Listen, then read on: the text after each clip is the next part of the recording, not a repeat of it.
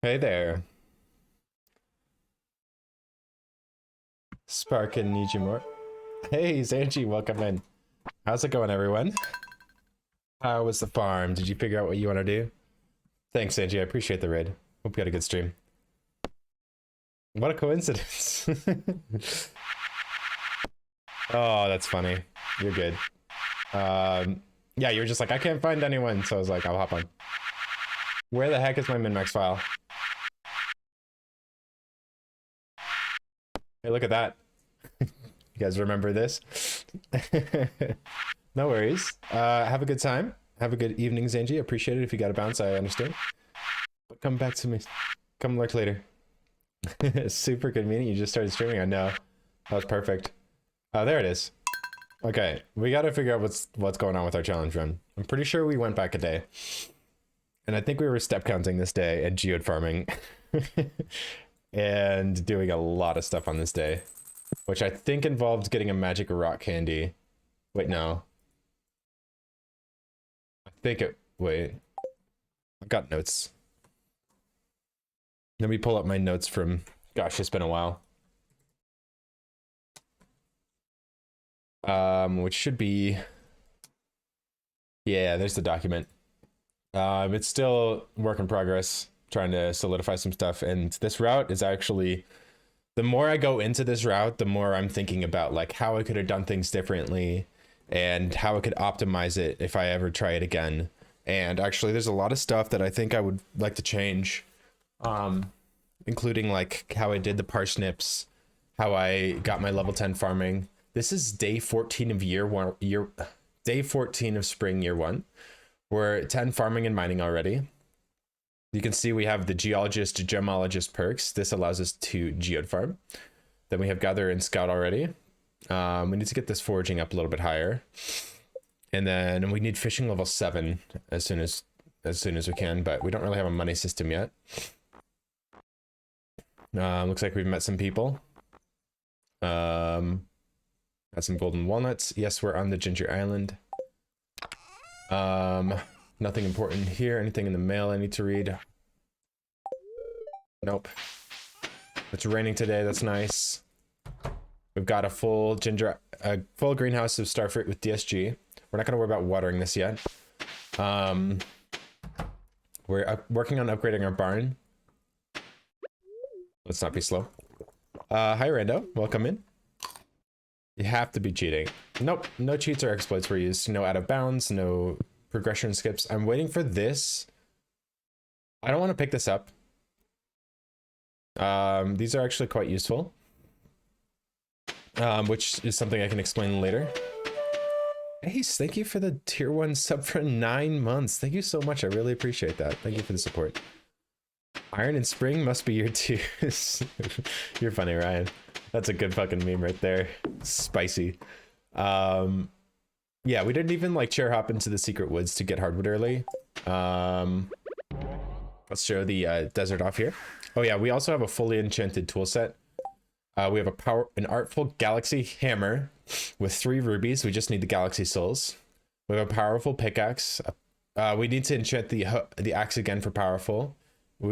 An auto hook bamboo pole. I don't know why. We just had to waste the enchantments on this seed are suboptimal. Bottomless watering can. We still need the generous hoe. Oh, and a haymaker slimmer.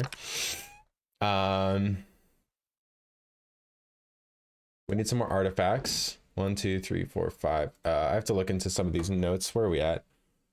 Day 14. I need to work out the step manip a little bit better too. We want perfect luck tomorrow. We really want to get the magic rock candy from the museum today. Yeah, that's 90 donated items to the museum. We need one more artifact from the mines this morning. I think that's how we started this day off. Oh, a dragon's tooth. I think it's a ginger and some hardwood. 5 hardwood. Yeah. We have Ginger Island unlocked. Day 14 of spring year 1. We were here 2 days ago. We've been on the island for oh, animation canceling is not on. Awkward. 1 sec. Ginger Island is unlocked and cleared.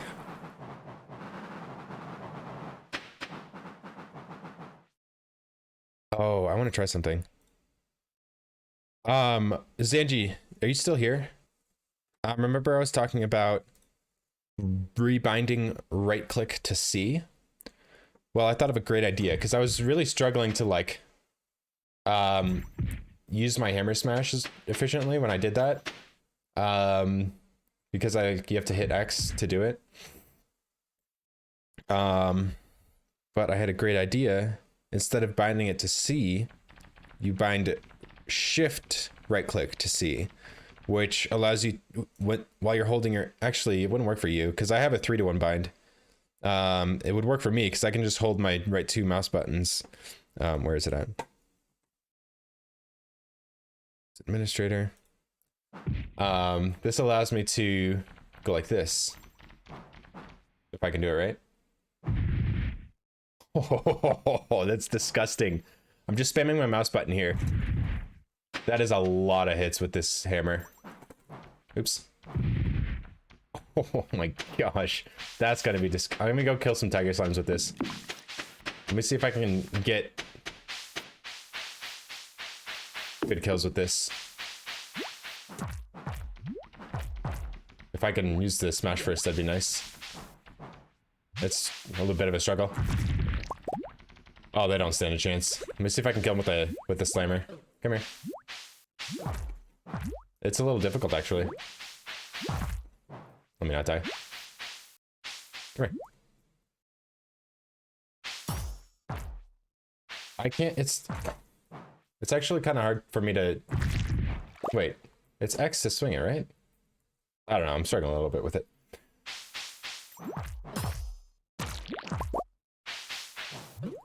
See, like, okay, hold up. Sorry, I was testing some stuff with my hammer. It's actually a little bit difficult. I'll have to think about that. I like how you don't get teleported back into town when you die on the island. Kind of makes sense, but... what if I did? No, that's just too hard.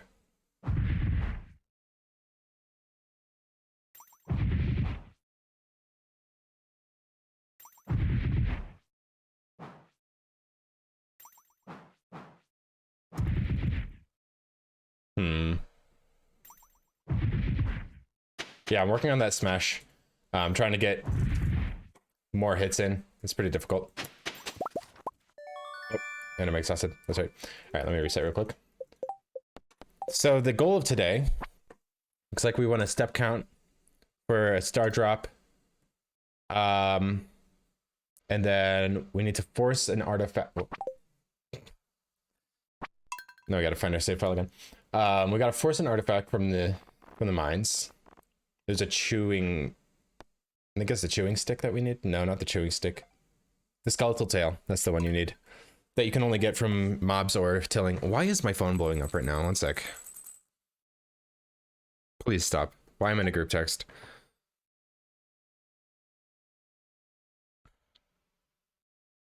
I'm just gonna...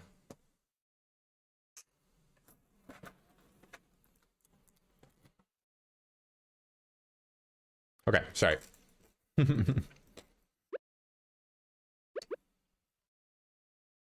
Okay, so force an artifact with geode farm. We leave the geode farm at 3. We go to the desert. We buy troves. Then we go to Clint and open those troves.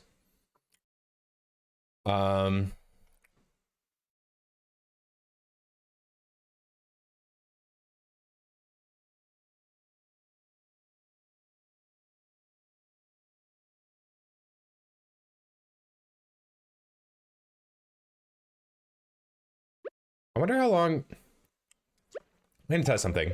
Is it faster to get to the bus stop if you just do... How fast can I get to the bus stop this way? If I just run straight?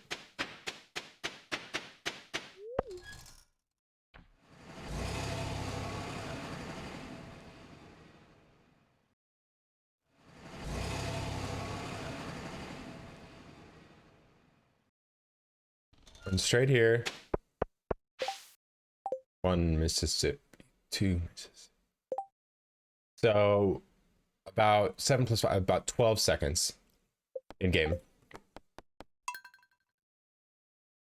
What if I just run from the farmhouse? I have an issue where I have 2 desert warp totems right now. And I made a mistake on my last run that caused me to reset, which was I didn't buy more. Galaxy and Hamburger in Spring must be year 5. I didn't buy more desert warp totems, so I couldn't get back to the desert. Also, I messed up my step manip, and I deleted an artifact, so I didn't have the magic rock candy. So it was just an absolute disaster.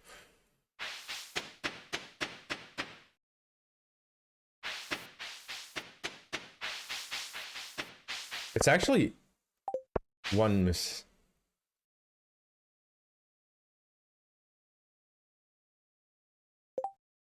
This is 3 seconds faster to get to the bus stop just running from the farmhouse. I don't need to go to the desert. I don't think. Because I just need to come here, go to the mines, go to 95, get a diamond, craft a mega bomb, get an artifact. I didn't get it. And then I reset, and then I start. Once I get the artifact, then I just go like this. Wait.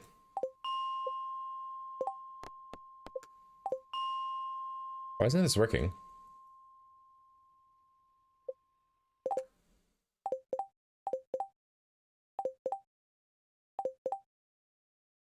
Wait, what? Oh. Okay, that's fine. Interesting.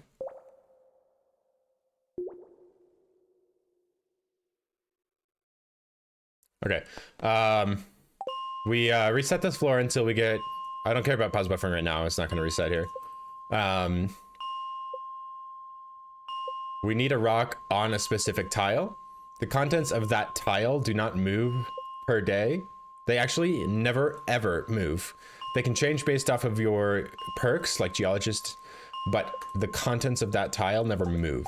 So this tile will always drop me this. 2 magma, 2 omni, iron, and coal. Every time I break that one rock. I have a powerful steel pick. Pink Puff, thanks for the for the GG. Yeah, I was not expecting that world record. Pretty ridiculous.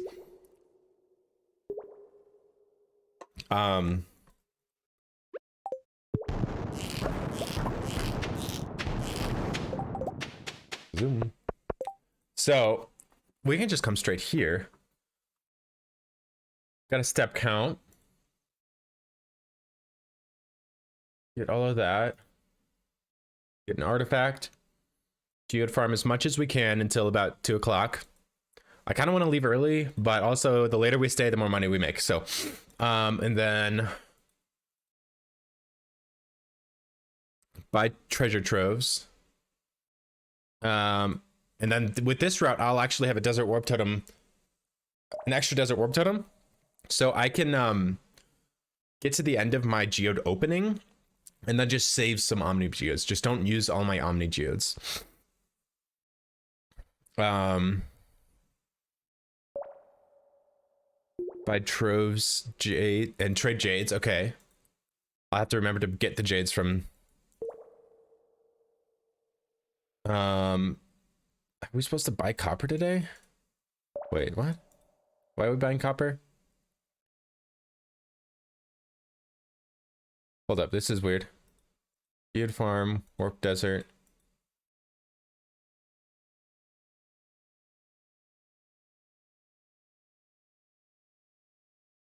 I'm a little confused. This rest a little out of order. Warp desert, troves and jades, clint, buy copper. Warp desert again. Nah, it would just be better to just get the warp totems right away before I do my opening, and then just try and account for them for my. Do I want to go to Robin today? Upgrade the barn? That's probably a good idea.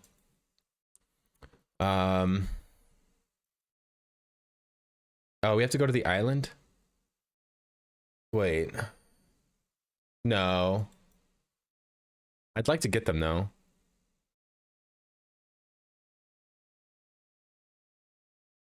Museum. I'm trying to remember this route. Let me actually pull up the VOD for this run because I can't quite remember everything I did on this day. It's very complex. These min-max days, you try and cram as much as you possibly can into one day. So it's like you're doing like 5 or 6 different tasks, and if you forget one, then like you can't really proceed with the run. So you have to account for everything. It's actually really tough. Day 14. Let me watch this VOD real quick for day 14 and kind of just jump through. Let's see what I did. Oh, I gotta get foraging XP at the end of the day. That's right. I need to hit my foraging lep for tree fertilizer tomorrow. It's very important, actually. Okay. Why did I go to Robin's? I needed to buy stone. Do I have to do that today?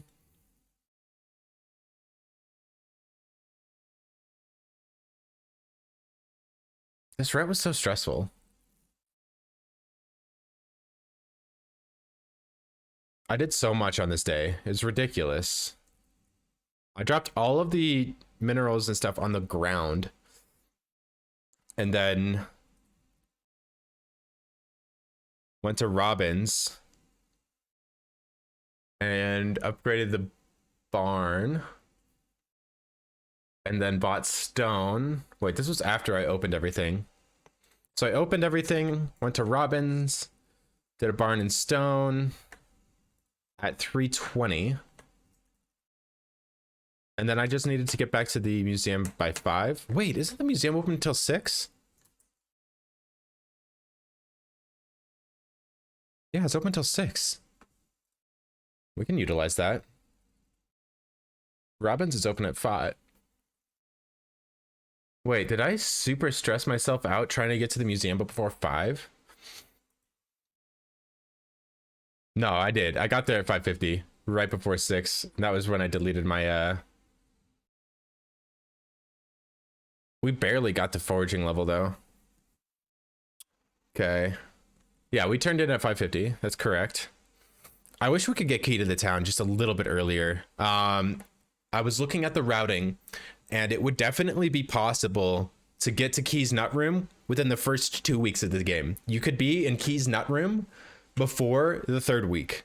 Like if I went today, that would be 1 quest. And if I went tomorrow, that would be the 3rd quest. It's impossible to get the first quest of the game, but you can get the 2nd quest of the game in Key's Nut Room.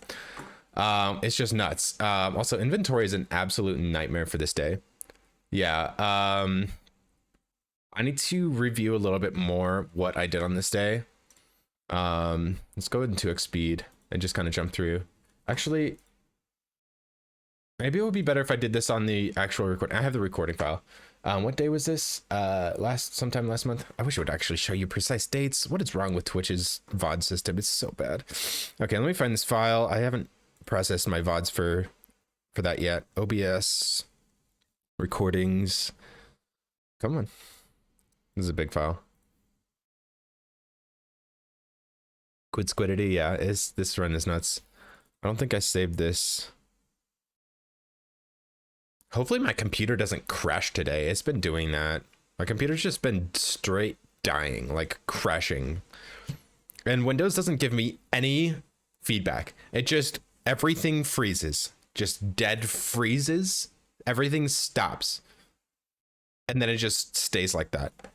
And then I have to fucking power it down. It's really disappointing. Okay, I have a bunch of speedrun recordings. I know it was last month. Man, this is gonna take forever to find. Why? One sec, I need to find the precise date of this content.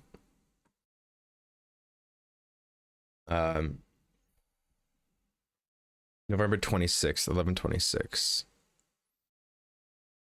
This one? Boxy, thanks for the hydrate. Always taking care of my cellular functions. Boxy, I appreciate it. Let me actually close up some stuff that I don't need open. Yes, don't save this. Okay. Here's me opening stuff. Yeah, that's 11. So 60 times. I guess I can kind of show this on stream. I'll just do this. I'll do the 45 salads as well. So this is me reviewing my VOD. 27 grand. I'll just do like this, and now you can't see my face. It's just overlaid perfectly. Okay, so we did basically. This is a long day. I don't know if I'm gonna have time for this, or if I don't trust my computer to not crash. Okay. So we got the artifact from the bomb, I believe. Or is that a reset?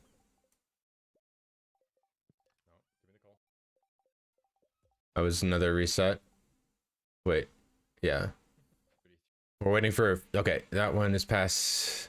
We're waiting for a file to be past 610. 740. Okay, here we go. This is where we got the artifact. Okay, there's that. I think we got it from the bomb instantly. The first bomb too. Yep, right there. Not the spoon. Stop giving me the spoon.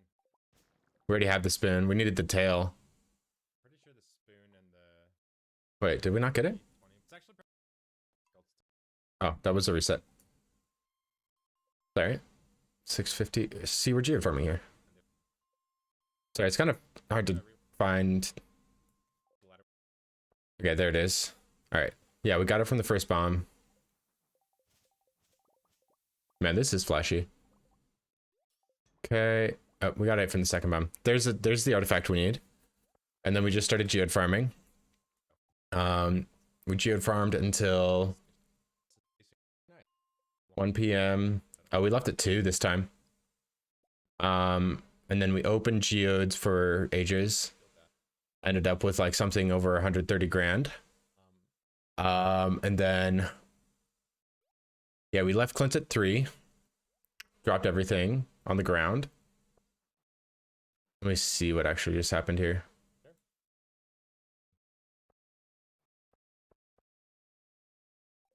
Okay, everything's dropped on the ground there, you can see, and the chest is full. Upgraded the barn. Okay. Geez, I spent a lot of time at Robbins. Why did I spend so long there? We warped to the island. Okay, we need an island warp. Interesting. I think we needed to do that. Okay, yeah, we can ship there too. I think we needed to warp to the island in order to. Okay, this only works if we do leave an hour early. And then we went to the dig site and broke which 2 rocks? I can't remember. I think it's that one and that one for 2 more artifacts. Almost fell in the water there. The palm fossil and I think the, yeah, that one. Tibia. We didn't get the tibia when we were killing dinos, so that was unfortunate. And then we warped to the farm. Oh, I should have known that we were in trouble when we warped to the farm. I didn't realize we didn't have desert warps at that point. Or maybe I did realize that we forgot them. Okay, so here we got to the bus stop at 5:40, and then it's 5:50 right there. And I know it was close. We started putting everything away. God, I can't believe I just deleted. And then we did this. We were about to start walking and animation canceling for that. And I wanted to move my axe to the first slot, and I picked up my. And I did that. You didn't see it, but. Oh, I just got stuck. And then I donated everything at 5:50. And then I think I just did salads and coffee. Okay. Started doing forging XP. Yeah, and then just made sure I could get the forging experience. Oh, make sure to woof at the end. Okay. Make sure that's in my notes. Profession swap, yeah. I don't think we need to worry about crafting and smelting. I don't think we did that here because we ran out of time. Okay, interesting. Do we have a monster floor in this day? It's gonna take me a minute to get back into this. Blade. Use file.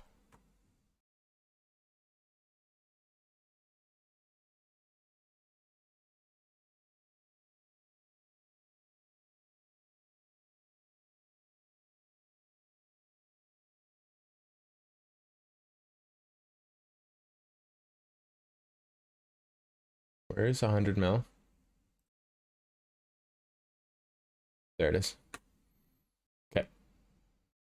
All right. Day 14. Where is? Oh, the mines is right here. We don't have any mushroom floors today. That's a bummer. That is a mondo bummer actually. Uh,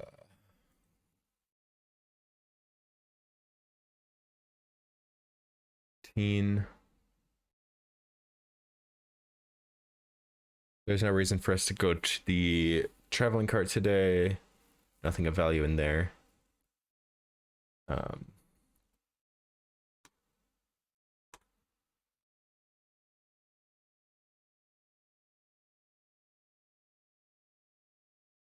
um, got our Geo stuff all managed out. Oh, we have a day 18 ferry. I forgot about that.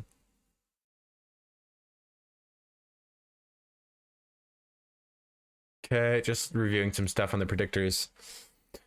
Sorry about that. Let's get back into it. Turn that off. Okay. All right, let me review my notes again. I need to pull up the spreadsheet for step counting.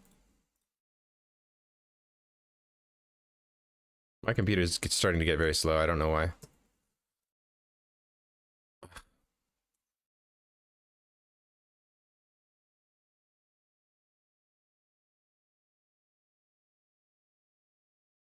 No, it's actually in this folder. Here we go. I forgot I moved things around, reorganized some stuff. Okay. I think I said I was going to do 41 furnaces in 33 steps. Yeah. That gives us a good star drop with a good backup star drop if we take an extra step.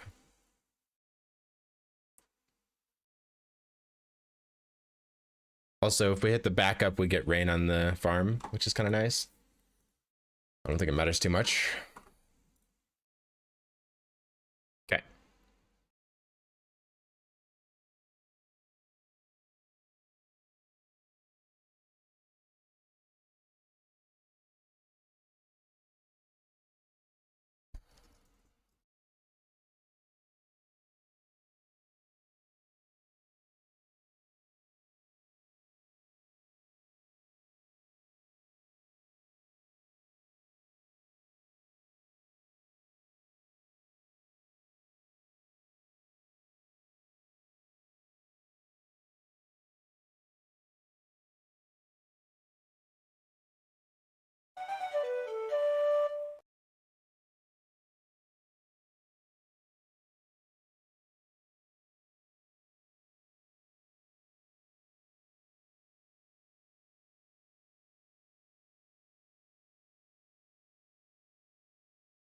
One second, guys. Crypto, thank you for the 19-month sub. Just in time for geode farming, you bet.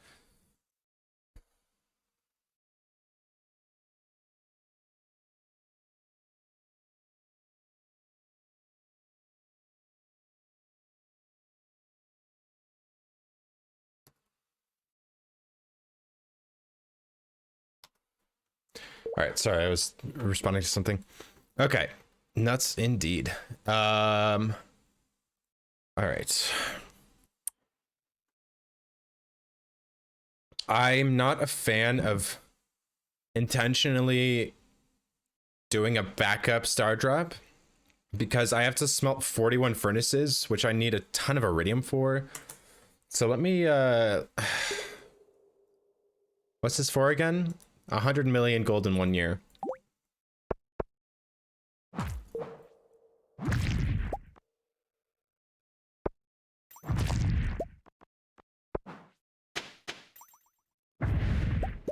I'm working on my hammer smashes. One sec. That was a boss monster.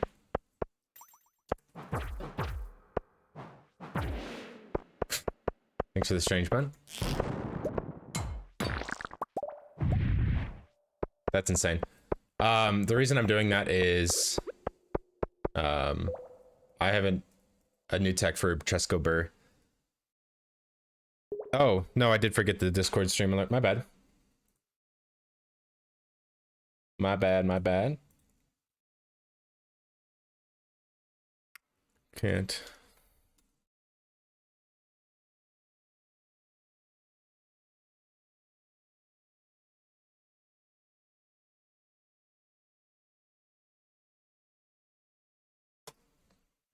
There. That's kind of tough actually because oh man, that's hard. Because like it's easy to swing. Like when I'm doing this, my right and left click are both swing. My right click is C. So I have to hit X in order to begin the slam, but ideally, oh, that's so many hits. What if I did? I can't be taking my hand off like that. I do this.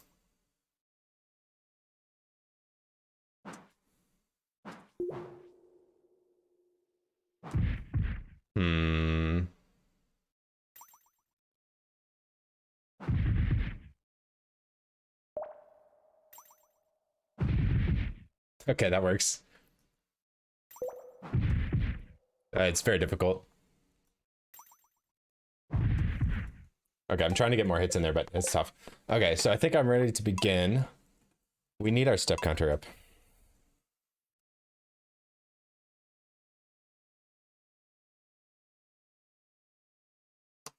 I don't want to take 33 steps though. That's something I need to review.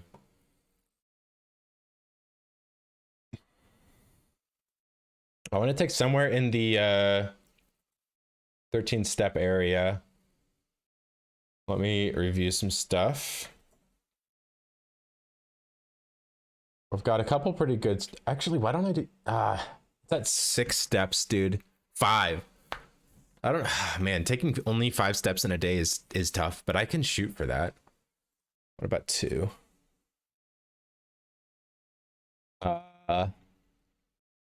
That's at 8. 3, 4. By increasing the number of furnaces I'm smelting, I can significantly affect the daily luck for the next day. Rather than taking extra steps, I'm just going to change the number of furnaces I smelt overnight. There's a 0.97. I think I recall there being a perfect star drop.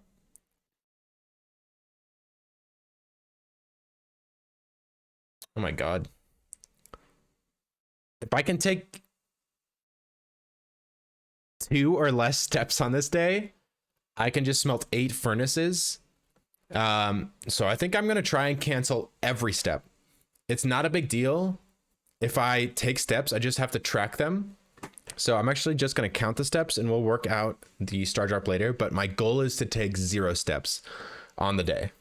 So why am I on the new screen? Pink Puff, we're doing a challenge run, or we're trying to earn 100 million gold in the first year of the game. This is the farm. Where are you at? Right there. This is the farm. I've made a couple copies for testing purposes. We still have a cooldown from yesterday. So let me try this then. We're just gonna go straight to the mines.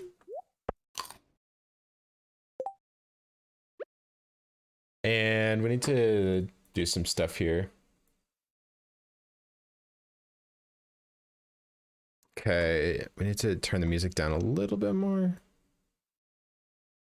And then we need to crank the game volume up like crazy. And we need our game volume to just blow up every time there's a step. I want that to be even louder. I want it to be ridiculously loud. Oh my god, it's like a... It's so loud. It's so loud. Oh, dude. That's the loudest I can crank up the... Wait, maybe there's one more source. Sound settings. I'm cranking up Stardew Valley as absolutely as loud as I can. And then I need to turn like all my other sounds way down. It's so loud.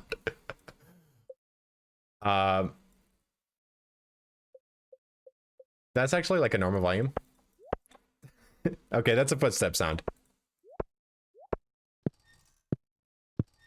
Okay, so the game sound for footsteps is ridiculously cranked up. It's gonna blow your guys' eardrums off, but hopefully you don't hear it the entire day. I'm gonna reset just for safety. Every time every time you hear a step, this is the noise for a step. It's so loud, bro. Here it is. It's 34. Everything else is kind of normal volume, but the steps are just ridiculously loud. Ah! Sorry, I reverted my sound settings. I gotta put it there. Okay. It's just like peaking my volume every time I take a step. It's still not even red in my OBS. Is that too loud for you guys? Oh my gosh, that's gonna blow me up every time I hear it. Okay, so now I'm back at the beginning.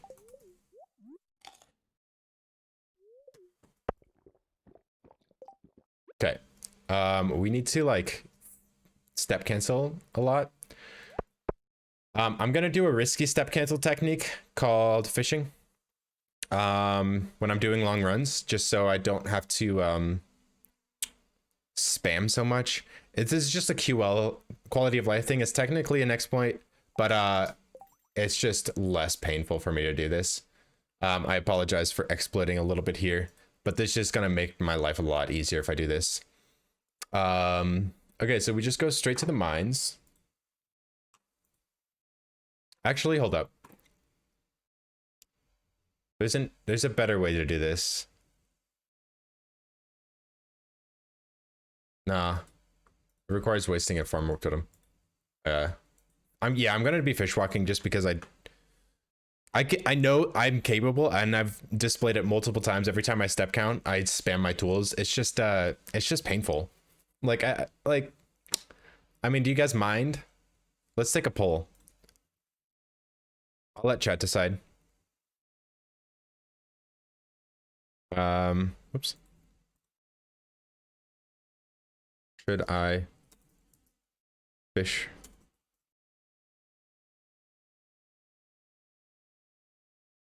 No exploits.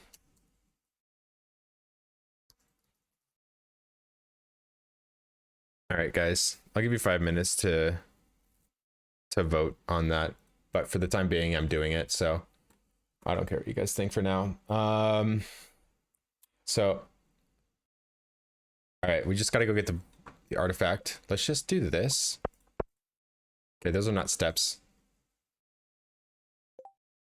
I just need to make sure I don't try and pick anything up. I don't need to open that chest or anything. This is just so much less painful. Like, it's ridiculous. I'm fishwalking right now. Basically, you just animation cancel the fish stick, and that happens. Let's go to 95, and then we're gonna fishwalk here for a sec. Down to here. Okay, hold up. I need to practice it. Fish stick is something else. Yeah. I gotta fix my audio settings every time I reset. I need to. Oh, I should have just practiced it before resetting. That's fine. Where's that at? There we go. I think the steps are a little too cranked up. I'm just gonna do this. That's a little bit more reasonable. I just cranked up the bass on the fish step, on the step sound. So now it just sounds like this. Or should I crank the treble instead? I think cranking the mid made it kind of unbearable. Actually, I think cranking the high end. No, I don't like that. I'm just gonna crank the base of it. Yeah, that makes it really easy to hear. So let me practice my fish walk. It's so loud though. I think I just need to click and then Nacy, like that, and then I'm good. Do you know him? Lee Chat? I don't believe I do. Why am I not eating?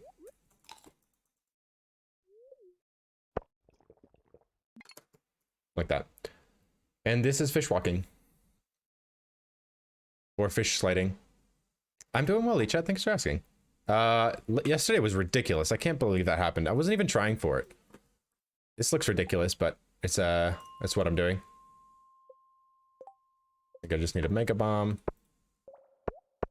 Do that.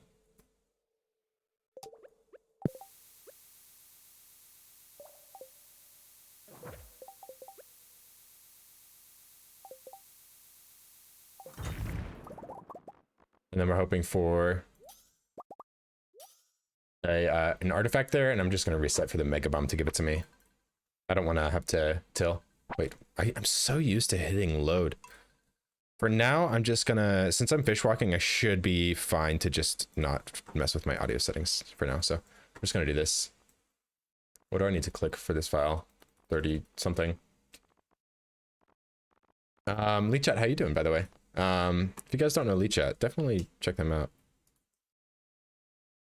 They're great.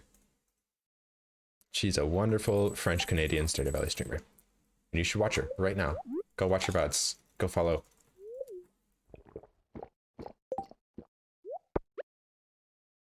So, like this. Okay. This is just a, like, I am fully capable of animation canceling my steps, but this is just, it is technically slightly faster, but it's actually not.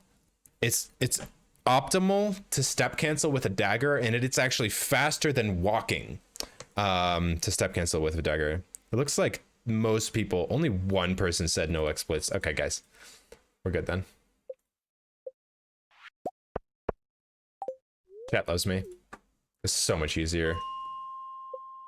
Like, this is so much easier. I just stand here.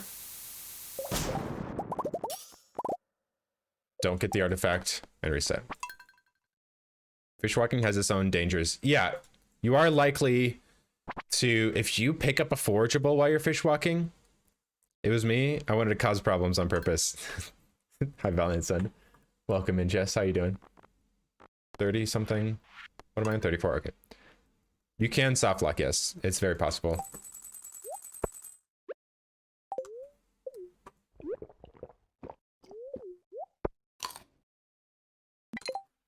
Okay. In we go. Oh, this is where I ended up? Fun. Wait. Did I miss a raid or something? How did everyone... Hi, everyone. Welcome in. I hope everyone's having a good day. We are fishwalking for now. Because we can't be bothered to actually step manip because we're lazy. So we're just doing this. Wow, that's a lot of mobs. Hi, everyone.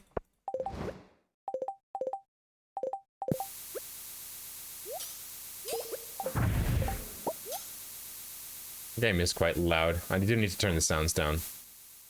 Like this, if I'm gonna have it cranked up so loud. Okay. Hey, he gave us another bomb. Oh, that was a step.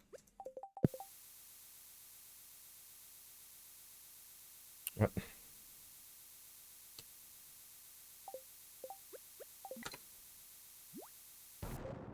Okay, no artifact. I was watching Terp and IDK when I landed here. Did I miss? Okay, I think Terp might have raided Zanji, and Zanji raided me. If that's all you're wondering. But hi, Blackheart Wings. Everyone's here. Welcome in, guys. I appreciate you all being here. Okay. And this... Actually, let me fix my sound first thing. I just need it to be quiet. Because we have the sound cranked up for steps.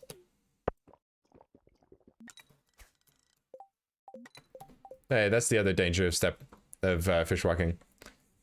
Is you lose a little bit of time if you cast a red. I'll leave stream open and run errands and happy to be here. Nice to have you.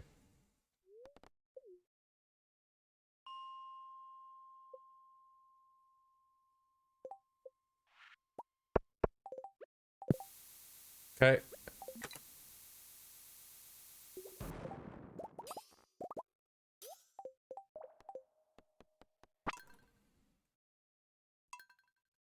I'm so used to speedrunning. That's what tells you what muscle memory does. Just a few weeks of speedruns will do that to you. Especially like high reset runs like Sea Urchin. I'm gonna fix my sound first.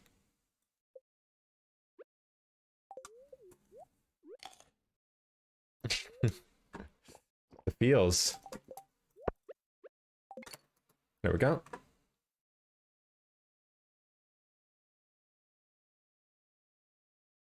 Alright, this is a lot easier. I started an algo, rated into other people, and already followed twice. Now I'm here for it. Crafty Bones, welcome in. C% is so cursed. There's still technically time save. It's not a dead run yet. The way Habu's doing it, he's been having the potential for a sub 3 minute, although doing day 4 is really hurting his potential for sub 3 because he actually has to do an absolute 9 a.m. turn in and actually menu perfectly for everything else. Whereas if you would just go for the day 2 Urchin, he would have a much better chance of just getting it. I'm gonna make 2 bombs. You can't stop me.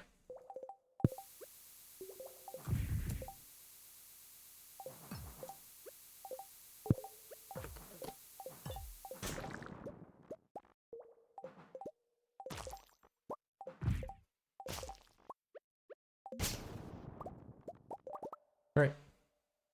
No artifact.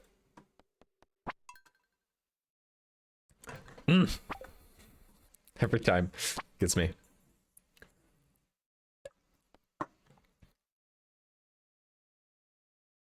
All right.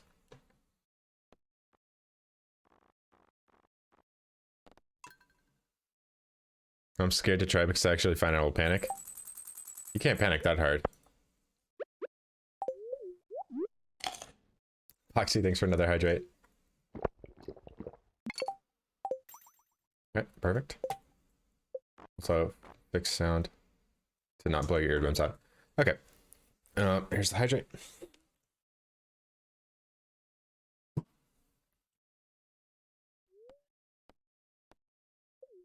Too much pressure.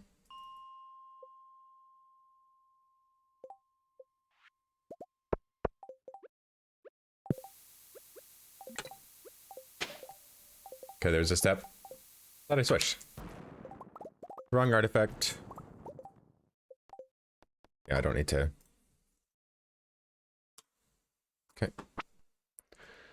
Lee-chat, how did you have that timer that just used a hotkey to add 1 to the timer? What did you use to set that up? Was it through your Steam Deck? Because after you reset. Because I'm interested in using that for step counting. Or something similar to that.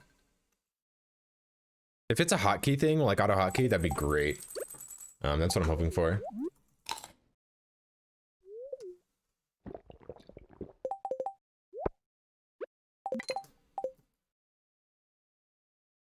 While you're doing Villager Hunter? Oh, for Animal Crossing?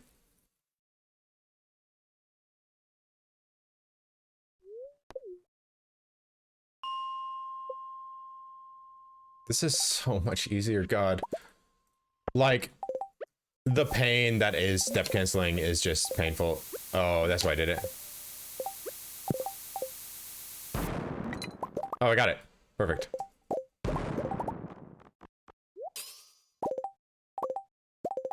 Okay. Cool. All right. We can begin the run now. Actually, I want a magnet ring and a luck ring on.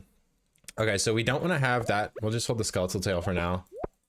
And then every time we break this rock, we're going to get an Omni. We need to not have that there and not have that there. This can kind of go away, but... Okay, so we're going to do this. Hi, Varus. Welcome in. That was actually a pretty fast reset. We need to be zoomed in to 105%. Like this. And then every time we click 95, we're gonna pause buffer with right click and C on this button. And that gives us frame perfect pauses, which you can hear like that. And then we're gonna click here. And then you can just barely see the corner of this rock here. So it didn't spawn there. We don't need to pause buffer on 0. There, you can see that rock there. And then we're gonna click and E at the same time here. Actually, I wonder. No, this is the faster way. Like that, and then switch the tool. And then let me not have important things here. I think it's, too many things in my inventory. Okay, I think that's where I want to click. Right here. Wait, I think it's right here. Yeah. Right here. Okay, then we're gonna click and animation cancel that swing and get 2 omnis, 2 magmas, an iron, and a coal ore. Like that. We'll hold the magmas for now, for good luck.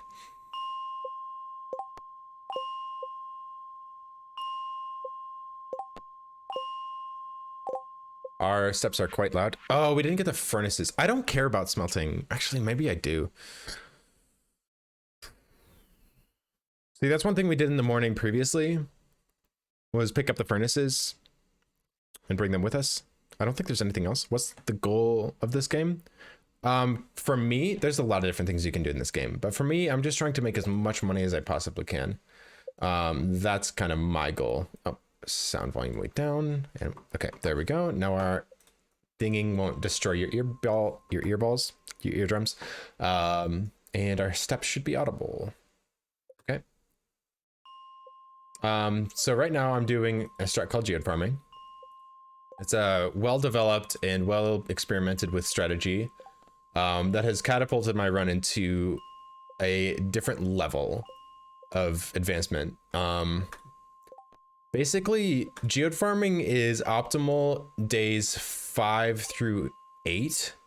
Okay, I want that diamond, and I can get it quite easily if I shoot the wall there. Let me make sure, pull in opposite direction. So I'm gonna shoot, and then I'm gonna hit the rock. And then I'm gonna switch to my quad magnets, my double magnets, and I can't reach. So I'm going to fish slide like this, grab the diamond, and do that.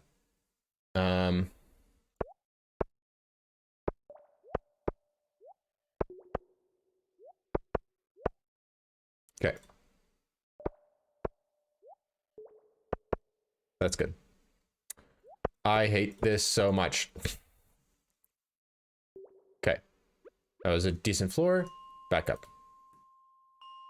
You can notice we got double diamonds when we hit that rock is because we have gemologist. We are geode farming today because it's a great way to do a step manipulation because you don't have to move for a good chunk of the day. It's also a extremely profitable thing to do when you're not doing skull caverns. Skull caverns is more profitable than geode farming. Late game skull caverns is. Early game skull caverns is also just as necessary because you need iridium to build crystallariums. Crystallariums are a vastly underutilized resource in most early game challenge runs. I believe Zanji is the only person to have properly utilized early game crystallariums in a challenge run by crafting crazy amounts of early crystallariums, sacrificing early game money to make more jades. And that catapulted his run into just an absolutely insane spring money run that I think it was. Is that what it was? Or a summer money run that he did? Oh my God. He made oh geez, that's perfect. We're gonna shoot that for time. Also, we want the one of the lucky rings on. We want one of the magnet rings on because it's a pain to be switching them. I wish I had an iridium band, which I would definitely combine with a luck ring or just a double magnet ring. But I'm not at that point yet. I'd like an iridium band and a glowstone ring together. That's an ideal double magnet ring. But I don't have the essences in order to build that yet. So this is basically going to be my life for a while now. You can see it's 6:30 in the morning. I'm going to forego smelting in order to get more geodes. And I didn't have to go to the desert early, so I have an extra desert warp totem. And I had extra time, so now I'm way farther ahead than my previous attempt. But I'm not going to be smelting here, so that could be problematic. But I do plan on doing a large smelt in the evening, and I have 50 furnaces, so that should give me 250 explosive ammo. I already have 200, so we should be set for smelting. We can do maybe 2 smelts at the end of the evening here as well. Found out today that the meteorite that killed the dinosaurs distributed a fine layer of iridium all across the earth. That's so interesting. Yeah, iridium is used commercial scale for a lot of things, actually. It's a real world ore, and it's very useful because it's highly resistant to corrosion and I think radioactive decay. Oh, actually, I'm not sure about its radioactive decay, but it's highly resistant to corrosion. So it's actually used in spark plugs on vehicles, and like you might have iridium in your engine. It's very useful.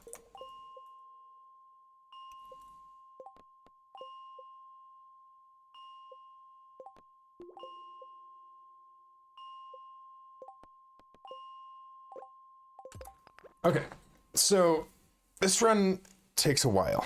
This day is going to take hours. So buckle up and hope my computer doesn't crash.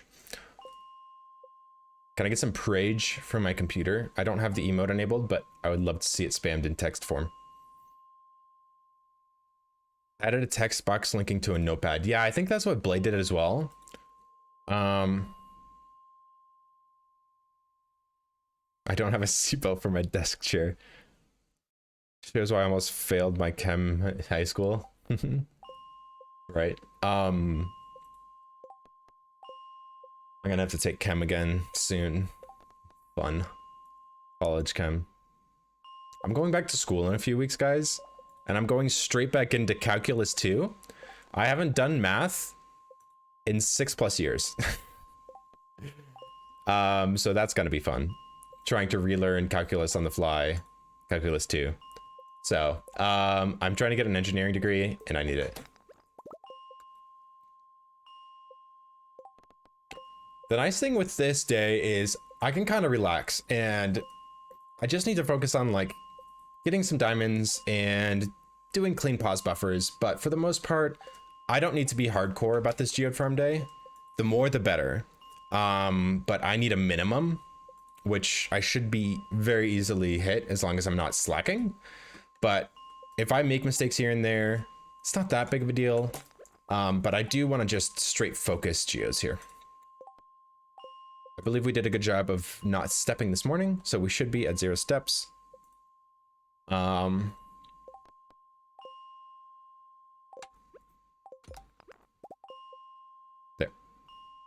Calc 2 was my favorite math class. Yeah, I think I'm gonna enjoy it. It's gonna be tough for me to kind of... I've been like studying some Calc 1 stuff, and I'm gonna do some Khan Academy stuff when it gets a little bit closer.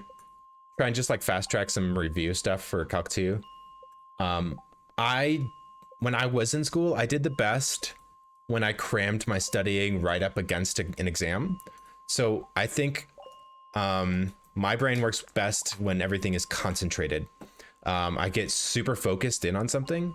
I think I've been trying to like kind of refamiliarize myself with some of the concepts, but I'm not trying to do like homework and quizzes right now. I want to do that all within within a week of going back to calc, and then I'll have kind of like geared up my brain into a school mode, and then hopefully when I go back to school, it's not so stressful and difficult. Even though I'm going to be learning new concepts, I should be able to relearn some of the fundamentals that I'll need to actually do the calculus.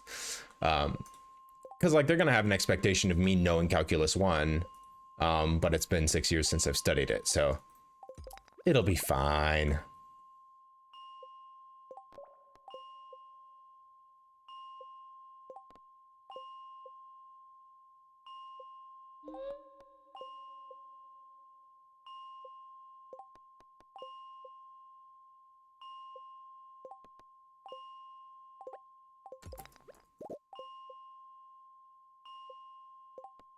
did a test with Blade on trees. There's an interaction with trees and bombs. If you bomb a tree, put 4 mega bombs on the ground, each mega bomb does 3 damage. That mega bomb, that 4th mega bomb will fell the tree, and you will not get XP. Flappy lips. I am geode farming right now. I'm waiting for a rock to spawn on this tile that's right next to me here, just to my right. When that rock spawns, I break it and I get 4 geodes, coal, and iron ore every time I break it. And my pause buffering method that I'm using here, yeah, you do not get XP from bombing trees, but I believe you get 12 wood and sap. There's a very funny interaction where if you bomb a stump, you get 2 sap and no wood. But if you chop a stump, you get 1 sap and 5 wood. It's very strange.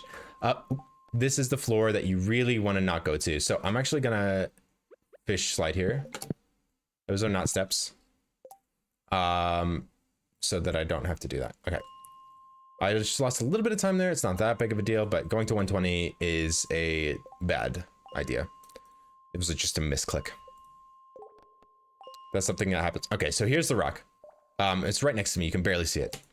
And that's what I want. I want to be zoomed out as much as possible. This allows me to see tiles way down here, behind my camera.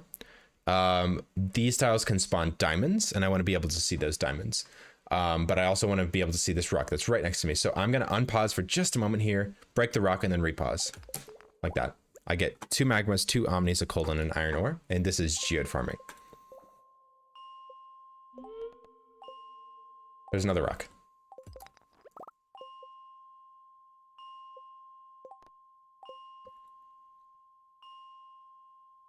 You get the XP if you get the last hit. Correct, yeah. But the drops of the tree depend on if you've hit it or not. Normally, if you bomb a tree, you do not get acorns. But if you've hit the tree once and then bomb it with 3 mega bombs, you will get the acorns and the possible extra wood. So if you hit a tree and then sleep a day and then bomb it the next day, you will still get the acorns. But if you reset the day, the game forgets that you've hit it, and then you will not get the acorns. I've had that happen to me. There's a tree on the farm that I was intending to bomb after having turned in my axe. So I chopped it down to 1 health, and then I tried bombing it the next day, and it gave me an acorn. I was like, sweet, it worked. And then I reset the day. Okay, there we go. And then I tried to bomb it again, and I did not get the acorn. I was like, darn it, it doesn't work.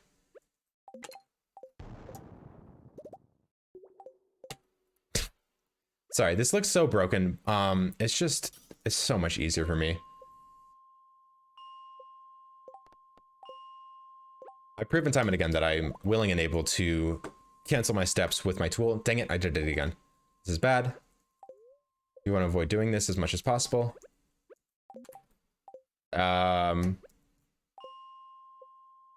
It's difficult.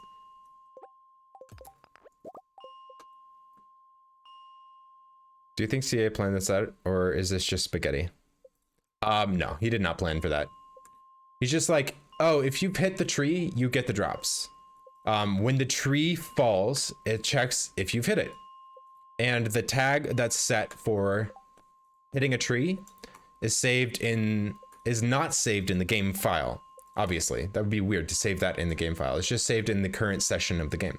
So when you reload a game from save, it doesn't load in whether or not you've hit that tree, but it loads the tree's remaining health. So that tag that checks for whether or not you've chopped it is removed if you relog, which makes sense. It's just kind of how the game interacts. Also, I think I got 58 rocks in that hour, but we started at about 620. So it's about 40 ticks, four ticks. And then we have 58 divided by 4. That's 14 divided by 2. So we're getting about 7 rocks per tick. That's pretty good. We would like upwards of 10 if we can, but 7's fine. With the mistakes that we made going to 120 multiple times, I think that's understandable. And the couple times that we've run for, we do want diamonds. But I think if we keep our average above 7, I think we'll be in a good shape.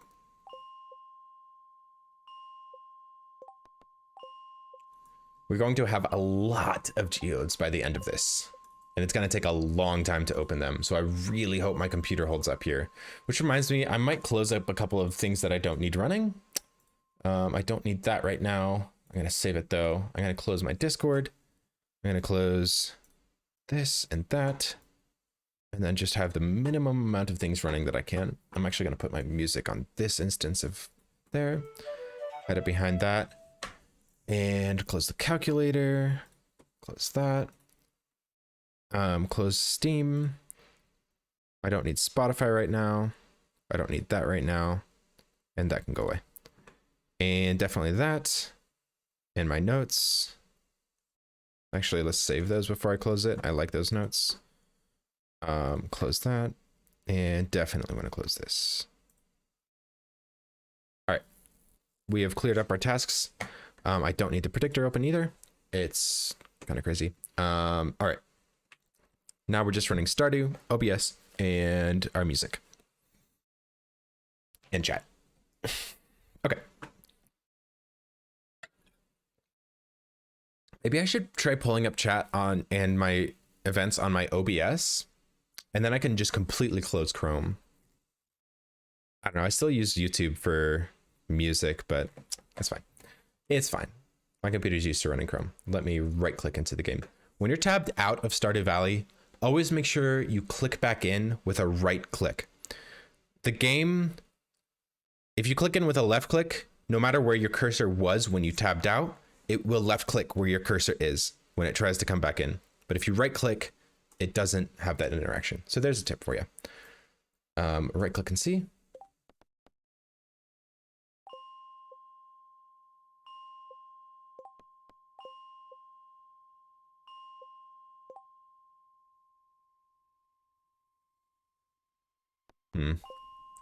There's my rock. We allow a 2-to-1 rebind in Stardew Valley. Can I rebind my right click to do a right click and a C? Is that legal? So when I hold it, it's holding right click and C, but when I click it, it right clicks and then it C clicks. Is that legal? Sorry, it's an interesting question. I'm sure it would be. I don't see anything wrong with that. I mean, we allowed 3-to-1 for animation canceling.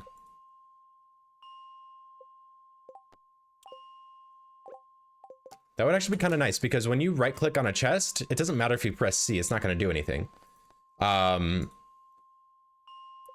you right click on other things, like, actually that will make you swing in a lot of situations when you right click if you miss.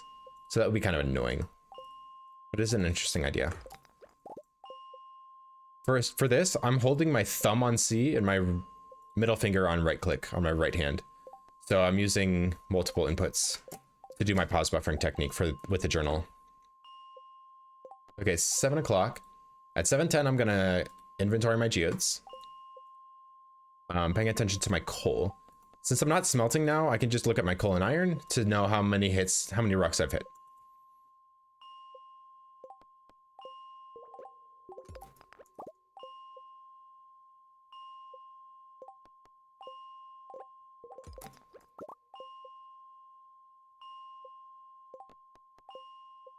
Okay. You do you. Yeah, that's true. I just don't want people to look back at this run and say, oh, he's using exploits and cheats. That's how he made 500 million. It's like, well, yeah, I'm geode farming. Like, dude, this is not like your casual Stardew Valley run. Like, this guy is, I'm trying to do something like that's never been done before. And you don't realize how painful it is to do some of these methods and techniques. Like, geode farming is hard. And like, I'm using this journal buffer technique, and it saves me so much pain and suffering. Like, it's so much easier to geode farm if you do it like this. because you don't have to time your pauses manually. You just have to be able to precision aim your cursor, which is so much easier. And you have plenty of time to move that cursor over. So it's just like, the line would be save file or seed editing. Yeah, I would agree that seed editing would be a different category of a run. Okay, 710. How many resources do we have? Let me do this. We have 40. So we did about 10 per minute. That's actually pretty good. Now that it's 710, I'm gonna start a new inventory of and I'd like to get 10 per minute, and we have 6 minutes, so I'd like to get 60 more. So I'd like to be at 100 iron by the end of the 6 o'clock tick. Not at 6 o'clock, at 6:10. I'd like to be at 100 iron.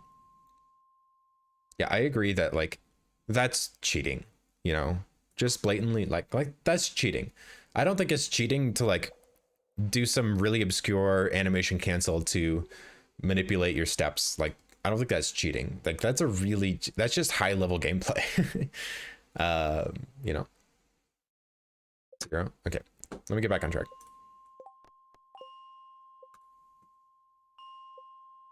We've been good about not stepping. I'm pretty sure we're at 0. We will review the beginning of the run. Every time we are moving, we are going to run through and listen to the game file. And the recording. I'm gonna pause the recording and then restart the recording when we want to do our before the end of the day, and then I'll splice it back together afterwards. And that will allow me to run through the game with the audio track with my vocals disabled, hopefully, if I have the settings correct. With the vocals and the music disabled. Wait, it's here. Yeah. Oh. Shoot.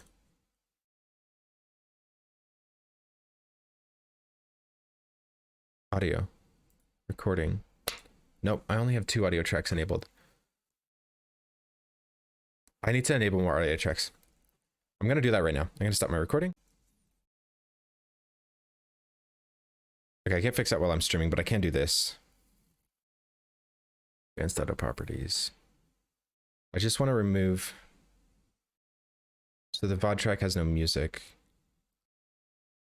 I don't really need a recording with music.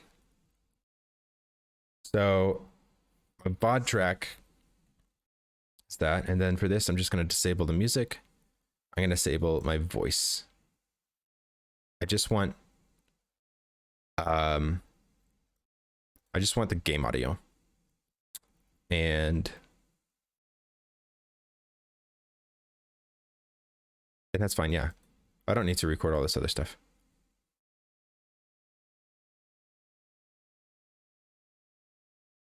Okay, and then those don't matter. Okay. So I wanted to have like an audio track. My first audio track is what my Twitch VODs here. My second audio track is just everything all together. But I don't really think I need an audio track that's everything all together. So I think for now, I'm just going to set my second audio track to just be the game volume and nothing else. That way we can come back and review this without having to worry about my voice overriding it. So I can just play the game at 2x speed and just listen for steps. Everything, the steps should be the absolute loudest thing. So actually I can open up voice muted. Oh, bruh.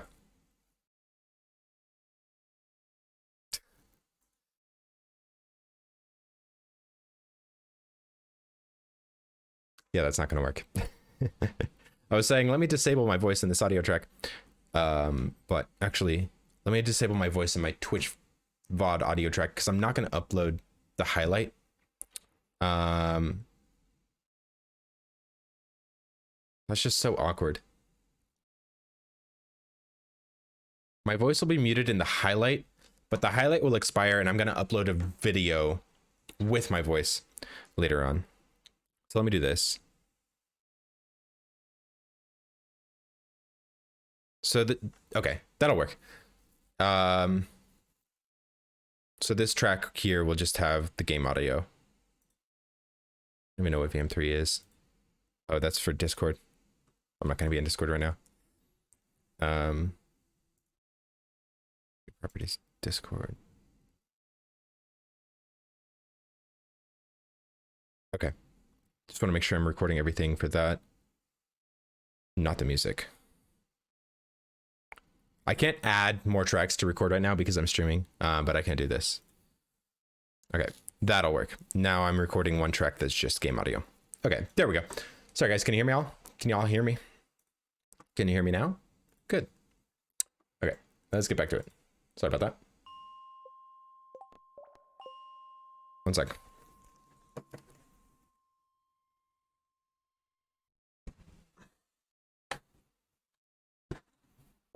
Okay, sweet. Just had to fix that audio technicality so that I can review the day before I'm done and check for steps. So when I get my step count correct.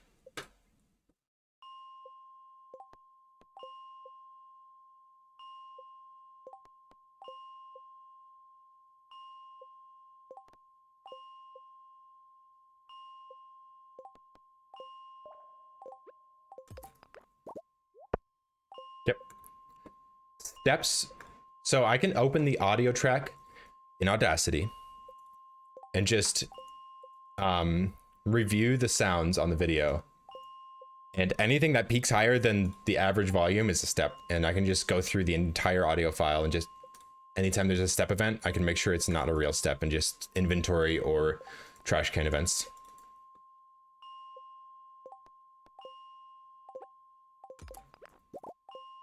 I'm going to be really, I think I might get the spring onions today, but I'm going to be really hyper focused on harvesting them from the side and not actually standing on their task. I can get that diamond, I believe. I need to shoot right here.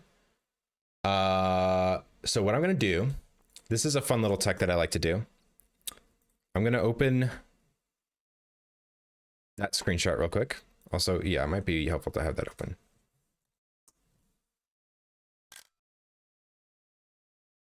Let me pause buffer. Okay, sorry, that was awkward.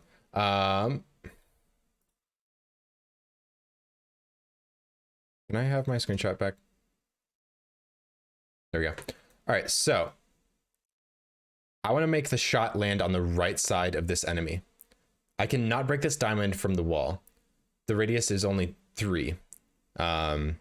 So that will not hit. I need to hit this slime on the right side of the slime. If I hit him on the left, actually I can just hit him right in the middle.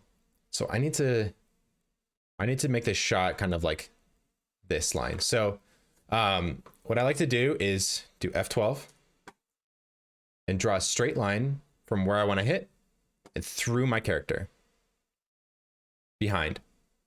And the ammo actually comes out of your character below your feet.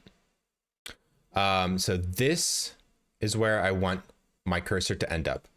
Let me see if this works. So like right there. So let me try this. This is where my character is at right now, and I need to go to about right below this little guy right here. So I need to bring my cursor to about right there. I can't see my cursor. Shoot, that's a problem. Okay, what I can do is aim the dot here. So I want it to be about right in between there, right there, and that worked. Okay, sorry, that was a little difficult. Oh, and I could have break the rock while I was there. I didn't even see the rock. I was distracted. Don't miss. I did miss. I forgot that your cursor disappears. I think that's really annoying. Honestly, this is the right mindset for someone about to dive into Calc 2. Yes.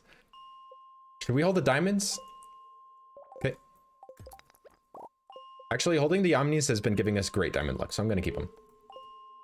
Okay, so we did lose a little bit of time there. We're probably not going to get a very good average for this hour. I don't think we're going to get to 100 before 8 o'clock, but I'll try my best. I like that we're not smelting. This is fine. We'll get more iron. And try and smelt it overnight instead of the other way around. Getting less iron and trying to have it smelted today.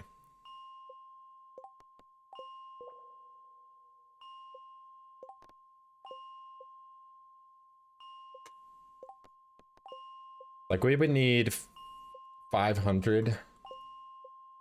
Yeah, we're gonna have probably over 500 iron after this, which is insane. 500 iron ore to do that in 2 smelts. And we can buy copper and make more furnaces today if we want. I do want to buy stone and upgrade the barn today. I think that's a good idea. I have a lot of spending cash today after the geode farm, and if I can go and use it, I think that's a really good plan. I do need a lot of spending cash for starfruit seeds and whatnot, but we'll work out some of that math after we get the money. Most of the money is coming from starfruit seed or shipping treasure chests. Sorry, we're gonna have a lot of those.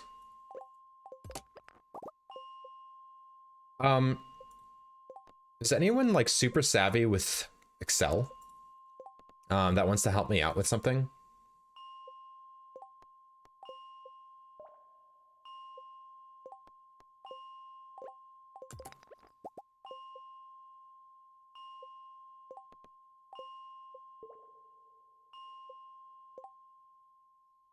I'm okay at it. Basically, I have a list, a spreadsheet list, that on the far left column, it just goes up from 1. And then every row has a geode.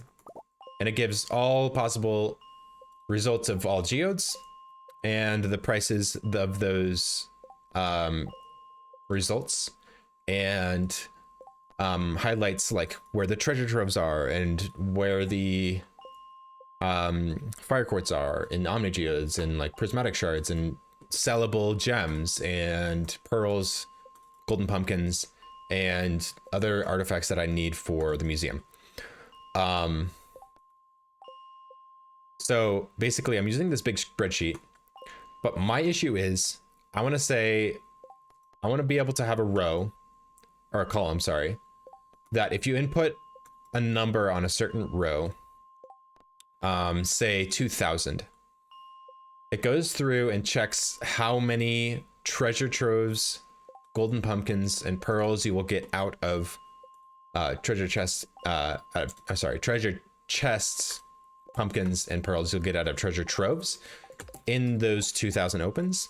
And for every one that you choose to buy, it subtracts 4 from the total remaining geodes that you have. So you have say you have 5 omni geodes.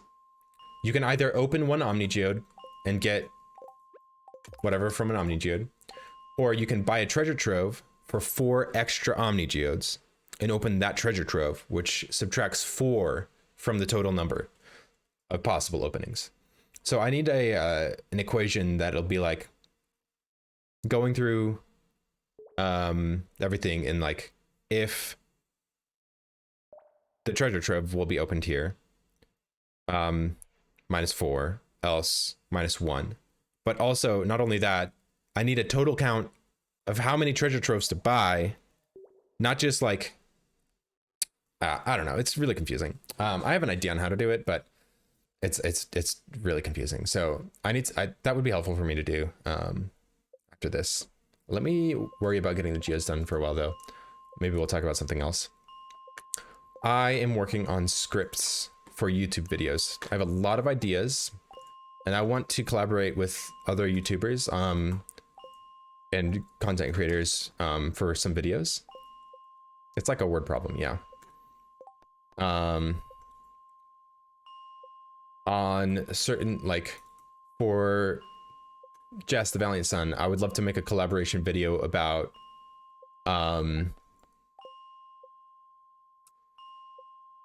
we were talking about doing one on clay farming or winter forage farming, but I think it would be fun to make one with her about the seeded crafts room and the manipulation or the seeding that it goes into that crafts room, and like why you can get certain things from the traveling cart or the forge. I guess that's kind of a bland one.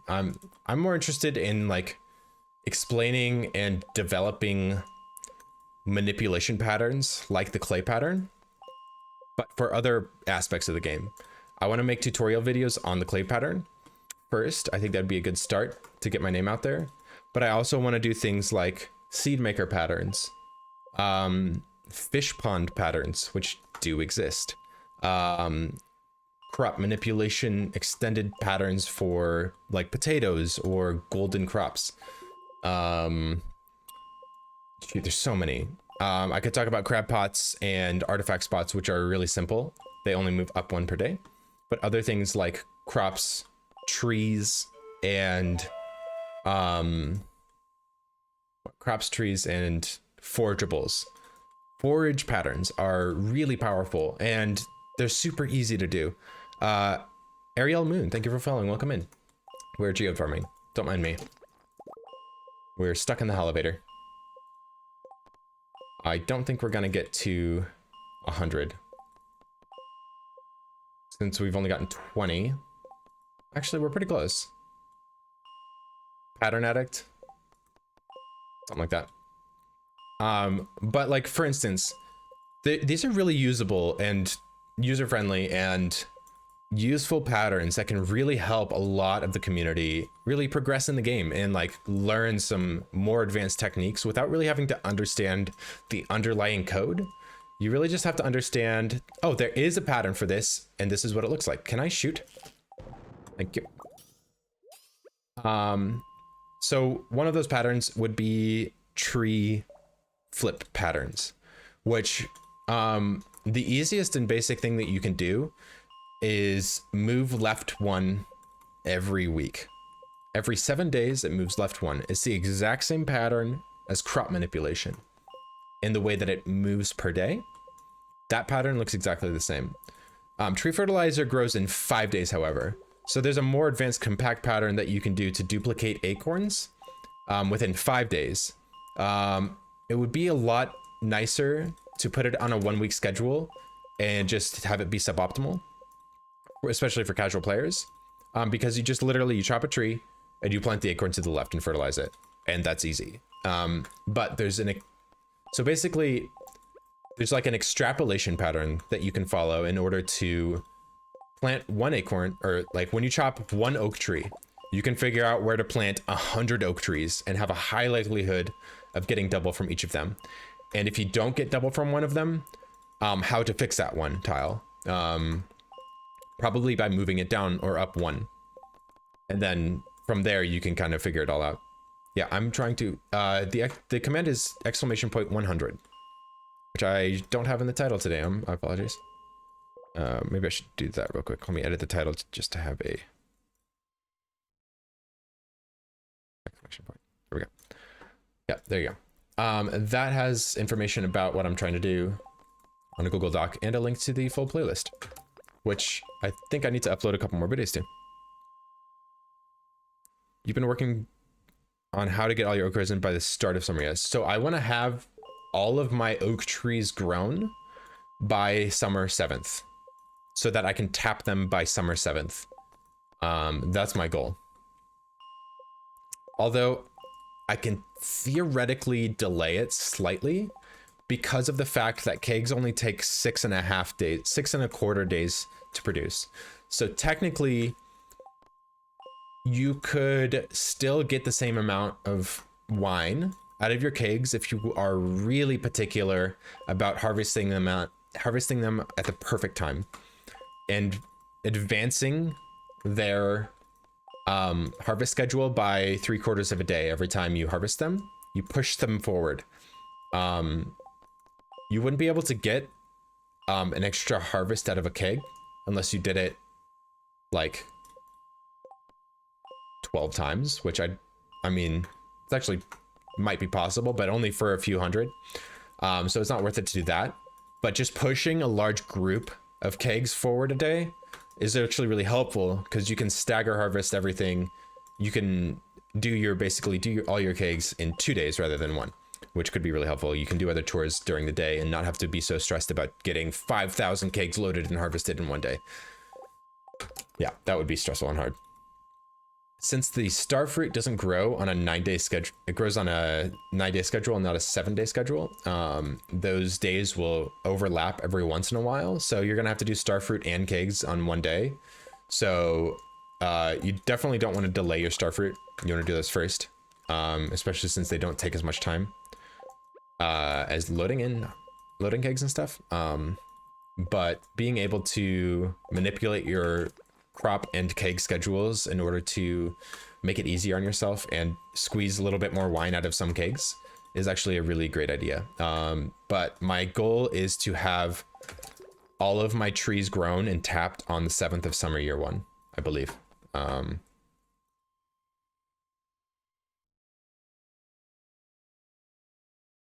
Yep, that was my goal. I would like to have 800 oak trees grown and tapped on summer 7th. I think that would work. I need to work out some of that math, but that means I need to have 100. If I want to do that, I need to have 100 oak trees tapped and fertilized tomorrow. I don't have 100 acorns, so I'm gonna have to do some shenanigans and hope for extra acorns on my second round. Probably about 40 extra acorns throughout, and I think I can manage that. Are you just leaving your tap farm on the farm? No. No. I am planting starfruit on the farm in summer of year 1, and I'll get about 9,000, about 10,000 starfruit off the farm in year 1 in the summer, and then I'm placing kegs and oak tree. No, it's actually an interesting idea, because I do need a lot of space for oak trees, but I'll be placing kegs and machines on the farm. I need about 5,000 kegs. You can't even fit that many on the farm, so I'm going to be utilizing the farm space in the fall with kegs in order to maximize the space that I have available to me. Because there's, besides sweet gem berries and ancient fruit, there's not really any very great fall crops. Pumpkins are an option, but I really want to avoid them because they suck up so much time from doing other things. Especially in the late game when you could be doing like massive skull caverns dives and really growing your farm in that way. You're stuck pickling pumpkins for 1,000 gold a pumpkin. It's just like, it feels bad. I believe you, Gorilla. I would love to use the railroad. The problem is I have to plant the trees. I have to plant 800 trees on the 2nd of summer in order for them to be ready on the 7th. The railroad is open on the 3rd of summer. So it's kind of a bummer, but I will work around it. There's a lot of room on the Ginger Island and in the quarry and in the desert. So I think I'll be okay with the trees. It's going to be tough. 800 is a lot of trees, especially considering you have to spread them out every other tile. So that will be definitely a design challenge that I'm really looking forward to, is cramming 800 trees on the farm without using the railroad. Although it might be possible for me to delay some tappers and just try and get those synced up later. So if I have to delay some tappers, they would go on the railroad. Yeah, it's a day short. It's so sad. The alternative is delaying all trees by a week. There's no reason to try and get your trees to grow on any other day besides Sunday. To get your tappers farms. Tapper farms should just always be on Sunday. And ideally, you should harvest your tappers at the end of your Sunday and keep your latest kegs on your Sunday schedule with your tappers. Kegs and tapper trees go together in layouts that are very compact, and you do both at the same time. It's very nice. Actually, no. That's incorrect. You want to do your tappers first when they're ready, so you can expand your kegs. That's actually tough. If you do it that way, you would have to... Yeah, I think you do want to do your tappers first. Interesting. I'm gonna have to do a more in-depth analysis on crop and keg, crop, keg, and tapper schedules in order to make sure everything is synced properly. Nice, we're getting a good amount of diamonds. That was a double too.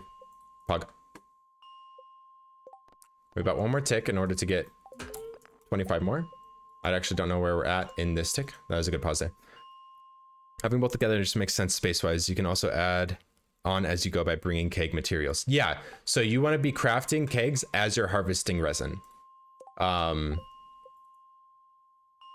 Until your oak tree layout is full of kegs, that's where your first keg should go. And say you place 100 trees in the quarry, and then you tap them. When you come back, you're going to be able to place 100 kegs, but that's not going to fill up all the available space in the quarry. You're going to have to make about 300 kegs. It's going to take about 3 rounds of keg making in order to expand outside of that tree layout. That's just a good example of how many kegs you can fit into a tree layout. Might be somewhere between 2 and 3 kegs per tree in a layout like that. I don't think it's more than 3.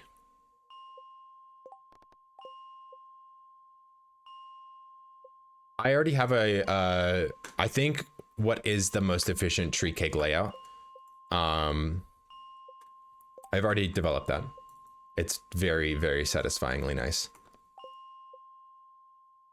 It's a little difficult to load, but with pause buffering and full zoom, should be no problem.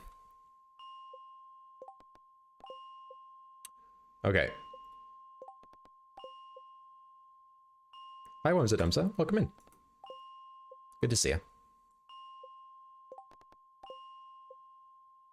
I'm gonna take a break in a couple minutes here. Once we reach 8:10, I'll have completed an hour. Or 2 hours of, basically 2 hours of geode farming. And hopefully I can get myself up to 90 iron here.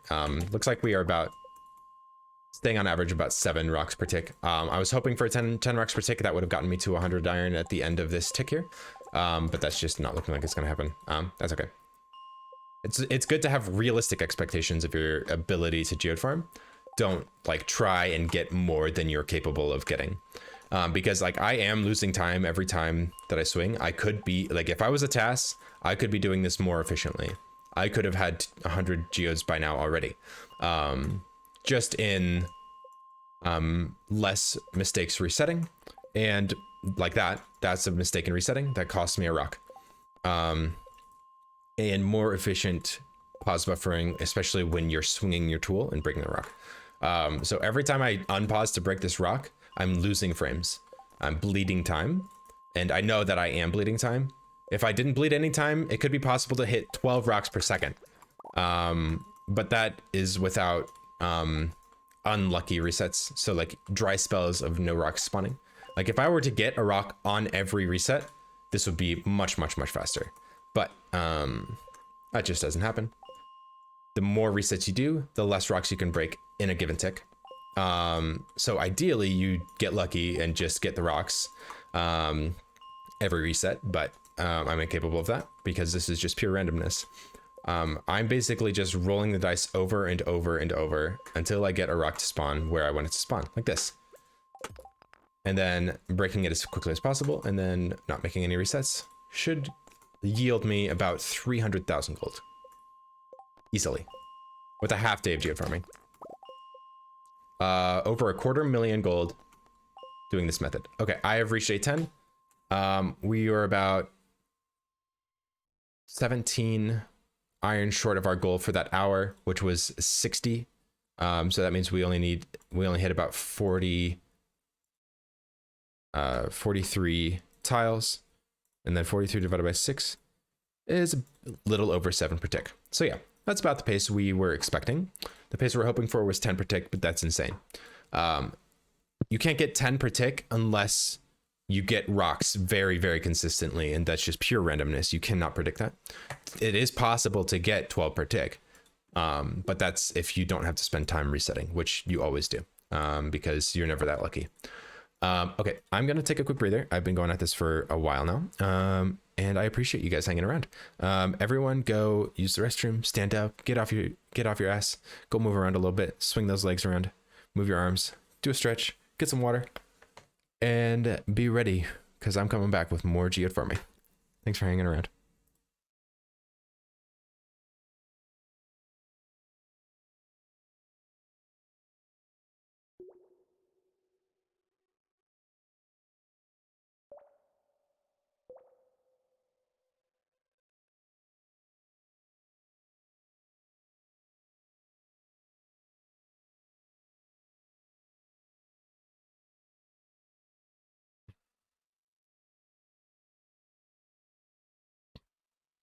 I really need to get a BRB screen. Manually changing all my OBS settings every time is kind of annoying. You can still hear the dink donk. How about now? Okay, let's see if we can get a 100 in this. 10 per tick. 60. Okay, there's one. So we're aiming for 120... 143 after this hour. Nice timing. I just got back myself. Nice. Hope everyone had a nice break. Sorry, I had to go talk to Elise and take a little smoke break, but I'm feeling good. We're feeling good today. We're vibing. We're going to be vibing for a few more hours because it's going to take an hour to finish this geode farm, and then it's going to take a couple hours to open them all. And I just had an idea for my geode spreadsheet, so when we get to that point, I know what to do to change my geodes. Basically, I'm going to have a troves column, and then I'm going to have a another column for total geodes remaining that you can plug in, like how many geodes you have, and it'll basically tell you how many troves you should buy. Nice. Double diamonds right next to us. Very pog.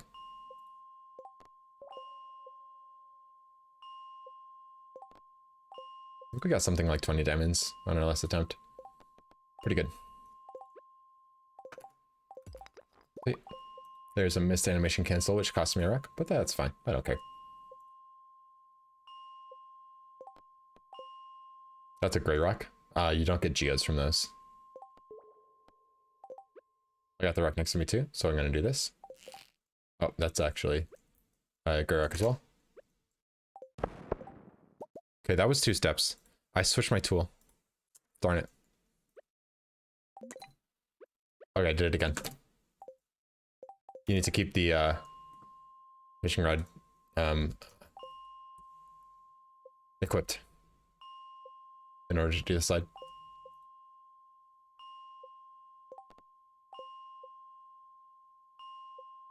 It's okay.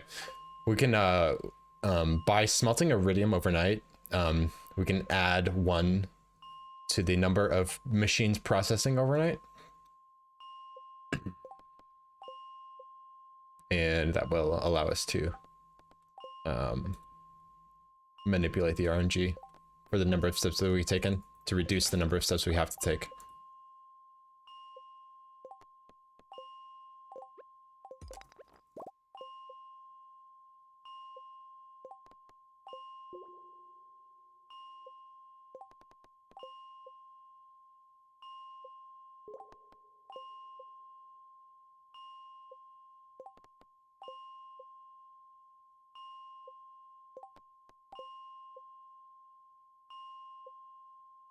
Oh, that cost me a rock.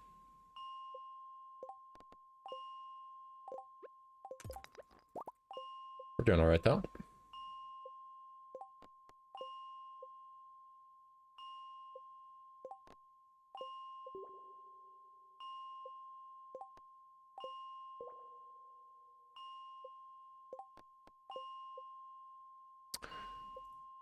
I was considering making a macro to do geode farming, but this might be one of the last days that we geode farm in the run. And I don't really want to use macros. It's kind of scummy. It would basically just move your mouse for you, which I don't really like. I like having to do it manually. I think it would be really fucking boring if you had a macro do it for you. Nice. 2 in a row.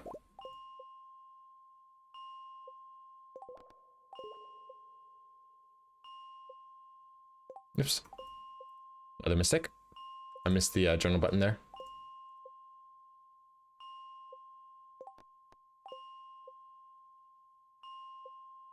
Wrong floor. Okay.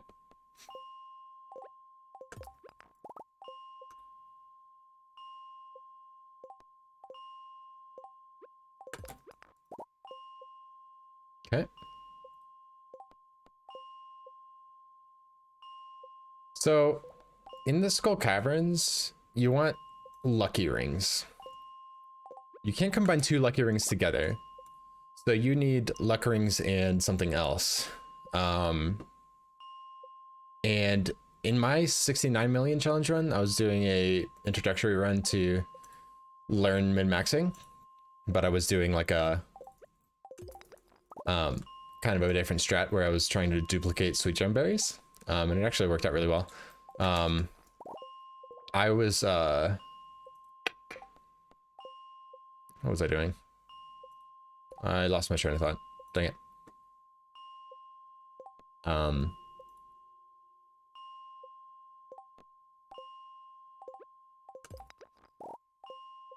Can't remember what I was gonna say. Crap.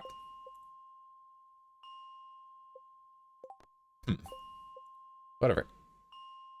Oh, thank you. The lucky rings. I combined one of my lucky rings with a napalm ring, and then you only need to switch out one ring when you're gonna go for combat. You do the burglar savage combo ring, which I already have, and then you do a napalm and a luck ring, which you still get a little bit of added bonus for the rocks that are broken when you kill an enemy, dropping a ladder, which is really nice.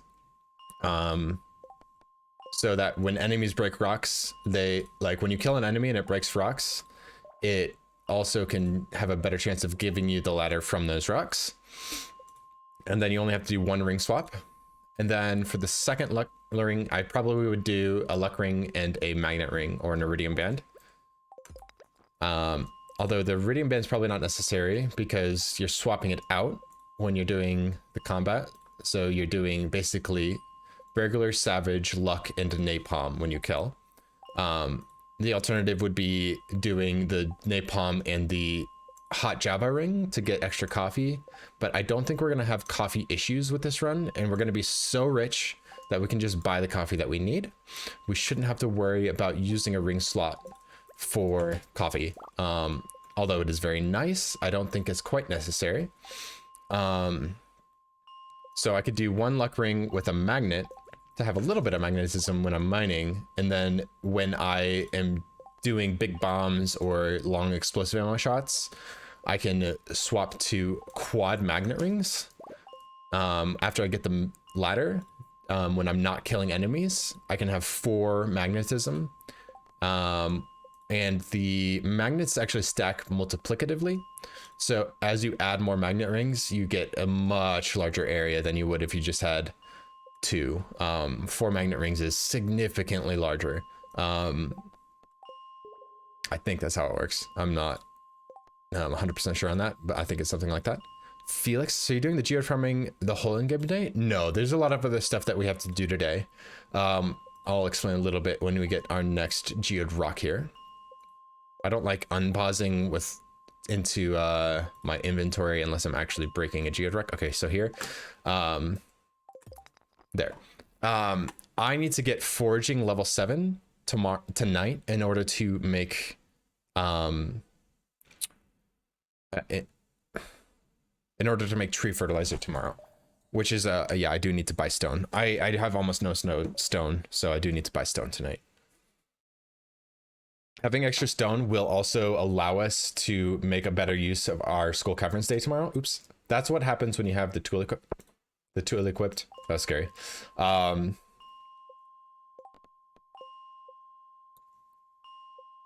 Is when you have the tool equipped, you try and swing it instead of actually entering the ladder, which is really annoying.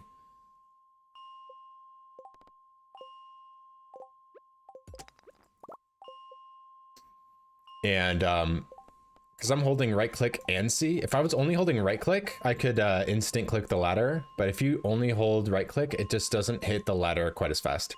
It doesn't give you a frame perfect ladder click here. There. So it's kind of annoying, and you lose time for it. So I'm doing it this way by holding an item that you can't use. Holding right click and C just gives you an instant ladder click instead. Elevator click, sorry. Ding ding. Come on, Rox, where you at? Okay, I'll take that. I'm actually gonna step for it. Double jades is actually really, really good. I'm trying to keep that inventory slot open so that I don't have to worry about picking things up when I click the ladder. after I break a rock. Because I need to click here. If I have something here, then I'll click that instead. So I want this inventory slot open. I don't think you can wait. Ah, that's fine. That's not a rock we want to break. Hey, hot TJ, welcome in. ¿Cómo estás? Looks like you can kind of put your cursor actually underneath that inventory slot and it will still work. You can put your cursor pretty low and it'll still click the letter. So if I do get an item that I want to hold on to, I can probably just like delete the clay so that I can not worry about that, but looks like you can click below it. See, that kind of missed. It wasn't instant.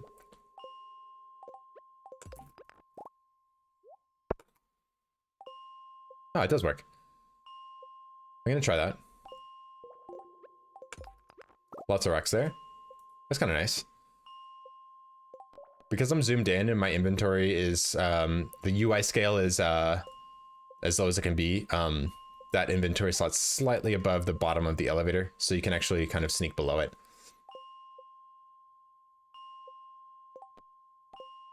Good thing is if you pick up an item like that, it's not going to let you unpause, so you're not going to lose any time for it. Just IRL time. Little mistakes. I got a record yesterday. Yeah, I got a speedrun record yesterday that relies on a very small chance to get a sea urchin on day 2, and then an even smaller chance to get a living hat. And then you put the sea urchin, the hat on the sea urchin, and the run's over. There's still about 30 seconds of time save in the run, so it's not quite a dead category yet. If people still want to run it, it's still possible. But I got over a 2-minute PB, or a 2-minute world record on a video on a speed run that should have been, according to Shawnee unbeatable. So that was fun. I was doing a strategy where I was trying to clay farm to earn money in order to unlock the hat mouse and buy a hat instead of doing the living hat, but the clay didn't show up and I didn't want to waste the sea urchin day. So I decided to start farming scything fiber instead.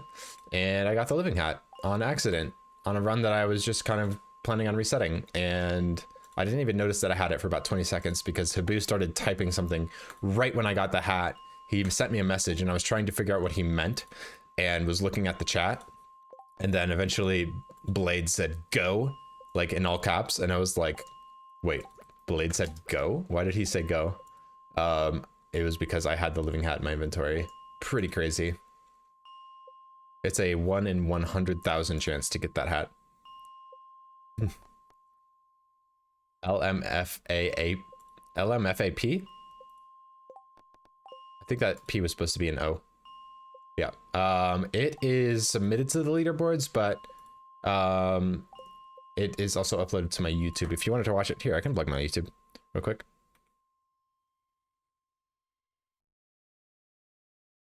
What's the link?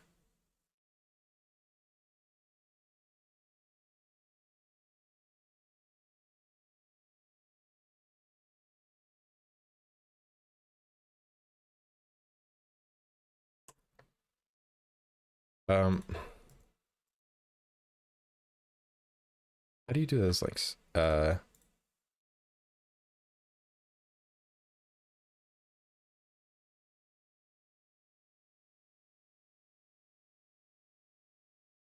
do you do this? Isn't there a YouTube link that just says your username instead, like an @ username? Can't find it.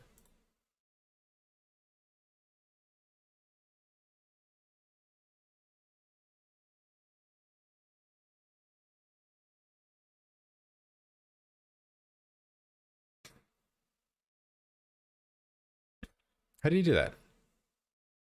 Oh, I think it's slash, I think it's youtube.com/c/t/@pianoaddict.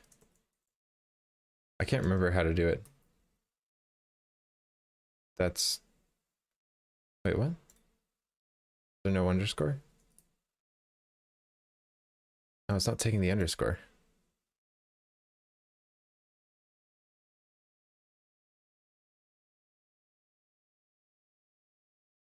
Huh. Maybe the caps matter. Probably. Links are like that.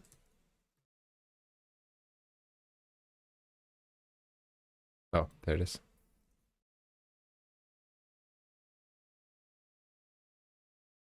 That's just the wrong Jade. Huh.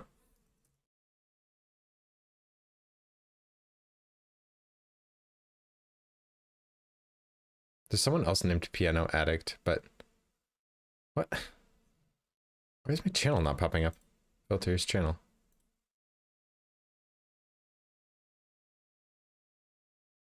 The piano.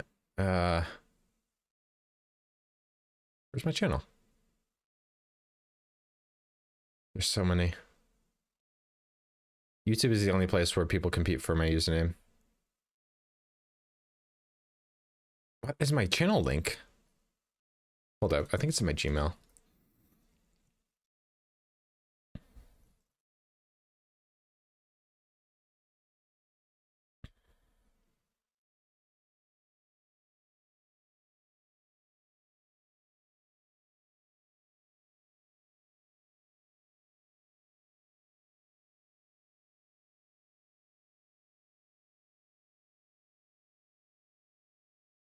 There we go.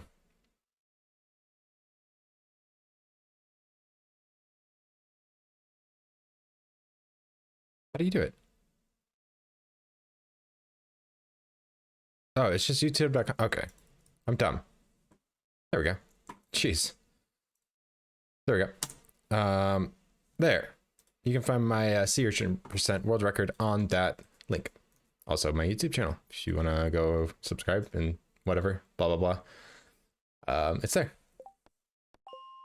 Should make a command for that. Oh, I thought I picked up the clay there. Looked like I did.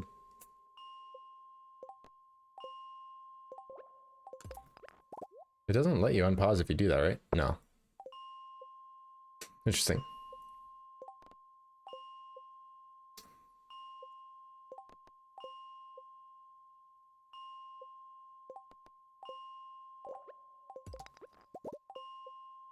Cool. I like that we can put our cursor under the inventory there. I'm all about precise clicks. Precise cursor placement is what I enjoy about geofarming here. Oh, your power went out. I'm sorry to hear that, Felix. I know there's been a lot of rolling blackouts in a lot of places in the US right now because of this major cold snap that we're experiencing. In the US, it's sub-zero in a lot of places right now. It was -15 the other night in Denver. So it's pretty cold. Not in the US, in Canada? Okay, well, yeah. In the south of the US, that's a lot of fiber.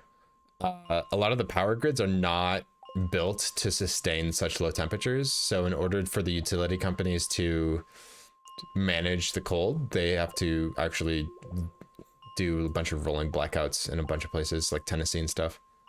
-10 degrees and snowing. Oh, geez. Well, there you go.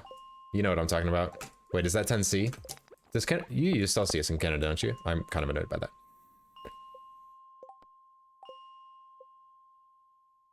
But I chose last weekend to snowboard in Denver. Oh, last weekend was a good weekend to snowboard in Denver. Nice. Yeah, it's pretty cold. But you know what they say? There's no bad weather. There's only bad clothing choices.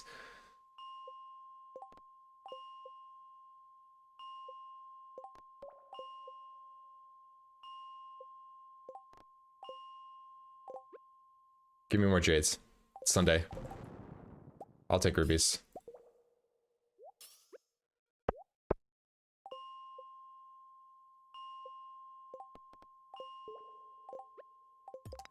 I want to keep all these forageables. Maybe I can eat these cave carrots to open up an inventory slot. Yeah, let's get rid of these. Never heard that before. There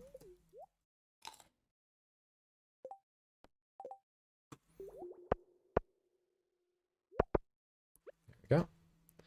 That expression works much better in Norwegian. Oh yeah, what's how does that sound in Norwegian?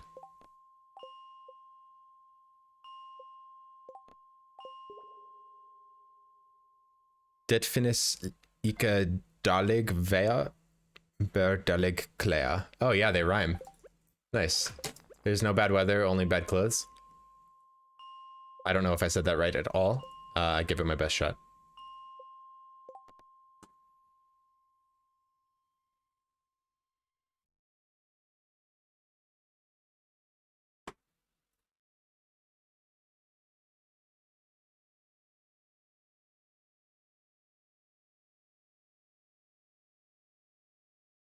Something like that. Yeah.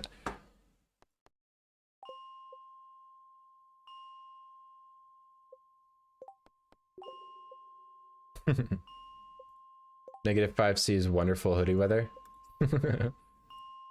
Yeah, it's just below 0. Like, it depends on like what's going on where you are. Like, if it has been -20, like -5 is gonna feel like sweater weather. You know, you're gonna go outside. It's like, oh, it's summer out here.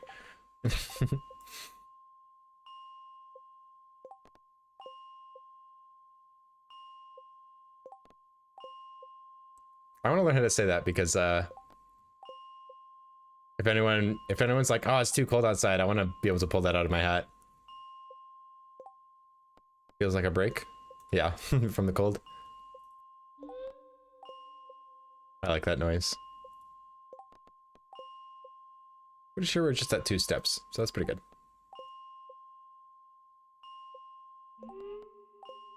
Two steps is actually my goal. I have a really good star drop on 2 steps with 4 furnaces loaded or something like that. Oops. A little bit suboptimal there. You want to make sure you don't unpause too early when you're doing this. You need to wait for the floor to be fully loaded in before you switch pause. Otherwise, you're going to lose a couple frames. If you unpause too early, you can't click on the elevator fast enough until it's fully loaded in, so.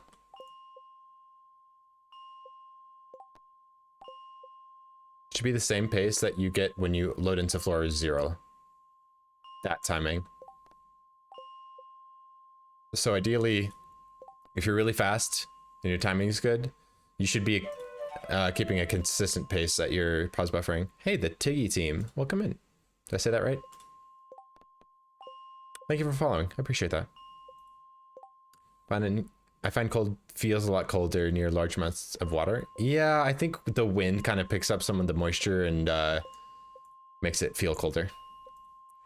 Well, it makes it colder.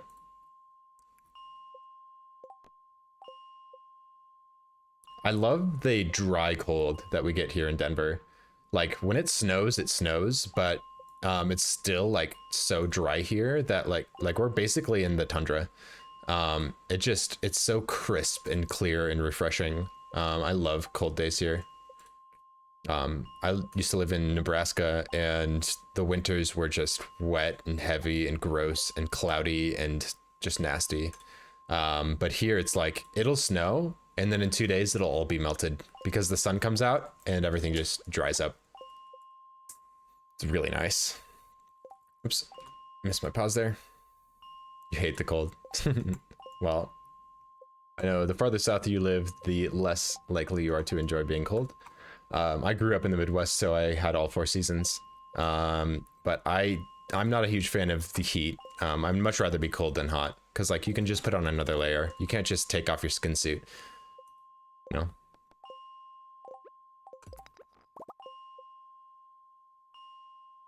Do better with cold than heat. I wear sandals as long as there's no snow. Yeah. I feel that.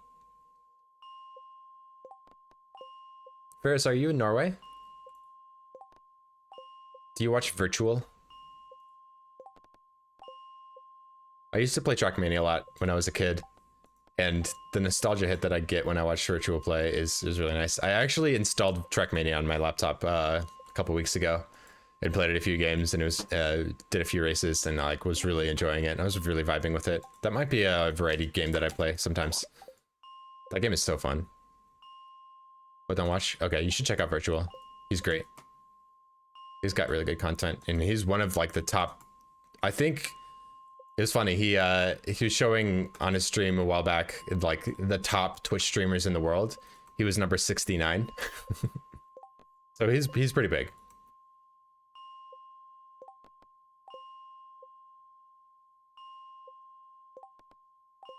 He's got a really good PMA vibe in his chat when he's doing well.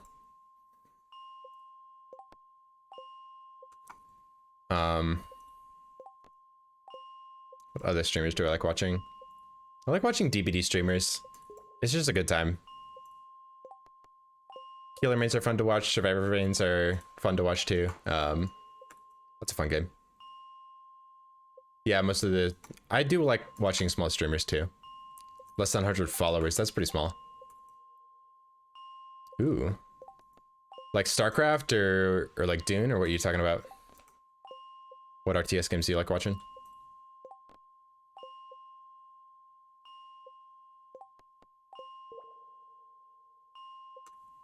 I'm kind of treating Stardew Valley like an RTS. Dude, my APM is so high right now. Actually, really not when I'm clay farming. Or, I think my APM is probably highest when I'm clay farming. There's a lot of inputs that are required for clay farming. It's such a high skill level. Clay farming just has a really nice learning curve to it. Because it's really not that hard to understand the pattern. Replacements are really difficult and can be a fun challenge. And then, like, the faster your APM, the more clay you're going to get up to a certain point. So it's like, it's really enjoyable.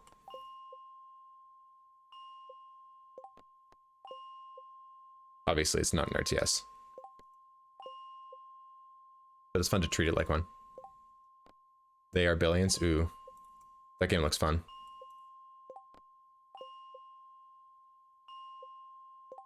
I've never played that game, though. What other games do you guys like watching? I watched Summoning Salt's Lego Star Wars video recently, and it really made me start thinking about Stardew Valley with 1P2C. Oops. I haven't done that in a while. Oops. I'm gonna go up, and I'm gonna open my inventory like this, and then I'm gonna click here, and then I'm gonna slide over here. Oh, it's so much easier. Yeah, Summoning Salt just last week put out a speedrun history of Lego Star Wars, and it's an hour-and-a-half video, and it is really good. He did such a good job with that. I like Summoning Salt videos.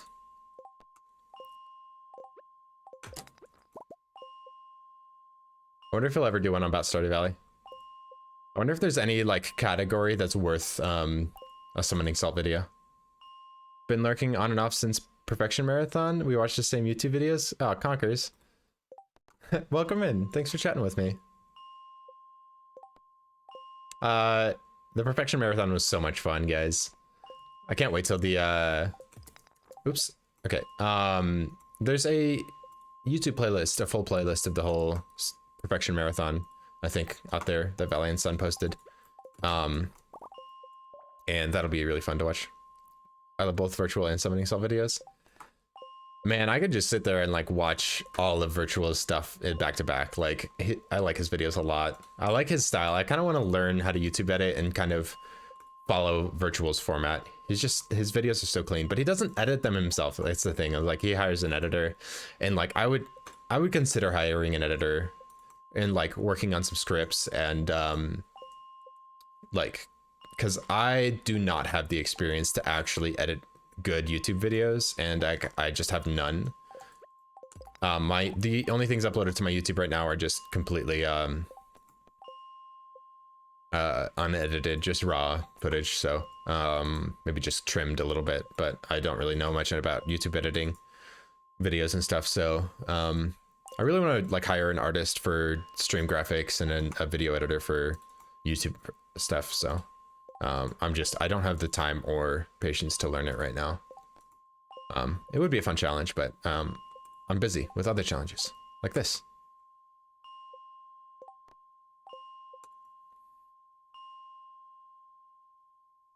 I just had an idea. I'm gonna do something real quick.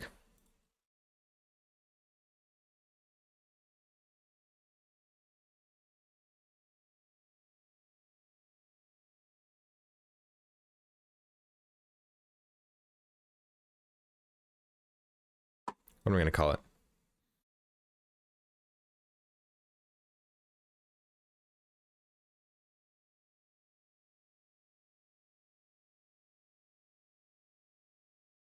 I don't think I need to have a response.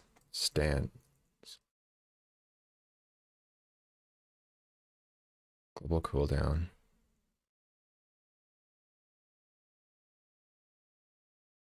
Wait, is this in seconds?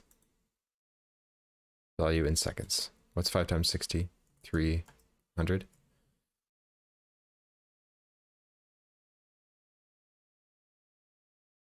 And then it's going to cost 1,000.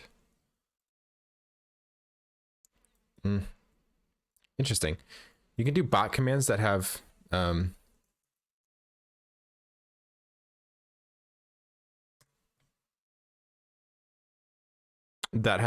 loyalty cost.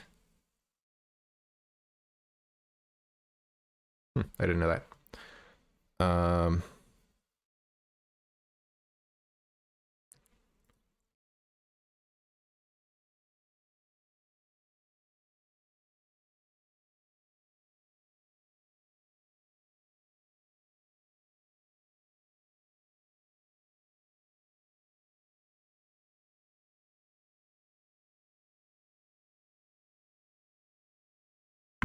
I'll be the first one to use it. Wait, what did I?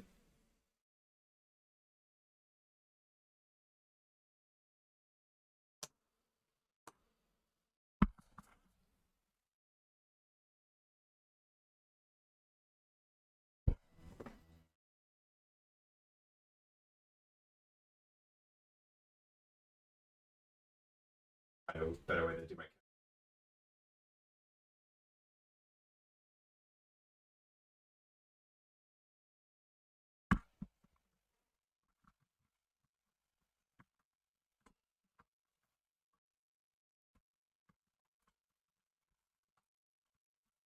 Also, my mic.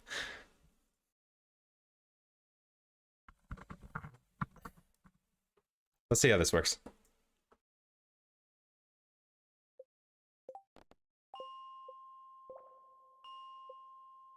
It's a 5-minute cooldown. So I have to stand for at least 5 minutes, and then until someone tells me to sit down, which is exclamation point sit. Can someone try it and see what happens if you just use it without while it's on cooldown? I've been watching VODs and stuff, so I have no idea what day you're on now or anything. How's it going? Aster, I'm already standing. But yeah, I think it just doesn't do anything until that cooldown's up. Aster EC, I am geode farming right now. I'm on day 14 of my challenge run. I think, I don't know if my collection has up to day 14. I need to double check and make sure everything's current on that. Oops, I hit my chat box. I'm glad I noticed. I actually felt my finger touch it before I actually saw that it popped up. My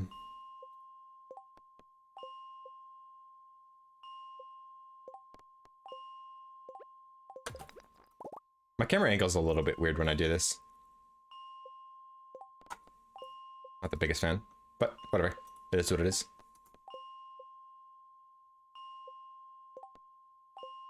But I looked down on you. I think it would be nice to have my screens just a little bit higher, actually. One sec.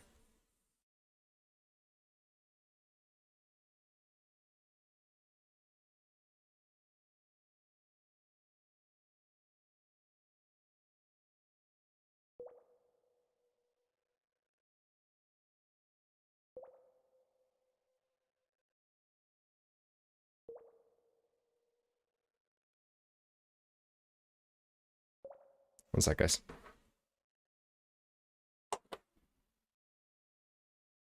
Jeez, that was a lot harder than I thought it was going to be. Sorry about that. Oh, that's nice. Okay. Stream? Streamed Edge?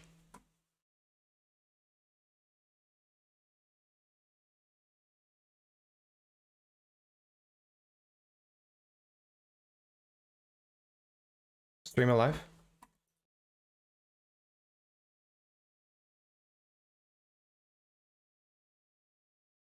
Hello?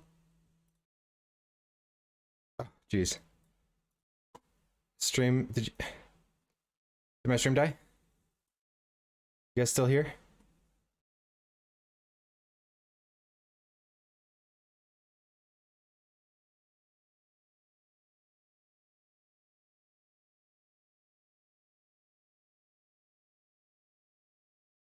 Sorry about that. Hey, I'm back. Sorry about that. I don't know what happened. OBS just disconnected. That's annoying. But we're back. At least it gave me a notification and I was able to account for it. Okay. I kind of don't like how my mic is just a little bit in the way.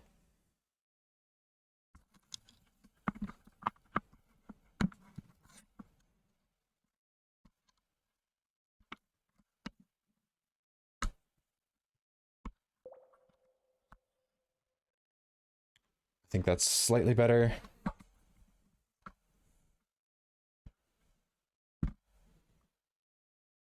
I don't know. I don't like how it's covering that guitar behind me. And then if it's too low, it hits my arm. Technical difficulties, but we'll get it figured out. Let me see if I can shift it to...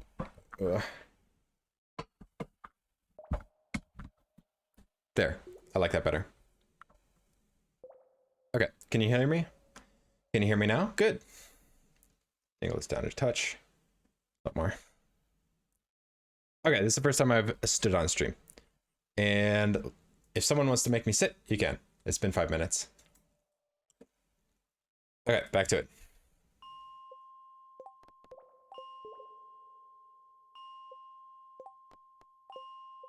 Kind of nice to be able to like move your legs around.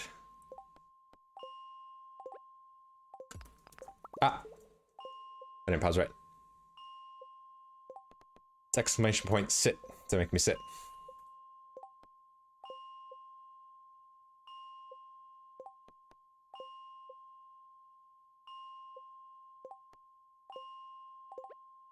Just please don't wear out my desk motor.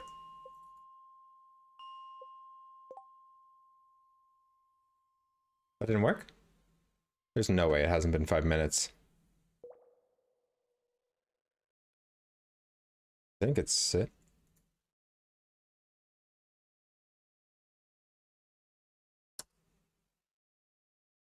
Those should both work. Maybe it hasn't been 5 minutes yet. Wait a couple more minutes. Let's try it again later. Besides, I want to stand. Kind of nice.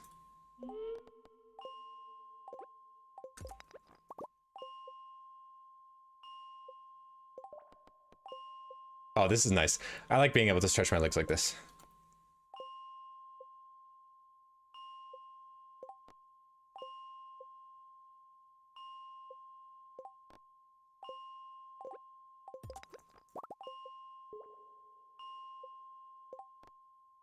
There's no way it hasn't been 5 minutes yet.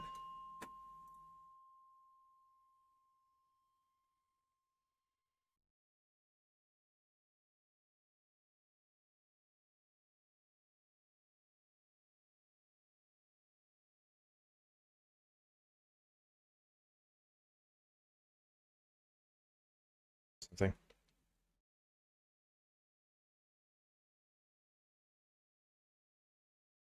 I made the cooldown 5 minutes.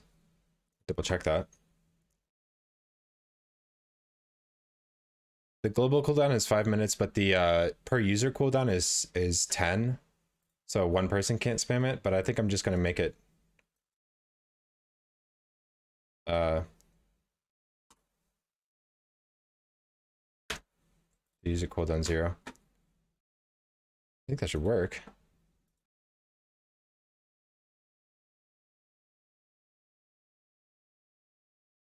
I don't know.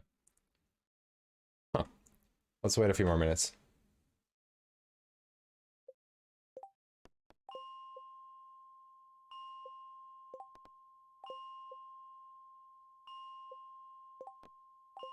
Maybe I should make it a channel point redeem instead of a command.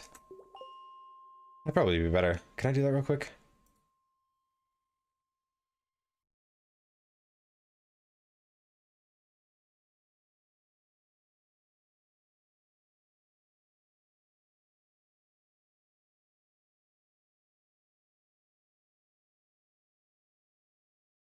Man, I don't even know how to do it. One sec.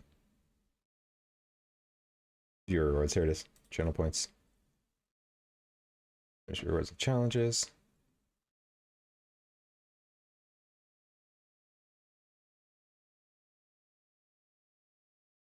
Your rewards.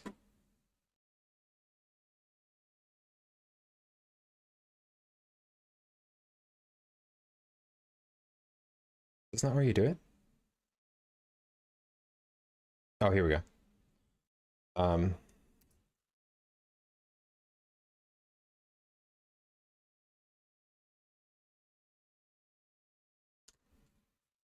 a 1,000. Then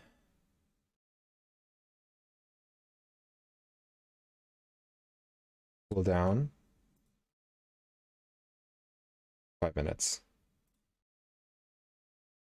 10 per stream. It should be an hour of sitting or standing.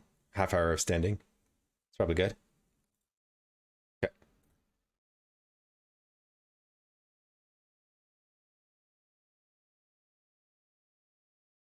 Then I can just command. All right, there's a new channel point redemption, finally. I need to tilt this up a little bit. There we go. All right. Now try it in the channel point redemption. 1,000 clay. I'm sure someone's got that. Man, we're never gonna finish this geode farm. We gotta get going. What are we having fun? In a min-max? What is this? Casual gameplay?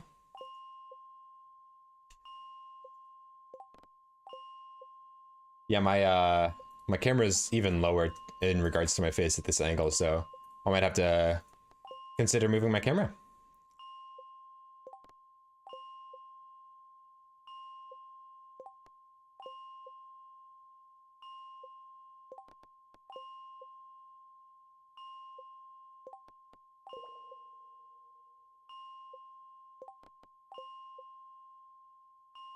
I wonder how my camera would look up there.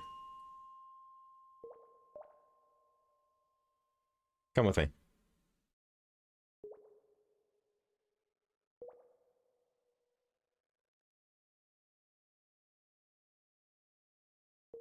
No. No.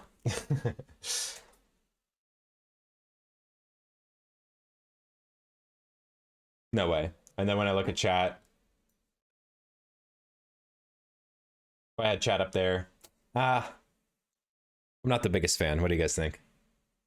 What are we experimenting on stream? Maybe let's put it back. We'll figure that out later. Like I said, we're never gonna finish this damn geode farm day if I don't get going on it. No one's gonna make me sit down? Okay, I'll keep standing. You guys like me standing? I assume that means you're okay with my camera angle.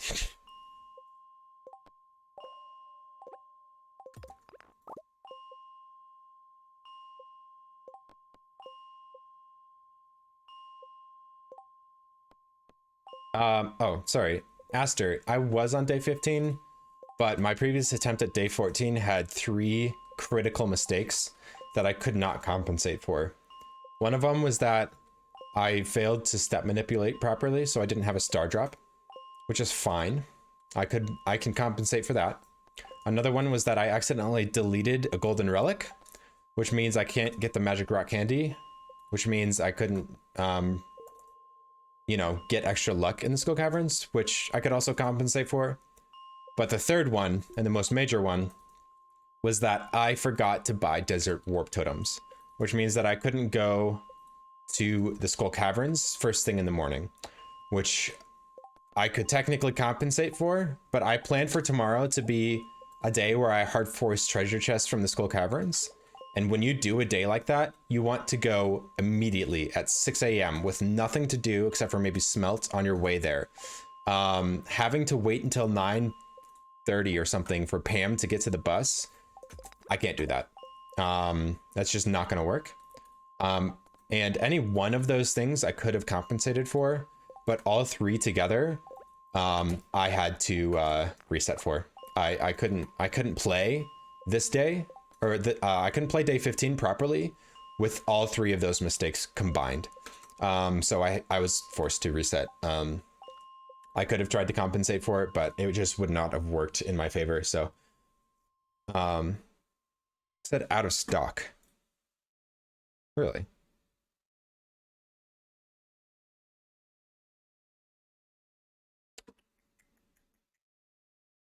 Let me try that again.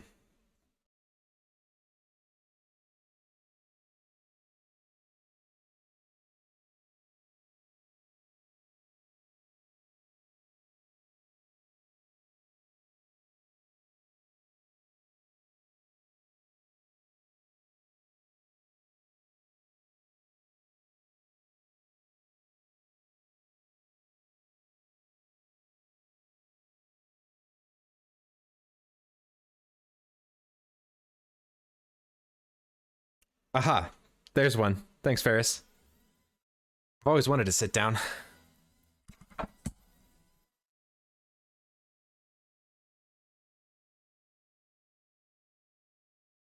Yeah. Oh, hi, Mike. Hello. Sweet. That worked. No worries, Esther. Thanks for watching my VODs. I didn't know anyone did that. Do you guys like this music? Do you want to switch it up? Or should we keep the lo-fi? I like lo-fi. That's chill. We're vibing. All right, now we're sitting again. Thank you.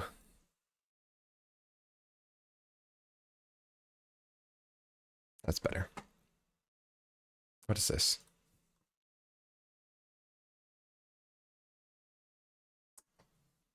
Okay.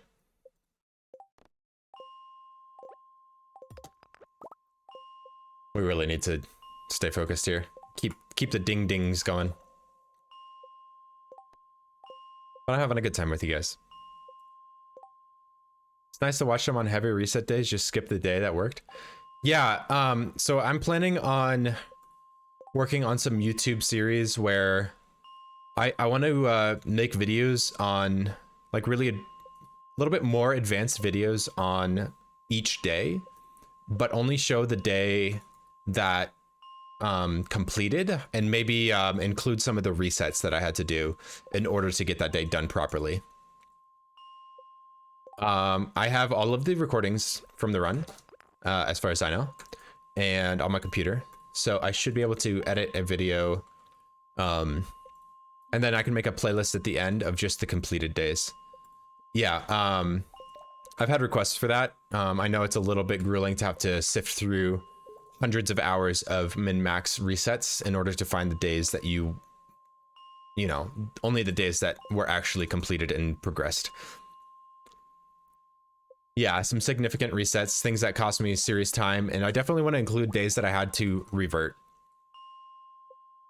I don't think it would be too bad. I mean, it's only like 200 hours of videos so far. I think I would just start by releasing just the completed days in a compact series with no edits. Maybe I can just have an intro video, and then sprinkle in some edit videos here and there. Like every week I could do like a blooper reel for the week, you know, silly mistakes, funny things that happened, and good moments that happened during days that I reset. I think that'd be fun. Blinksy, how do you geode farm? You reset the level over and over and over until a rock spawns on a tile that you want it to spawn on. If you seed your run, you can find seeds that give you a tile that are just absolutely busted and right next to you, so you don't even have to walk. So that's what I'm doing right now. I'm just resetting the floor constantly. And I use a pause buffering technique that I like to call journal buffering. So basically I'm holding right click and C at all times. And then when I press E, it unpauses and I click on the elevator right away without having to time anything. And then you click 0 and put your cursor back on the elevator. And also don't hold a tool because that happens. You swing your tool instead of entering. Don't delete, Don't delete the things you need. And then you hold your buttons, you click on the floor you want to go to, and you swing your mouse up to the journal button while holding right click and C. And if you do that in time, the game instantly pauses on the frame that the floor loads. The alternative is to time your pauses to when this floor is fully loaded out, you press E, which is difficult and time consuming and energy consuming and focus consuming and just soul sucking. But this is not. This is a lot easier and you don't lose any frames. But since you're not making any mistakes in your pause buffering, I don't believe I need that Slimer. What can this guy even give me right now? Hi Blinksy, welcome in. Are the pauses necessary for the geodes, or that is to save time? If you wanted to do this in 15 minutes or 20 minutes, you could do a full day of geode farming in 20 minutes if you don't pause buffer. The time would just run. If you don't care how long it takes, it'll take the exact same time, IRL time, but actually no, it won't. It'll take a lot longer IRL. 1 sec. But yeah, you don't have to pause buffer. Oh, hi, I'm mostly lurking. Wet hoodie sleeves. Thank you for lurking. I appreciate you. Let me see what monsters drop on floor 95. They drop dark boots, tempered broadswords, yeti teeth, and the Slimer, which I already have. So I don't care about this boy.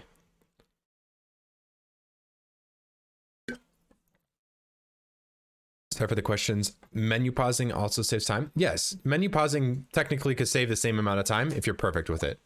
But journal buffering allows you to not have to be perfect. You don't have to time your pauses, which just saves you a lot of mental energy. And it's also kind of fun to swing your mouse over there every time. Your hands are doing something. They're moving around. It kind of prevents you from kind of stagnating and getting boring. I like it. I think it's a lot more fun. Plus, it's very frustrating when you pause incorrectly when you're trying to pause correctly.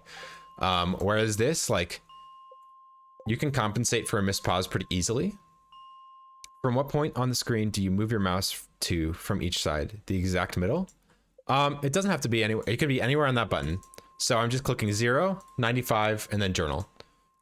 And then there, that's a kind of precise movement. You just need to be behind the elevator tile so that when you unpause, you click the elevator right away. And there you need your mouse on the elevator. So there's really 1, 2, 3, 4, 5 precise movements. 1, 2, 3, kind of like 5 or 6 precise movements. 1, 2, 3, 4, 5. Yeah, so every time you're moving your mouse to 5 different locations. Crypto, enjoy your lurk. Appreciate you. Anywhere on the button. The biggest mistake that I make when I'm geode farming is I click on 120 instead of 95, which causes you to have to run from here to here, which probably makes you lose about 3 rocks, which is 12 geodes.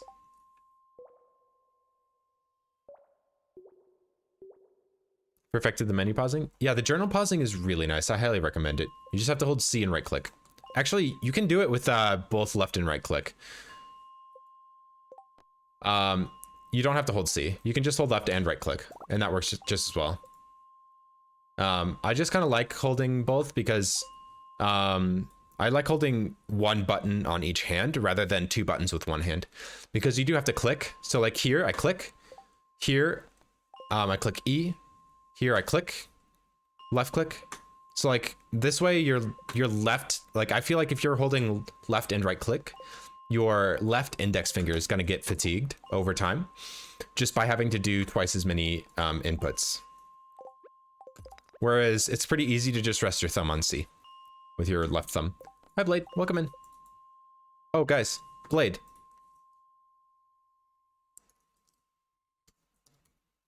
Blade is awesome. If you guys don't know Blade, get out. Stop watching my stream immediately and go watch some of Blade's streams. Go follow and subscribe to Blade right now. Stop watching. Nothing's gonna happen. I'll be here when you get back. I'll be here for a few hours. Blade goes live. Perfecting menu pausing is hard. I can only staircase buffer 60 to 70 floors or so per tick. Something, yeah, Godzilla can do about 90. With journal buffering, you could increase that, but journal buffering while staircasing is incredibly difficult because journal pausing is so incredibly fast. You can't see what tiles are available to place a ladder on.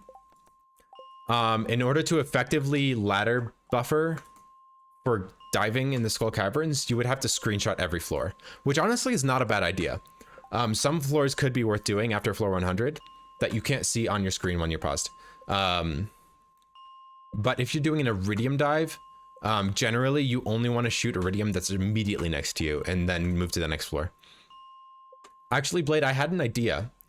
What if you wrote a script for a YouTube video and you performed that script while you were geode farming? Been a while since I got one of these. Let's put this on. And what? How did that hit that? What? What is that hitting? Jeez, that's so annoying.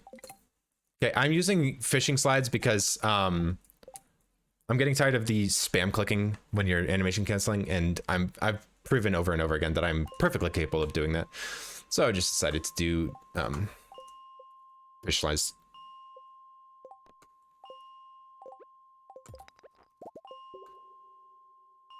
Every day I'm shuffling. All right. So if you're going to geode farm like this, I highly recommend, instead of trying to double tap E here, click the X. Like if you click, oh wait, you can just click anywhere. If you click off of the menu here and then press E immediately, you get like a frame perfect pause there. That's a really good way to save a bunch of time as well. Just click off the screen and press E like that. Actually, you can click on where the rock is. That's kind of nice. That's one less mouse movement. I like that. I'm gonna start doing that. You don't have to click the X. You can just click off of the elevator menu and then press E immediately. I like that. So basically, you'll see me a lot of times do like journal buffers for furnaces and stuff. In that case, I'm pressing F and E to unpause and repause immediately with 2 fingers rather than trying to double press one key like E or F. Like if you double press F, it works okay if you're fast enough, but it's a lot less fatiguing to press E and then F to unpause and then repause with journal than it is to just double press a key. So like here, I'm gonna press here. I like that. That's nice.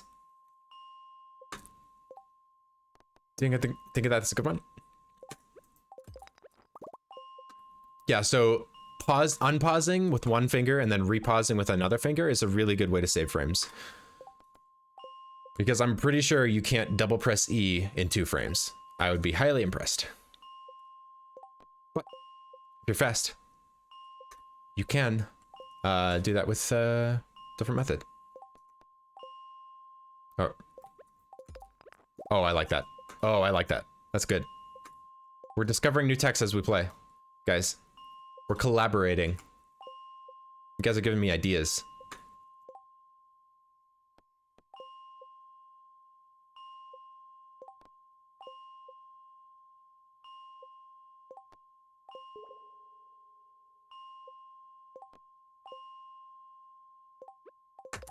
Oh, that's nice.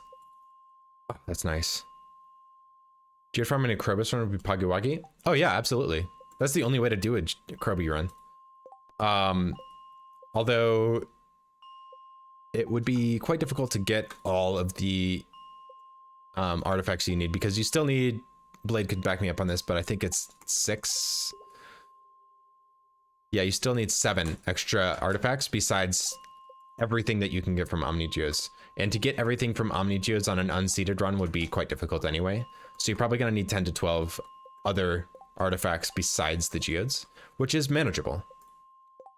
Trying the journal buffering out now, that's gonna take some time to get the muscle memory down. Yeah, but once you do, your hands know where to go. It's so much more interactive and enjoyable to me. than e-buffering, which is frustrating and difficult. I actually use a membrane keyboard instead of a mechanical keyboard when doing scroll governors because the pre-travel is less and double press E faster. Interesting. Yeah, I recommend the double press button. Also, the nice thing with not pausing with E is you can't pick up any inventory items here. All you can do is click on this and then you can just unpause. Whereas with when you're in the inventory and you're holding both C and right click, you're gonna pick up something on accident. You're gonna delete something on accident. You're gonna get frustrated. Journal buffers are so nice for that. The unfortunate thing with journal buffers is, watch this. When you pause with E, the background gets a little bit darker, but not by much. But when you pause with the journal, the background gets significantly darker. So when you pause like this, it's a lot flashier for the whole screen. And that's one major downside to journal buffering, is it's very viewer cancer. It's very toxic as a viewer experience to watch fast journal buffers. Like if you're one reason that you might want to journal buffer really quickly is for loading machines, but also the most toxic strat you can do is plant DSG and plant an entire field of starfruit in a day using journal buffering. It is terrible for the viewer. And I've considered a couple of options. One of them is applying a filter to Stardew Valley so that it kind of balances out the brightness so that when you journal buffer, it's not quite so flashy visually. It will still be flashy because the journal is a little bright, but it would kind of balance things out a little bit. Oh, that's nice. Karaoke. It's okay, Blade. This is just, we've only got a few more hours of this. Your Geo day was absolutely insane. And I can't believe that I neglected to account for floor 25 in my elevator search. Because the only reason I'm geode farming on 95 is because I couldn't find a good enough tile on 35 to get the single tap rock. I didn't remember that 25 also gives Omni Geodes when I was seed searching for this run. So there is a chance that if I fail to get 100 million on this run, I will attempt it again with a different seed and a different route. I don't know what I did there. I did things in the wrong order.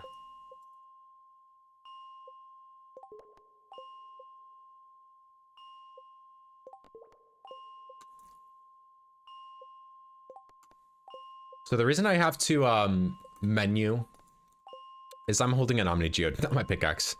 And I can't switch that while I'm in the inventory or anything, or in the elevator menu. I have to be in inventory to do that. Like I can't switch my tool here. It's gonna be an Omni Geode. So I have to pause buffer before I hit the rock to switch to my pickaxe. I thought I hit 90 that time. Rocks, please. When is the last day that you will do this? This may be the last day that I'll geode farm.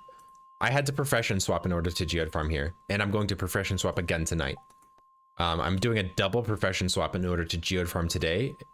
This is a backup strategy. This was not intentional in the original plan for this route, but I'm behind on money. I failed that pause. That's fine. No reason to get frustrated over that. This light is a little bit irritating to me, so I'm going to turn that off. I apologize if I'm a little bit dark now. Click an E. That's what I was doing. I was pressing E and click. Okay.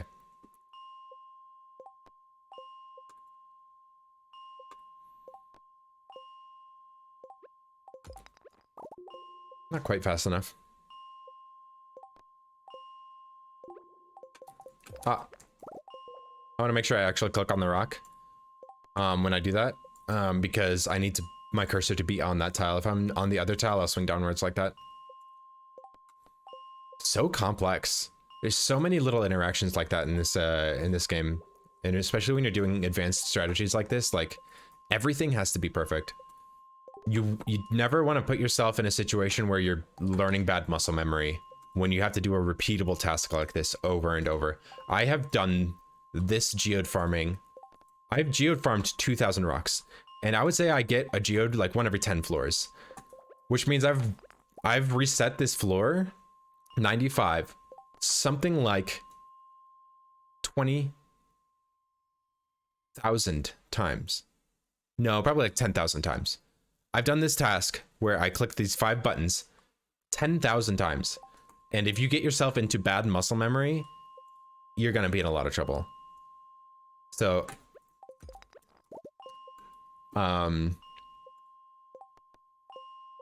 yeah, you can see, like, when I get a rock. Oh, nice. So, here's a situation where I would like to shoot this guy. I'm going to try and do a straight line from here to here, and then copy that line back. I need space on my... like this, and like this.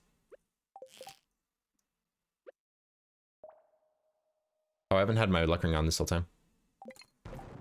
I missed. Sedge. I'm working on this, lining up this shot like this. I missed again. Thank you. Jeez. Okay, leave my, fish rod on. That's so much easier. God. Oh my god. Alright, there we go. Back to it.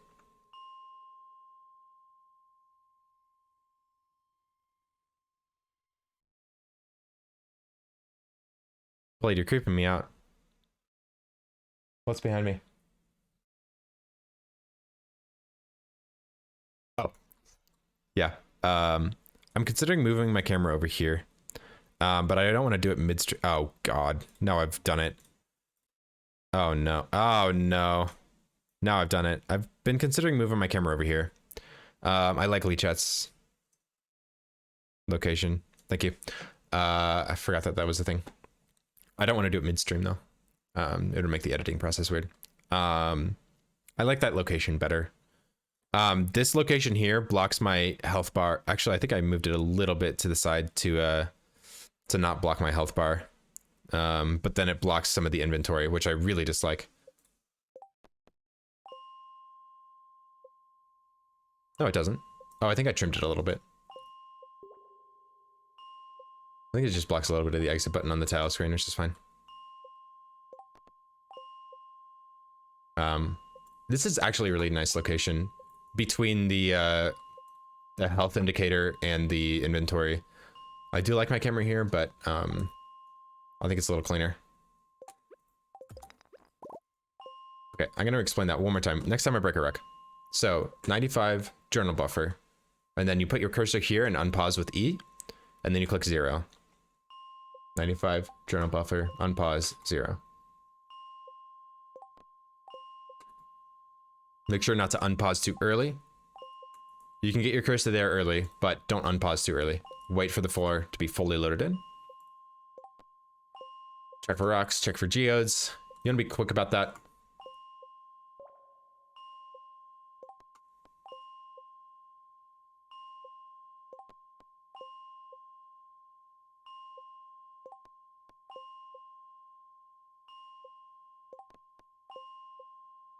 One sec. Hey, what's up?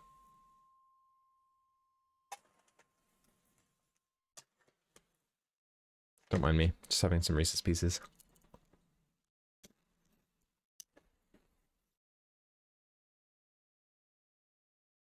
Alright. Give me a rock. I want to explain my process.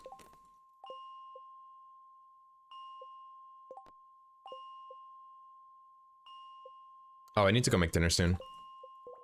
Time got away from me. Okay, here's a rock. So I place my cursor on the rock, and then I'm going to press click and then E. And then I have to press 2 to select my pickaxe. And then I'm going to press E and click at the same time, and then cancel. And then E again. And then 5 to switch back to the Omni Geode, and then back to the elevator. All of those inputs happen very quickly. And because I've done this so much, my brain and fingers just do what I want them to. Sometimes I make mistakes with the animation canceling too early. Sometimes I miss my pauses, but ideally it's like this. Very nice. Eventually your fingers just do what you want them to.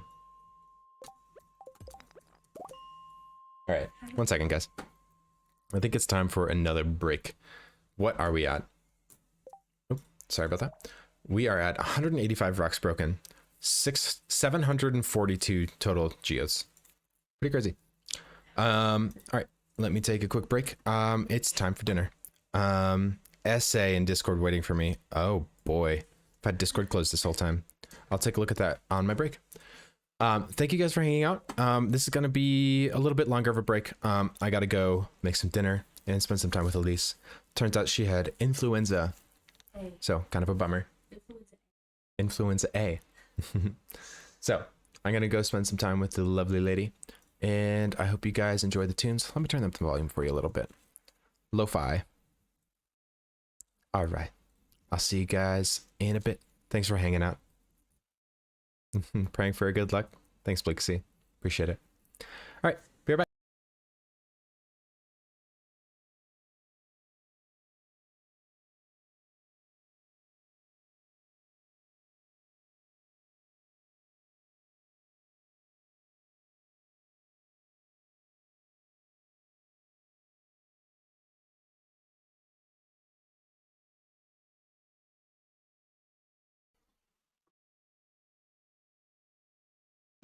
Okay, guys. Hello. We got the food in the oven. It's going to be 15 minutes. Then I'm going to go eat it. So I have 15 minutes. I could make 15 minutes of progress in the challenge run, or I could totally get myself distracted by something Blade just posted that I've been thinking about all freaking day. So looks like we're looking at the predictor for a bit. Very interesting stuff. Also, I need a list, which I had just pulled up. I'm going to pull it back up again. This might look a little familiar to some people. Shout out to Cordite, who's been on a hiatus, but you should definitely go follow them. He's a great Stardew streamer and very knowledgeable of the game. And he built a spreadsheet, which I was using to... So if I take 2 steps today and then load 8 furnaces tonight, I'll get a 0.98 star drop tomorrow in eggplant parmesan. I was using this to discover how many steps I want to take today. That's the step counter you see in the top left corner up here. But on this sheet, in the calculations no touch page, all the way over on the right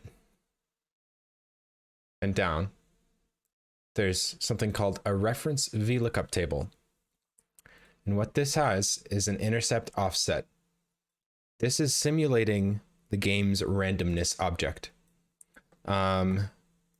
Blade gave me some information that I was searching for earlier.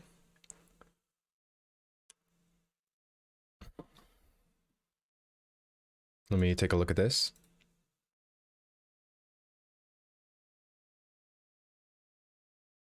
Make sure I'm understanding everything correctly. He did post the, okay, he posted the lookup table for that. That's fine. Let me pull up the game code, because I was exploring this earlier. We needed this intercept offset sheet, and I was suspicious that I would need to use this in order to figure out something here, which is on the farm.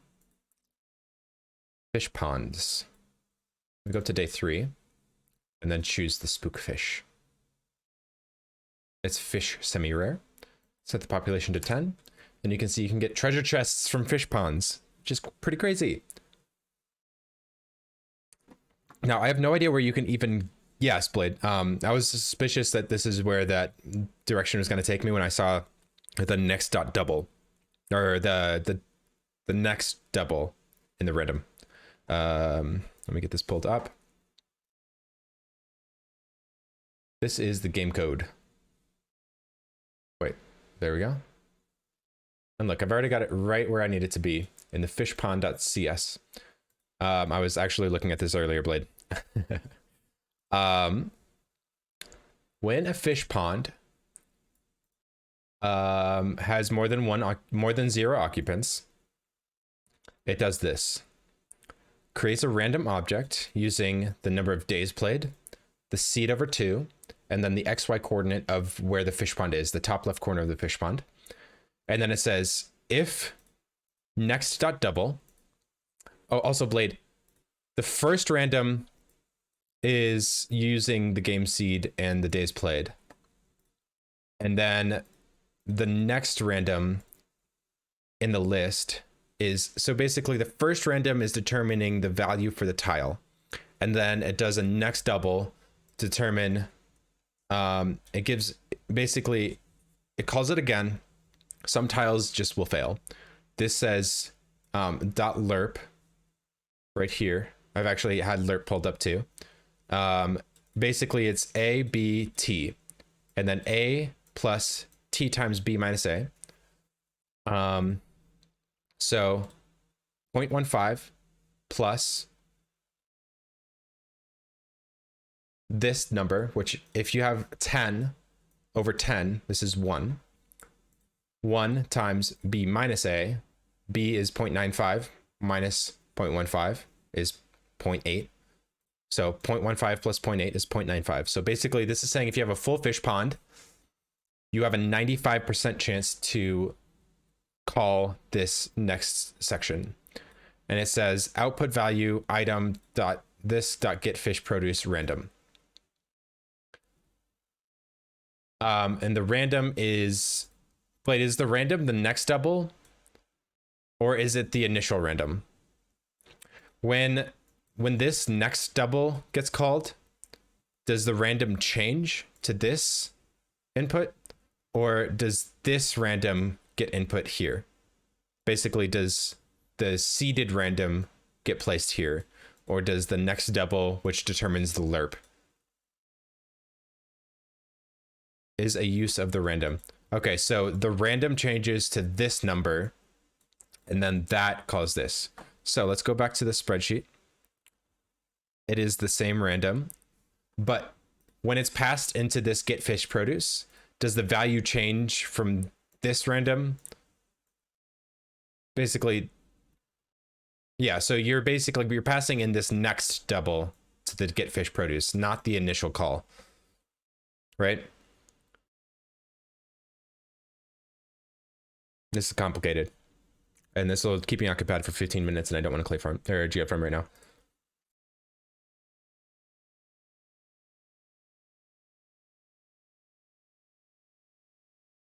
Oh, you're passing in the first random object with the seeded random, not the next double.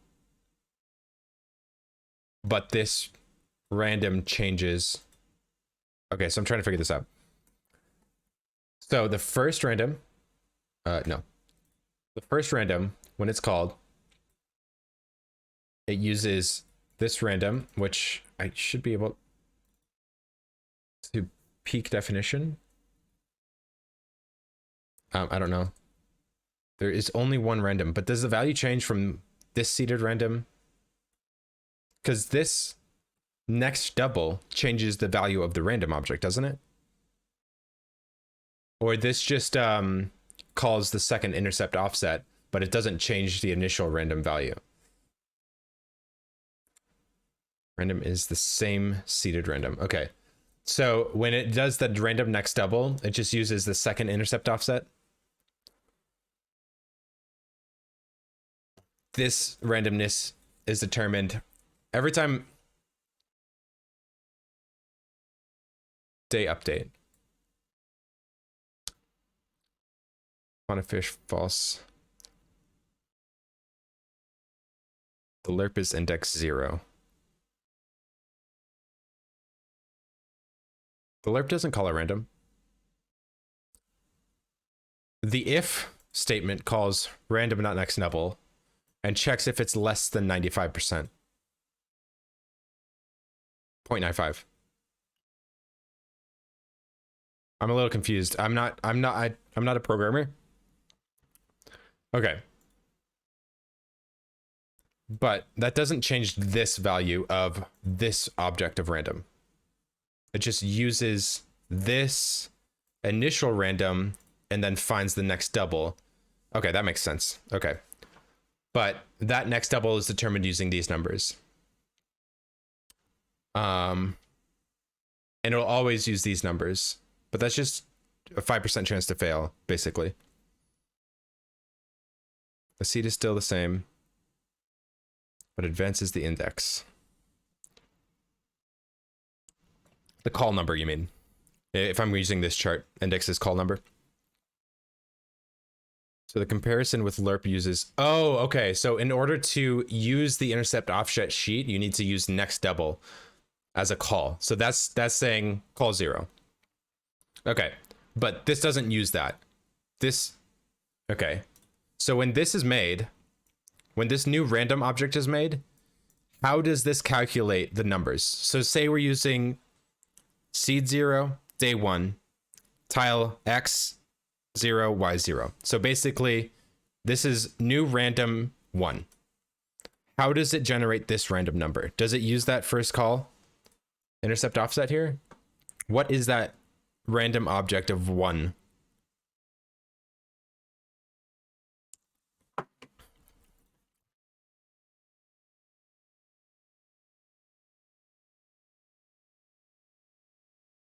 The math on those, and it gives you the seed. So like this is okay. I'm gonna show something here.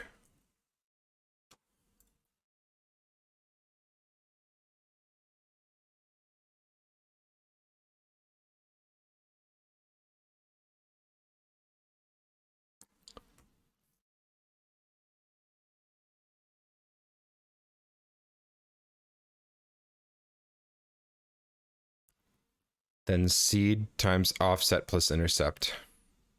Mod 1.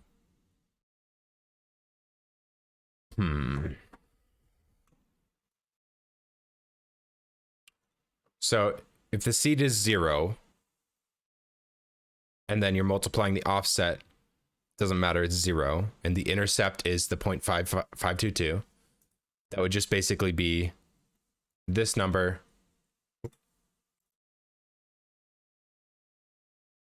mod 1, which is this number.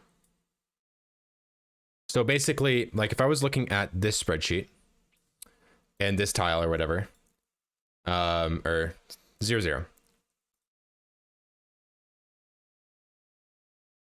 Offset is, oh, did I use the seed? The seed times offset. Oh, plus intercept. Okay, so the intercept, okay. Intercept mod 1. Is that how I do that? So basically, when you change the other values, obviously this will be different, but okay. So like, basically, like if this was the map and this is tile 0, 0, it would be on seed 0, blah, blah, blah. So you basically, you're getting a 0.726 on this value.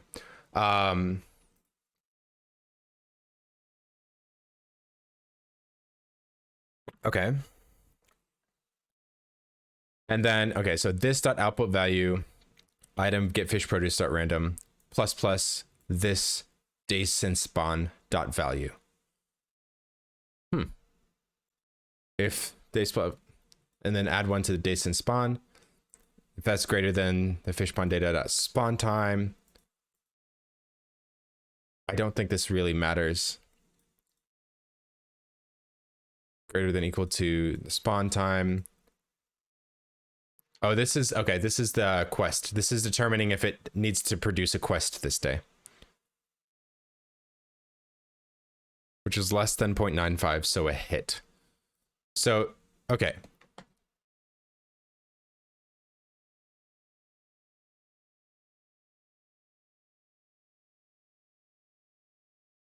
Get fish produce, random. Okay, so this is on line 5 or something. Okay, so when this is passed in with a random, so that random would be the 0.7 number. If random is null, you gain 1.random.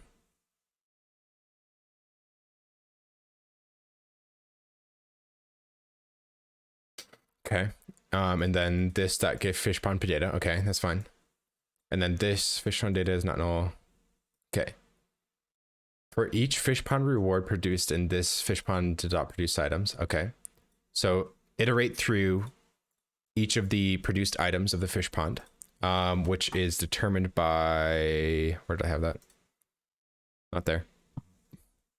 I thought I opened it. One sec.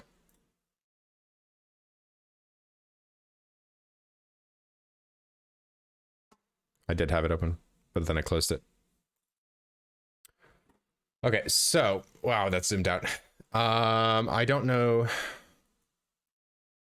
Okay, let's do semi-rare. This is for the spookfish. Produced items. Required population 9, chance 0.003. Item ID 166. This is a treasure chest, max quantity 1. And then it's row. So it's just basically a treasure chest at a 0.003% chance, or 0.003, or I think that's a 0.3% chance. A 0.3% chance to get that. Okay, that's good to know.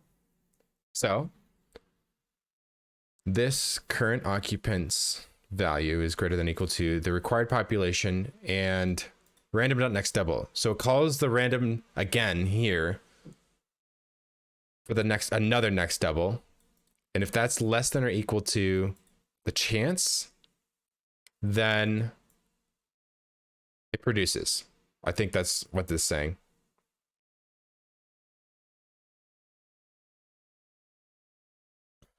Okay, so basically it calls a second iteration. So it's using this, it's using call 1. And then for the next item, it uses call 2 because this loops, and then it does another random.next double, which goes to the next call. But we're really only caring about this first call. The calls down the line, a little harder to comprehend. So let's just start with that. So if you have the required population and the random.next double is less than or equal to the produced item chance. So that was a 0.003. So in order to get a 0.003, you need the second call, second intercept and offset, which was here. This was the first one to determine if it passes or fails at all. And then this is the intercept and offset that's used to determine whether or not the item in index 1 or the first item in the production list and the produce list, it needs, this intercept and offset needs to be a 0.0 or 0.3% in order for a treasure chest to spawn on that tile. So on that day, on that seed. So let's go up to the predictor and let's pick a seed with a tile. Let's say 1, 2, 3, 4, 5. This is a really good tile to get a treasure chest on. You can fit a fish pond here, and you can manip this entire line to give you fish ponds. So let's say we want a treasure chest to spawn on day 3, seed 0, on 7121. Let's check the numbers on this. Okay, so we have fish pond. We need to go back to number 50 something here. Okay, so calculator. New random. Days played is 3 plus 0/2 0. And the XY was 7121. So that's 71 times 1,000. 3 plus 71 times 1,000 plus 21 times 2,000. That's 49,003. I believe that's correct. So that 49,003 is what's passed into the initial random object. Now, the next double uses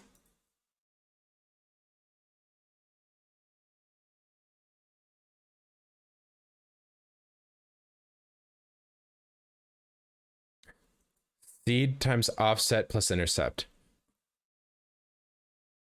Percentage. Okay, so the offset and the seed is 49,003, right? That's seed, basically. That's that's what the random object has as its initiation, right? So basically we're doing 49,003 times 0.522 times 0.522 plus 0.726 and then divided by 100. That seems wrong. What did I miss? I see we're not plotting and not Stardewing. Eyes. Yeah, we are trying to understand how random objects are created and used in this game. Not divide. Mod. Oh, mod. Okay, so this number, mod 1. Wait. Is that how you use mod 1? Throw away the whole numbers. So this has a... that seems wrong. It should be below 0.003.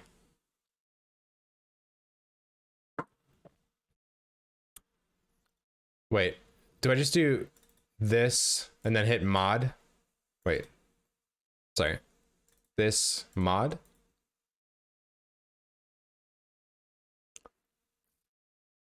Oh, okay, that number. Okay, so we need to do it again for offset 1. Okay, I fucked up. I used the wrong numbers.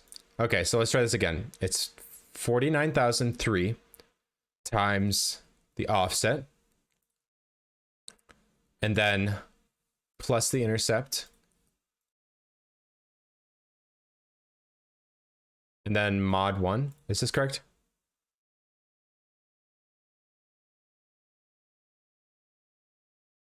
Did I do that right? Or do I need to pass that other one?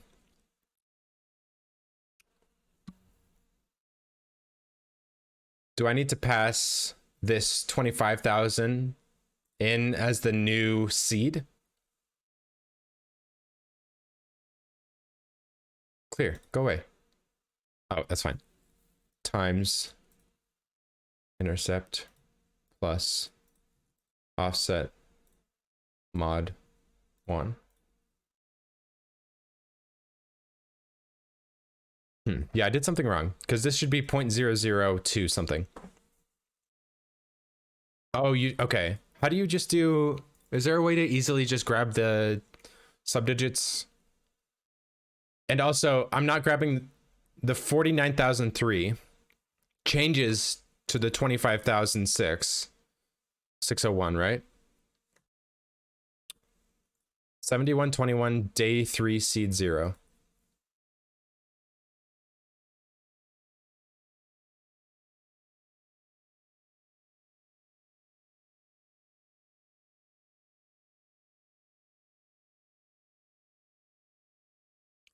$49,003. That's always, well, it never changes for the tile on this day.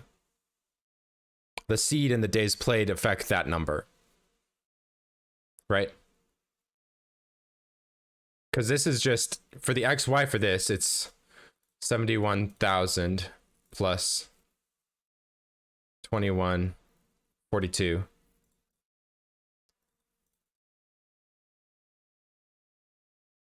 Wait.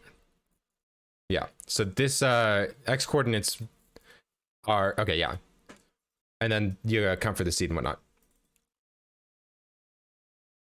You're changing, okay, so it always stays the 49,003. Okay. So for the second call, you use the 49,003 again.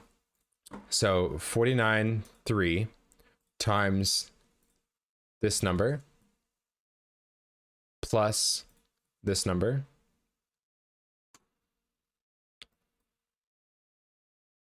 is a 0.209. That's different than what I got before.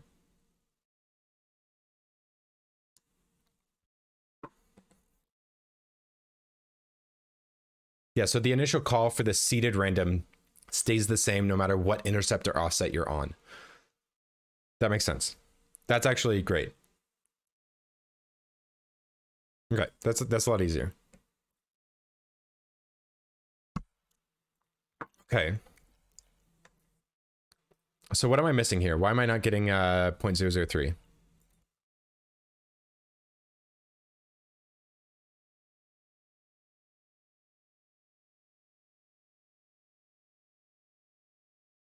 Is this supposed to be a 4?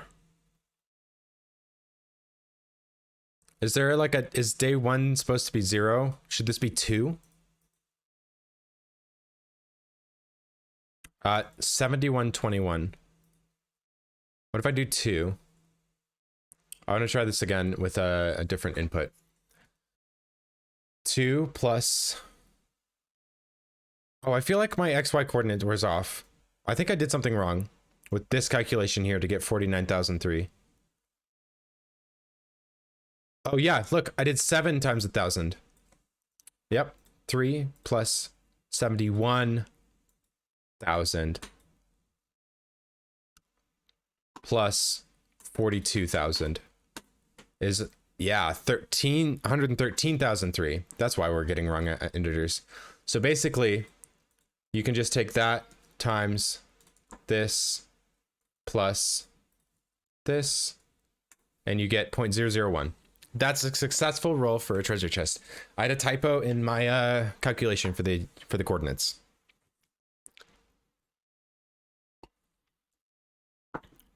Why am I why is mod 1 not removing my integers? Am I doing mod 1 incorrectly here? Is this not how you use mod in the calculator?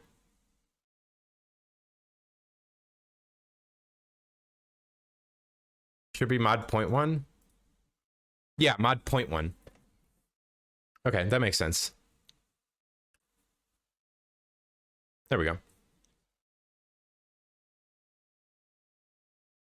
1%. Duh. Wait, that's 10%. Wait, what?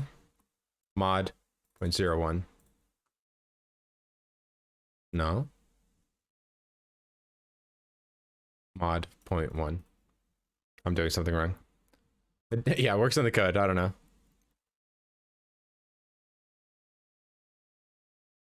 See, it worked once. What did I do? 3315.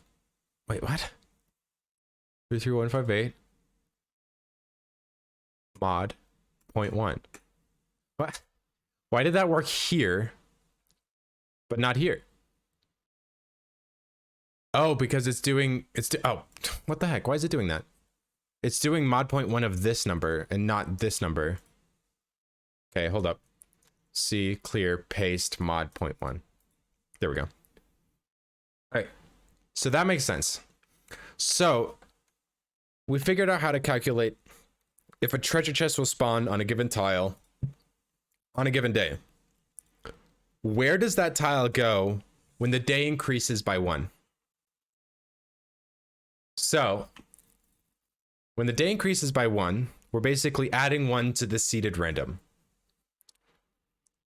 So it's 113 and 4.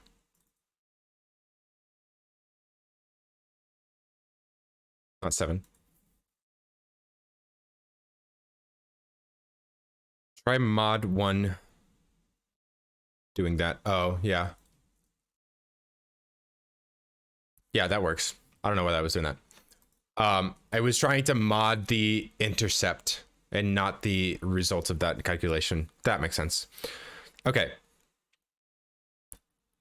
So because X and Y are in the thousands, you won't find that exact number again. Hey, thanks for the follow, Abigail Stewart. Welcome in. We're doing some investigation into the code and how this game works. Because X and Y are in the thousands, you won't find that exact number again. Not on the farm. I don't need the exact number. See, let me show you something.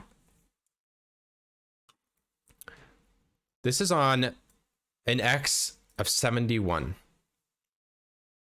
What if I go to 1, 91. 71. 71, 22. Is that just random? I think it is. Because if I add another 182, no, 188, that's 379. Why does that work? 3 plus 188. Why does this work?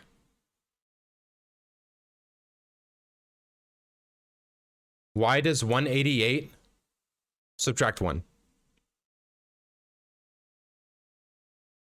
There are relations between these tiles. Run the numbers. Okay. So 3 and then 191. Let's run the numbers for this at 7122 at 191. Okay. We need to do days played is 191. And then we're adding 1,000 to this number. So basically, we're adding, it's going to be 114 and then 191 days. So that's basically the days played. So 1,000 is 1 y. No, it's 1 y. So that's 2,000. So it's 115 191. This is our new seeded random times this and offset plus this intercept and then mod 1.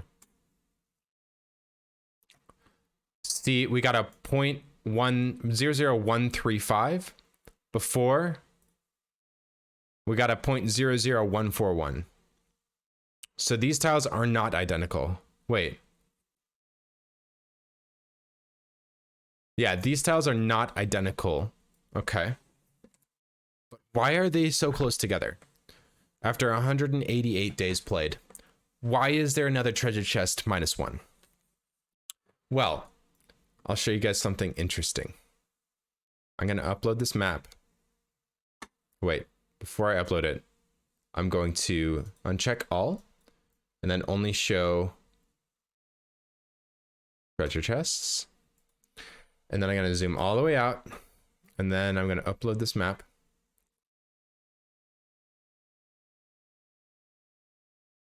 Uh, 10,000 tiles by 10 by 100. Now take the difference of those two seeds and multiply it by index 1 offset. Wait. So the offset is this, and you're saying take this minus this. Wait, I have to copy it. That. And then this. So this minus this equals that. And then multiply that by the offset.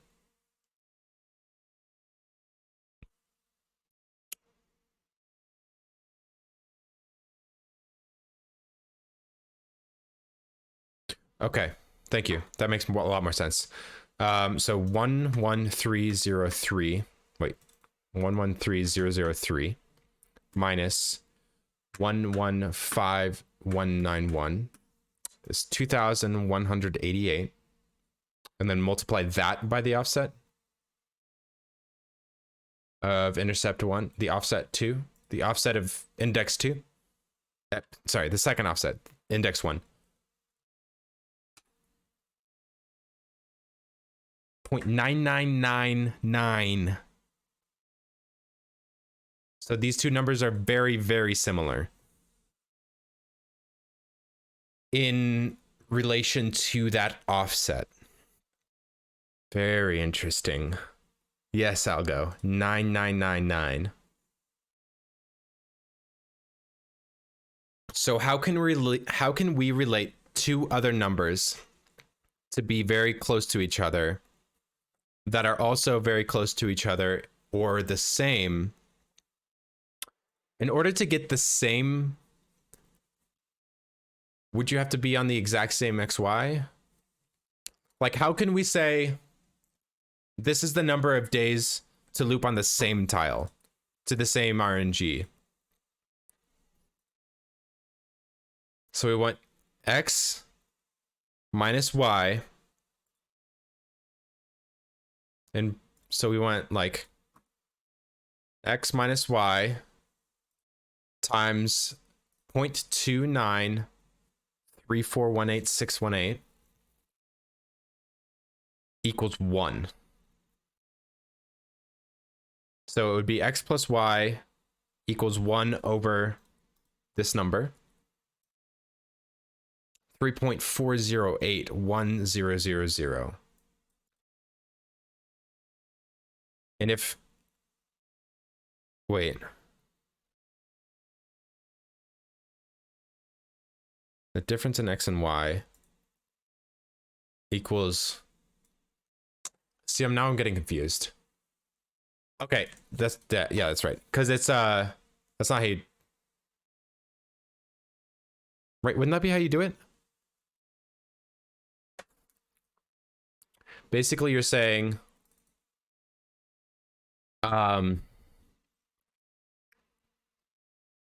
X minus Y times offset,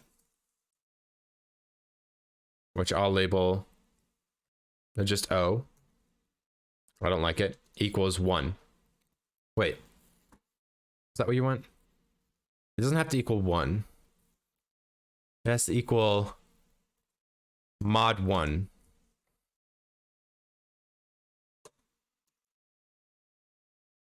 How would you say that arithmetically? That's not the right word. The mod of the result, the mod 1 is 1. How would you say that? You would say the mod 1 of this statement equals 1. And I don't know enough about the mod formula. Wouldn't this just say subtract the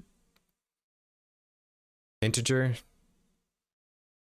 So the decimal point of this equation equals 0.999. It cannot equal 1. 0.9 repeated.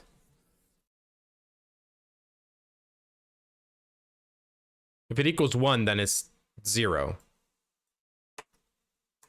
It would be, yeah, if it's 0, then they're exactly the same, right? Oh yeah, I guess it can't be 0 or 1. Yeah, so let's just say 0.999. That's confusing.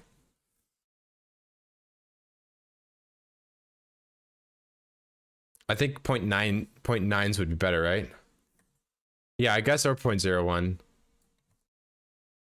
Like, I don't know how to evaluate this equation.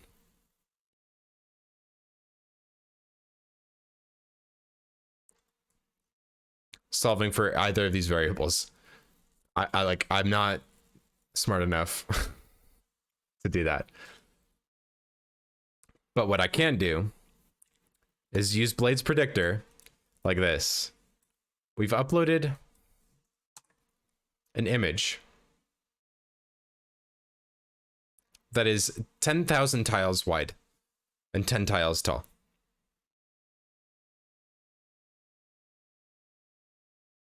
And on day 3, we have a treasure chest at 27. I would brute force it. Yeah. And then, look, we got one at 27 and 70 and 113. And I'm not even going to move my mouse because I know it's 43. So that's 56, 156. And then another 43 is 199. Treasure chest.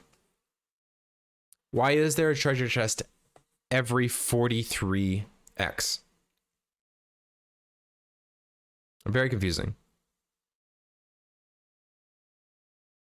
For a number in large list, do math and print desired result.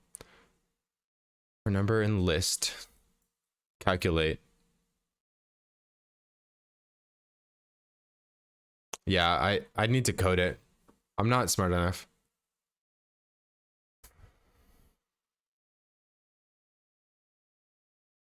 Can you explain a little bit more what you mean by that statement? The seed difference, which was this.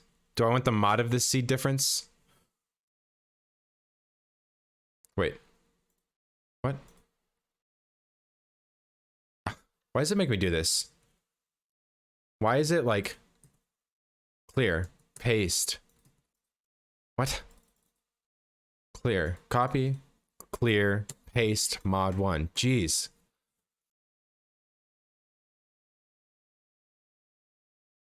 Thanks for helping me with this, Blade. I'm enjoying this.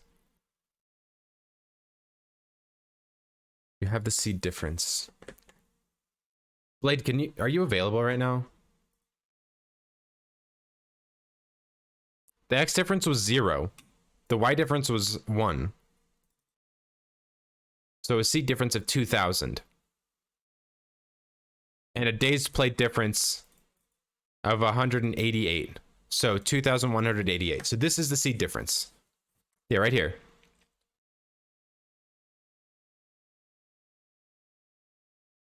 Okay, no worries. Me too. We made HelloFresh.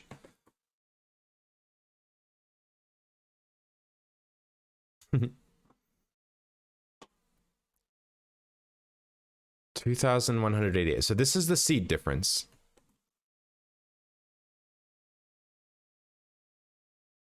Oh. Wait, so if I want the seed difference to basically be the difference in X, like if I wanted to loop on the same tile, the difference in X, Y, and seed would be 0. And then the only difference would be the number of days played. The X difference here to here on the same Y value. So like say we're starting on this one, 7121, 43. So the one over here on 21 is 28. 28 plus 43 is 71. What of your food? I need to go eat it. Chicken. Stuff. I should probably go eat. But okay. So basically you're saying the seed difference between two tiles on the same day, if it's 43 tiles apart, that's 43,000. Oh. Yeah. 43,000 times offset is 0.0005. And 0.0057. So this is saying every time you go 43 right, say like assuming here, let's look at this big image again. So look, this one only has 2 lines, but if I go left 1,700, oh shit, I need to change the parameters so that it refreshes. Blade, is there a way to, when you change, can you, okay. There's something in the predictor that I'll type in your Discord right now. Typing in your Discord suggestions for the predictor right now. Predictor suggestions, make changing uploaded map update calculations. When you change the uploaded map, it does not upload the calculations. It does not update the calculations. Okay, so look, here's a line of 6 treasure chests. It's kind of hard to see, but these are all separated by 43 tiles. So this initial one must be in the low 0.000 number. And then if you add 0.0057 multiple times, you get a 0.00114. So that's 2 lines, 3 lines, 4 lines, 5 lines, 6 lines.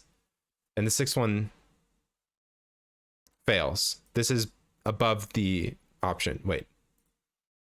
Let's say this first one is 0.00000. We don't know what it is, but it's less than that 0.00057.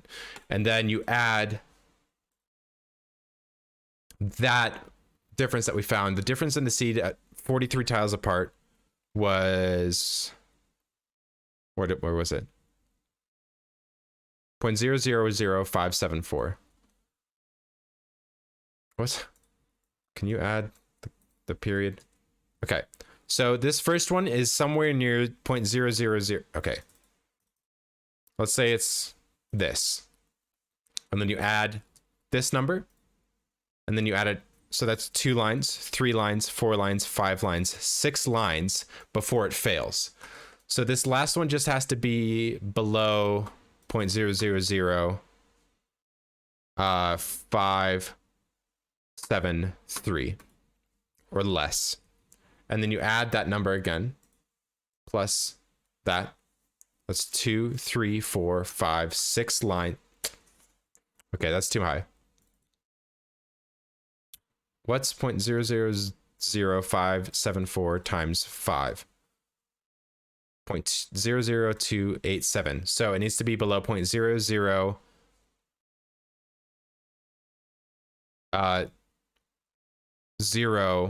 071. Okay, so that's the first. So I know because there's 6 lines here, there could never be more than 6. But if this number is below 0.00071 for this tile, which we can calculate and prove that it is, and then you add 0.000574, 1, 2, 3. Okay, 1, 2, 3, 4, 5, 6. Okay, we were a little bit off by 0.00076. Okay, so it has to be basically 0.000. What did I say? 0.00007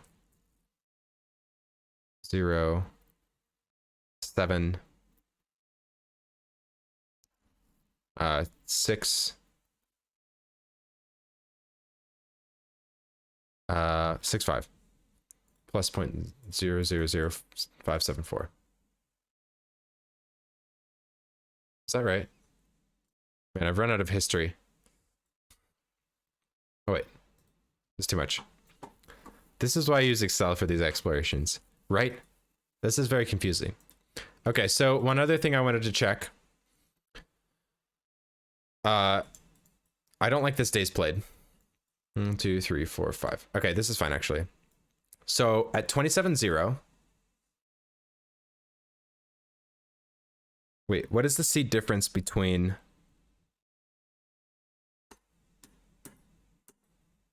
$1,794,000 times the offset? 0.0006. So every 1,794 tiles, there's also a tile that passes. Every 43 tiles, there's a few lines of passing. Yeah, Google Sheets. I need to make a Google Sheets for this.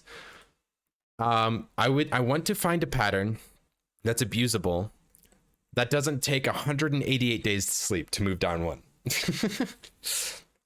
That's what I've been working on today with Blade. Thank you for coming to our learning seminar, and thank you everyone who left who's not interested in this kind of stuff. Guess what? We're still playing Stardew Valley. It's behind all of that stuff. It's still here. Let's get a geode. We're talking about Stardew Valley code, and we're playing Stardew Valley. Math stream, Excel stream. Only the nerds are here now. If you're still here, you're a nerd. Or you went and watched Blade instead when I told you to go watch Blade. In that case, goodbye. It was nice knowing you. Okay, we've got a rock. Look at this. Look, we're gaming. Okay, I gotta go eat dinner. Now apply your newfound knowledge to understand your clay patterns.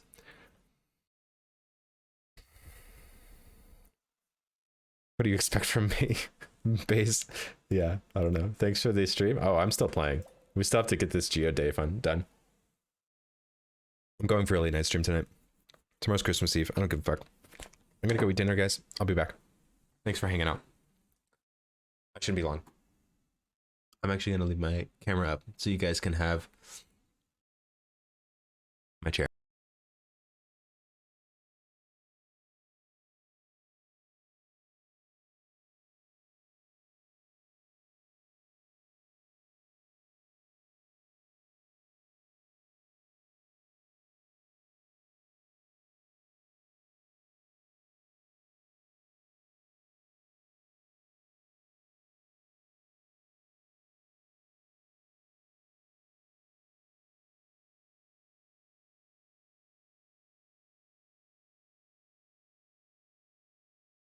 He's back, and I figured it out. The equation that we need.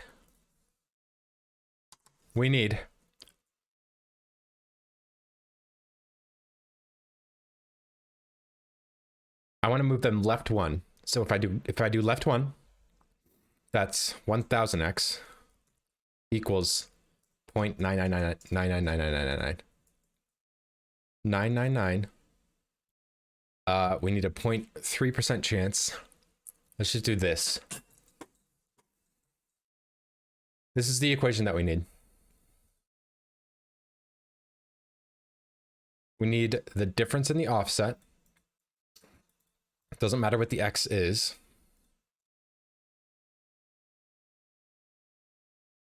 I think. The difference in the offset, or the difference in the seed times the offset equals 0.9999999 repeated or whatever. So if we take 0.9999999 divided by the offset, it's out 3.4.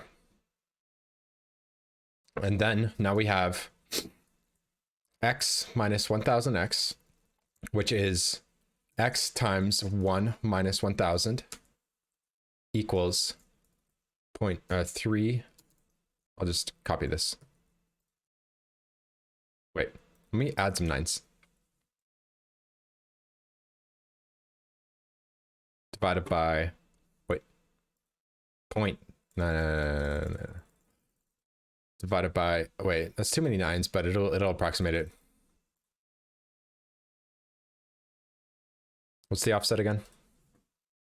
0.29 something. Oops. Dang it.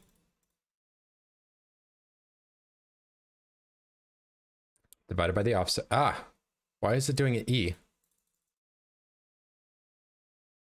Stop it. I keep hitting the wrong number.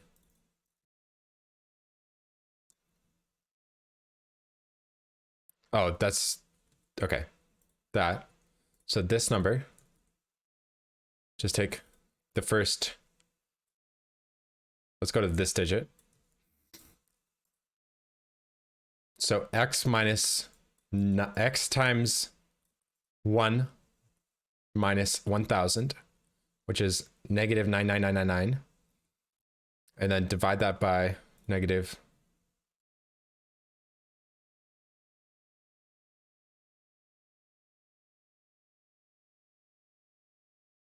So in order to move left one, x needs to be 3.4112. That's shoot. It's a little confusing.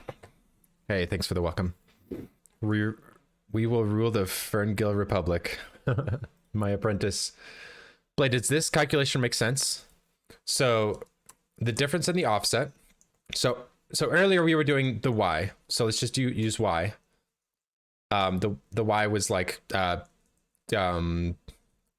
just the seeded number, including the days played. Oh, and we want this to be the days played. So to move left one, we need 3.14, a difference of 3.14 in the days played. We want this to be a 0, like almost an integer.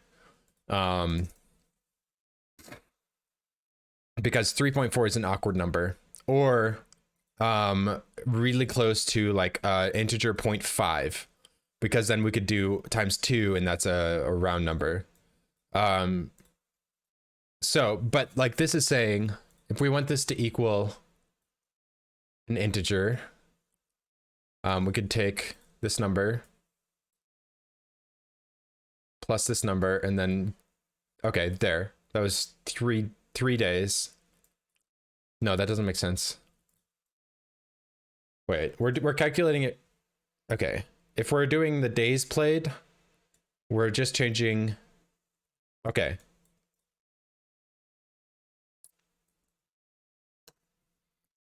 Wait, if we move, I know there's not going to be a great pattern for staying on the same tile within a certain number of days. You're probably going to have to move them every few days, every X days.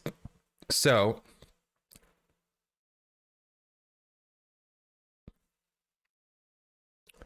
that's basically saying, okay, so we're saying this is the original seed.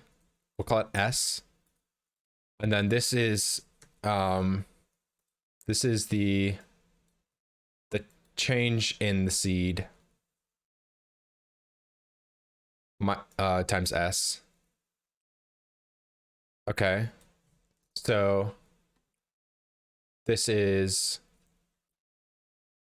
X,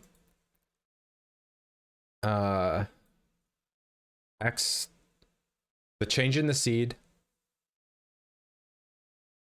No, it's gonna have to be S. So the seed times 1 minus X equals this. So 1 minus the seed, the change. So the seed times the change needs to equal 3.41. And that means we need 1 minus the change in the seed. I closed it. Shoot. Crap. 1. Let me do this again. So the offset times the difference in the seed, which is seed minus the X of the seed, equals 0.9s. And then that was 0.9s divided by the offset was something like this. So that means S minus X of X. I don't have a delta signal, needs to equal 3.4 something. So that means S times 1 minus X equals this, which if we move the S over, so 1 minus the difference in the seed needs to equal 3.4 divided by the seed, the initial seed. And if we just set the initial seed to 1,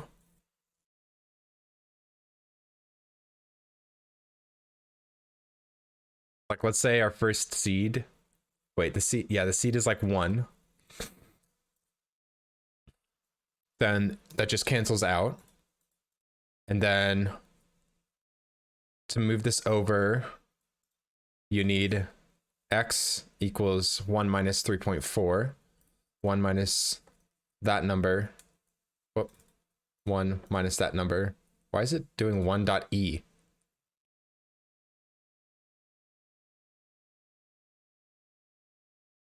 Or we could just do negative X. Negative X equals 2.4. So we need the change in X to be 2.4. Okay. When does this equal a whole number? Let me clean this up a little bit. Why is it doing this E?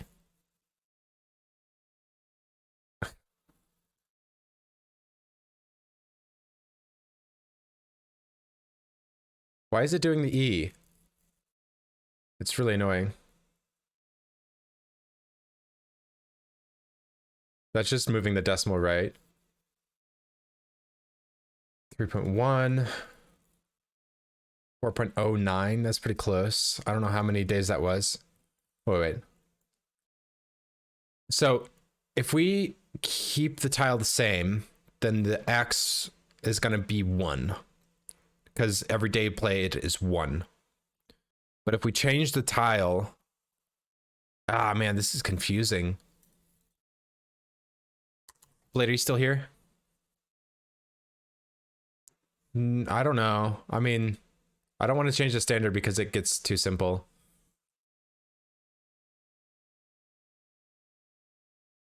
That 12.0 is interesting. How many days was that? 1, 2, 3, 4, 5 days. So let's check out this 12.0. Wait, that doesn't make sense. The change in the X. What the? This is getting a little confusing to me now. We're trying to say, okay, let's say we move it left 1. Actually, from earlier, it was seeming like moving down 1 was like 188 days. So let's see if we can figure that out using this method. 188 days and a downward movement of 1, which is 2000. So, stop doing that. So it was like 2000. This was the change of seed to move down 1 after 188 days. This doesn't make sense. But if I plug this into here, no, this still doesn't make sense. I shouldn't be multiplying here.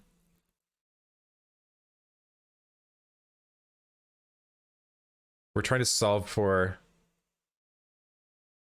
Okay, hold up.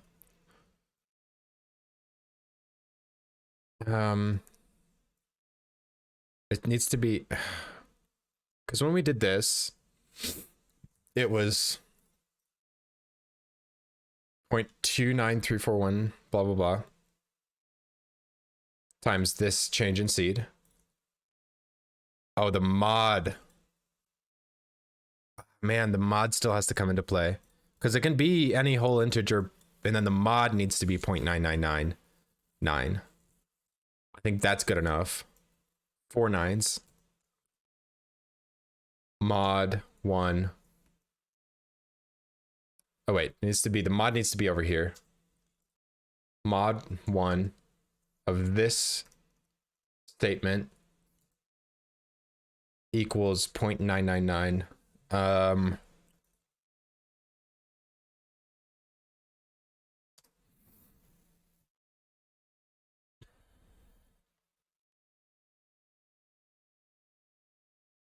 Talk about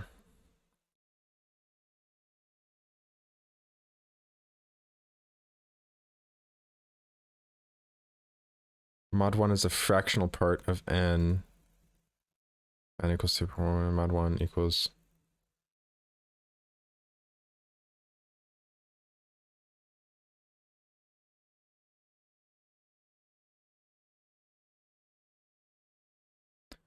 I don't know how to do the inverse of mod.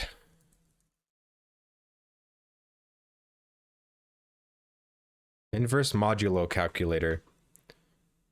We look at x for x. We look for x such that ax equals mod 1. 1 mod m. The inverse of mod in this sense doesn't really exist. Yeah, but this is the equation I'm looking for. So this is basically the difference in the seed, the difference, so the seed minus the other seed. Let's just do seed and then x. Yeah, because x is the second variable that we need to calculate. We don't need x like that. Okay, that makes sense. I don't know how you would do the mod of this. This is difficult. I'm not a mathematician. Where's Valiant Sun? So basically the mod of that is 0.999. Does this actually make any sense?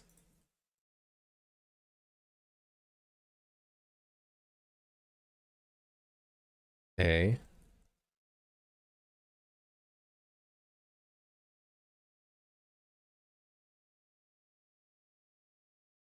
times X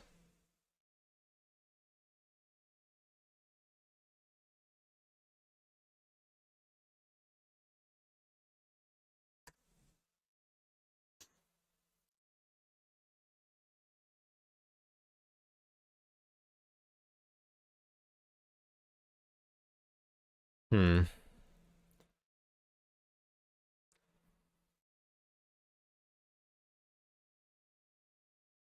Oh man.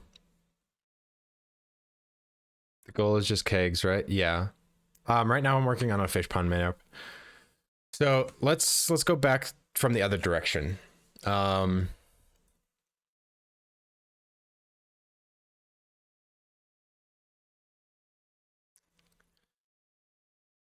Let's put the farm map back on. And then change the population.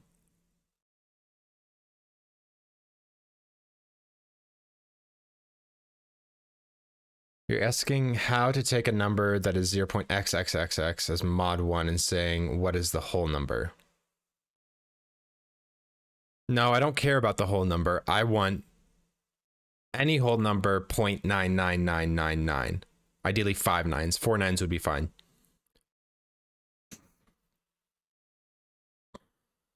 This is a really interesting math problem, actually. So how I do things in the past, which is a little weird to do here, but I just like increase the days played and see what happens. And it takes a while.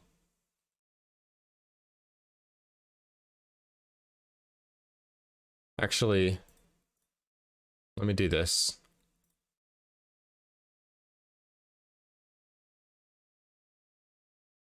There. So what I did in the past, and this is how I figured out the clay patterns. I just put my cursor on 7121 and then increase the days played or the dirt tilled until there's another one next by it. So let's just do that. 4, 5, 6, 7, 8, 9, 10, 11, 12, 13. So 13 gave one at 2, 4, 6, 8, 10. 10,000, a difference in 10,000. Okay, that's 13, 14, 15, 16, 17, 18, 19, 20, 21, 22, 21? Wait, 21. Right there. That's what we're looking for. 45. That didn't work again. 3, 24. So 21. Okay, so the reason why this worked once but not twice is that at 3, you can see we are at 1, 2, 3. They're on the third line, maybe even. Yeah, we're on the third line of 5. 1, 2, 3, 4, 5. You see this fifth line there. Right now we're on the third one. And then if we go to 24, this is plus 21 days. You can see it move down 1. But this one is the first of 1, 2, 3, 4, 5 up to 6. I mainly do pure math stuff, so I might be able to figure out something. Okay, that's fine. So this doesn't correlate to the same line as before, but actually I like this better. So we use the seed -2, and I want to go back 23 days. So I'm going to do a seed of -46 and then go back to day 1.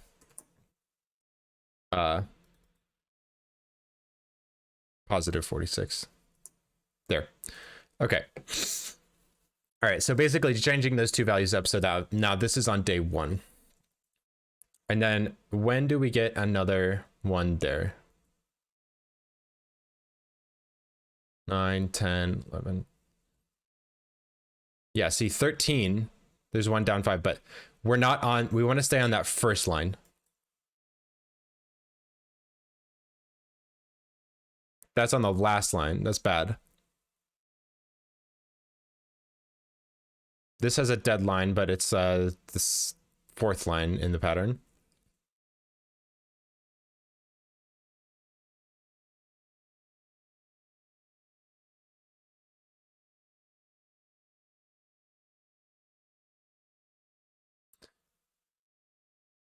That's not terrible.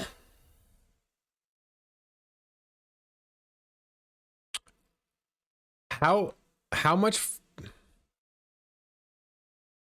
in that s times 1 minus x, you want x to be as close to an integer as possible, correct? No, the change in the seed is always going to be an integer. It's going to be some multiple of xy 1000 comma 2000 plus the days played, which is always an integer. And ideally I want it to be, okay, that was close.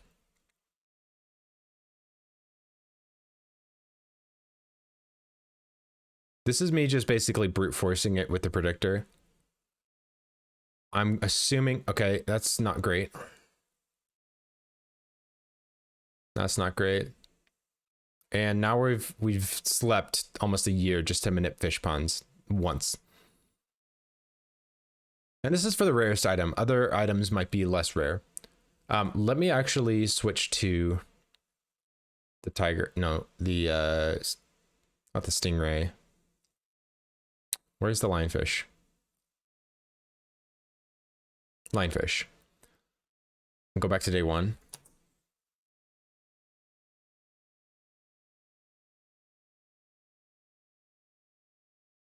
Oh, I don't have the this should be the same actually. If I find the lionfish egg, if that's possible. I love searching through this list. There it is. Yep, see 7121. 7120. Yeah, that's where it was before. This is the best seed. You done messed up, AA run. Yeah, that's the route that we're working on. Okay, yeah, you can see the tiger slime eggs are similar, but I'm actually going to upload this map here, and we'll be able to see that there's probably a larger chance for the tiger slime egg to spawn than there is for tiger.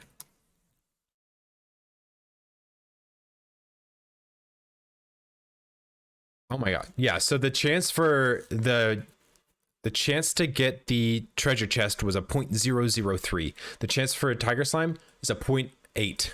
So we're gonna have a much larger chance to get these tiger slime eggs. And you can see that here, these lines extend much farther. Actually, they almost hit each other. 13, 19 to 115. What is 1319 minus 115? 1204.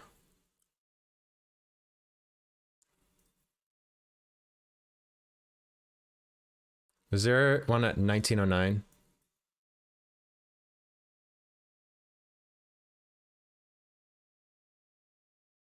Yes. Can you code me a fourth white Plebo? You're right. Okay, so you can see these lines, these are all 43 apart, and they just go on and on and on. So this is going to be much easier with tiger slime eggs, which is actually the item that I'm doing this for. I'm obviously manipulating treasure chests will be very difficult and take much longer because they have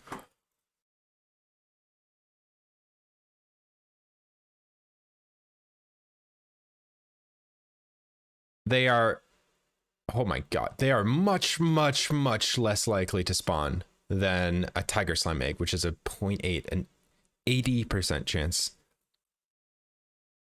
rather than a 0.3% chance. Okay, so we're gonna get a lot more. So now, instead of that, I know that my manipulation is probably going to rely on some multiple of 43, because the 43x line that goes across. That's 43,000. A difference of 43,000. And any seed. So say we're using okay, let's just go back to this. Why does it not show?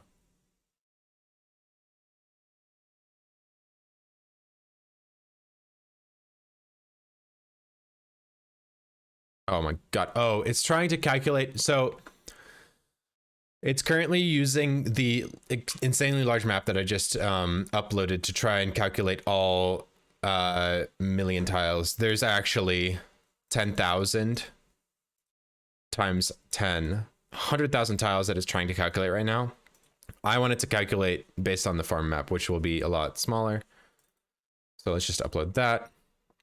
And then when we change the days played, it should update much faster. Okay. Actually, can we go, do we get one on? Okay, yeah, let's just use seed 0 day 1. So currently,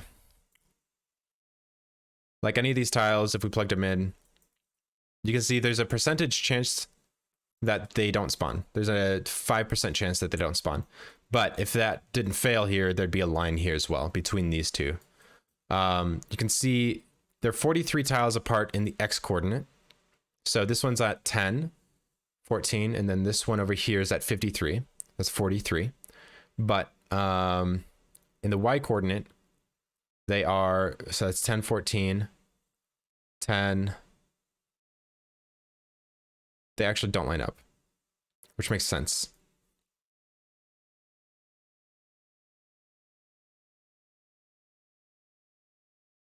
It's like 14 to 35 and a half. So that's that line 3964.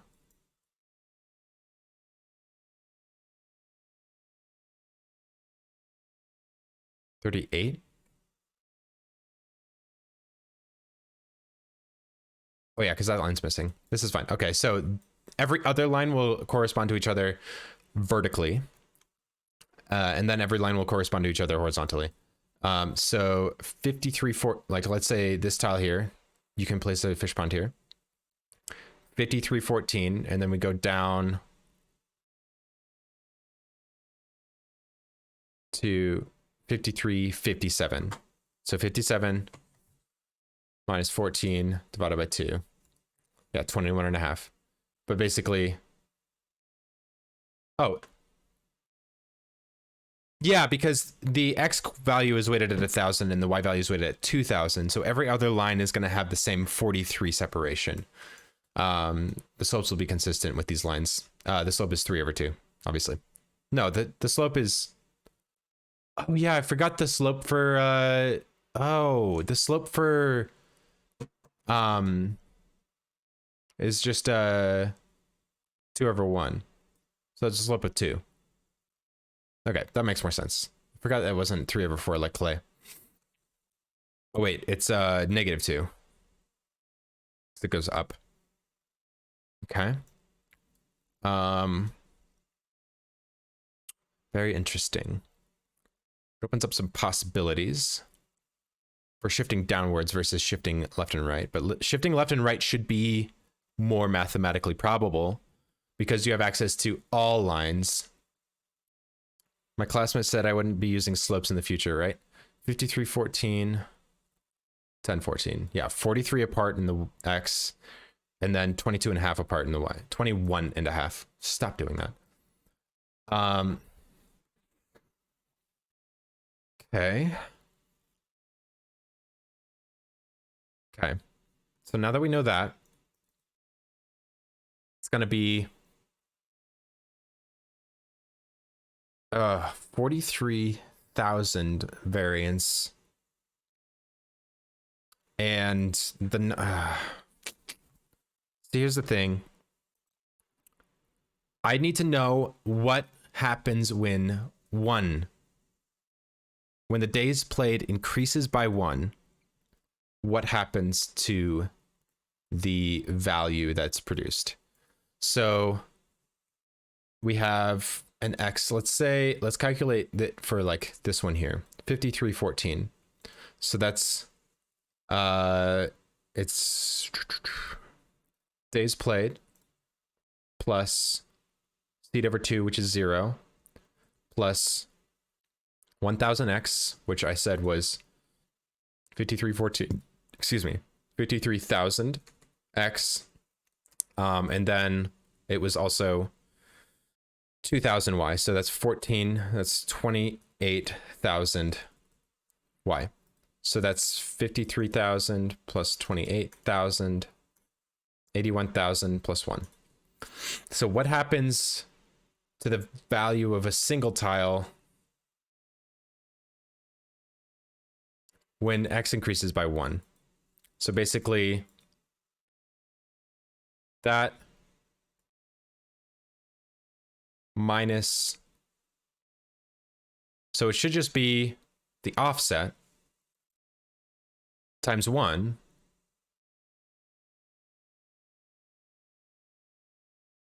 increasing days played for a single tile means you just add the offset. Can't remember what Blade said for this. One sec.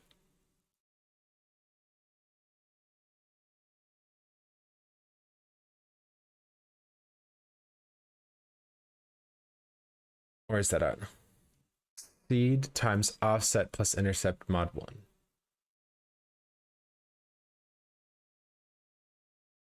But then when he said to calculate the change, I need to copy some of this.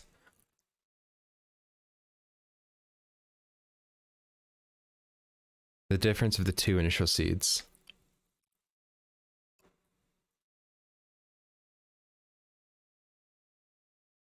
Times the offset. So if the difference of the seeds is 1 times the offset, then it's going to change basically 0.293 every day. And then if we just add the offset to itself,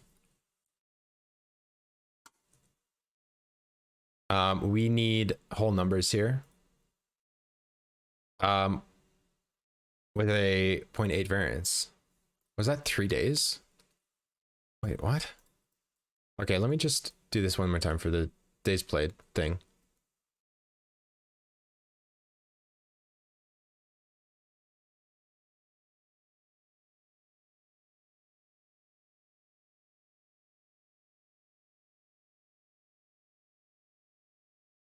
$15 days is left 1.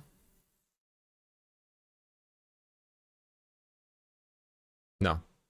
1, 16, 31. No.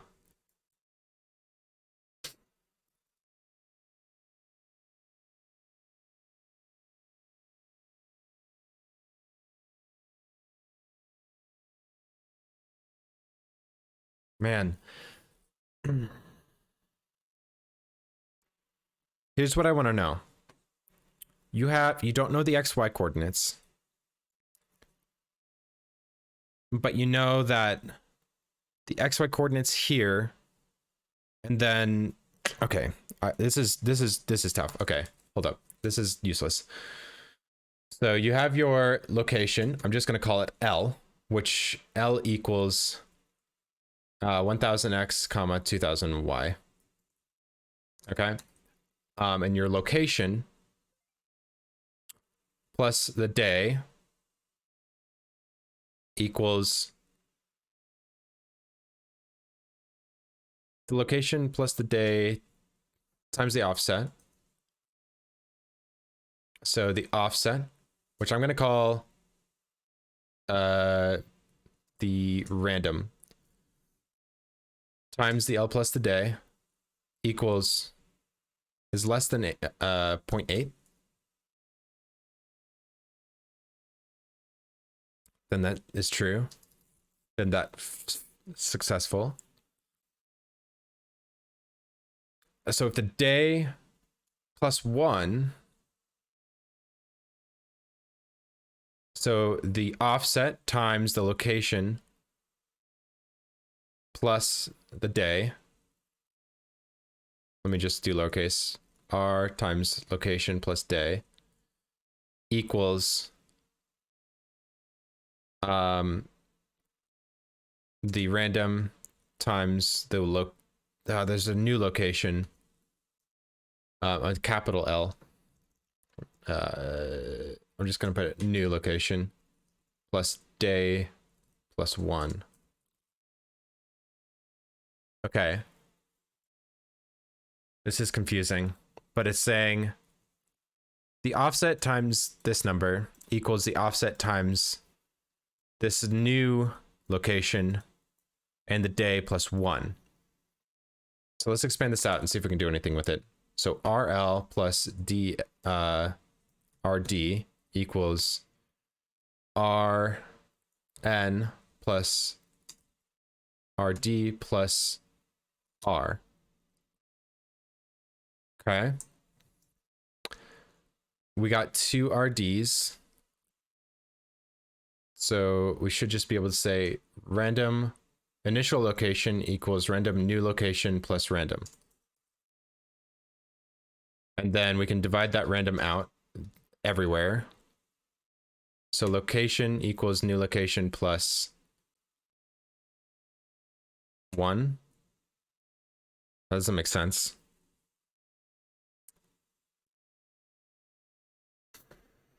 Ah.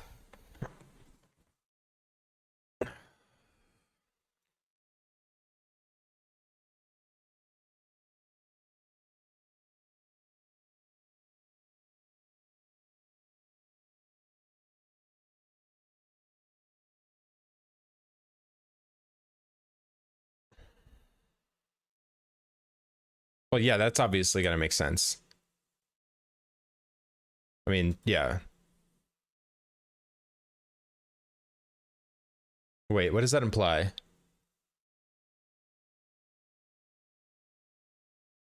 I think we need to plug these values in now.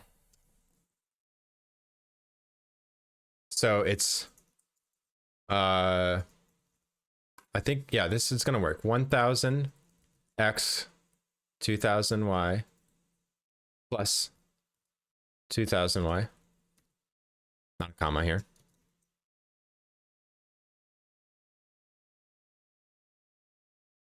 R equals the offset. That's the randomness. Location plus, wait, D equals day. Why is the day dropping out? And then N,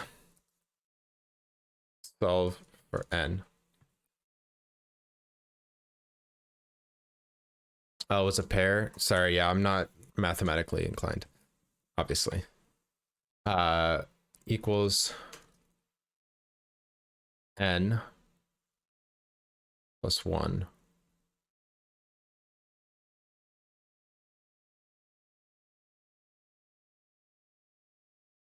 N should be an XY coordinate.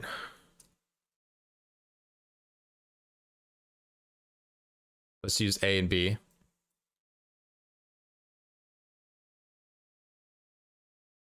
A plus B, right? A plus B plus 1.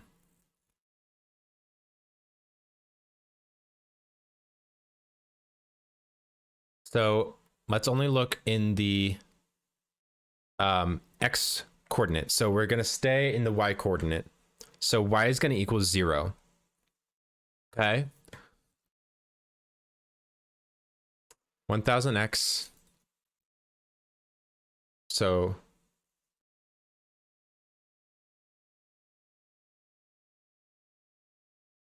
this doesn't make sense.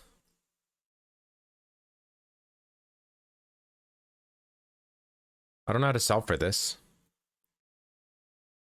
Like if we plug in an X value, say 51. It's 51.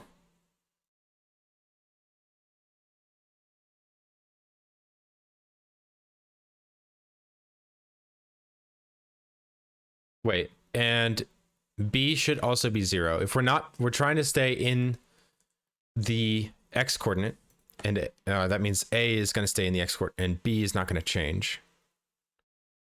So 51,000 minus 1.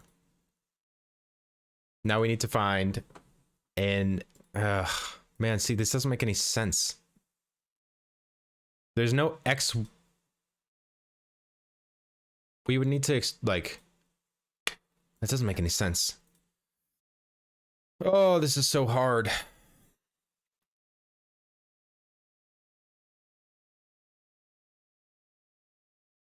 What are you trying to get to? Sorry, I missed the beginning of this. I am trying to say, check this out.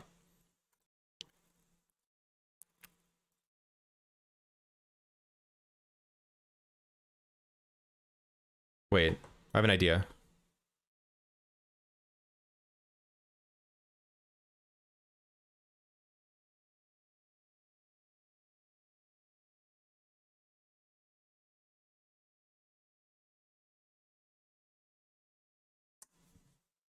That's not right. Because I'm still forgetting to like consider the mod.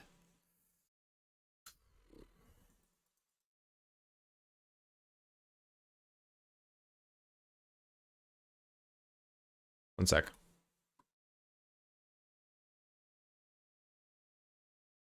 $9,547.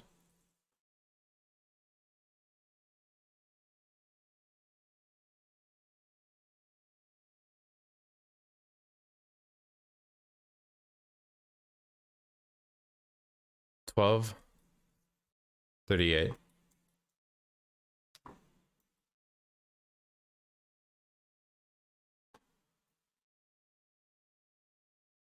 me see if this still holds up from what I was finding before.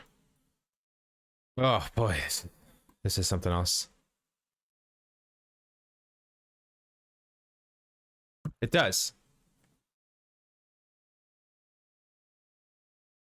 Okay, so here's what just happened.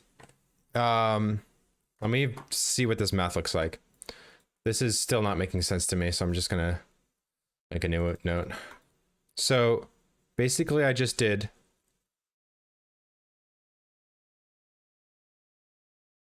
the difference in the seed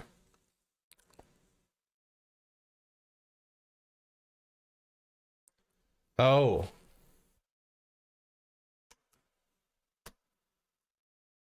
8309001 times the offset. Hold up. Wait, I shouldn't have.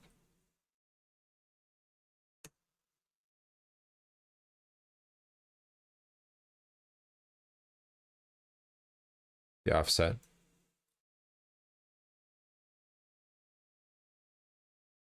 $8309001 times the offset. Oh, that doesn't make sense.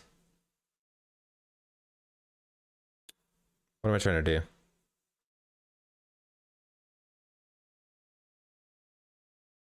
I've noticed a pattern that it looks like one tile moves left 8,309. So let me take two calculations. The first one being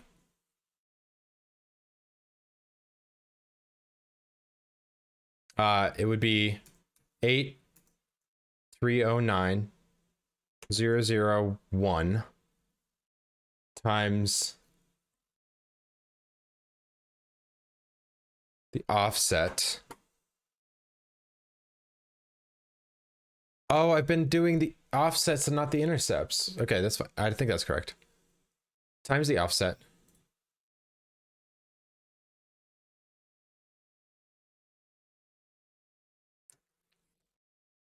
And then the other one is going to be 2 times the offset. So I think it's going to move left 8,309 tiles, which in the X coordinate, that's 1,000 extra. And then we're adding 1 for the days played. So it should be 2. 8,309,001 times the offset is 0.59038 and then 2 times the offset, and then minus, cancel, this minus, there, that minus that, no, include the decimal point, that minus this equals, oh my god, come on.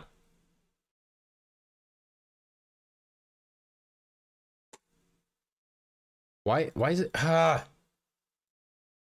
copy that number, paste it here, minus, bruh, why are you doing this to me?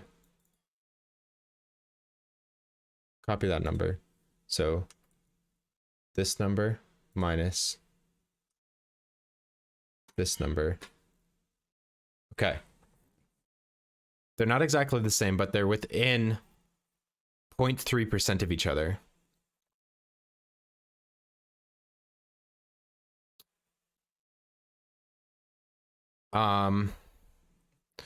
Basically, I'm trying to find two numbers that are,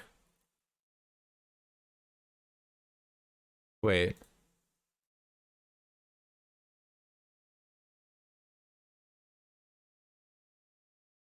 This number apart. What's that times the offset? No. Times the offset. 0.003. Okay, these numbers are 0.3% close to each other.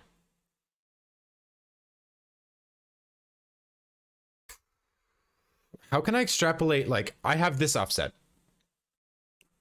How can I say, like, what two numbers multiply this by this offset have a mod of less than 0.005 or something like that? Or at least a mod of 0.01 or something like that. I don't know how to find a list of numbers that give you that. It's a very confusing problem for me. I probably would have to write some code to figure it out. But for some reason,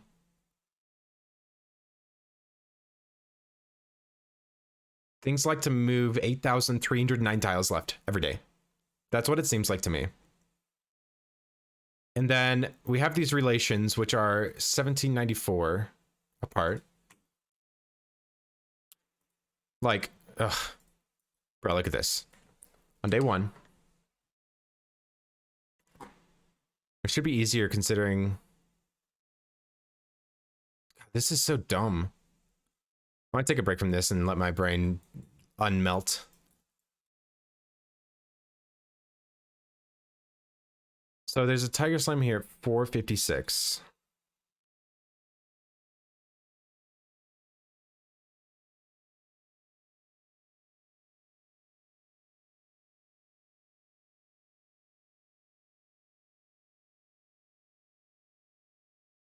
$4.63 minus 4 times 1794.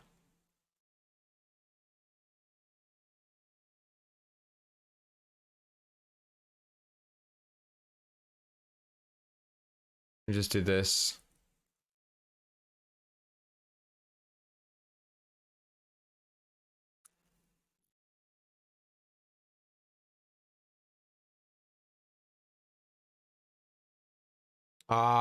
Okay, I'm getting confused. I'm gonna take a break from this for now. I'm getting very confused. And we're not making any progress on my challenge run, so I apologize. I got deep into that rabbit hole of fish pond manip, and I need to escape. We learned some stuff. We're gonna have to come back to that with some fresh energy. Make sure I save all of those. Is just... Actually, I don't think I need these. Alright, we'll figure it out. We will figure it out. Okay, let's get back to the geodes. I'm sorry about that, guys. I got very distracted there. Let's see if we can finish this day.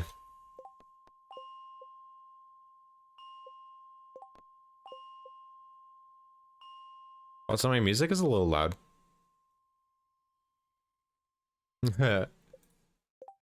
Nerd time. Yeah, we went full on nerd there for a bit. I couldn't quite figure out what I was trying to do. I'm not smart enough. Everyone was very invested. So basically my goal for all of that was to say, like, okay, if you want to get level 10 fishing as quickly as possible, you want to get a bunch of tiger slime eggs from each other, from fish ponds. And to do that, every this many days, move your fish ponds this many tiles. And that's it. But it's like, it's like, I don't want to have to move your fish ponds every day because that's too much movement and I think it's going to be too confusing and difficult. But also, I need it to be something that's reliable. Because, like, you could say, in the same way, like, oh, I'll keep doing the wrong order there. I need to click and then E.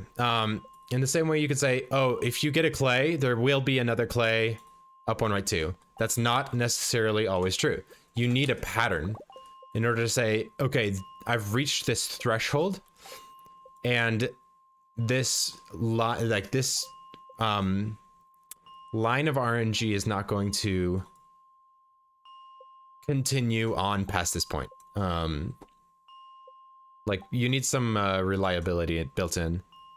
Thought that's what we were doing, but I didn't know enough about the underlying offset stuff to fully work. So the offset stuff is basically how the game uses the randomness in C to generate seeded random stuff. It's complex. I barely understand it. Blade just explained it to me and did like, it kind of makes sense. It makes sense enough for me to do some basic calculations and get correct answers. I don't know why two specific tiles are related.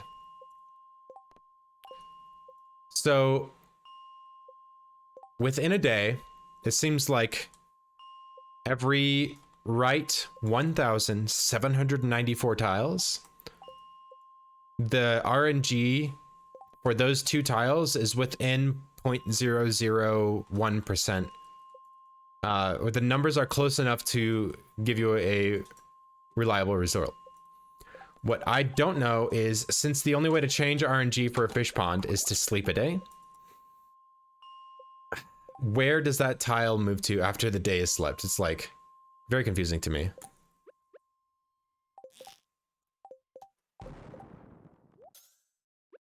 I would like to start moving before that happens. I love fish sliding. We need to find a better name for it. It's called pole vaulting.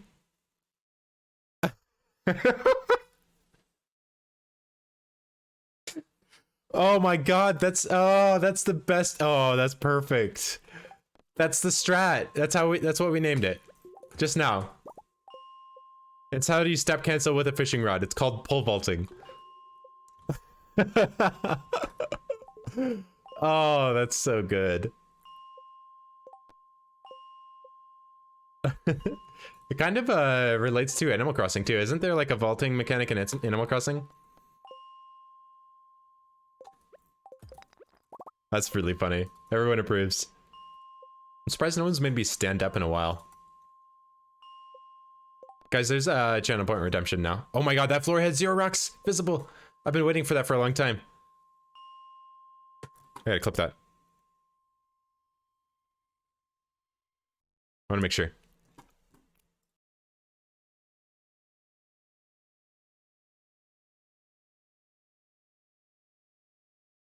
Wait, where did it clip?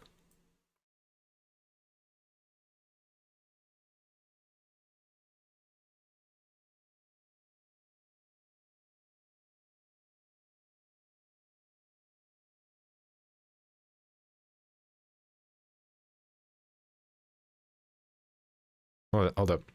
I'm very distracted today. Oh my gosh. Huh. Weird. The clip function didn't work like I was hoping.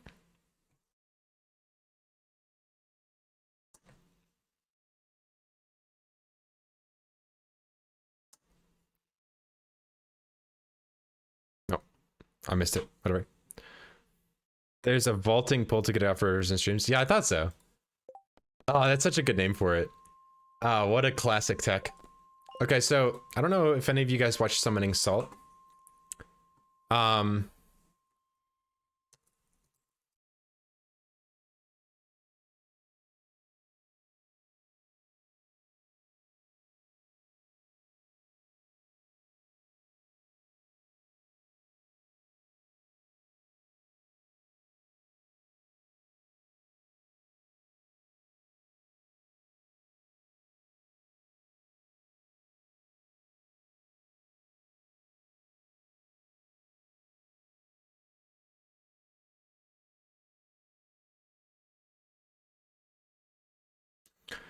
There are people who don't watch Summoning Salt. So I just watched his Lego Star Wars speedrun history, and it's really inspired me to work on some 1P2C stuff. So if you don't know what that is, in Lego Star Wars, it's meant to be a 2-player game, and you can add in the second player. They used to not allow this, but now they do. You can add in the second player with a controller, but you have to play as that second player yourself. You have to control both players at once. And it's possible to do that in Stardew Valley. And some of the stuff that you can perform, especially in a speedrun settings, is absolutely broken. You can do death warps, you can do farm warps, exhaustion, same day exhaustion warps, and like so many different things with 1P2C in Stardew Valley. You can get infinite magic rock candy in Stardew Valley with 1P2C. It's insane. And I really want to try stuff like that, explore that territory. Can I shoot this rock? You're kidding me. Wait, that's it. That's gonna hit. And then pole vaults over to there. Yes. Okay, that name is going to stick. I don't care who you are.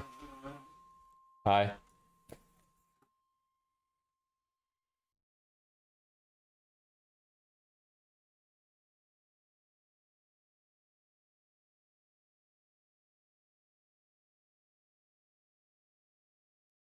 I'll be right back, guys. I just need to do a couple things for a few minutes, so I'm sorry. I've been very all over the place today. I'm not focused whatsoever. Merry Christmas.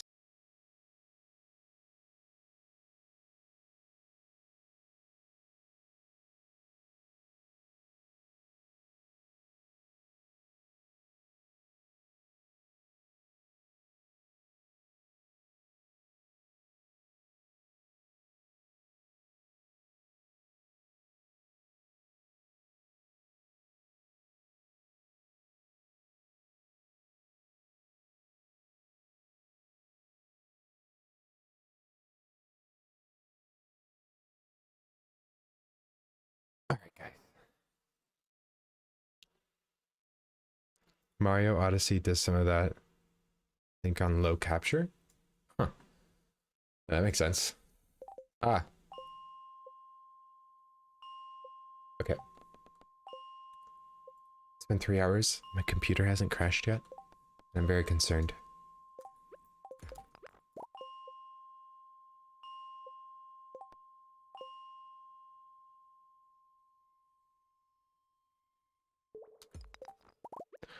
Ooh. That's too many inputs. But it's kind of nice. It saves me a pause buffer. It's all too fast. I like switching my tools in inventory anyway. And the pause buffer should be frame perfect, so. Don't jinx it. I didn't say anything. You didn't hear me. The computer didn't hear me. Guys, it's okay. It's gonna be fine.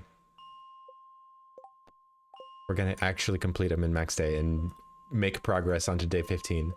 If we make it to day 15, we're actually doing a real Skull Caverns dive, and I'm very excited about it. Okay, we've been getting a lot of diamonds. I'm happy about that, even without our lucky rings, but I want those on now. We're gonna hit here. So I want to shoot.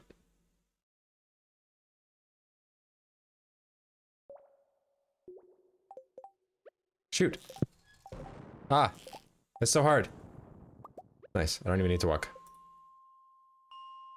I just need to not think about it so much. Yes, we really need to get to day 15.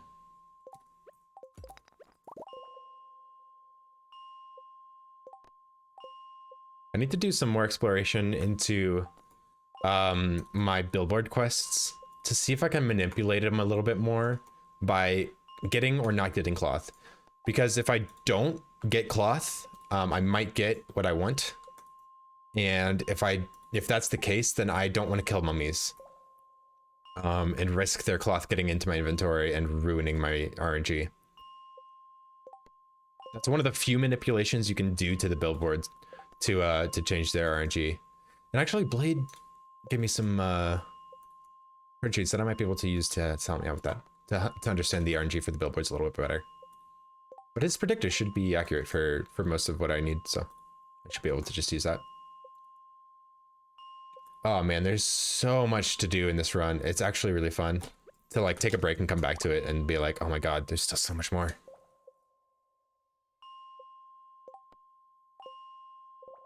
Did you know the shadow guys have transparent eyes and mouths? You can see through them. They're like 2D or something. Kind of cool. Can't see it when they're facing sideways or on the Yes, I definitely want to play day 15. I have no idea what pace we're on for geodes, but I really don't care. I'll take whatever. I just want to get this done. I'm gonna, after I finish this, I'm gonna take a closer look at what I did in the afternoon.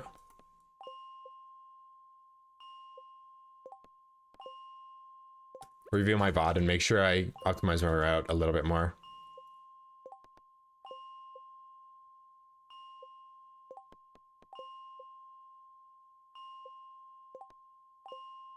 Luckily, we don't need to do an enormous dump. No, we do need to do a pretty big dump of artifacts to get into the museum. Still have a long way to go. I don't know if we can fit it all into our inventory. Maybe we can.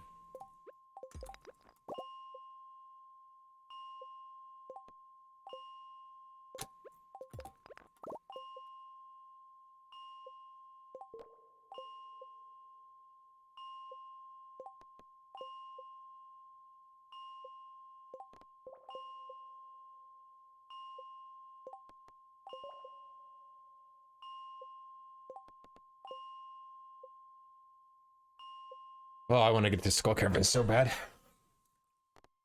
Does anyone want to make me stand up? Could use some standing time. It's like,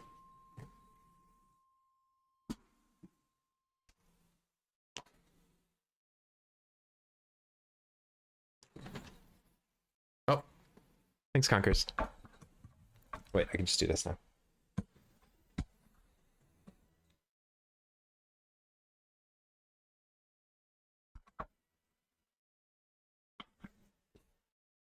Can you still hear me all right?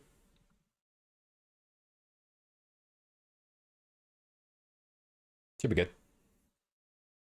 Yeah, looks good. I have to stand for 5 minutes, at least. Or until someone tells me to sit back down. But for at least 5 minutes.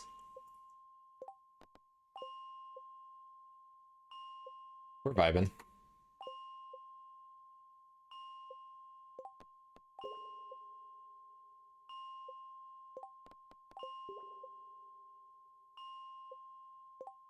I broke my assistant desk by keeping a CRT on it.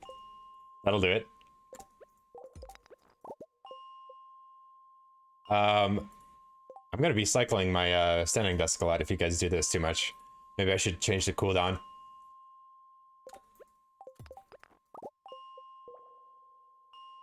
Maybe I could just have it to be like stand for 5 minutes and then the cooldown's 30 minutes or something. Or stand for 10 minutes and then the cooldown's 30 minutes. So I can choose to stay standing after the 30 minutes is up. But if I want to sit down, then I can for at least 20 minutes before someone makes me stand up again. That way I'm not standing for more than half of my life. Because it does feel nice to sit. I stand a lot for work. I'm on my feet all day, every day that I'm working. No sitting for me. Too much to do. That geode rock is so stacked, man. I can't get over it. It's so good. I must have 1,000 geodes in my inventory right now. I'm half a day.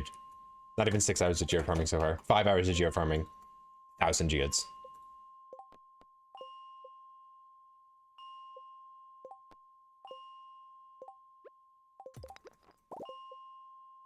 Also, my pause buffering has been mechanically great today when I've been focused. It was kind of nice to take a break from the geode farming and look at some Stardew Valley RNG and kind of learn something about the game.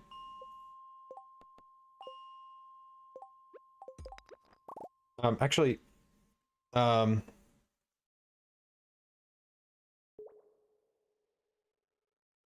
to do this?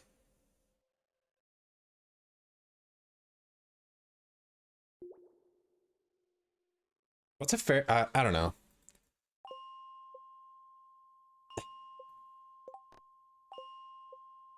I feel like after the 5-minute period is up, like maybe I should have some way to like see if that is on or off cooldown. But like after it goes on cooldown, like I can choose to stand, like once it's on or off cooldown, I can choose to stand or sit. But then like you guys can make me toggle. I don't know. I don't know how to do it. To think about it. And I also need to change my camera settings. Just the standing desk is a little bit different of the configuration for me. But it should be the same. One sec, let me see something.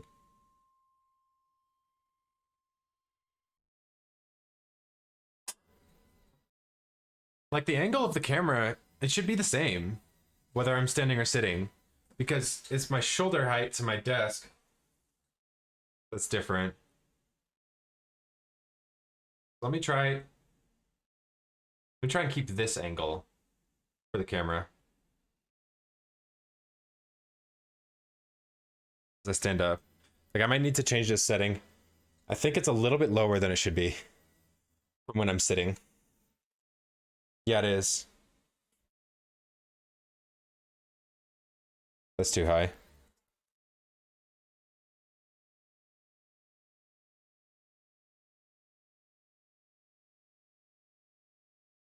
It's about right. We're at 2.4. Okay. I'll keep that in mind. Figure out how to change my settings a little bit. That feels a little better too. Yeah. Okay. It's a little bit high.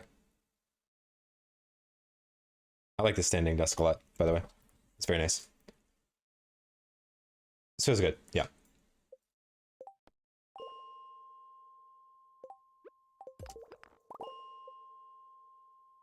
I'm geode farming right now. I'm trying to get Omni geodes and Magma geodes. As many as I can.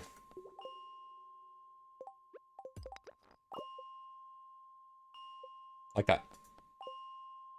Dang it, that floor almost had 0 rocks on it again. 0 visible rocks to me from the elevator at 105% zoom.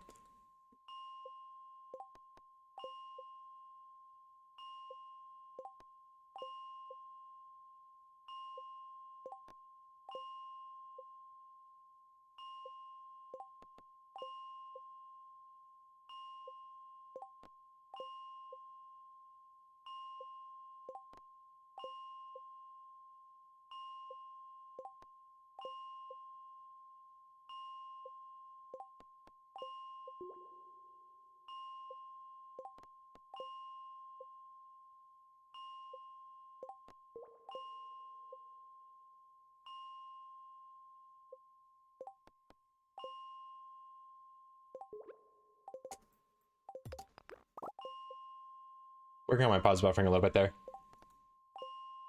That's a gray rock. No geodes from that.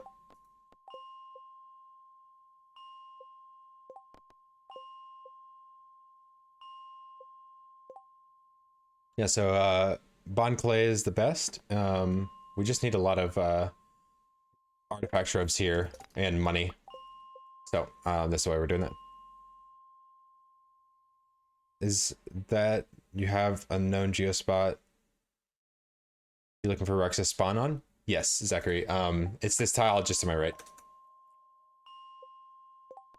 The one that I've been hitting with my pickaxe. That's the only rock I care about. And diamonds. And gem nodes. And actually, I care about all rocks. All rocks were created equal. Except for this one. This one's just OP as hell. It's not the rock's fault. It's the underlying game code. Oh. This is an interesting one. I think I might be able to hit this. But I need to hit the corner of this tile in a way such that it blows up in this tile. Yeah, I think I can hit that.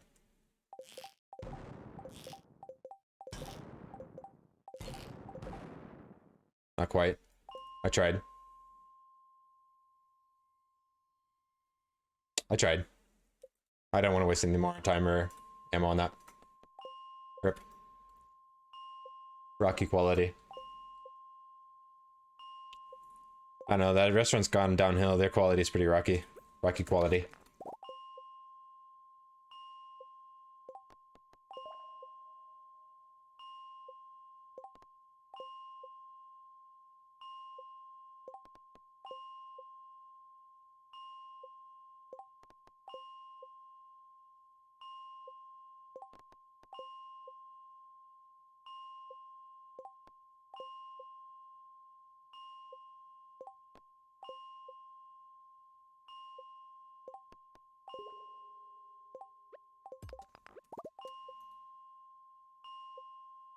Clean. Oh. I failed the pause buffer right when I said clean. Nice. Why is there a step count? The number of steps you take in Stardew Valley on a certain day determine the daily luck for tomorrow, and also what's on the TV for the weather tomorrow. So that means the day after tomorrow's weather. I don't really care about the weather, but I care about the step count. Also, it determines the contents of the saloon's special dish at the very bottom of the saloon. But I really just care about getting the best luck possible.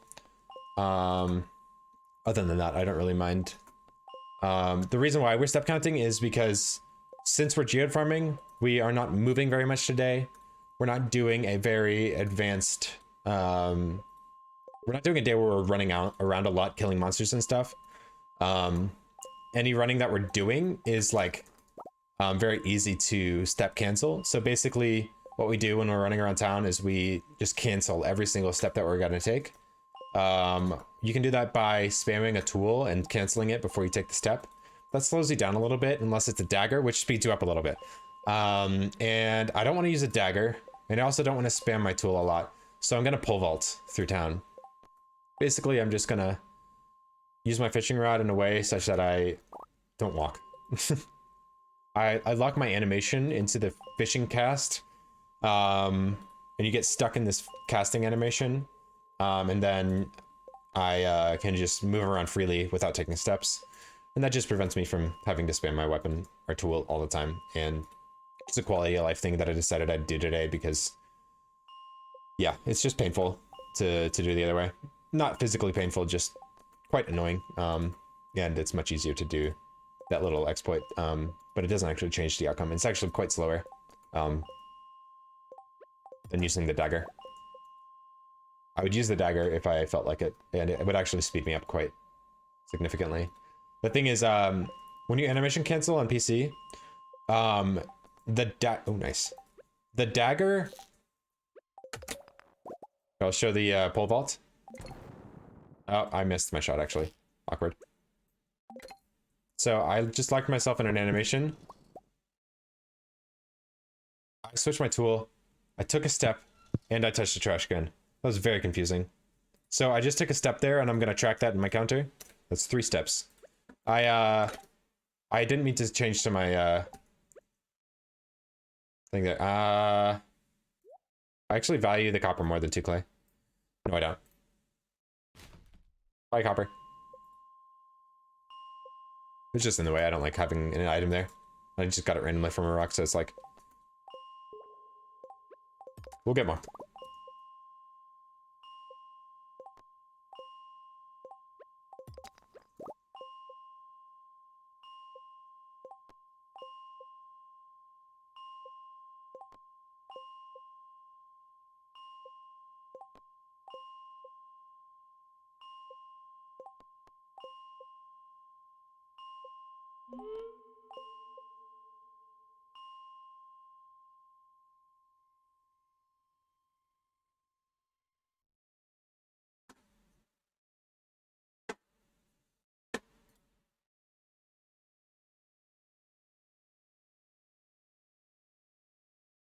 What we had 1,331 geodes on my last attempt. One sec. Excuse me. Love how you learn something new about the game every day. Yeah, Stardew Valley is so complex. The game is just made of spaghetti. So the interactions of like all, thank you. All these little things is just, bless you. No, bless you. No, you.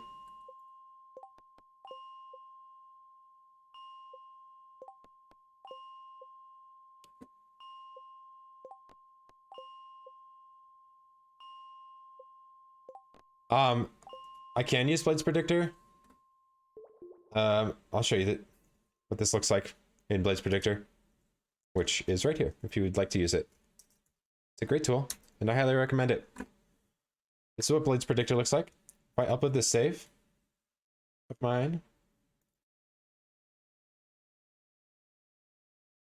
and then go to floor 95 in the mines for the stones, you can see right here, this tile here, it's probably hard to read, but on the bottom left, it says the tile number 8,9. It drops 2 magma geodes, 2 amino geodes, a coal, and an iron ore. And that's what it looks like on the predictor. There's also a ladder here in the corner.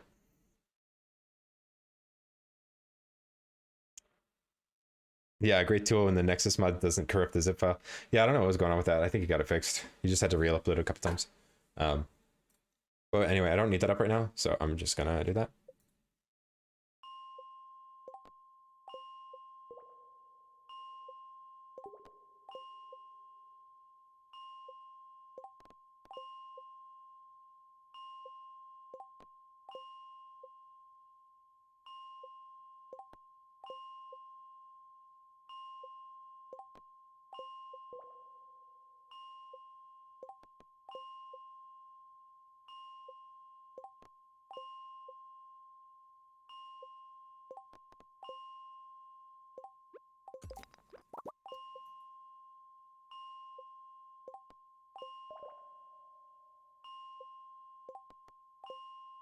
Man, I wish I got my forging XP a day earlier here.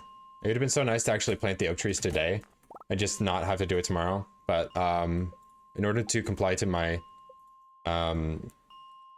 schedule for kegs, I need the tappers in time. And in order to get the tappers in time, I need those trees planted tomorrow. So it's gonna have to be a Skull Caverns day where we kind of cut it off a little bit early. It's gonna cost us some money, but that's why we're geode farming today, to make up for that lost cash.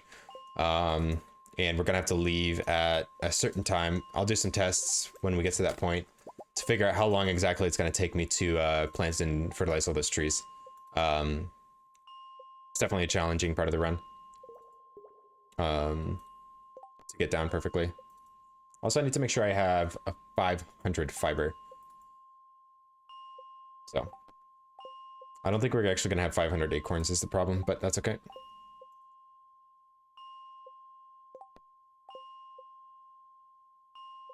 You notice my coffee's out. I'm actually gonna let it stay out.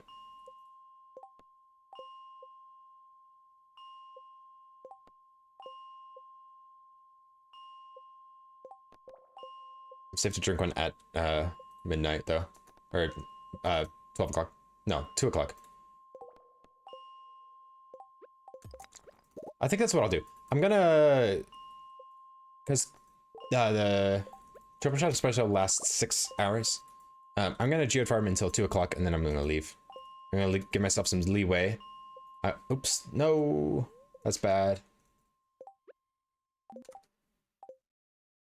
Full vault over to here. That's such a good name for it. Oh my god.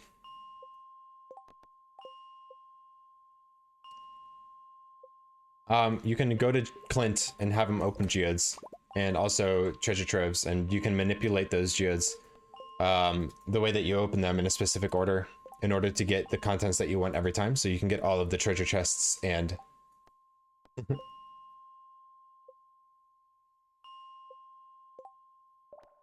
It's good every time.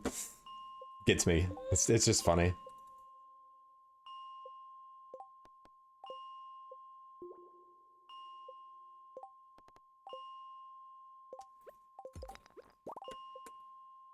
Man, it feels good to stand. I'm like moving around. Oh, the chair's a little too close to me behind me. I'm like moving my legs, getting the blood pumping a little bit. Breathing. Feels good. Dancing to the music. You guys can make me sit whenever you want, though.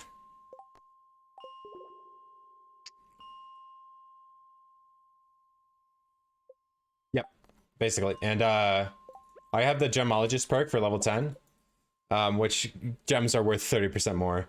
So when I sell the stuff that I open from the Omnis, I get a lot more money too.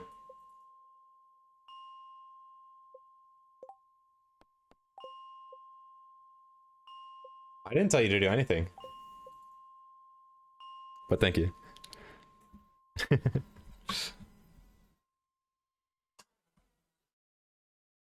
You may sit. Thank you, Spark. I feel like that's a fun little way to interact with stream. You guys get to decide whether I'm standing or sitting.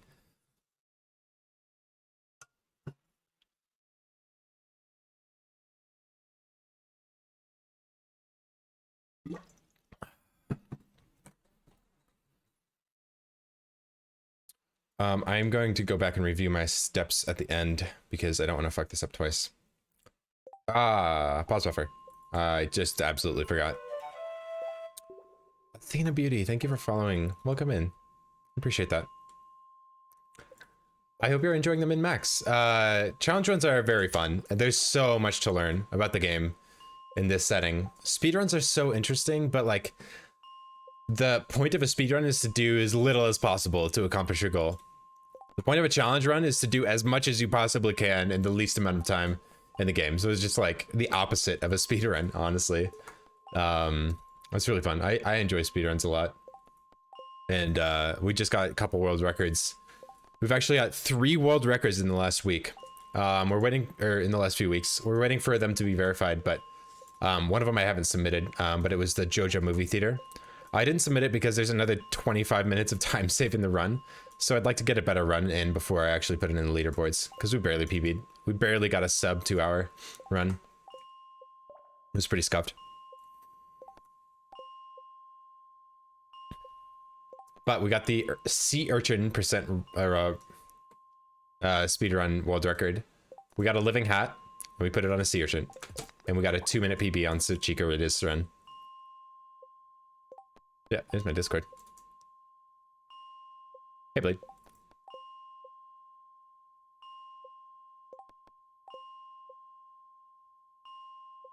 Yeah, that was funny. Blade got the clip too. I always forget how long it takes for clips to process on Twitch. And like to process, edit, and upload the clip is like takes forever. They need to streamline that process. Okay, we are almost at. Oh no, we're at exactly 1,000 geodes in our inventory right now. We're not. What am I talking about? That's not how math works.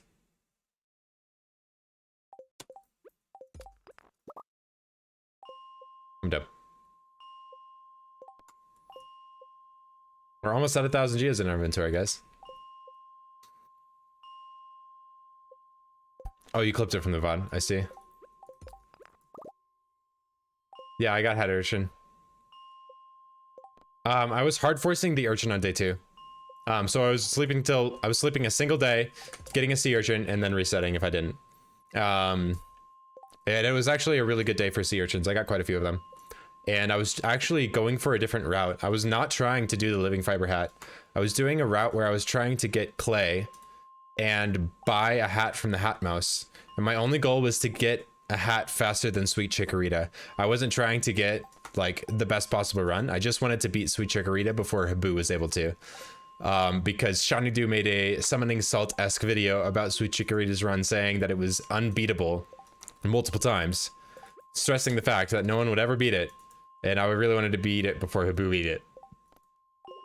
So, I got lucky.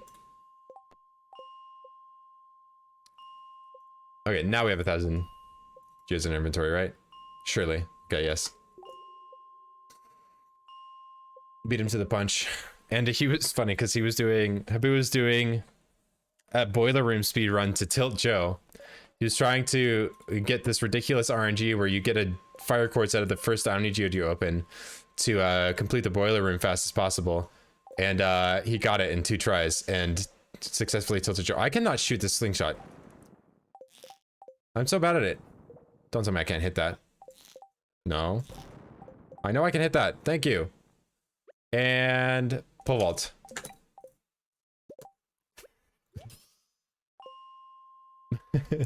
Blade, the official term for using the fishing rods to step cancel is called pole vaulting now.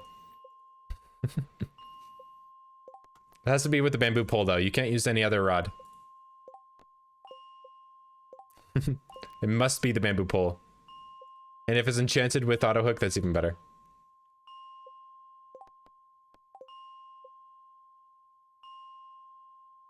I dubbed it the shooting star.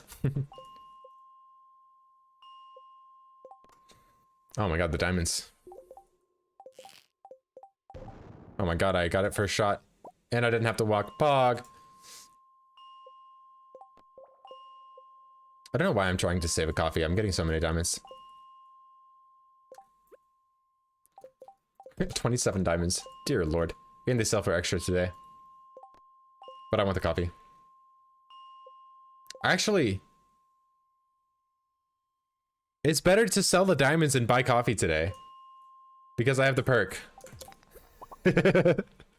Diamonds are worth $9.75 now. That's so funny. Oh, I love that. I'm getting the triple shot espresso recipe today. I don't even care. You can't stop me. And then the hot java ring is actually Pog. I just realized that. It's so funny. Oh, man.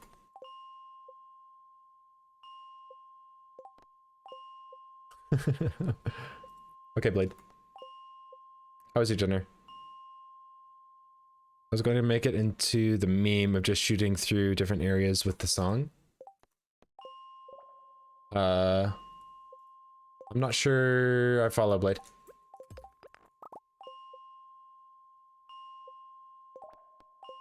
He just said BRB, so I don't know if he's AFK or if he's trying to find a link to a meme. And the great thing is, you never have to upgrade your house in a min-max run. And it is not worth it to upgrade your house in a min-max run. I don't understand the need to upgrade your house in a min-max run. You have the Ginger Island, so you can cook whatever you want there. And it's like, why would you spend thousands of gold upgrading your house in a min-max run? Just put your crystallariums elsewhere. Just make a line of crystallariums that goes to the bus stop. And then you're being productive every morning. I don't see the point of upgrading your house and putting things in your house. The only reason I would ever upgrade my house is if I ran out of garden pot locations for starfruit. Sorry, I'm ranting. I think it's satisfying to fill up the upgraded house with crystallariums, but like, no. Just walk outside. There's so much room out there. You want to marry someone? Oh yeah, absolutely. Definitely gonna talk to someone in this run. Yeah, definitely. I'm making it a priority to talk to the NPCs in this challenge run.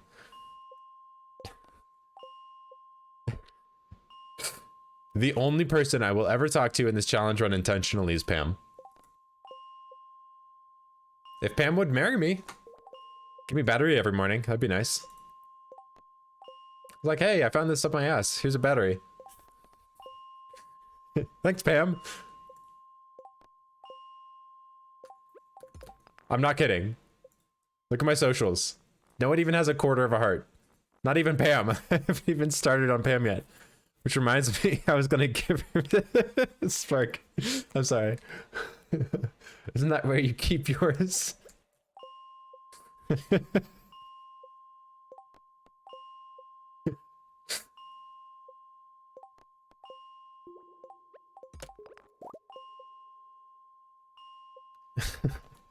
You guys are funny.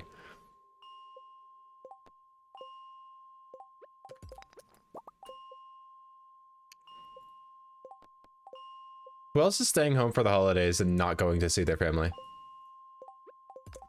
Elise has influenza A, and yeah, we're not flying to Omaha to visit my family.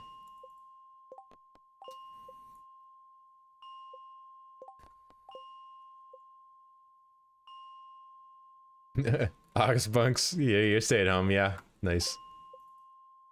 My grandma's coming here. Oh yeah, that's nice. I live with my family. Does that count? Marley's staying home. I guess that counts. Who's spending the holidays alone intentionally? Oh, I should, ooh, I almost actually was able to. Wow. That was pretty good. Double magnetism coming in clutch there. I wish I had bigger magnets. That's one thing I would like to improve on the next attempt at this if I do another one. I want to get my, more cinder shards. I want to get my rings done earlier. Got an autoimmune disorder and I don't trust those fucking... Yeah, I hear that. I have a very large family, and I have spent every Christmas, my entire life, with my very large family. And I'm kind of looking forward to just keeping it quiet this year and not spending Christmas with my very large family. And they're very Catholic. My very large, very Catholic family. I'm looking forward to it. I'm an introvert, and I'm very not Catholic. So that'll be nice. I'll Zoom call them, and not that I don't love the people, but it's like, I'm just looking forward to some peace and quiet. I say it's the best. I volunteered to be on call this week, so you're working? Oh, jeez. Holiday pay though. Can't complain about that. Call. Staying alone, getting paid for it. Yeah, that's the way to do it. Elise was supposed to be flying back on Christmas. She's a flight attendant, and yeah, you can't really do that when you have influenza. So she had to get a doctor's note today. I've not been back to church since I got confirmed at the beginning of the pandemic, and it's been blissful, freed from my religious trauma. Well, there you go, Spark. I feel like you probably shouldn't have gotten confirmed then, if you didn't want to get confirmed. Like, there's absolutely no judgment for just not getting confirmed. Like, if you're not into it, then you should not get confirmed. That's the whole point. You know? We have a lot of geodes, by the way. And we only have 1 more hour of this pog.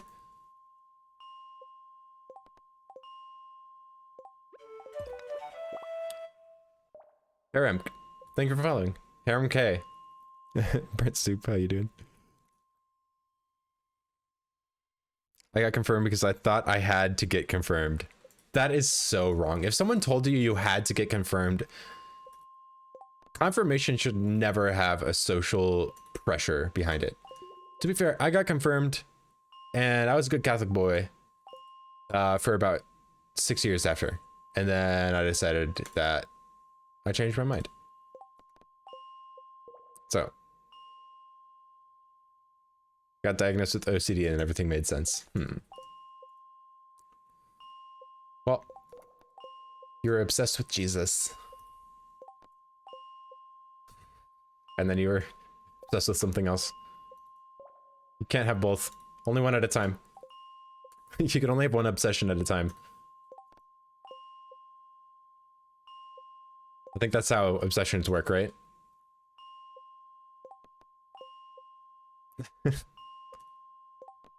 I don't mean to be offensive to anyone who's Catholic here. I do think that the Catholic Church is a very good thing in the world. And if that's what works for you, then that's great. To each their own.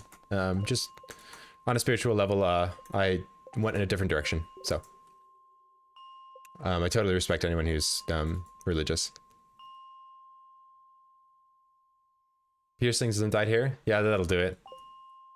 You must worship the devil if you have piercings and dyed hair, right? That's how it works. People are so naive. Close-minded. I'm sorry to hear that, Brent Soup.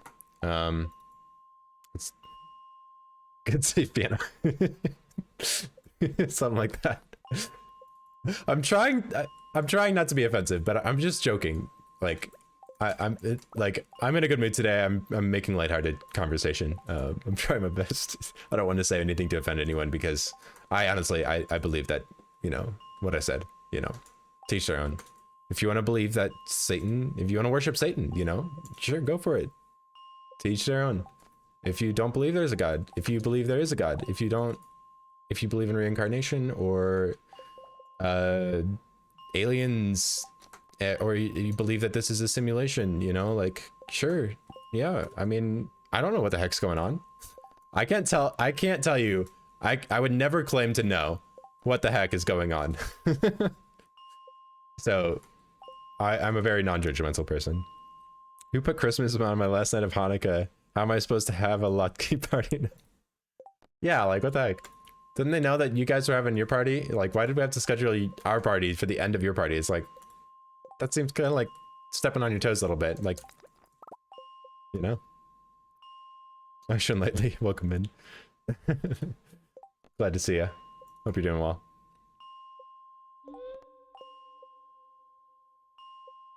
Oh, Ocean, you reminded me.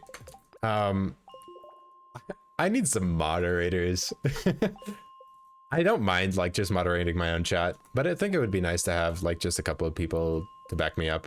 Like the big group events and the speed runs are basically like I can manage my chat while I'm doing challenge runs, but when I'm speed running or something like that, it's really difficult for me to like even look at my chat. So like I feel bad that I just kind of let it go wild and I don't even know who's saying what, and there's probably bots and people spamming and all this stuff going on, and I just kind of feel bad about it. You just reminded me. You coming in? Welcome in, by the way. I think I said that already, but welcome twice. And I hope you're having a happy Hanukkah.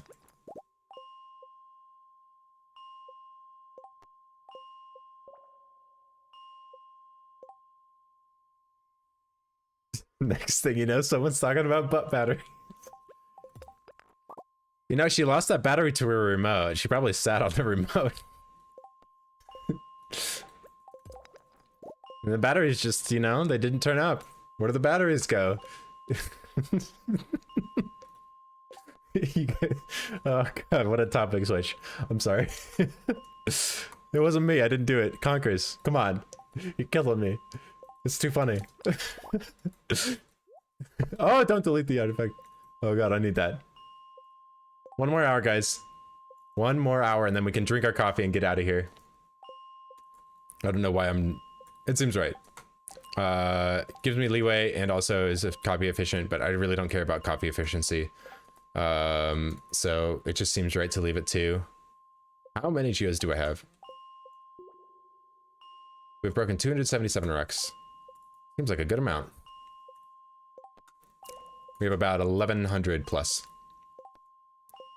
See how much we can get by to. I thought that metalhead was a diamond.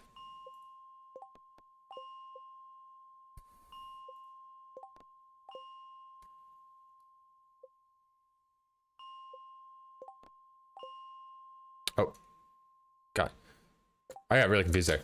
That looks like a purple rock to me. I have flux enabled right now, so my colors are a little bit skewed towards the red spectrum to remove some of the blue light filter from my game, and that rock looked like a purple node. This stream was in my recommended, bro. Is it even possible to get 100 mil in the first year? Yes, it is possible. It's just ridiculously insane. The current world record for money in first year is 81 million set by Cordite TV. Definitely go check out his run. It's very fascinating. I am literally a week ahead in the first 2 weeks. I'm actually like 5 or 6 days ahead of his run, and it's really crazy to imagine. Like the snowball effect in this game is just absolutely ridiculous. And then to take in consideration that in Cordite's 81 million run, he didn't even open the keys nut room door. He didn't even like gather golden walnuts except for to open a couple of things. I'm like fully abusing Keys Not Room and everything it offers, including dangerous skull caverns and radioactive ore. So that's going to be interesting. Also, I'm planning on jarring and kegging something like what's the number? Wait. Where is the number?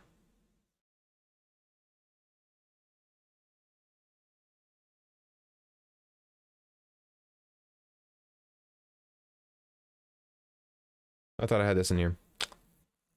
Basically, my goal to make 100 million gold is to grow and wine 32,000 starfruit. And yes, that's possible in 1 year. 32,000. Realistic 150 mil? Ooh. Not with this current route. 150 mil is not possible. 50 million is a lot of gold. 100 million is an insane amount of gold. But 50% more is just like, no, I don't see that being possible. Not with the current route that I'm using. It could be possible with a slightly altered route, and more optimizations. And I would love to aim for 150 mil in 1 year. I think that would be absolutely nuts. Without using glitches or exploits, you know, like this is pure vanilla Stardew Valley. Anyone can do this, except if you're on Switch. You can't do it if you're on Switch. I'm sorry, but poor Switch users, it's not possible. Anyone that plays on PC can do this. Honestly, if you tried to do something this outrageous on any other platform, I would love to see it, and please stream it. I know there's some people who are doing challenge runs on mobile, which is absolutely broken. You can do so many ridiculous things with mobile, like save file, like abuse save states. Like, I could save state this floor reset and get a rock on every floor and literally get 12 rocks per tick. It would take me days, but it would be possible to get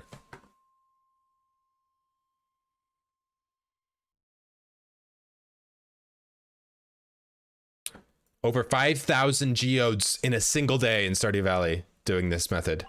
It would be the most profitable thing you could do in the game.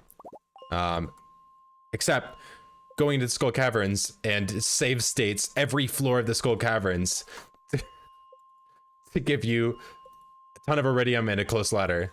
And then you just reset if you don't get that. And then you just reset if you don't get that. And then every time you get that perfect floor, you spend 2 seconds on it, you make a bunch of money, and you move down. You make 3 million gold in a day, probably, with save states on mobile. Sure, it might take you a week to complete a single day, but it is possible. You could probably earn 250 million gold on mobile. 1.5.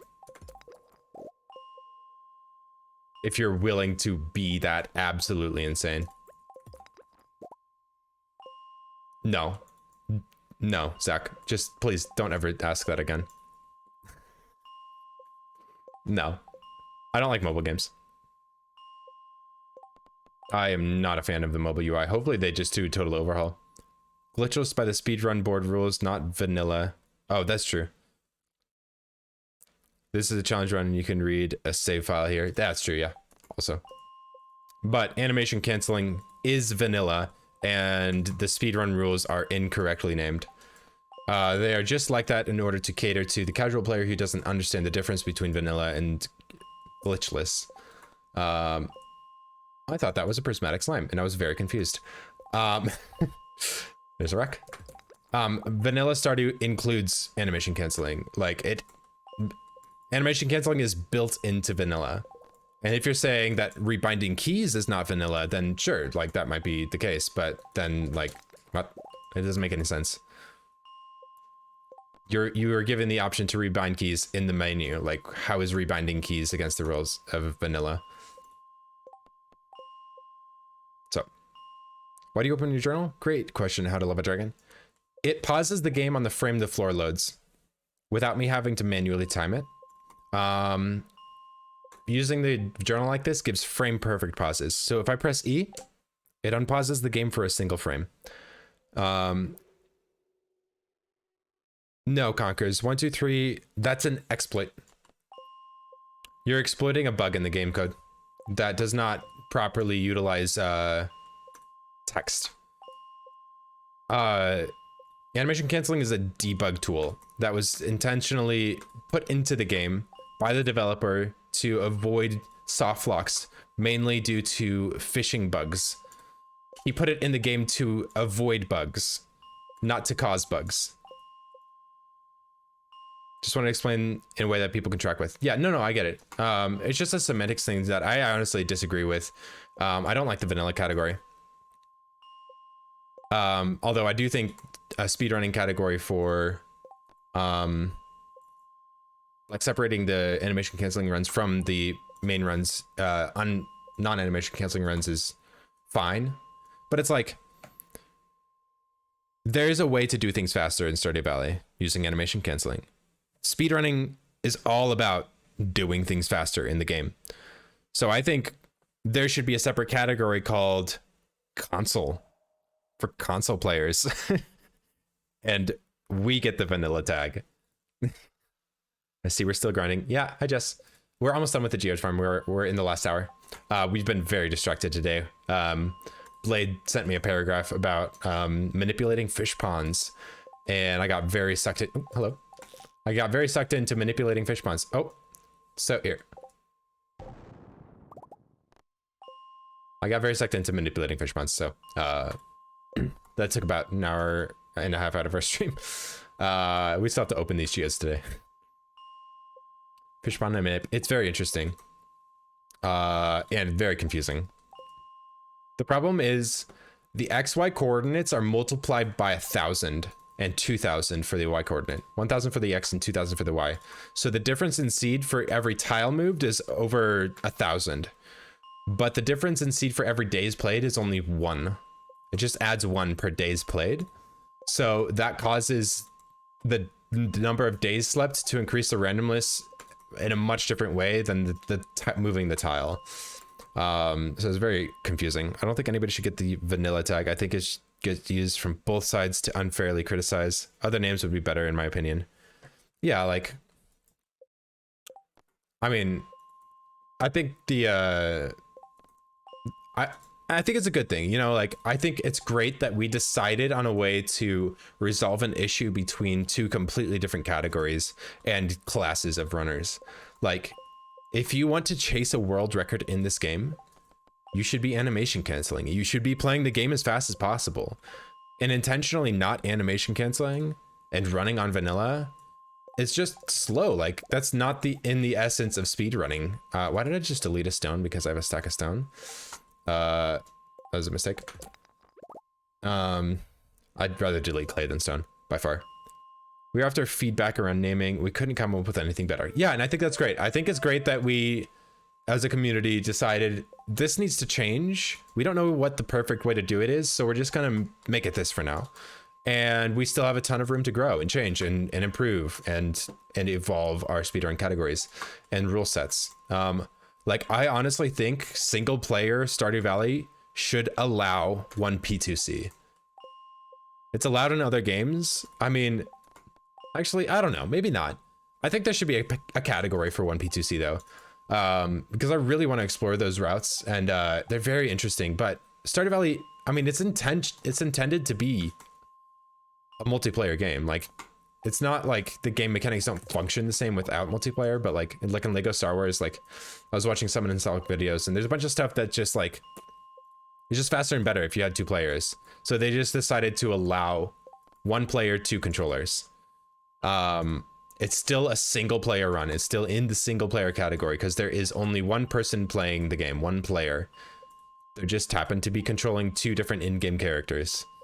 And I would really, really want to put a split screen speed run on the boards. I think that sounds so awesome. Like, you could do so much. There's so much potential. Vanilla is traditionally used for playing the game as intended, though.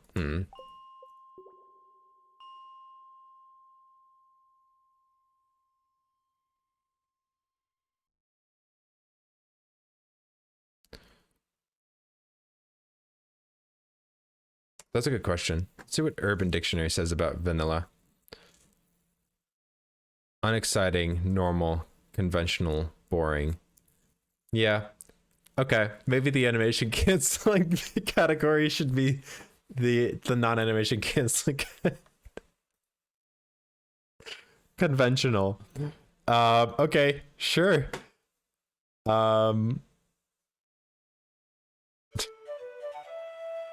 Plain, simple, ordinary, normal. Okay, that's fine. I don't want to be labeled as vanilla anyway. I like glitchless.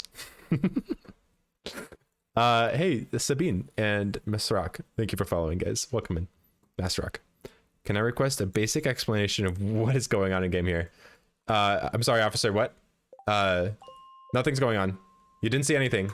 We're not breaking the game. This is just normal Stardew Valley. This is the way Concerned Ape wanted us to play. He definitely wanted this rock to drop me 4 geos, an iron, and a coal every time I break it, and allow me to pause buffer every frame of the game in order to get the most amount possible. It's definitely vanilla, plain and boring. Same old Stardew Valley. The same stream, same day. Yeah, definitely. Nothing's going on here. No, we're geode farming. We're trying to make money by getting a ridiculous amount of Omni geodes. We're gonna go buy some treasure troves in a minute here, and then we're going to give Pam a parsnip. Is that in my notes? Because it needs to be. It is. Okay, I just need to be very meticulous about reading my notes. The parsnip is not in my notes. Parsnip. There, now it's in my notes. Okay, now we're good. Pure, talk about loaded words. Ocarina of Time has used a clean category, or pure. Ooh, glitches just says without glitchless. Clean implies other categories are dirty. Yeah. That's what I meant to say too when I read that, because I knew what you meant to say, and I also butchered it. Sorry, Techno. Oh yes, I do remember doing this in my playthrough. Animation canceling in speedruns and challenge runs has CA's blessing. Yeah, Concerned Ape has like multiple times he said like, oh, I'm not gonna remove something that makes the game faster and more enjoyable for you. Like, I'm just gonna leave it in. Like, also, if anyone has an issue where they're soft locked, he can just say, press these 3 buttons. It might fix it. Oh, you guys are talkative today. Merry Christmas, you bearded weirdo. Hey, Sean Wilson, welcome in. Repeat the guy that had 88 mil record. How to Love a Dragon. Check this link out. He should have the link to the full run in his about page on Twitch, I believe. Cordite. He's taking a hiatus right now to spend time with his family and work on his new house, but he should be back in the new year. As long as we can lure him back with speedrun routes. We've been trying very hard to get Cordite to come back. Drops in the mines are always set based on the seed and tile and floor, not the day. Yes, so this tile will never move throughout the day. It does move if you change the floor. Wait, I'm taking a screenshot.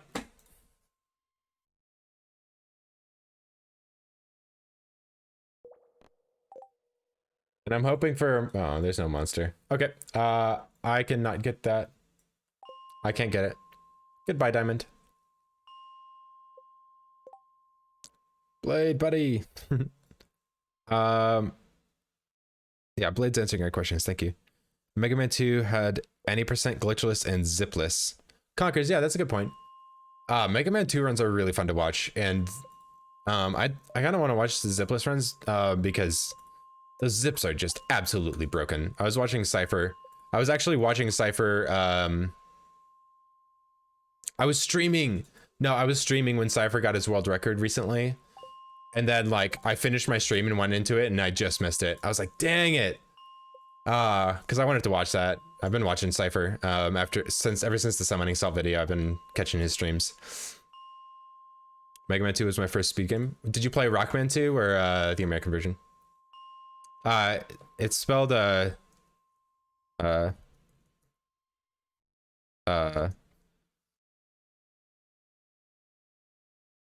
HFER. What? Why did that reload? Yeah, that Conker's just. Did Cypher get it back? I know he got a record recently. I don't know if it got taken back. I honestly I don't know how to check the speedrun world records for Mega Man 2 because the SRC leaderboards are very confusing. I haven't been able to find it. Do you know where the leaderboards are for Mega Man 2? For Rockman 2? NA version? Oh yeah, the hard mode version. Cool Kid and yeah, they've been trading it back and forth. Thanks. Appreciate that. Blade, thank you. Appreciate it. Thanks for all your help today. I'm sure I'll be in touch. Let's collaborate on a YouTube video sometime, Blade. I'd love that. Sorry for silly questions. I loved my Stardew Casual playthrough and love learning about stuff like this. No, there's no silly questions. Mega Man leaderboard.net. There we go. Okay. Where are the categories? Classic Series Mega Man 2. Yeah, Cypher has it with the 2632. Yeah, that was the run that I barely missed. Yeah,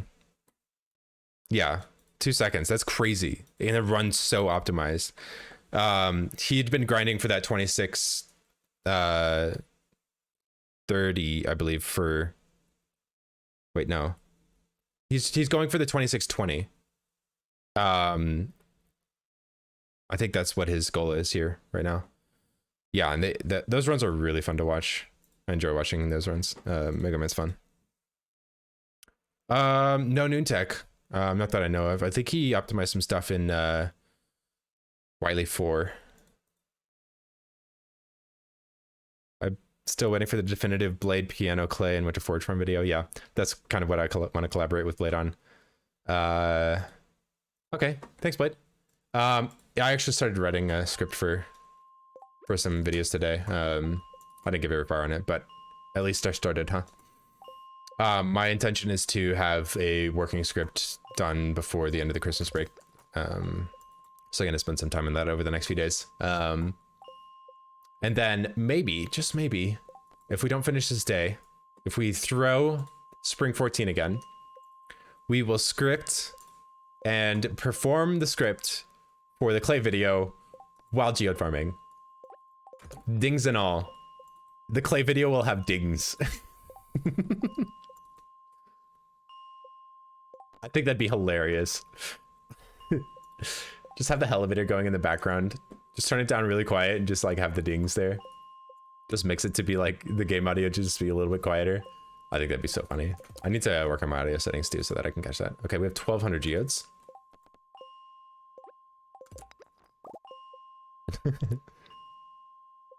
We have less geodes than we did last time. I don't care. World's most listenable clay farming guide. The world's most annoying clay farming guide. Ding, ding, ding.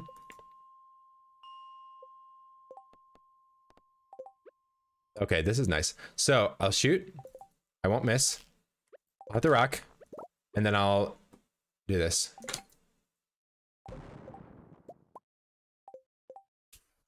Pull vault over to the rock. Also, I think we're short on leaks.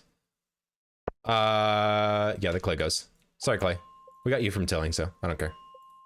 Tilling in the mines. Goodbye, Clay. Oh, Jess, get out of here. Go to bed. Thanks for hanging around. Have a good night.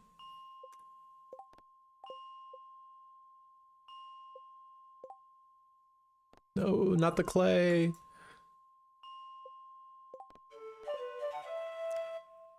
Bounty Rush Guy. Thank you for the follow. Welcome in.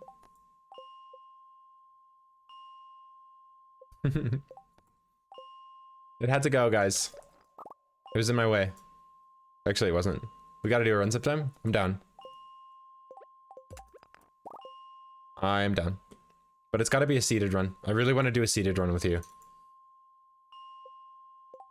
There are way too few seeded runs, and there are so many open slots for world records. So much potential in the seeded category. It's just totally untapped. I've been caught up building in Valheim. Time is passing unbeknownst to me. Yes, Hercules. That's funny. It's, yeah, it's passing for me too. It's midnight and like, I can't stop. I can't stop farming geodes. I just can't stop, people.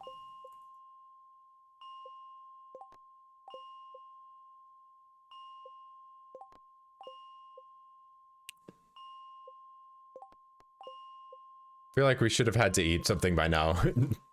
I honestly don't care if this geode farm day is suboptimal. I just want to get it done with.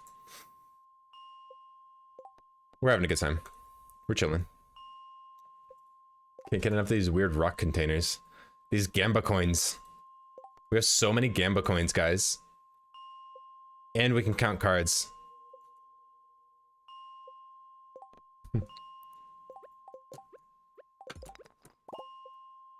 The powerful steel pickaxe is actually pretty nice here. I want to upgrade it to gold, though. Oh, that is why I have zoomed out so far.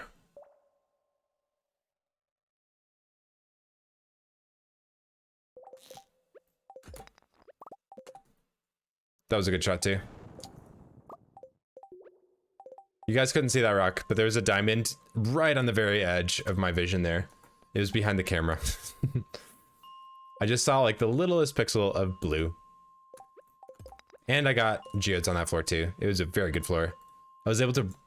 That's like one of the best floors I've had. As far as far diamond. Having the rock to kill as well. It's to be some RNG in the new year, but now geode farming and sleep. Yep, sounds good. What are casino predictions? They work best in seeded runs where you seed the day to give you basically you play double or nothing on the casino. So and you start with 1,000. So you double or nothing and you get 2,000. And then you double or nothing and you get 4,000, 8,000, 16, 32, 64,000. And then all the way up to the integer limit, which is 2.4 billion key coins. Key coins, yeah. And then you use those key coins to buy an unlimited amount of money. Can I look and take a shower? Thanks, Brick. As someone...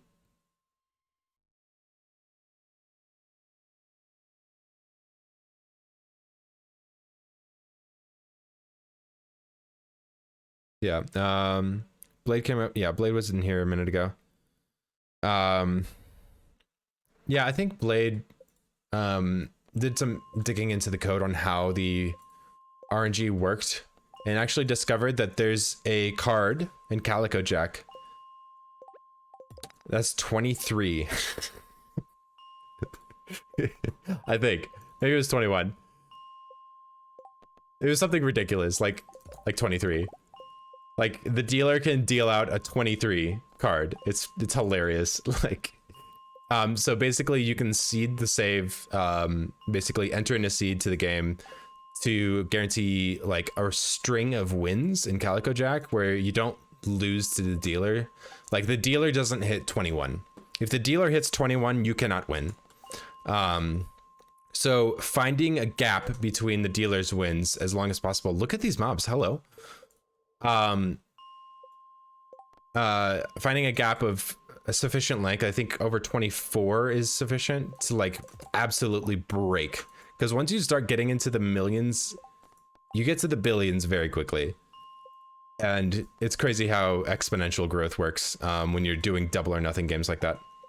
Okay, it's almost 2 o'clock. That means we can almost drink our coffee here.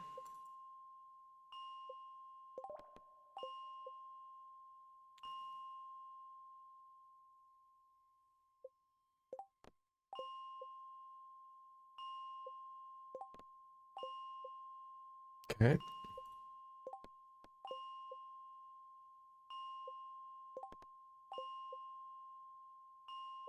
Yeah, the predictor can do some pretty crazy stuff like that.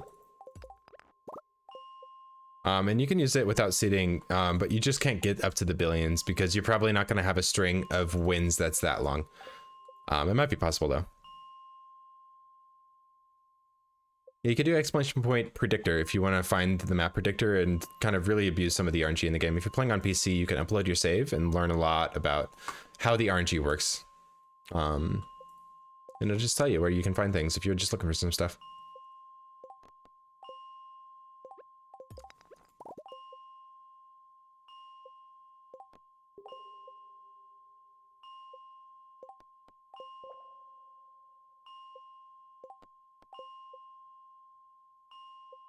Come on, 2 o'clock. You're so close, I can feel it. Also, my spicy eel is still active. Shouldn't it have run out by now? I don't know when it's supposed to run out.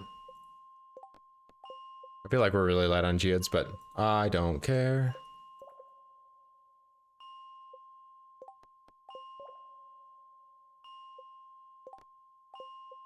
We can go a little bit longer. Until I feel more comfortable with my geode amount.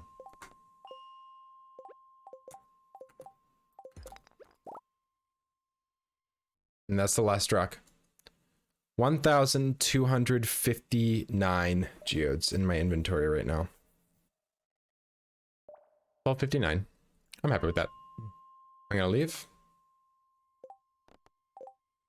And drink a coffee.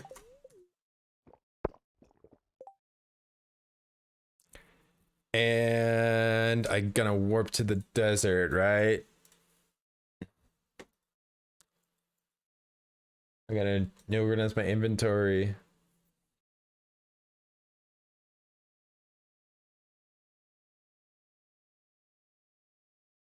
Then I'm gonna take the bus to the bus stop. Right after this. I'm gonna go to Clint. And then the museum. Wait. This is in the wrong order. Clint's, Robbins, Warp Beach. Oh, Beach Warp. Parsnip, Beach Warp. I'm gonna Beach Warp from Robbins. Island. Wait. I'm just gonna use an Island Warp today. I like that. It did save me a lot of time. And I think we'll be fine.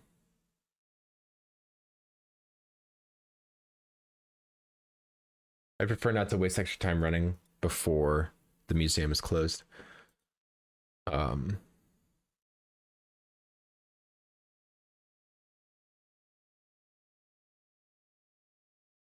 I leave though, I'd like to double check that my sheet's right. I can close this for now. Let me go back here and save and close it. What I do want to do is open this one. What are we pretending befriending fam for? Burnt soup. Oh. Okay, so we are currently on open 1,170, I think. Hey, I was right. It's been a long time. Okay, so this is where we're gonna start our first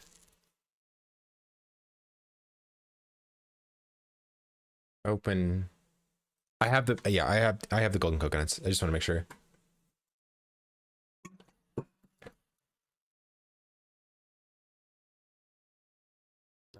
Jade.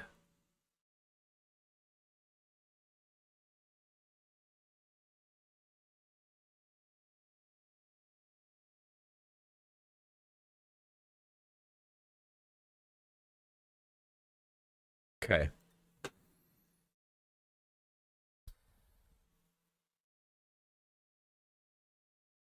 This is not going to give us a Terra tuber. It's going to give us a walnut. Okay. Cancel.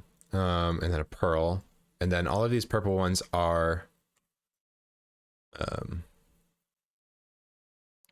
artifacts that we need to donate today. Let me make sure I go way down, because there's some artifacts way down here that I need to make sure I get. I think the golden mask. That's still not the last one. I'm opening all these up anyway, so it doesn't matter if I just open up one up like way down here, because like that's only 700. I have 1,000, over 1,000.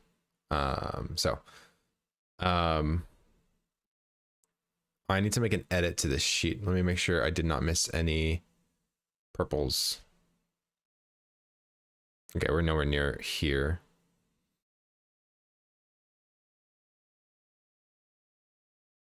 Let me count these, make sure we're good. I don't see any more purples. Okay, the golden mouse should be the last one. 1, 2, 3.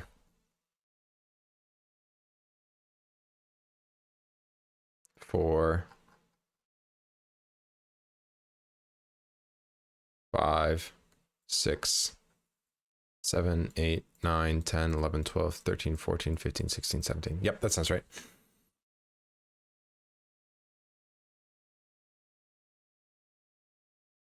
Okay, so I currently have and I have another 28 magma geodes at Clint's. 1,287. Except I need to buy desert warp totems, and this is very important. I need to not forget to buy desert warp totems.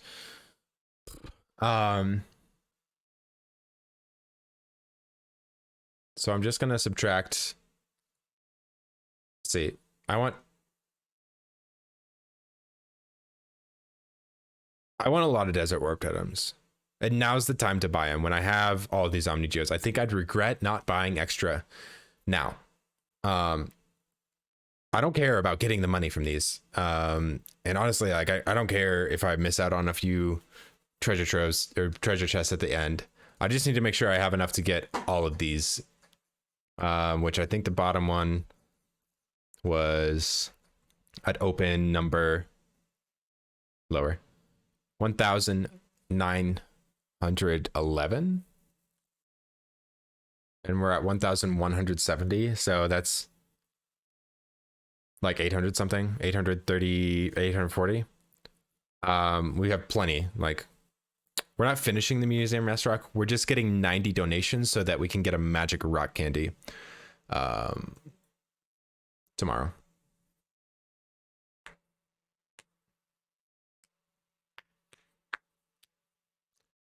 We get a magic rock candy today, so that tomorrow we can use it. Okay, so I need to do a little edit here. I had an idea that I wanted to implement, which involved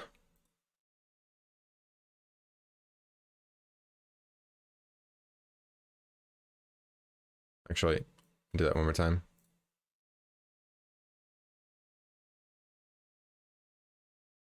Okay, that should not have affected anything. That's good. So I want to do troves. No, total geodes and troves. Okay, so trove amounts. And just make these a little bit bigger. So at open, I can just do this down here where we're going to start. So here in total geodes, I'm going to put 1287. Actually, I'm going to put it here. And then I'm going to say this equals if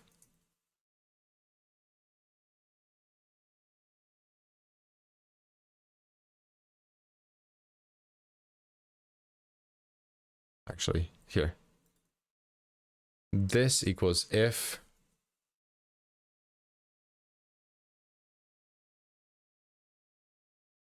actually, let me just put it right here because that's if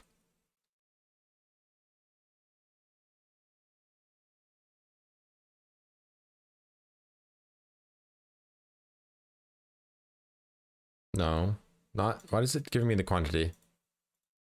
There. Is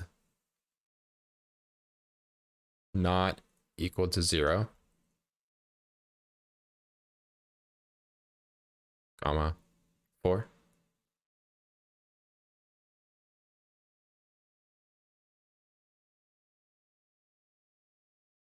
I'll just do that. 0, comma, like this. Okay, so basically every time there is an value here that's not 0, which means we're selling something out of the treasure chest, out of the artifact trove, add 4. And then also for these ones, I'm gonna do not that one. These ones I 1, 2, 3, 4, 5, 6, 7, 8, 9, 10. I'm just gonna set these to 4 right now to make it easier for me. 11, 12, 13,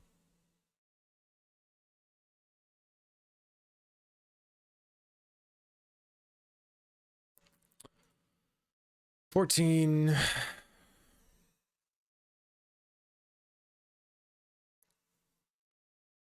15, 16, 17. Okay.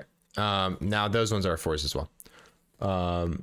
And then for the total geodes, this is basically equals minus 1 minus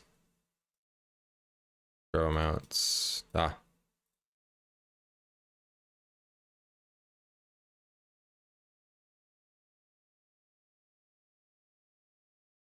Yeah, that's right.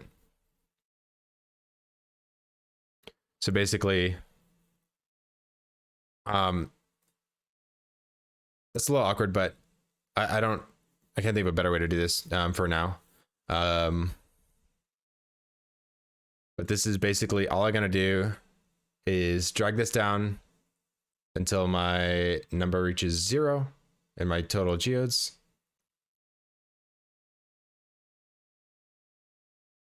Make sure it's working still.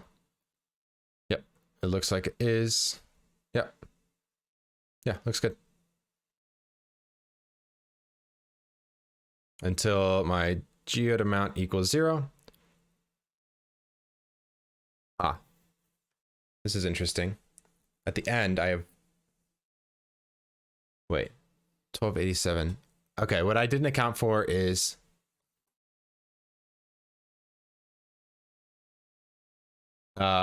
buying warp totems. Those are warp totems. How many does a warp totems do I want to buy? Well, this sheet's saying if I don't, 436 divided by 2 is, that's like 109 treasure troves that I need to buy over the course of 851 opens. But let's see. There's a golden pumpkin I don't really care about. Pearl. There's a nice double here that I'd like to hit, but then look at this big dry spell. This right here ends with a double, and I have 58 remaining geodes. I can get almost 20. That would be 60. What if I hit one more rock? We gotta call it a night. Thanks. Thanks, Zach. Appreciate it. Thanks for hanging around. Let's get one more rock before I leave.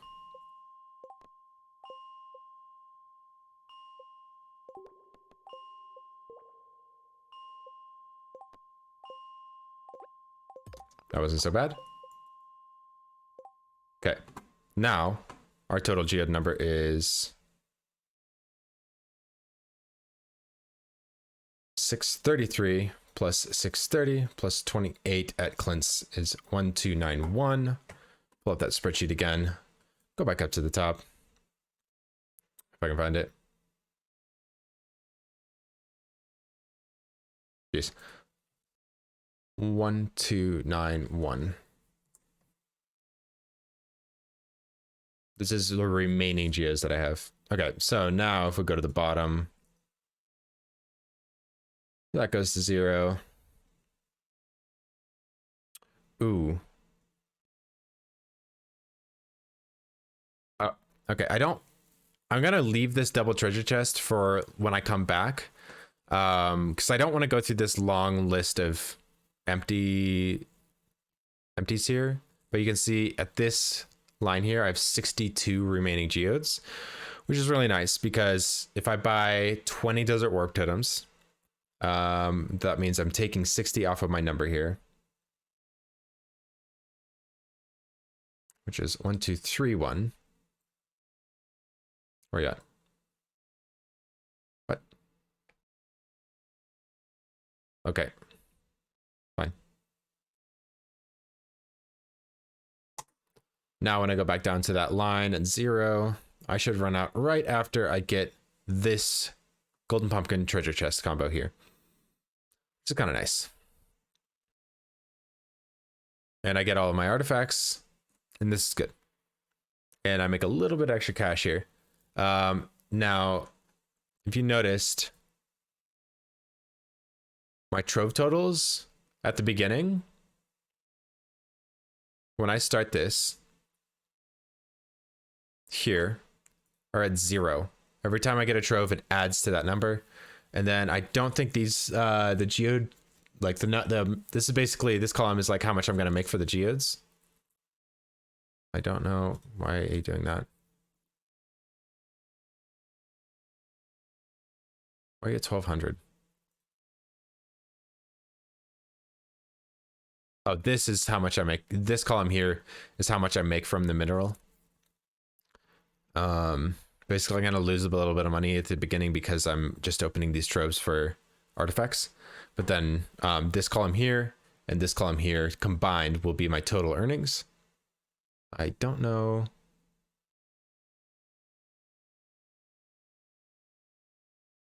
See, I already had a geode amount column. I think I doubled it. I'll figure that out. Anyway, these two columns combined are my total earnings. And if I go down to here, my total earnings, 295,000 plus 75,000. So 370,000 gold if I open everything correctly. 370,000 gold. Imagine play. Thanks for the follow. Now it's going to take a while to open all of these because I have to get from open. I have to go to open 1980 in order to get there. Also, I'm going to try and fix this column here because it's looking a little sussy.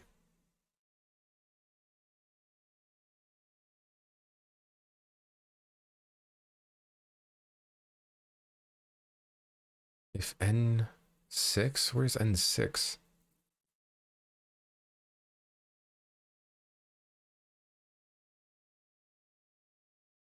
Yeah, okay. I'm just gonna delete this column. This makes more sense to me this way, even though it's a little bit complicated. I wanted something to say like on this column, like how many troves can you buy with this number of geodes? But I've just kind of got around it by selecting all of these, going down to where it hits 0. Which is right here. And then there should be 2 remaining geodes at the end here. And that is 400.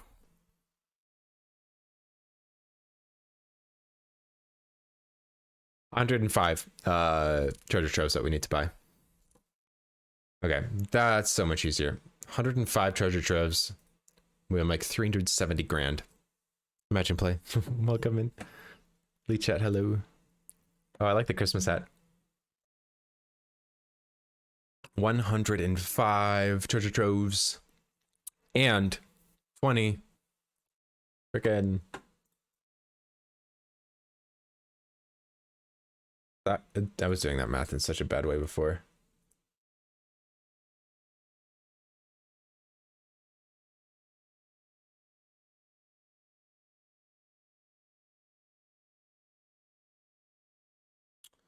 $20 warps.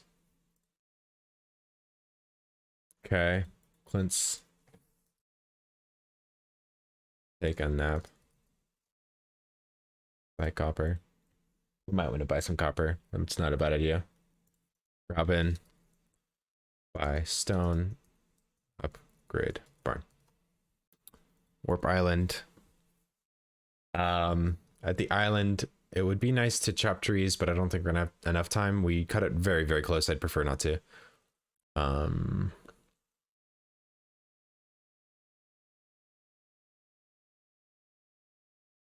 Dig site.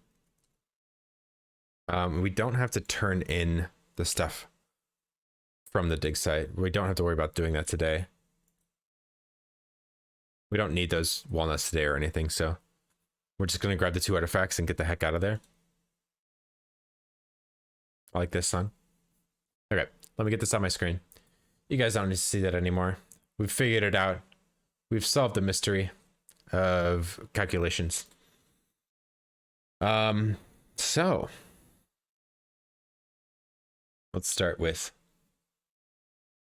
warping to the desert. I believe we have everything we need. And here we go.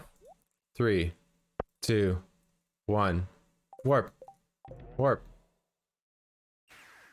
Such a funny emote. All right, we made it to the desert. Look at that. Let's turn in a couple of things in. We're gonna want as clear of an inventory as we can. 250.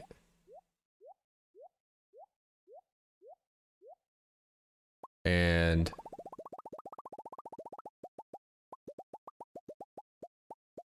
$50. We're gonna smelt that. We're gonna bring those with us for sure. We're gonna put those there. Although we're not.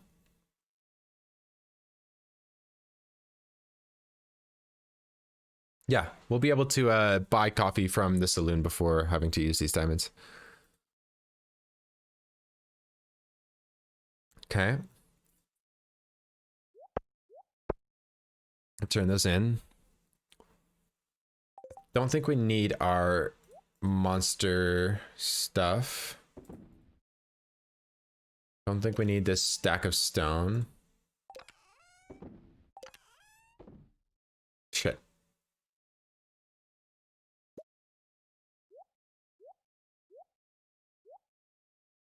Oh.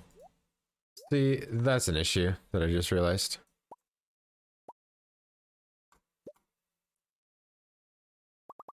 Interesting. I'll figure it out. Actually, let me just do this. My dog is laying on my lap. He says hi. Hi, doggy. We shower well. I want basic resources in here, don't I? I'm moving basic resources in here. You can't stop me. And forgeables in here.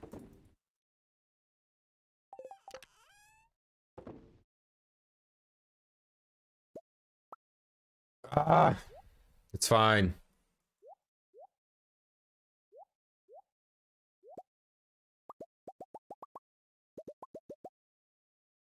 Stop auto sorting to this chest. You're killing me, Smalls.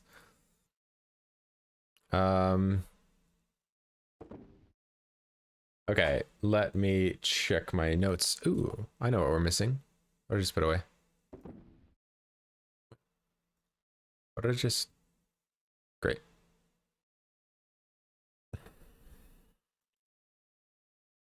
My... There. We'll smelt that. I don't want all these tools on me. We don't need the hoe. We don't need the watering can. We do not need the... we don't need the slammer. We do need the axe. We do need the fish stick. We don't need the slingshot for now. We'll hold on to the galaxy hammer because I'm paranoid. Yeah, we want that.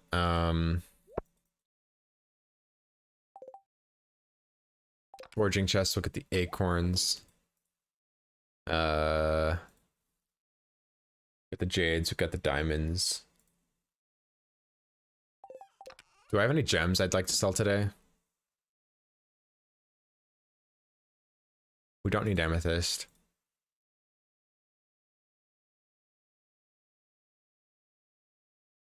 Do I have any gems? I think I sold them at some point. These are worth 30% more today, so you might as well toss them in the bank.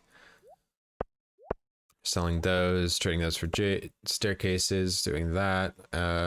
Do we need these rings? I don't think we need the luck rings anymore. We're gonna put those away for now. We need inventory space here.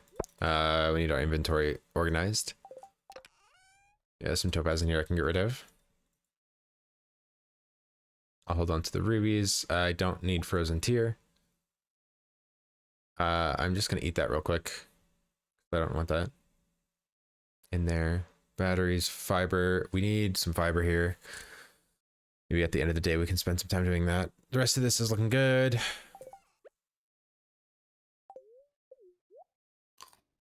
Okay, I'm gonna do a little bit of flashy pause buffering here for a sec. Don't mind me.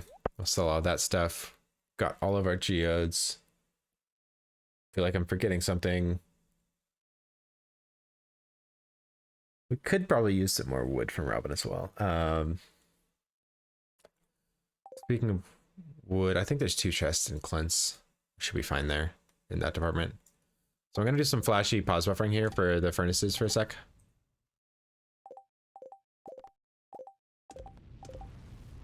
I need to turn my music down a little bit here because I'm doing some more advanced movement.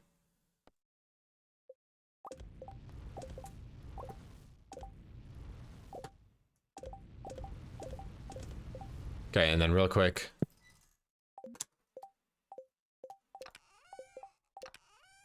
I'm gonna put those away and then walk back.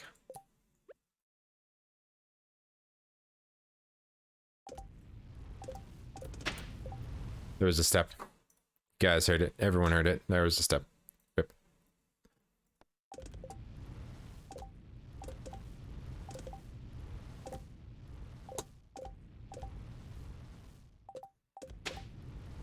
Dang it. Stop walking.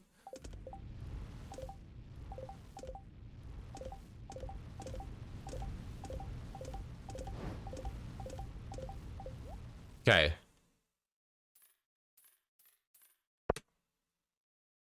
Don't do that.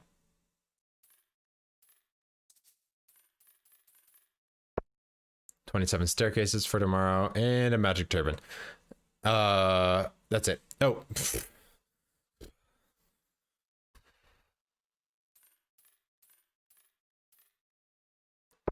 Yeah, let's not forget that. Jesus. Okay. This is correct. Bruh, I did that on a run before, and I was late.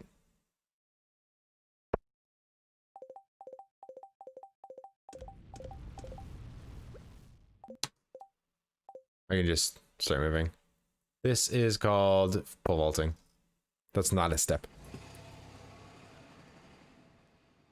Poor Pam. She's never gonna get a parsnip, is she? She's never gonna get a parsnip. I'm sorry, Pam. I forgot about you again. Whatever. Look at batteries elsewhere. We don't need her. Hey, Katharina, welcome in.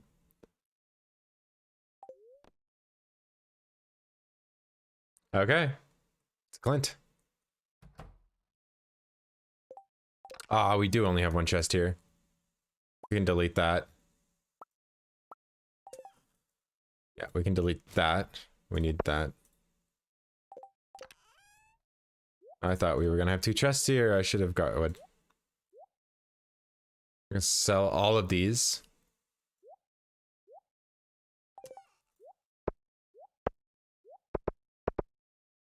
Okay. Pam deserves something else to sit on. Poor Pam. Okay. Here we go. Justice from Pam's. I don't want our batteries. Who knows where they've been?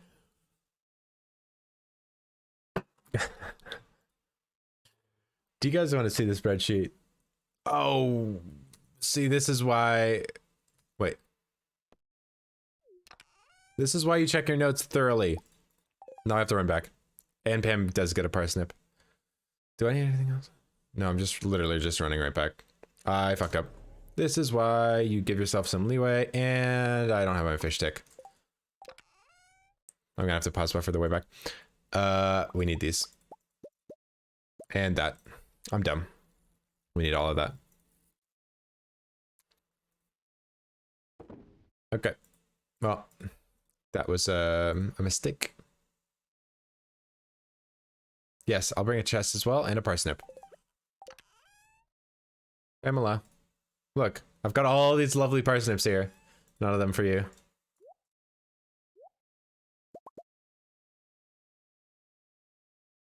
I'm actually gonna bring 100 wood. I'm literally gonna delete it if I don't need it, or leave it in Clint's. Okay, well, this is gonna be fun. I apologize about this. We can't take steps.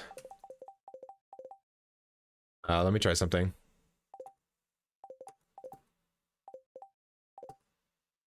How do I do this?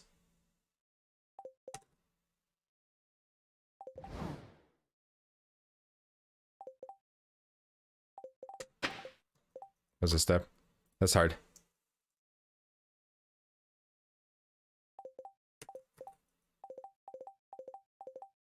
Alright, I'm just gonna do this. It's easier. Alright. Pam got a revenge. I forgot my stuff, so she gets a parsnip. Alright, Pam, you win. Here's a parsnip.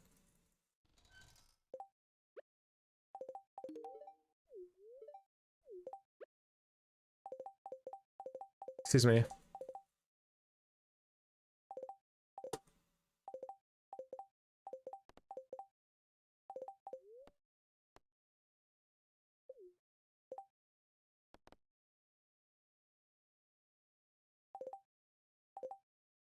Theoretically, like, I want to figure out the, hey, Caddy Be Gaming. Welcome in. There's a rhythm for this that looks like this. Took another step. But it's really hard to do. I want to figure it out.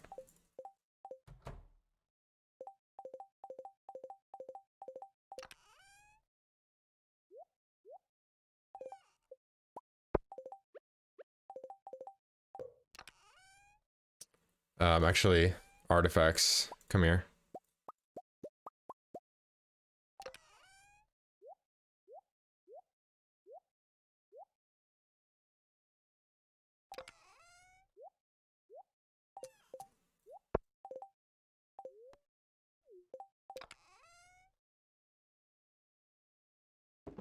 Okay.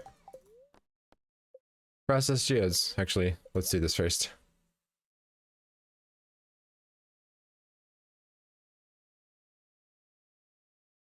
We have until 8 o'clock to get to the saloon before we run out of coffee, so we should be fine. I'm gonna do it after I get the museum done, so. Those diamonds, dude. Process geodes. And we start with a golden walnut. And then a pearl. Okay, we're on track. And then 1, 2, 3. Katie. Oh, sorry. Katie Be Gaming, welcome in. Chipped Amorpha, and then we get our fossilized skull pug. And then 1, 2, 3, 4, 5. More of these.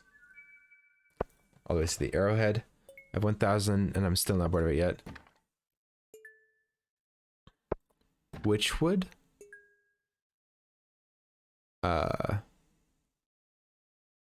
How's this game? I can't decide if I want to buy it. This game's great. I only have good things to say about it, but I also play it in a really crazy, ridiculous way. So it might, this version of me playing this game might not look very interesting to you. Currently, I got the arrowhead right. Star shards. I'm doing a lot of crazy, ridiculous stuff, trying to earn infinity gold. So don't worry about me. Rare disc, star shards, jasper, and a prehistoric tool. And then I don't care to get this Nekoite here. I'm just gonna get the Barite. And then the Jasper is fine. And then we get a treasure chest. This is worth 5,000 gold. You have to ship it overnight, so I can't access the money today, but oh my gosh.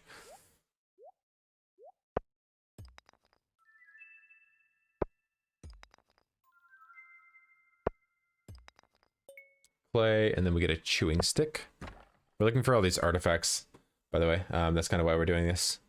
And then a tiger's eye, copper ore, and a lemon stone is fine. Stream some insane min-max stuff. All of us highly recommend a casual play for. Yeah, I wouldn't play it like this. Lemon stone, Neptunite, pearl. I'm really like exploiting some of the most broken game mechanics there is. So I'll do 2, and then I will take this next Neptunite from my Omni Geode.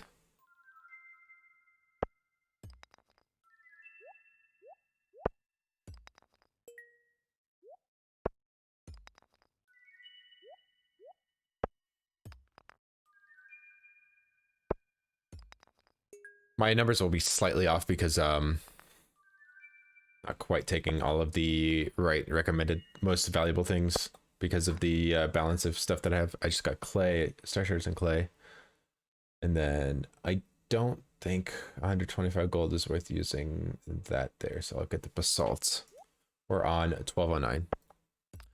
I think I should have my page shown on stream. Let me put this up on stream real quick. Yeah, so that's what this page looks like, but I'm going to make it a lot more readable by doing this. And then zooming way in.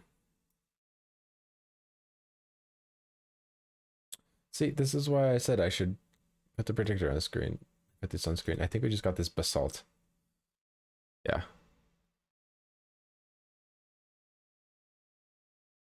I want to make this really big for me as well. That's basically all I need to see is that.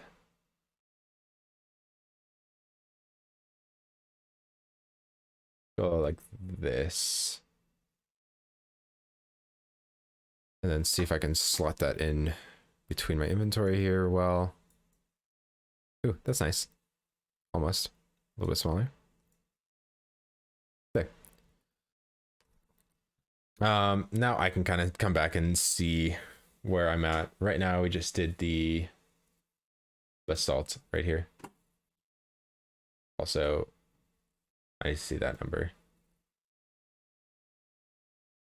A little bit smaller. A little bit zoom out, I think. There. That seems good. Right there. Does that look good to you guys? I don't know if you can read very much there. Actually, let's try this. No, then I have to scroll more. Ah, come on. Can you guys read that? Can anyone read anything on the screen right now? Wait.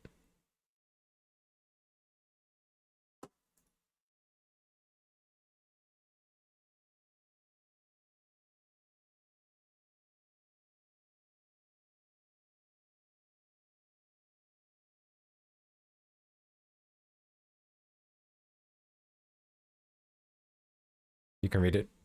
Nice.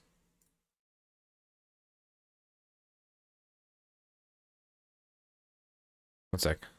How do...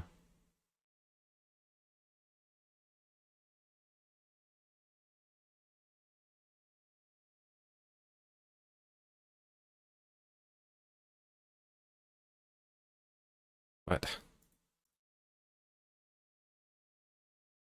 200 inches screen?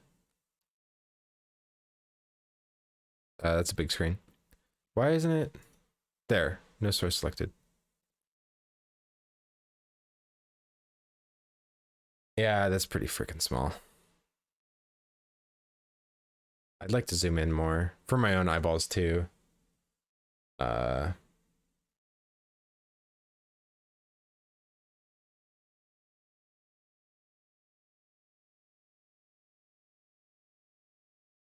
Oh, also I can hide these columns. Actually, I just want to hide this one. Why did it put me to the top? I don't need to see these columns. Ah, bring me back. Great. I have the chewing stick, the pearl, and the fire quartz and this basalt. Okay, we're on 1209. I don't know if you can see that. This might be a little better.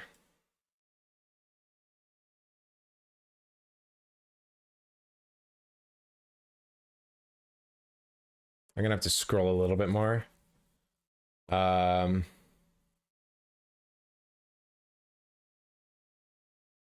12, 20.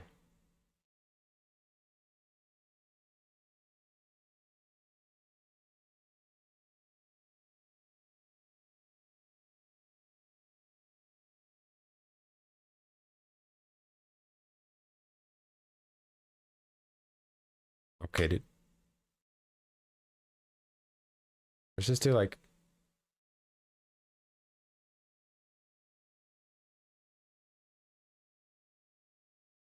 I don't like that it's like scrolling half, 1.5 lines. That's really annoying. No matter what zoom level I do, it always scrolls like a line and a half every time. I think that just has to do with my screen height. Bruh. There. Don't. Windows 10, you suck! Why? Can I just not snap to the top or bottom, please? It still does it.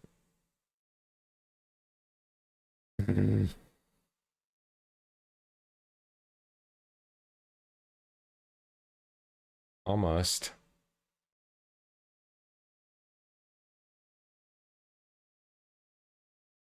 Okay, that's a little better, I think.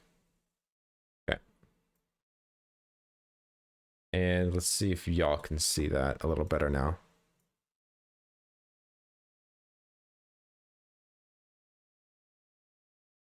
Okay, hopefully you guys can see that a little bit better now. Also, this doesn't need to be quite so big. And then there.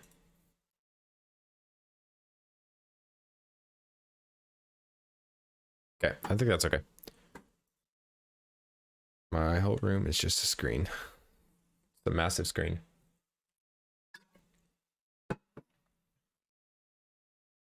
Okay. So we have gotten ourselves into a fun spot. 1209. This next one better be a stone. And then a pearl. Yay. Helvite, stone, barite, stone, helvite, floor, lemon stone. Nope. 5.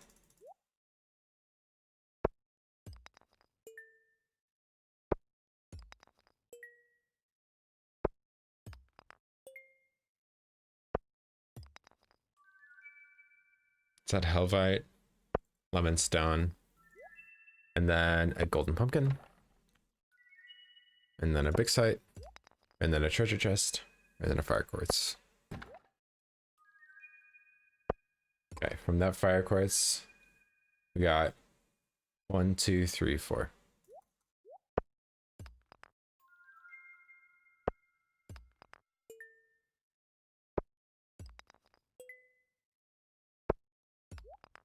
And we got an ancient sword.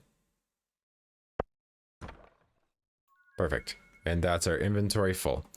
Okay, and we stopped on 1, 2, 2, 6. So let me put away ore, fire quartz, stone, the pumpkins, pearls, and treasure chests can stay. And then artifacts go in here.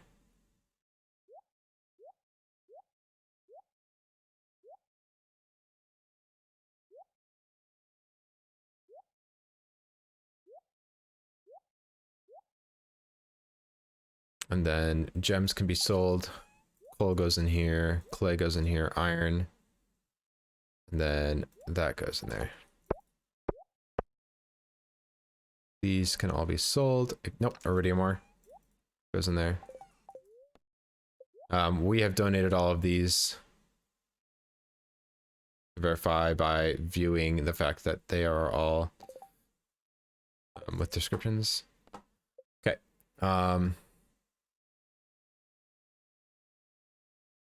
We are on a golden pumpkin. Okay. And then a basalt.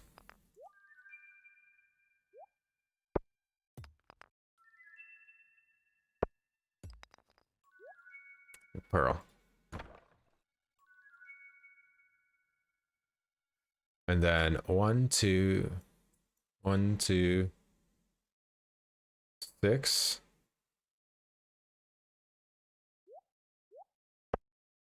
And then a treasure chest. Could even be a bit smaller. Okay, good.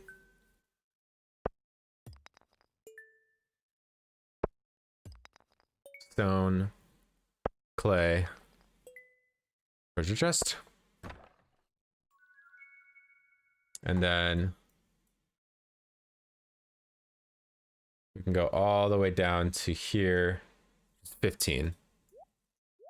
All right, so this is where the geode farming gets easy. I'm not doing these ones that show the fire quartz on the Omni Geode location.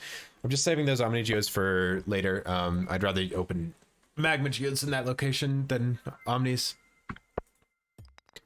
So now we can just lay back and kind of take it easy.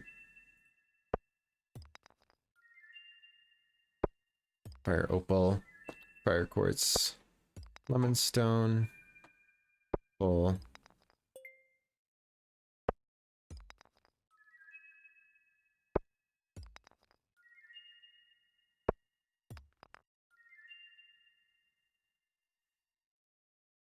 Clay, dolomite. And look, we've finally gotten the golden relic back that we accidentally deleted in our last attempt. Let's not do that ever again. Okay, so this one, the same price there. Okay, how many is this? 1, 2, 3, 4, 5.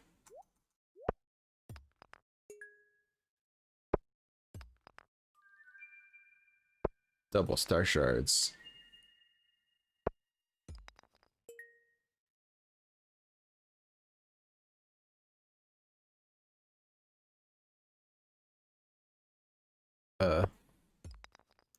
Fire opal, and then 2 these.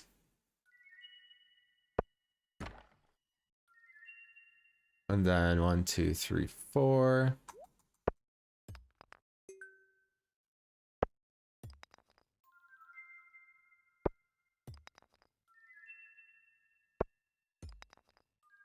And a pearl. Okay, this is a situation where I do want to use an Omni Geode here, because it's a few hundred gold more to get the Helvite than the Basalt. And then here's a long string of fun. That's 12. 13. Okay. And we just opened geodes for a really long time, and I just kind of sit back and take it easy over here. This is going to be a sleeping stream for a while. This is a nice stream to sleep to.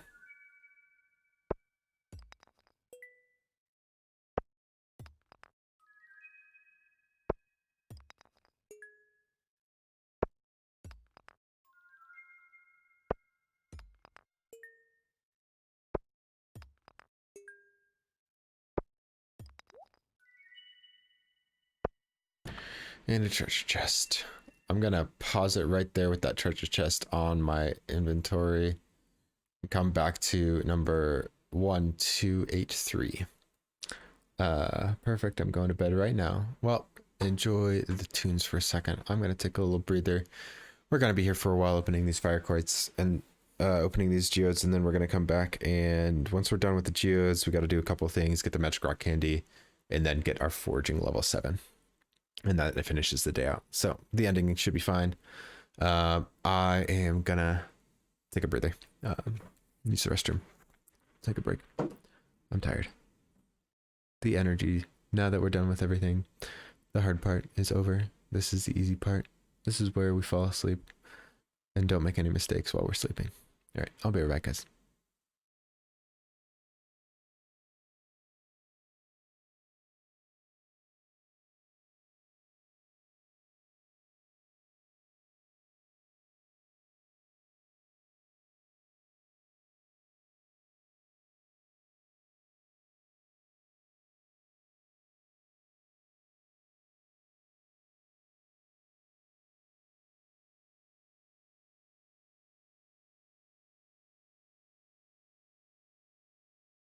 We're back. Okay, I'm gonna lean my chair back a little bit.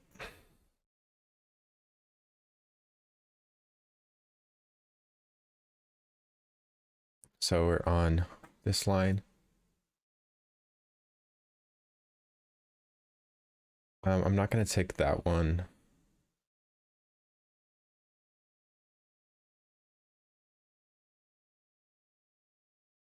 What is that? 26, really?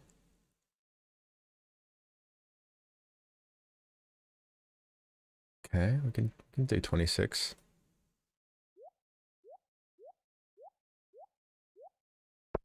Okay, and then we just click.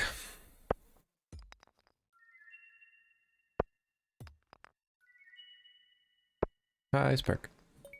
You guys are up late.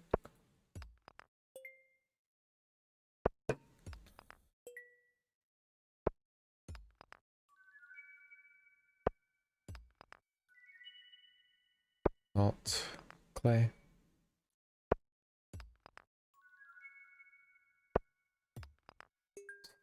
Stone. Excite. Stone, gold.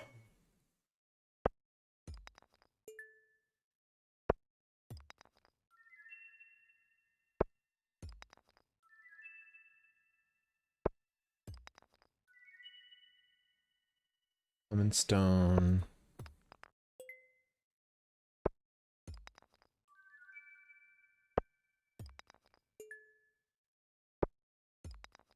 Ends on a fire quartz. And 4.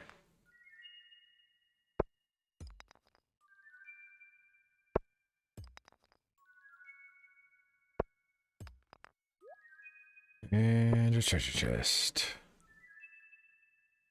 And how many here?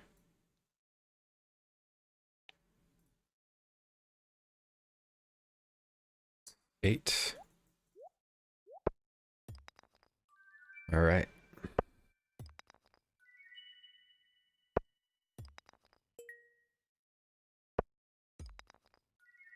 I can just close my eyes now.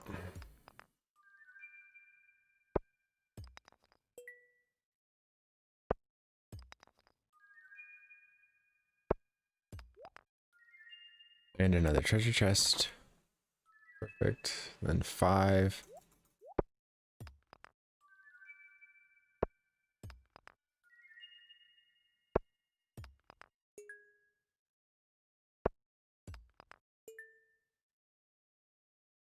Nope, it was 4. I can't count.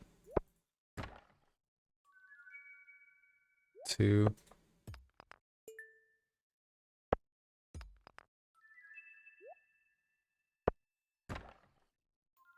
2. These basic resources we're getting here are very nice. And then we'll use the Helvite on this one. The Omni Geode.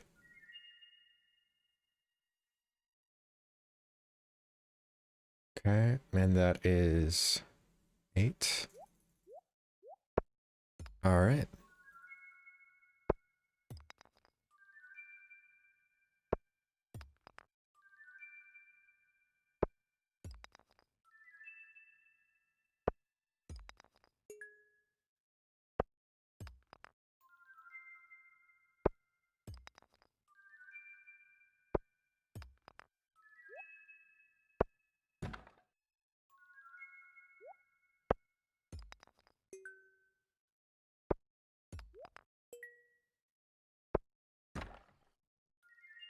All right, and then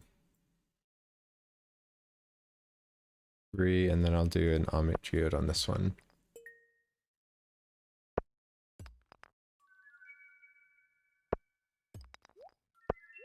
The Neptunite here.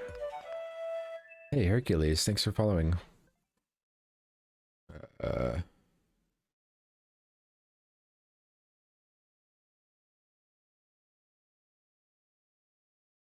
I don't really care about this 100 something gold. I just want to go down to here.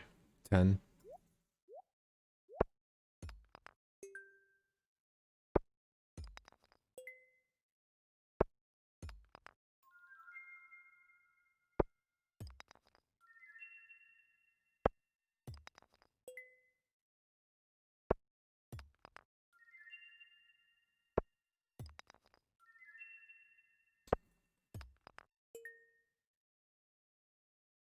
Gold ore, fire quartz, gold ore, a treasure chest.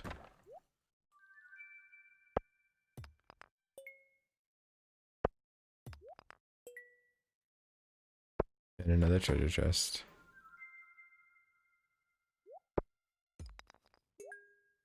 Clay and a pearl.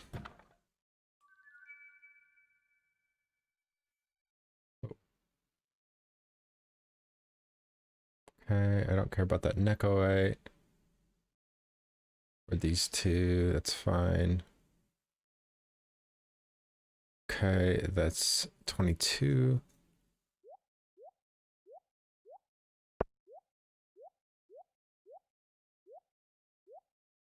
Okay, one sec, guys. I'll be right back.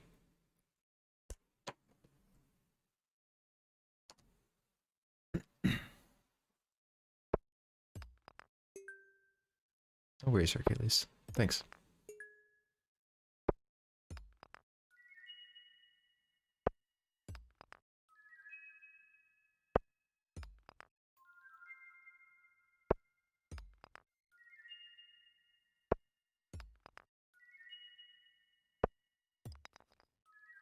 So there's a faster way to do this, man.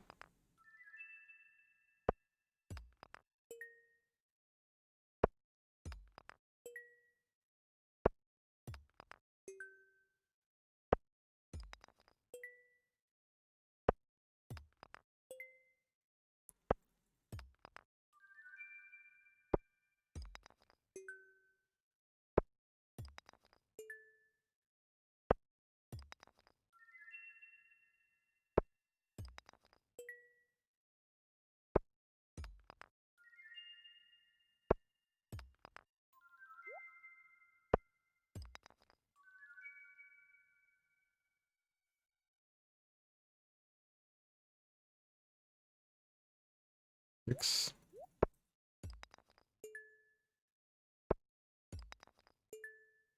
Nice little string of treasure troves here in a sec.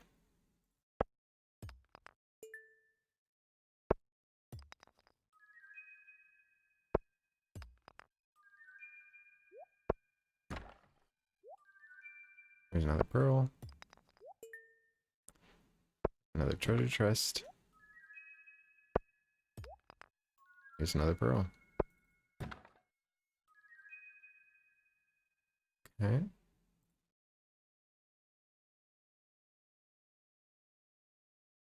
Nine.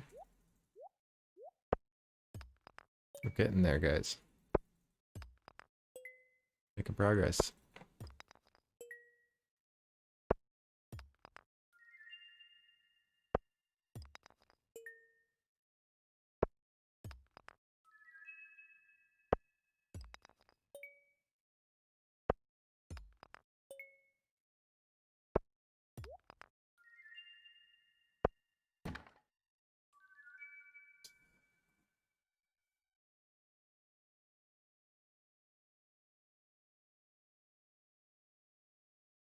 There's a big line. I have 28 again.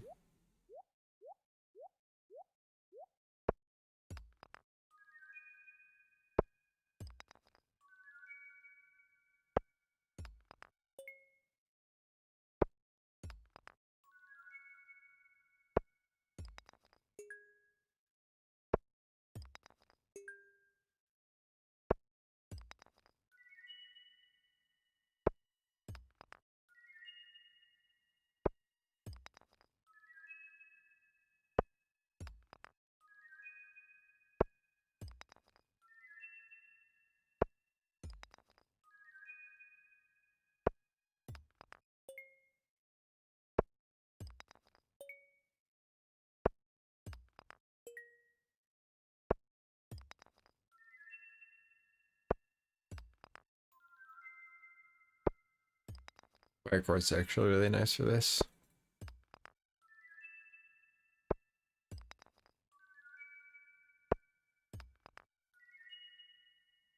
I need all these fire quartz for garden pots.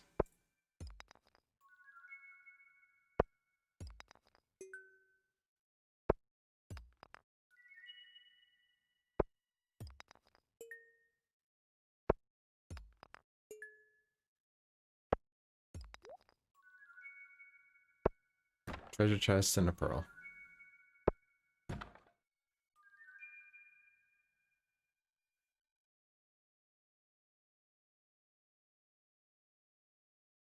That's 10.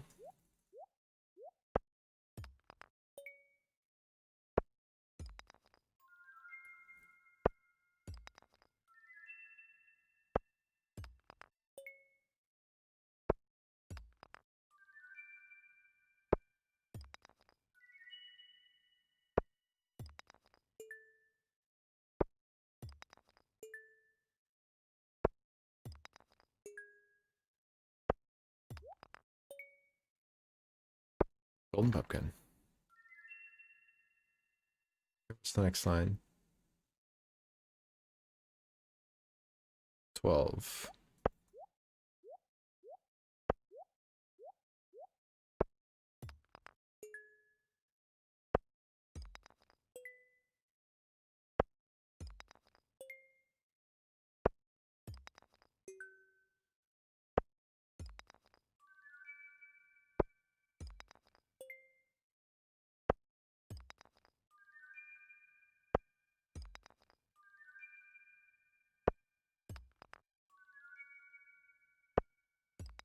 Okay.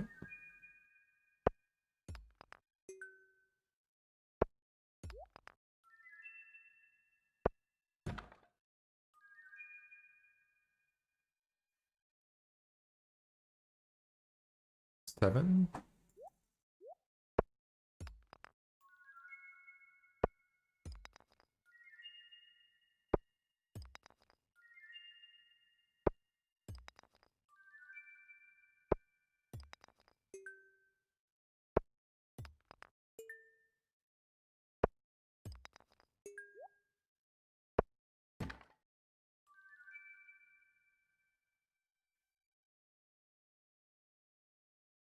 Nine.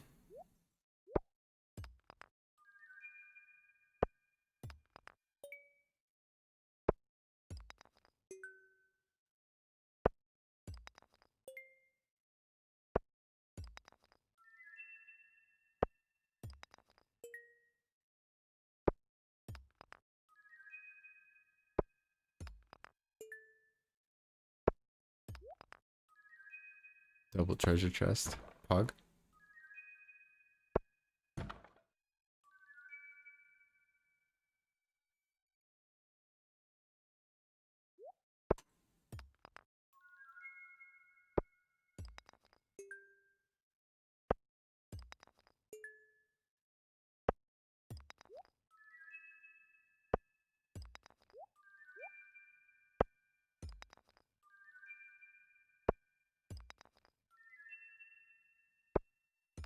Double golden pumpkin.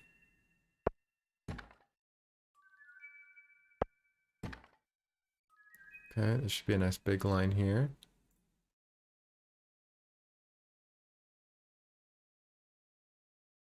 That is 18.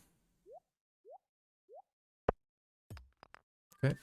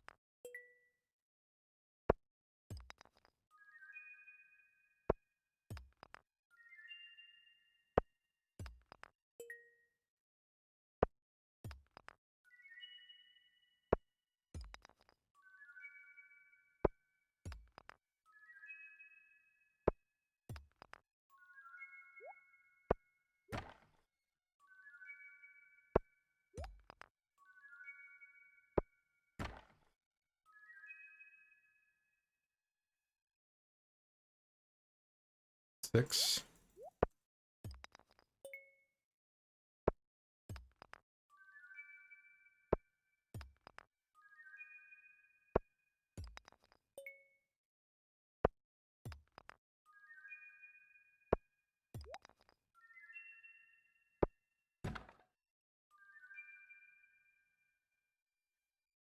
Five.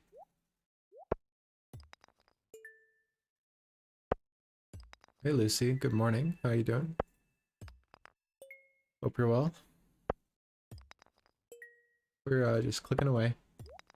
These treasure chests.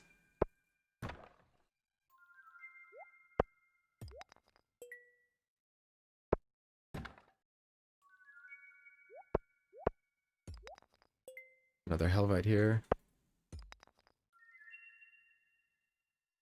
Okay.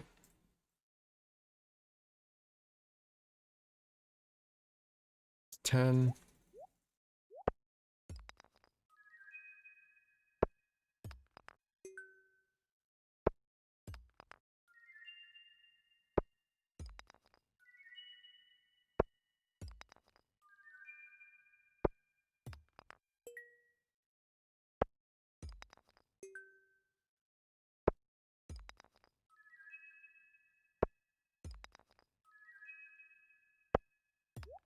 Another artifact.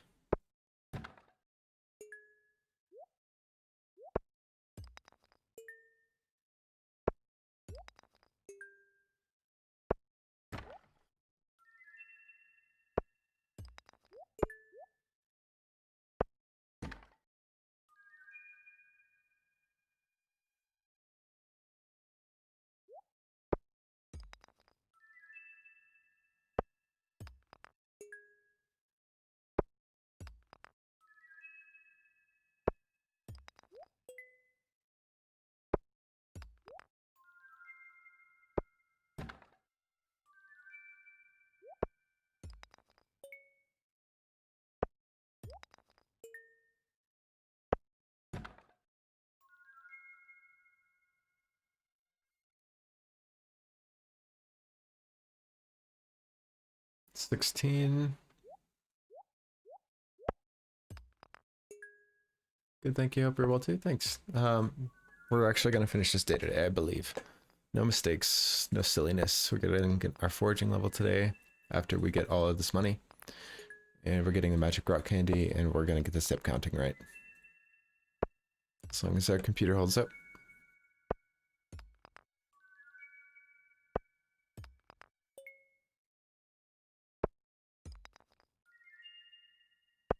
This is so OP.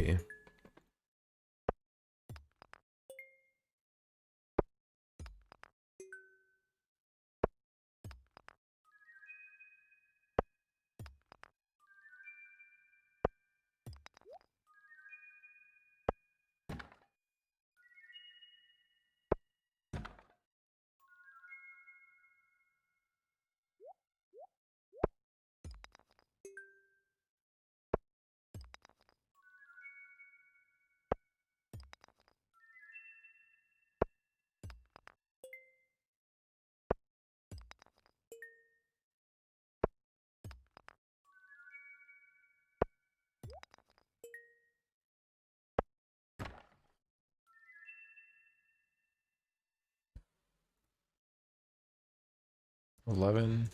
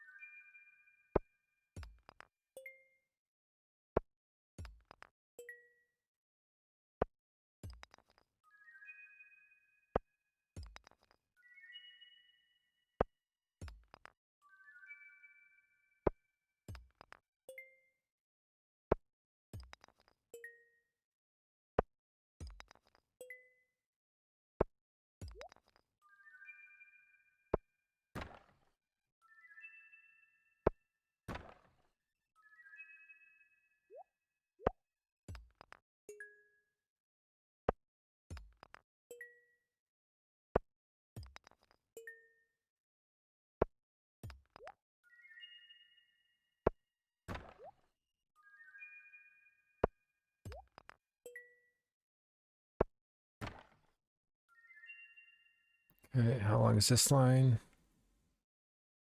8.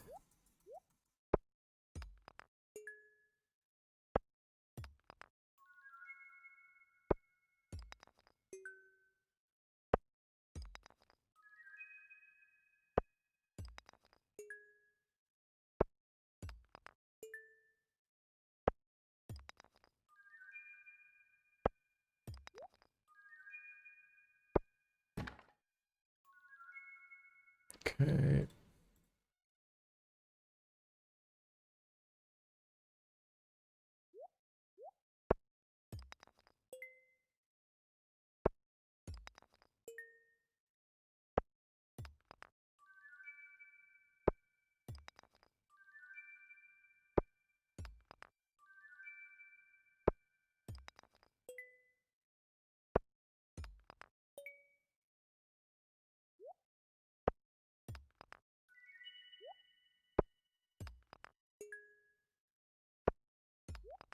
Oh, we get a Prizzy.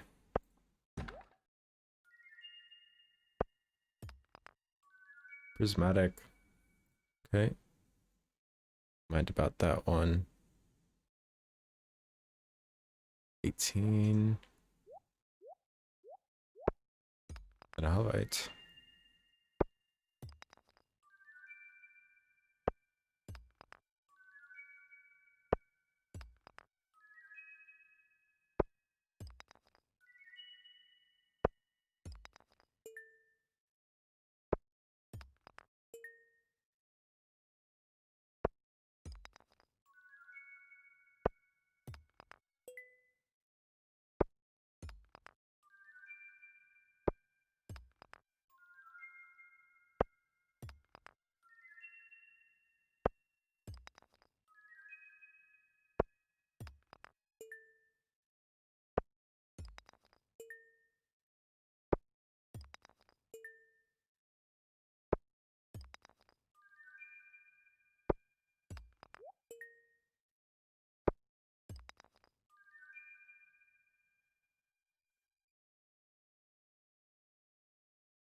I don't really care to stay for those ones. We can go way down to here. 35. Nice line.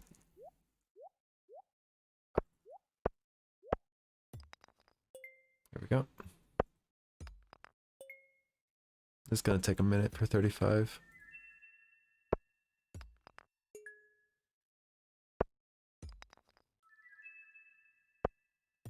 Just making money while I take a nap.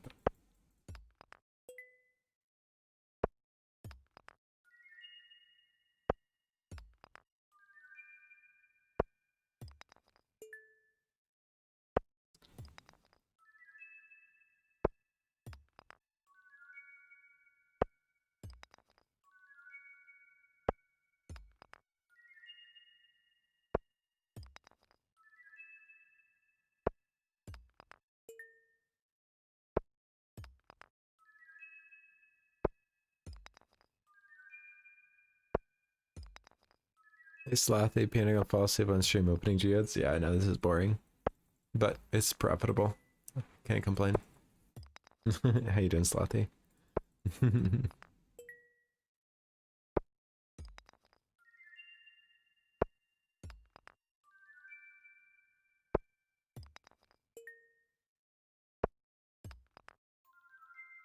Good. I'm good. I'm just excited to get this day over with and get onto a real Skull Caverns day tomorrow. A real Skull Caverns day. I'm excited.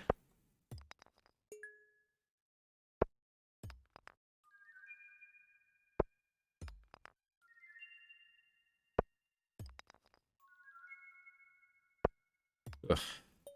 35.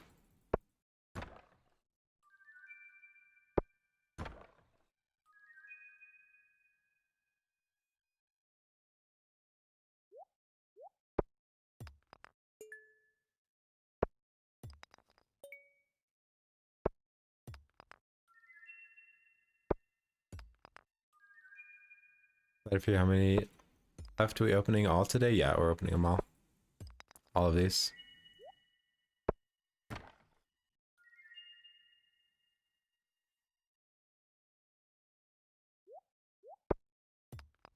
We're almost there. A couple hundred left.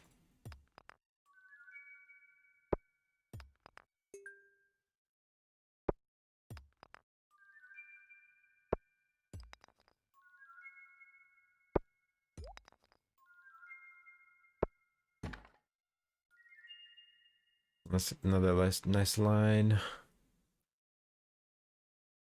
About that one. Do care about the Helvite. It's 31.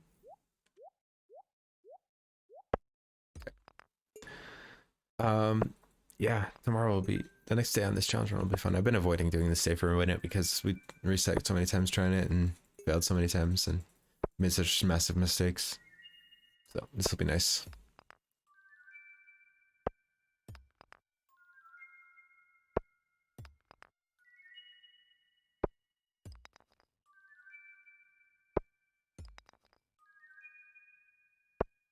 It's gonna give us a bunch of money and everything we need for the museum.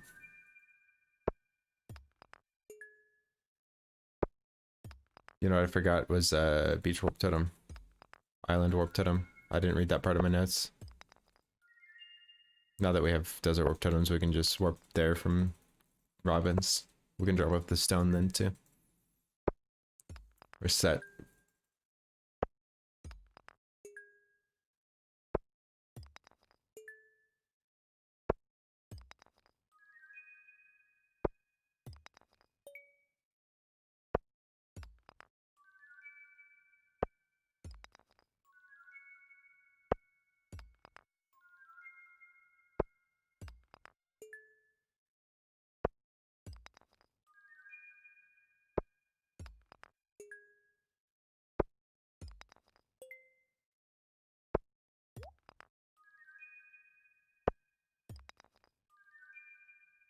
Okay.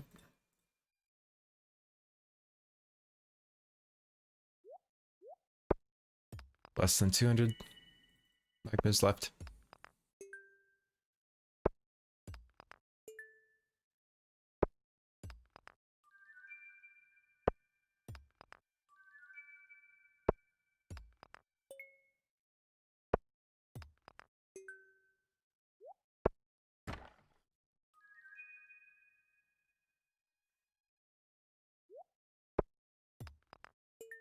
Okay.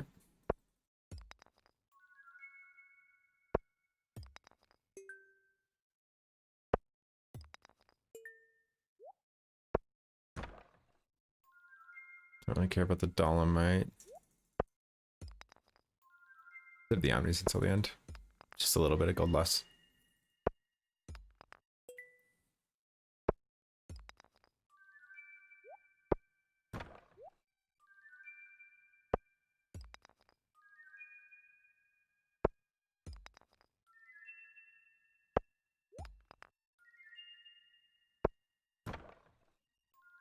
Is that? Don't care about any of those omni locations. 14. Doing it this way, you're not gonna miss any treasure troves.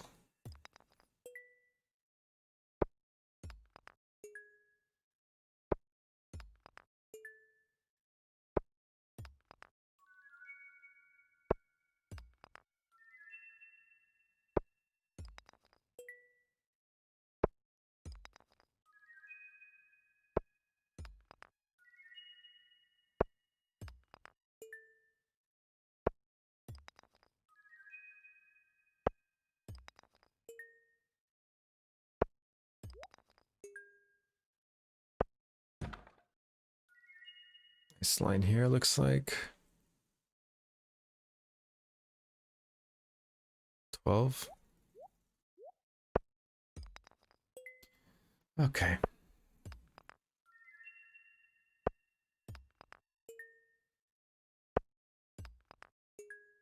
You get so much gold from the geodes too.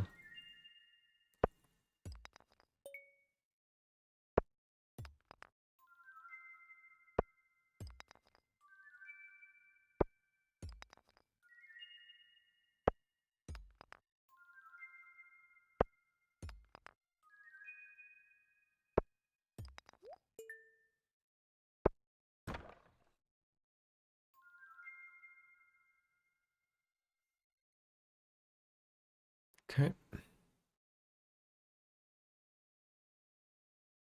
9.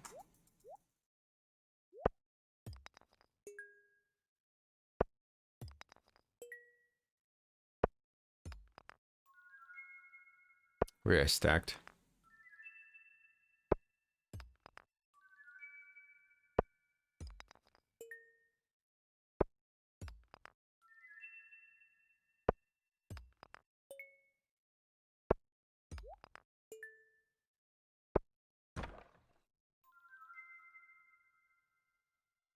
This. Don't really care to get that. I do care about those star shards. That's 11. Okay.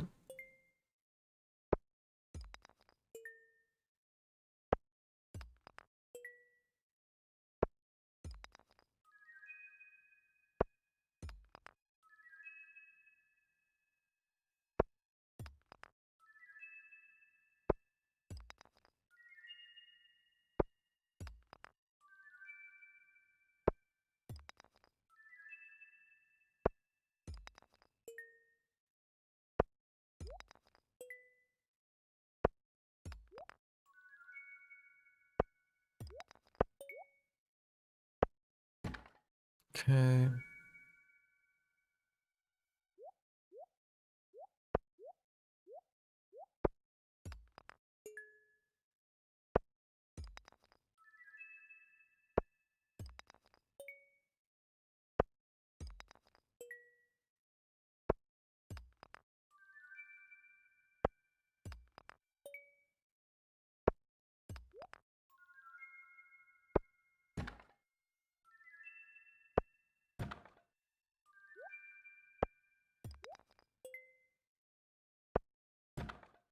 A nice little line right here.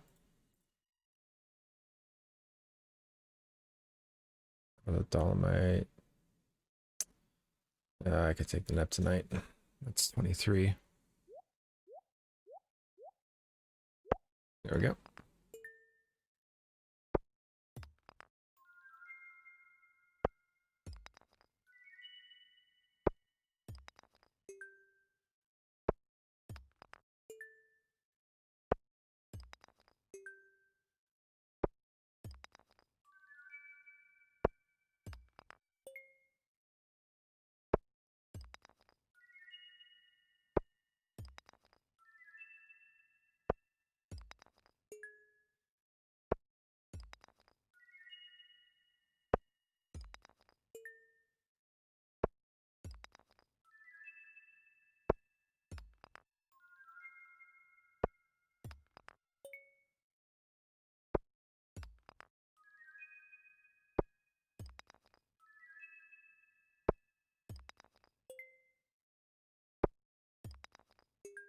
Let's take the dolomite.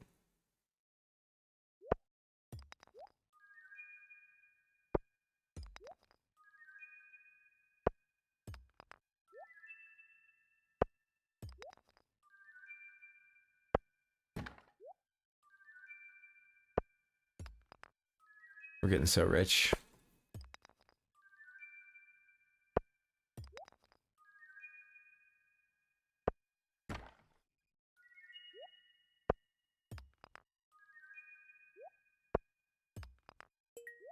And one more artifact here.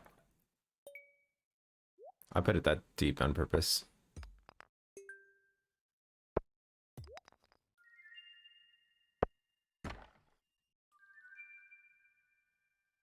Okay, that's the pearl.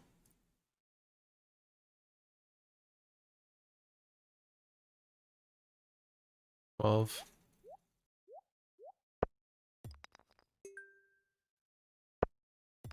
Oh.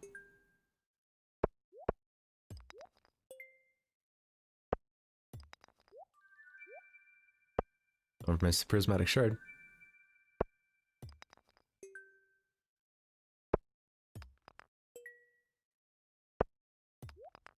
Another prissy.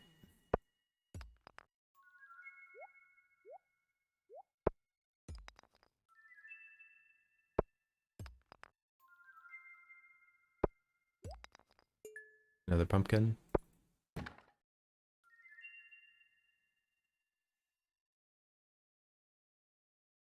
I'm gonna start taking every Omni Geode we get now.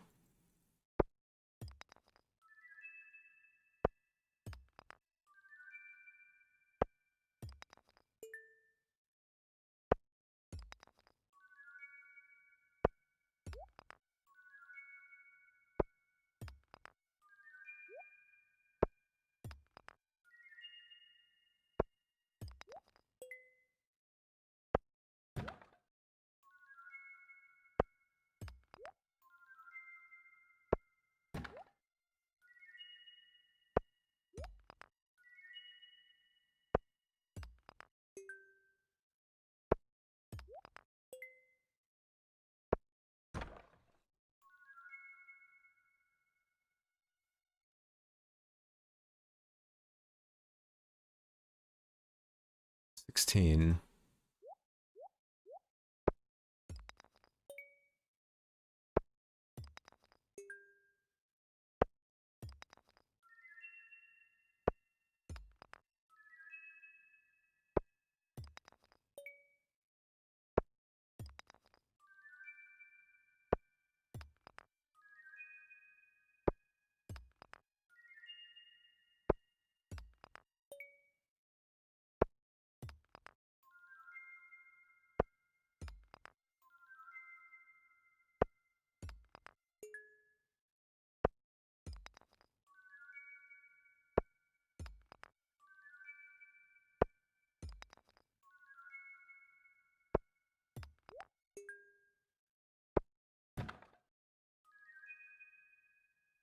I feel like I still shouldn't use the orb limit.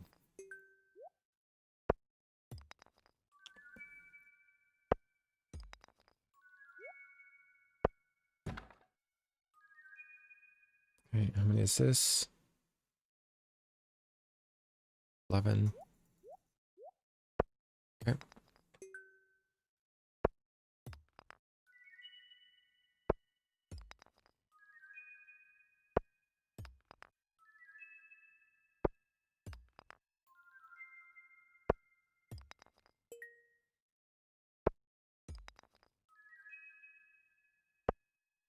Lots of fire quartz.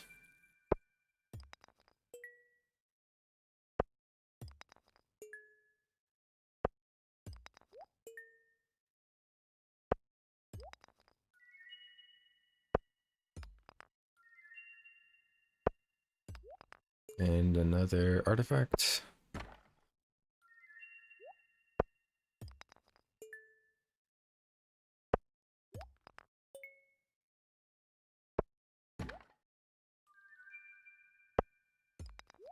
Might want to start skipping with Omni Geodes actually. I think that's our last artifact. Let's drop them off.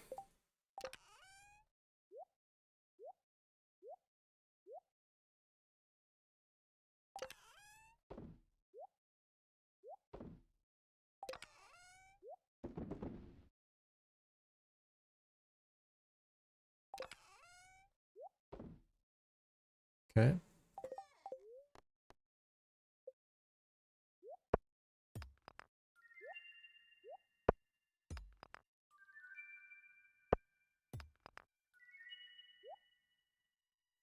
Let me see something. We're on 1915 right now.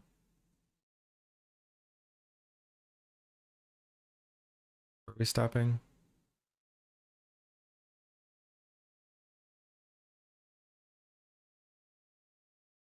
On 1978, so we need 2, 3, 6, 7, 8, 9, 10, 11, 12, 16, 17, 18, 19, 20, 22 more. Okay.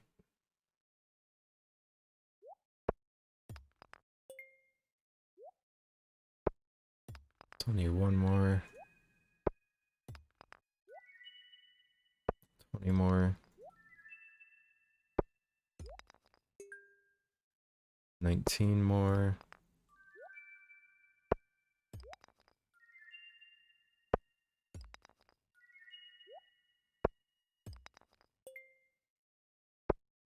18 more. Double treasure chest.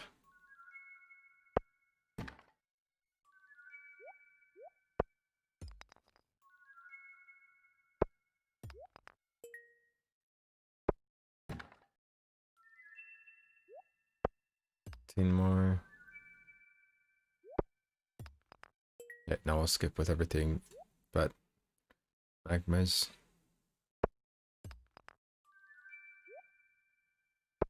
I'm gonna start using omnis to skip instead of magmas.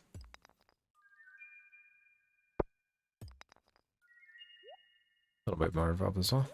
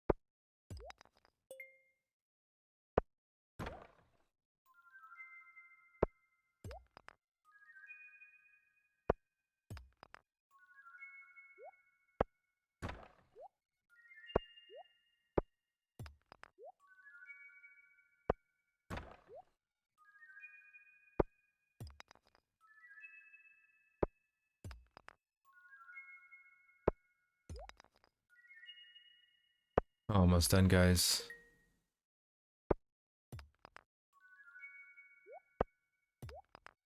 Coming up to the end here.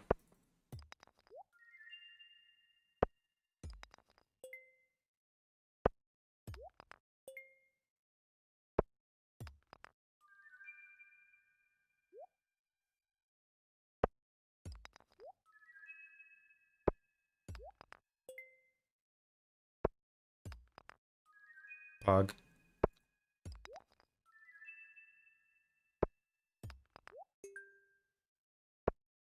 Pumpkin. Vest. Fire opal. And we can squeeze a little fire quartz out of the end here, which I will take.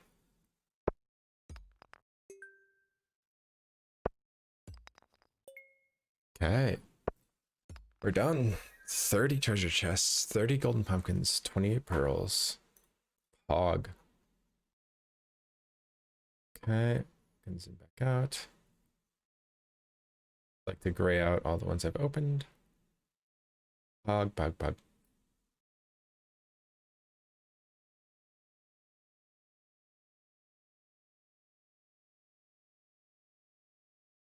Oh, I did it. I wanted it gray.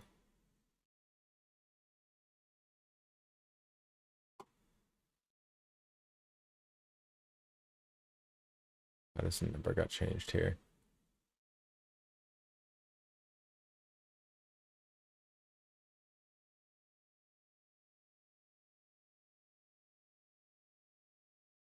All right. Save that. Close. Pog.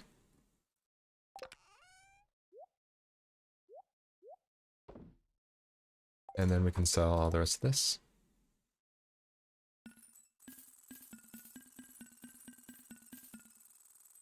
Cash. Oh my god. Just 100 grand right there. No big deal. So we need to go turn in, we need to put these artifacts outside. Have a row of inventory here.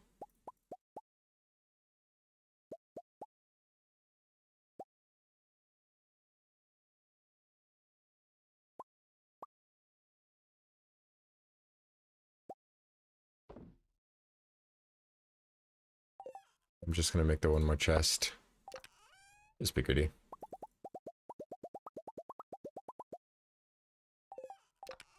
Come back here and get the rest, but let's walk out. Oops.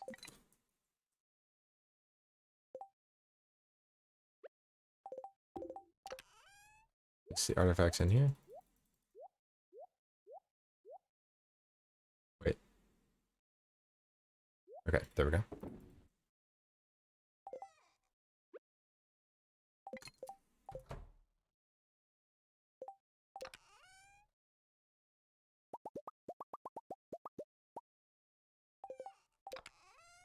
Okay, that's all empty. So now inventory.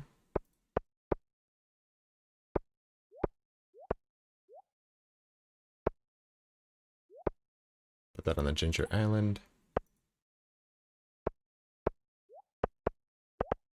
Sell those.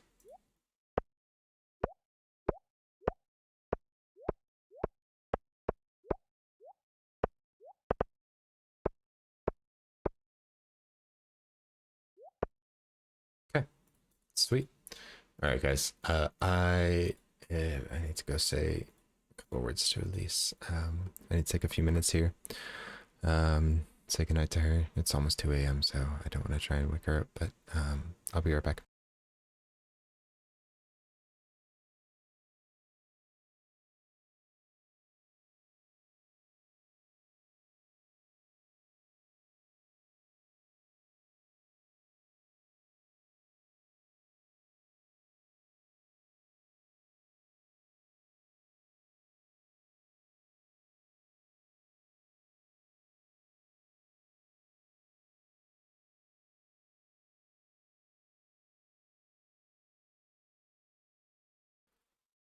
Never mind, she's out cold. I'm gonna try and be quiet because I was kind of bothering her, keeping her up a little bit.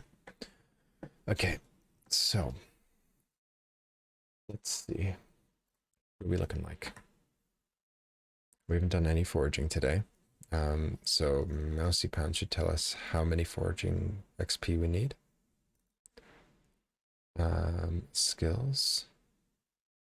Foraging, we need 1,264 foraging XP. I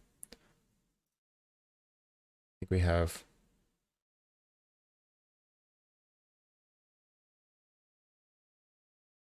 I can pull up the VOD here so I can review this a little bit.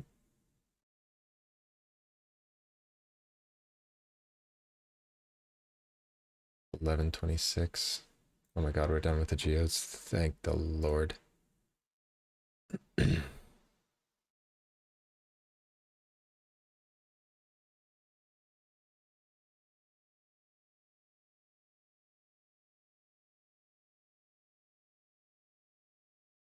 Okay.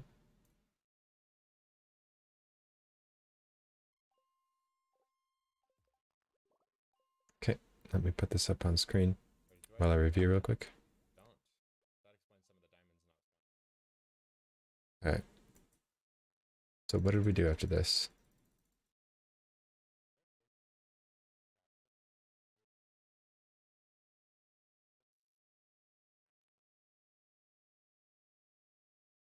Put the chest there. That's exactly how it looks right now. Drop them all on the ground. Can do that. Things a little easier for us.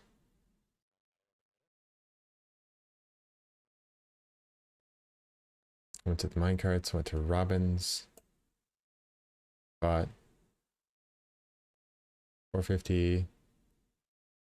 A bunch of stone. 450, 200. And then we bought a bunch of stone.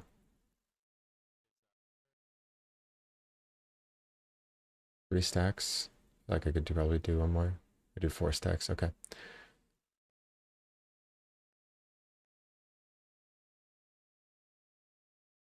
Three stacks of stone. Warp to the island.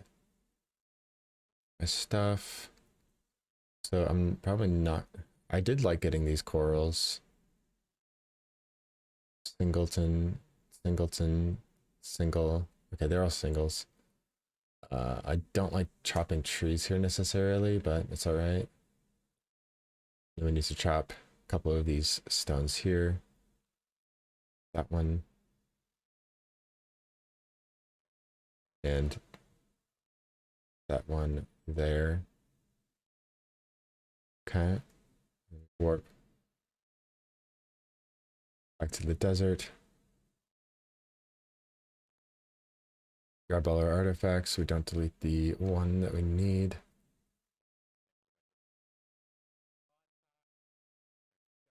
I'm gonna check something real quick.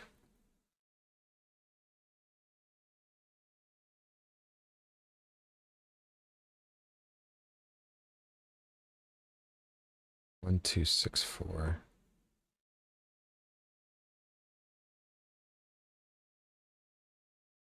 105 treetops, but we're gonna have some other stuff. Okay. What do I want to check? Oh, I was gonna say,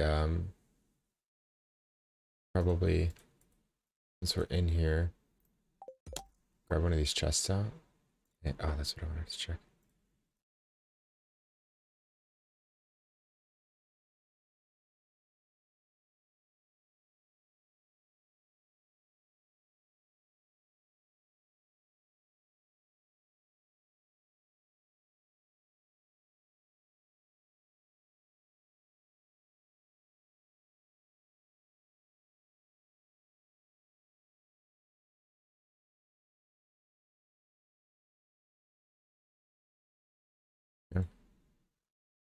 Yeah. Okay. This is all safe. Good to know. Okay.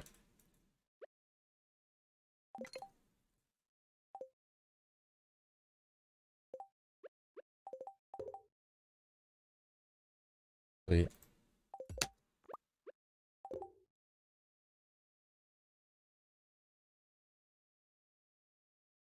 Um, Hold up.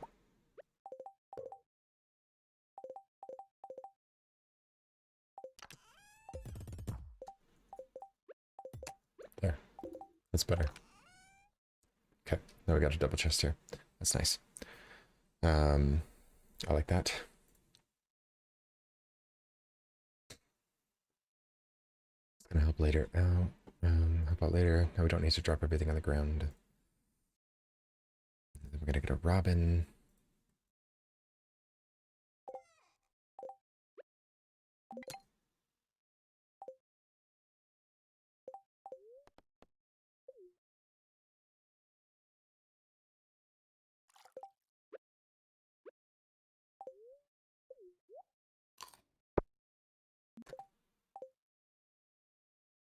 Okay.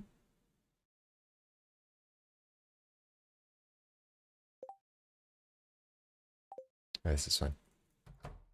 Good.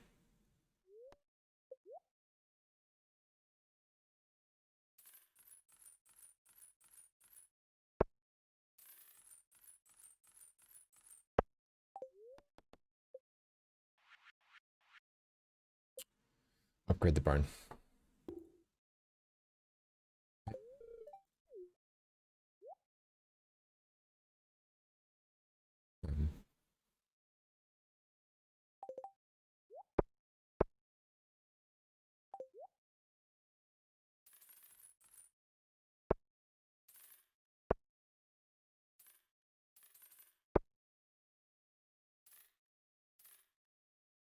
300.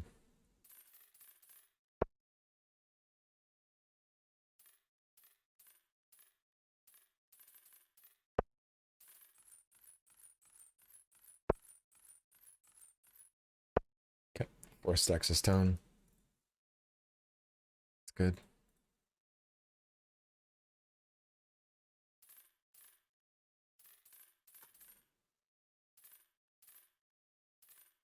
And a stack of wood. Looks good. Let me check my VOD.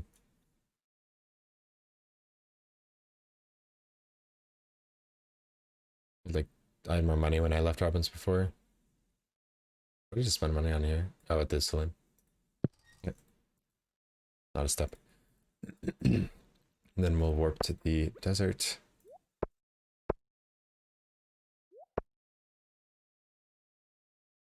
Okay.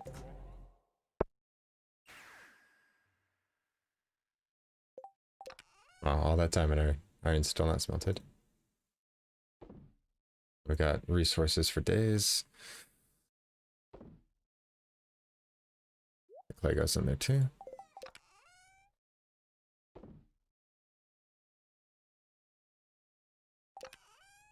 And staircases can go in there for now.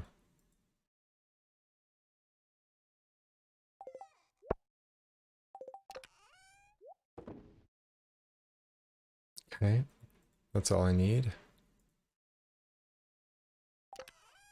Okay, and then we're just gonna be foraging for the rest of the night. And we gotta go to the Ginger Island here, so we can warp.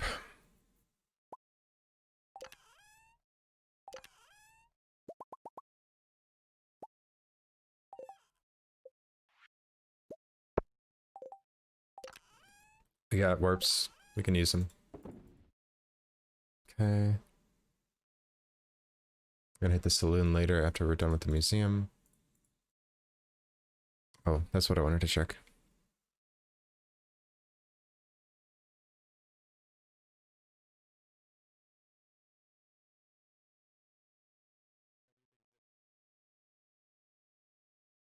I went down first. How did I do that?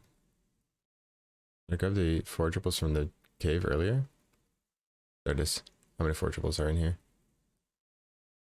Okay.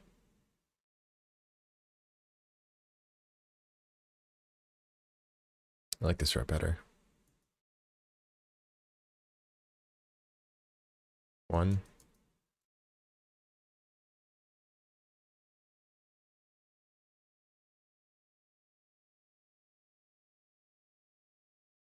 2. 3, 4. 5, 6. Double peach.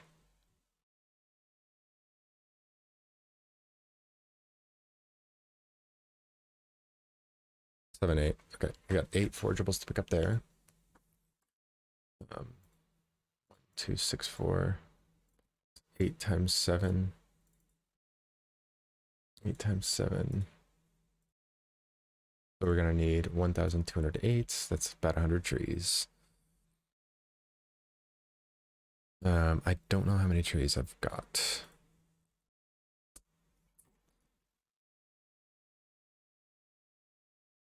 Oh, and then we've got 6 stumps in the secret woods. 6 times 25 is 150. 1208 minus 150. 1,058 divided by 1288 treetops. Stumps. Okay.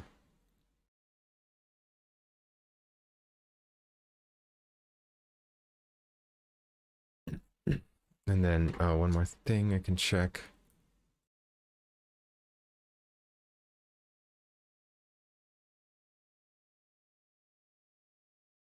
How many of these do we have? 1, 2, 3.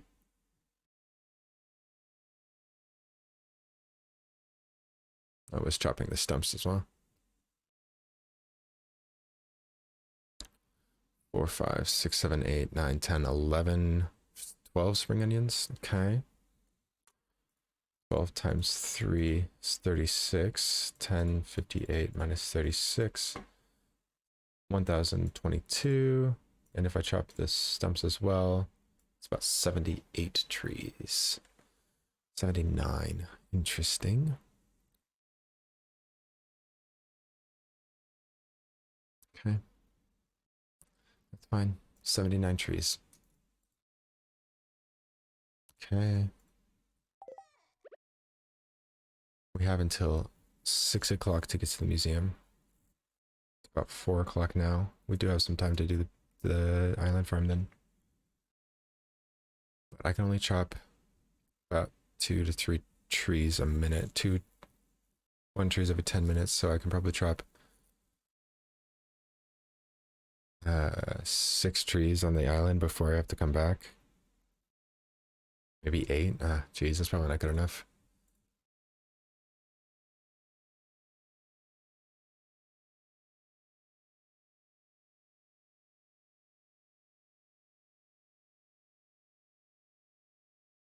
Hmm. Things are getting a little tight with the forging XP.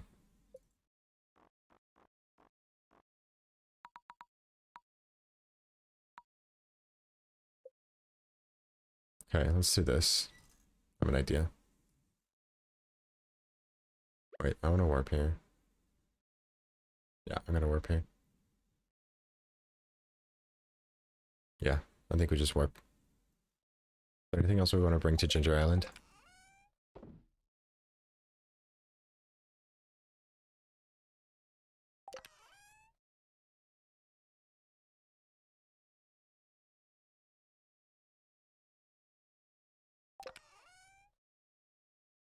I don't think so. We should be good.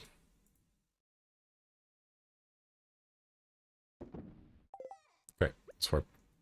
Let's do it. Let me look at my notes. I feel like I'm forgetting something. I don't like that feeling. Didn't buy copper from Clint, that's fine.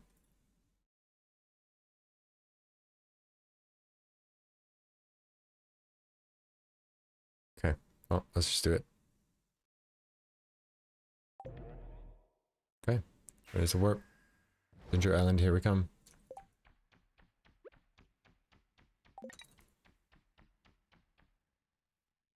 We are going to ship.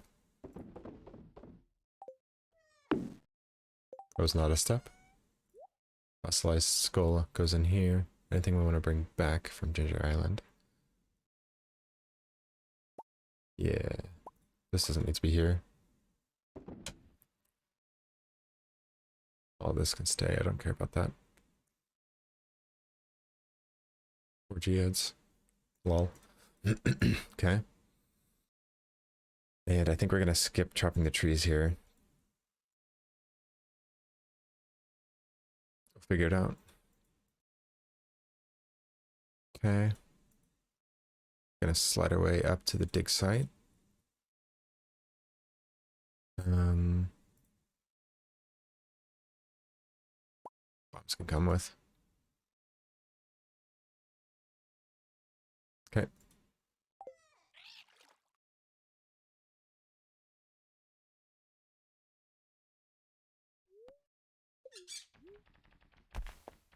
Okay. Mhm.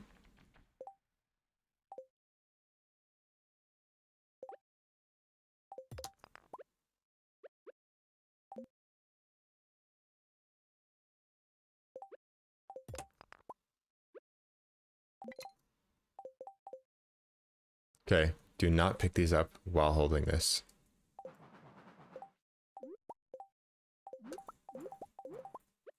Okay. That would soft lock me. Okay. 1, 2, 3, 4, 5 more. We were at 35. Now we need 987 more. 76 trees. Okay. Here we go. To the museum. This is probably the fastest way. Nope. Ducks. This might not be the fastest way. What if I warp back to the desert?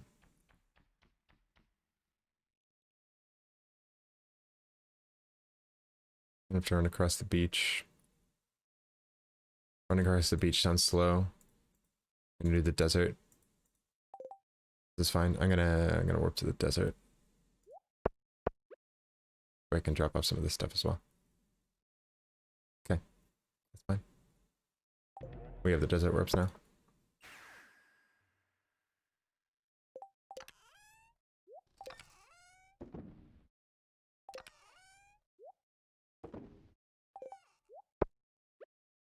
And we can smelt on our way out. That's nice.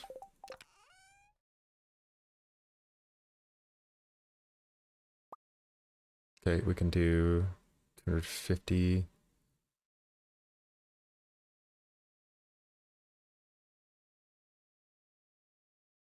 If we smelt iridium, it'll be done. I'd rather not. I'm just gonna smelt this iron out and be done with it. Okay. 180 divided by 5. 28. 20, 26. 36. That's right. Okay. Smelt this iron up.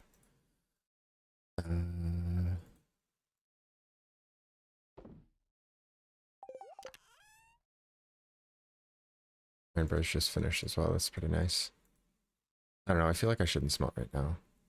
I'm gonna do it after I get my level. Yeah, I'm gonna smelt this iron later.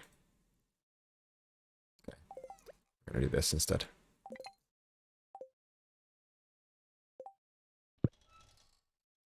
Not a step.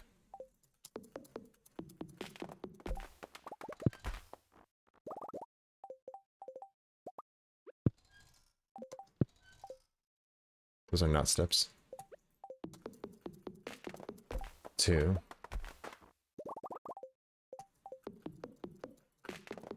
3. 2 more forageables.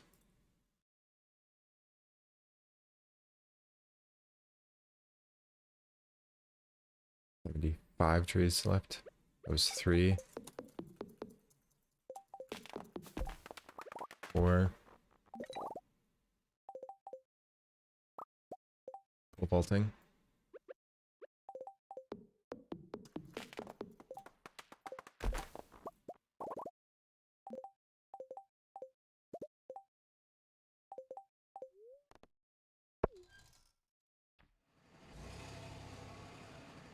Four trees chopped. I'm gonna grab the forageables here without using my fishing pole. Starting with the oak tree. Wait, let me check if that oak tree gives 2. With the predictor.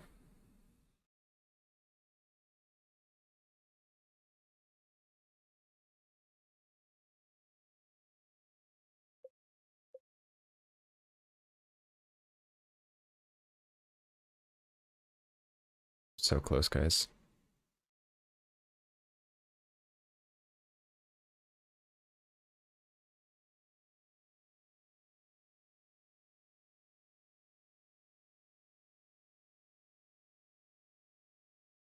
Okay, it does not give 2, so I'm not gonna grab it.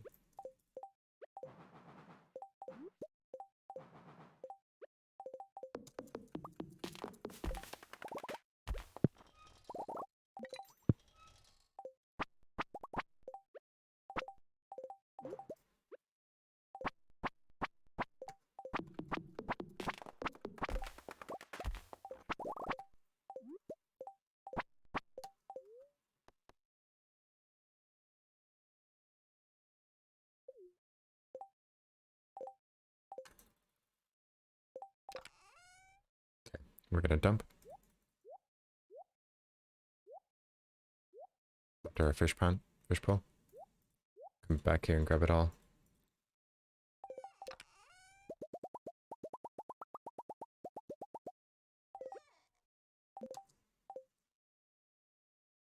Okay. Don't delete anything. And donate to museum.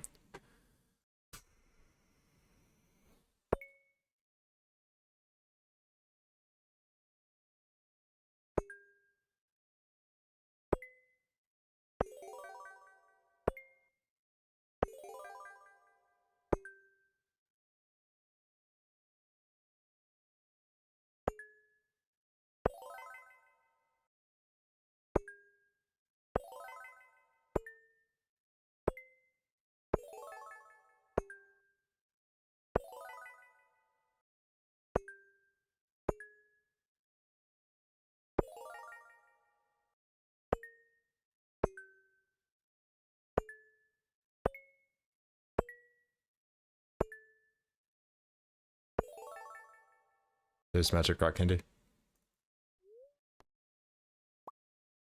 Pog. Ancient seed recipe. And the scarecrow is useful. I think. Probably not. The coffee is. The farm orbs are.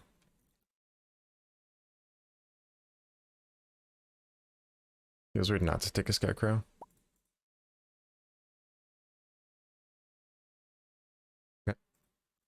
everything. Everything else is decorations I don't want. Right, and slide right back out of here. Grab all my stuff.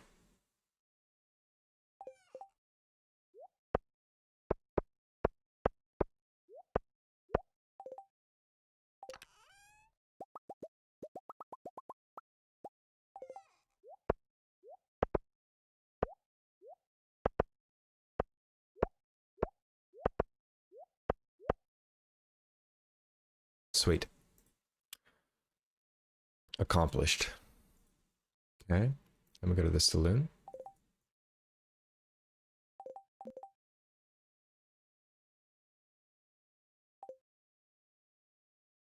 Pole vault over here.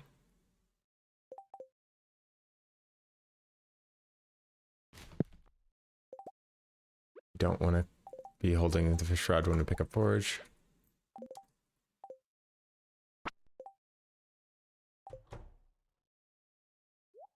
Okay. Ideal luck buff. So how much did we buy in our run? Oh shoot, I closed it. We went 10, 30. Wait.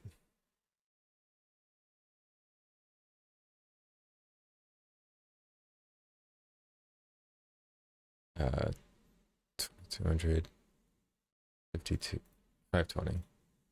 We get 60 of each. 50 of each. Leaves us with 5 grand in our pocket. Do we need to buy anything else tomorrow?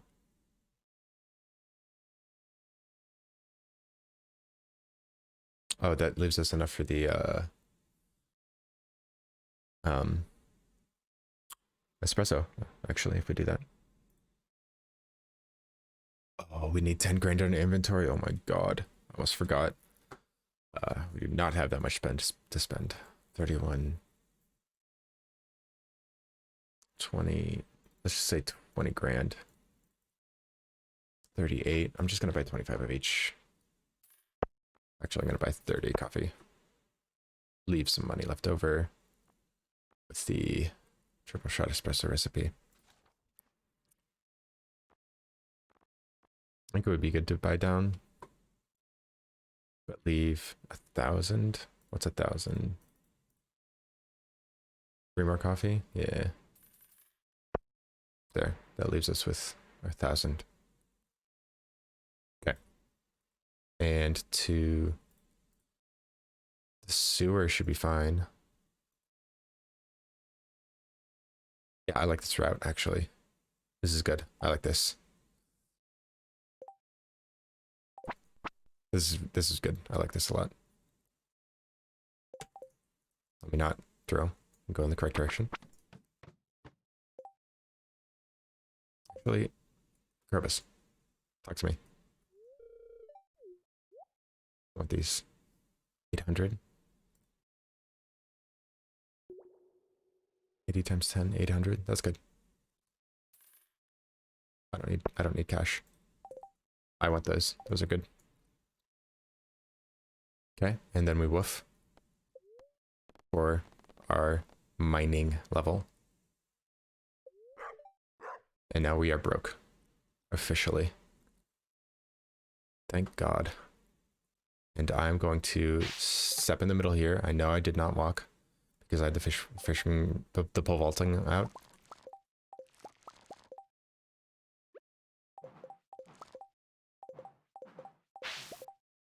That was not a step. No way. It was that was definitely not a step. I'm gonna go to the right and grab this horseradish. Okay, and then start doing this.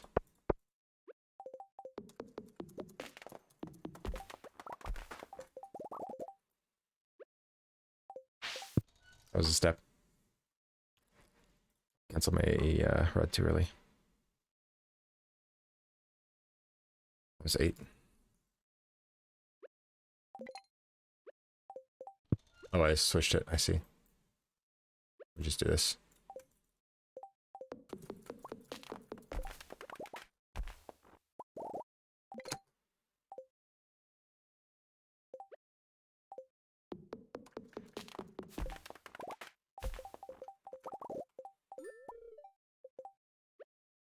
And then let me take a screenshot here.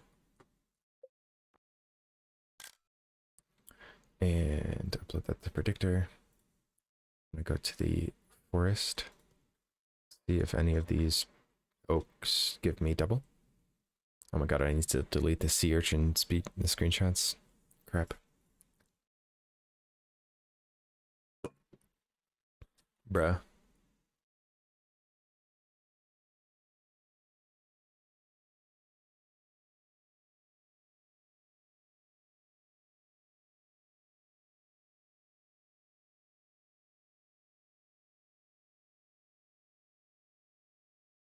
Okay.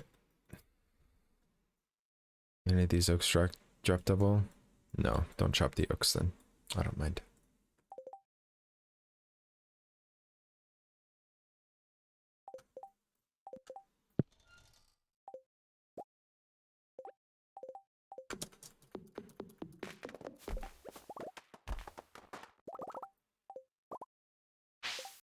A step.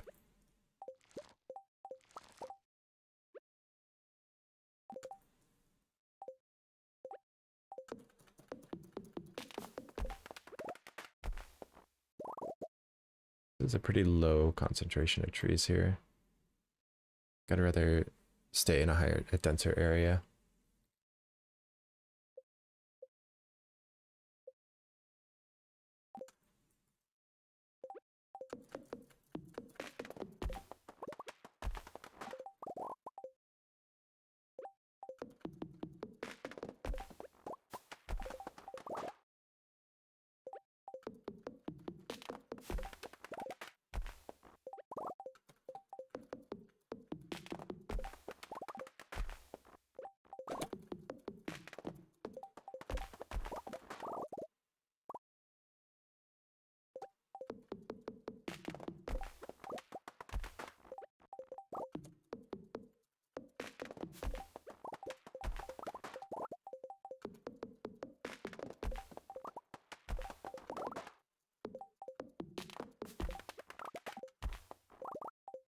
Okay.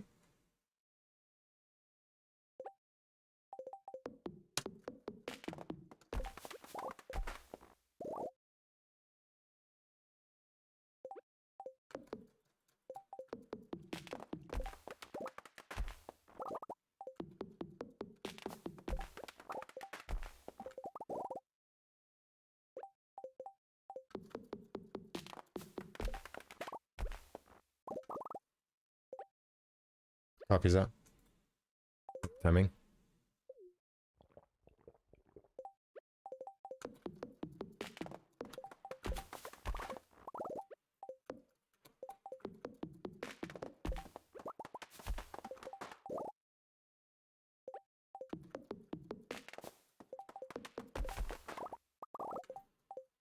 Should have my haymaker slimmer with me.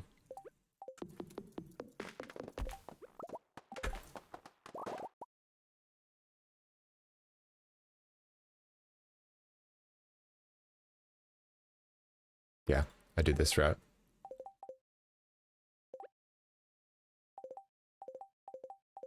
Ah, man. I don't like having things here. This is the danger zone for deletion.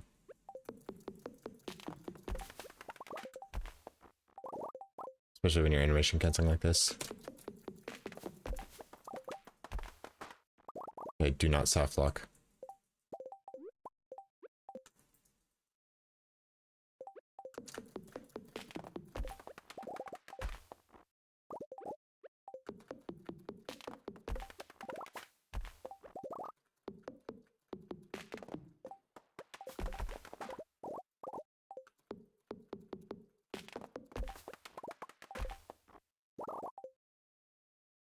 This tree.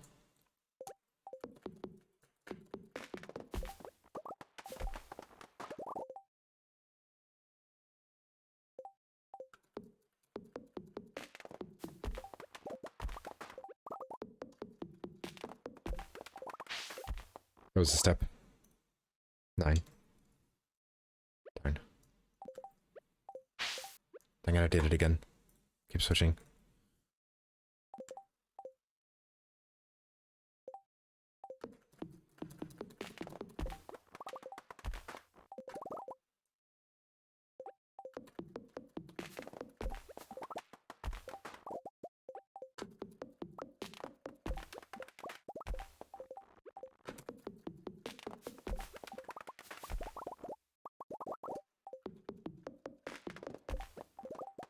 Notice my energy bar is still at 200. It's an efficient axe. I wish it was powerful.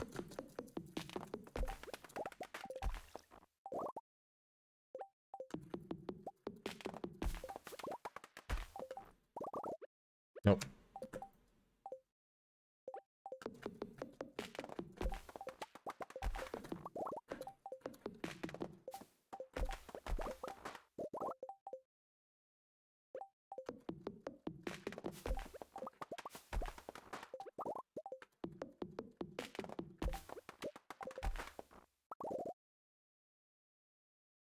What do you got to offer today? Are you closed?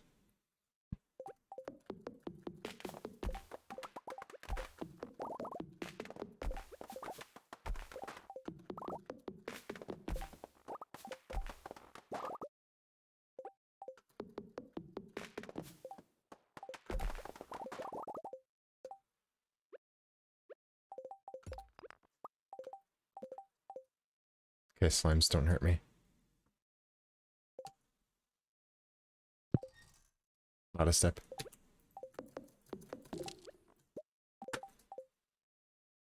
Do not pick these up. Without switching tools.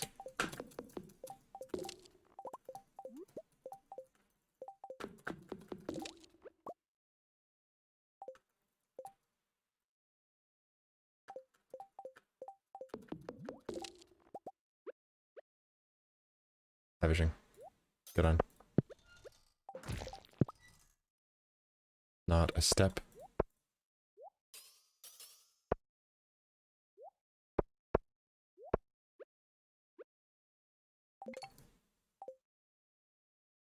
Zoom. It's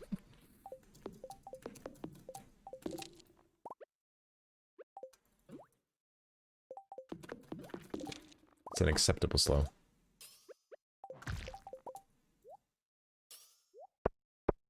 I'm still concerned about things in that bottom row.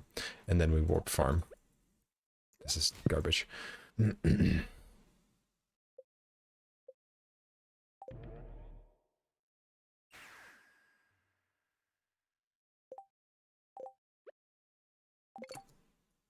Okay, we come here. And we cancel.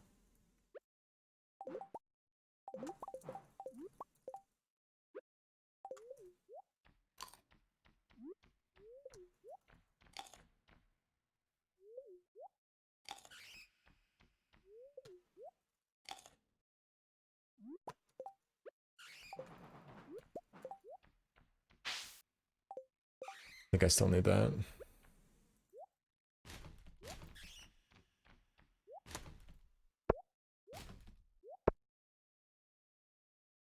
Okay.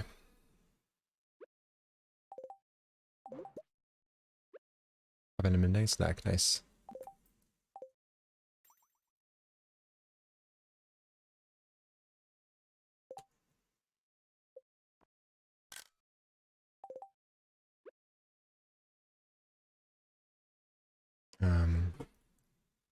Go to the farm. Check these oak trees. Which ones do I want to chop? The one on the left I can chop. That one I cannot. The one on the bottom right I cannot. Everything else goes. Hope there's enough XP here.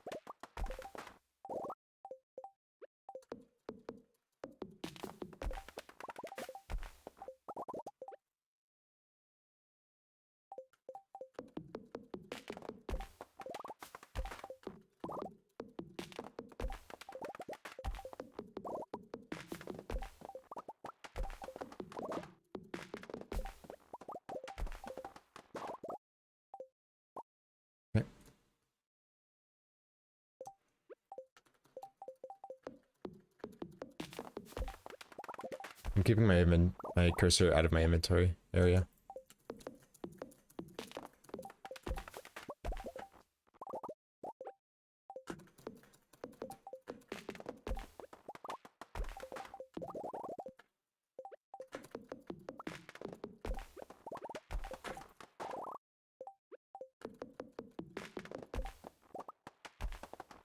Level 7.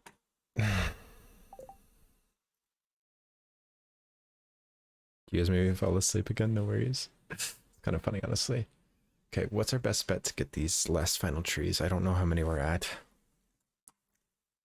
1, 2, 3, 4, 5, 6, 7, 8, 9, 10, 11, 12, 13, 14, 15, 17, 18, 19, 20, 21, 22,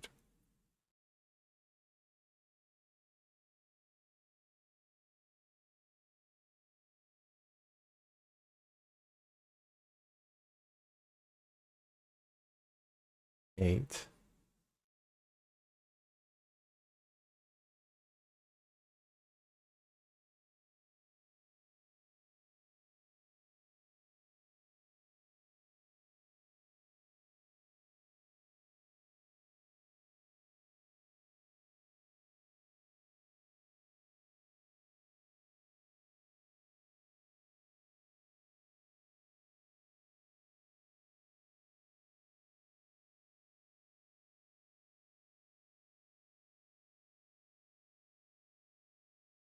One tree's chopped so far. Ooh, this is cutting it close.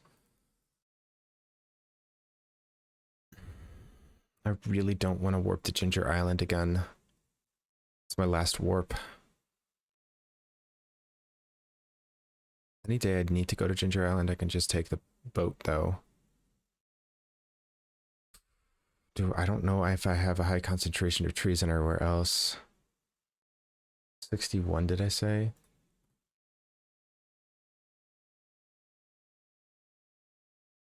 You said we needed 75. Might be 74. So we still need 12 trees. 13. I think we have to warp to Ginger Island to do this. And we also need to step manip.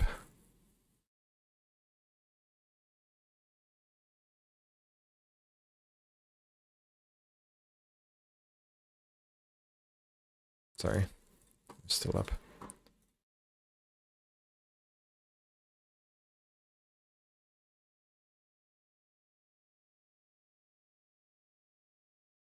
Okay, we need to perform our step manip and then get our forging level up Ginger Island. It's okay. We have to use our last island warp to do this, but we can manage. We can manage. That's with 8. 0. We'll be fine with 14 and no iridium tonight. I'd like to smelt though. Cutting it close. Cutting it real tight. We're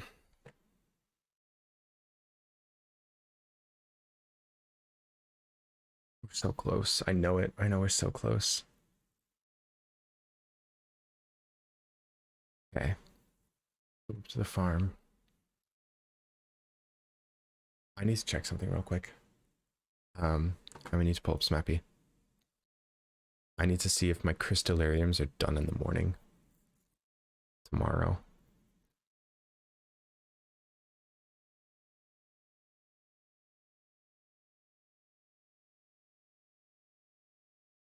This sheet probably looks like nothing to you guys.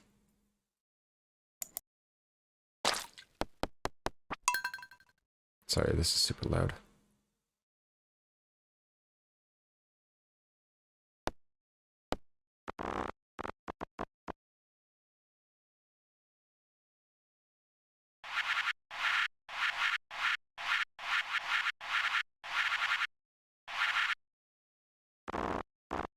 Okay, I need to do something first. Jeez.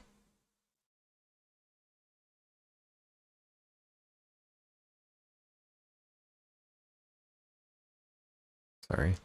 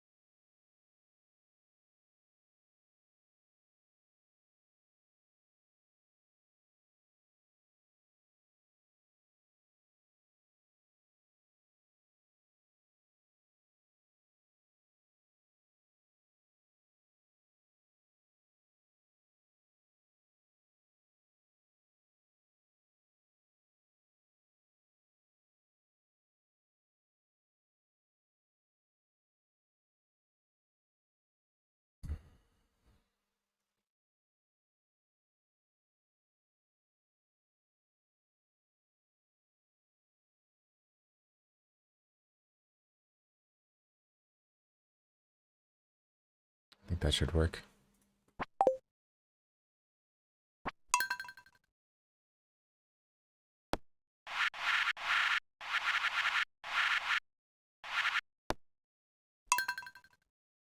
Okay. I had to make a copy of my save scum file.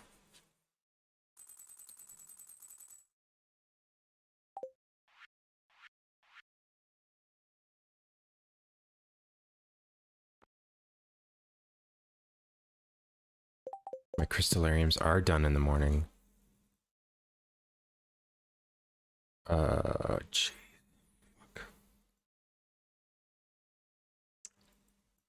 Yeah, I think yeah, that makes sense. They're fire quartz. Unless I swapped them on this day. I did.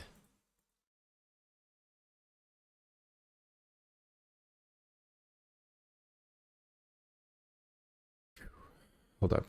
I can do this. Hold up, guys.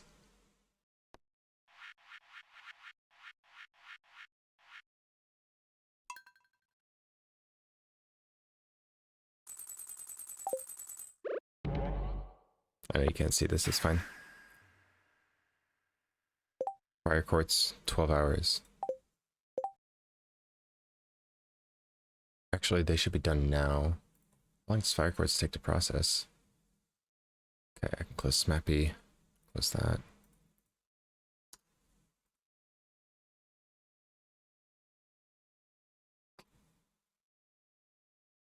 $21. Okay, if I get fire quartz out of my Lariums tonight, I gotta warp. Merry Christmas Eve. Welcome in. I think I should just... Okay, I need to warp to the desert. I know that much. I think I take this last tree. I sacrifice it for the greater good. It's not a step. Okay. Sacrifice the acorn there. And then I warp. Okay, yeah, the crystallariums.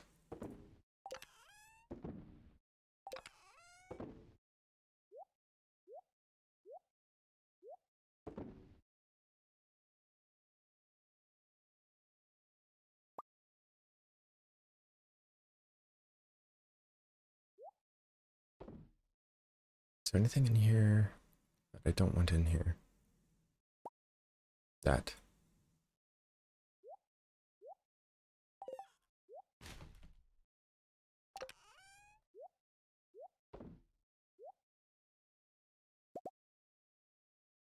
I want to set up my inventory for Skull Caverns tomorrow.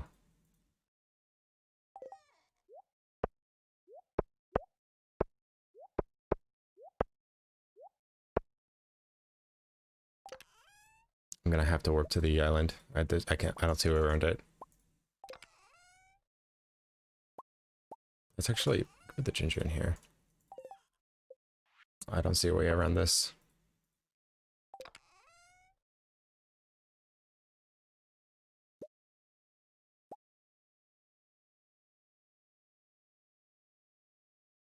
Okay, we need to fix our step manip now.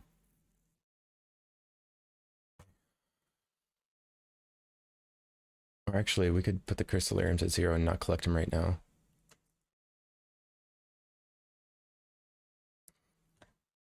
I know you guys can't really see anything on this.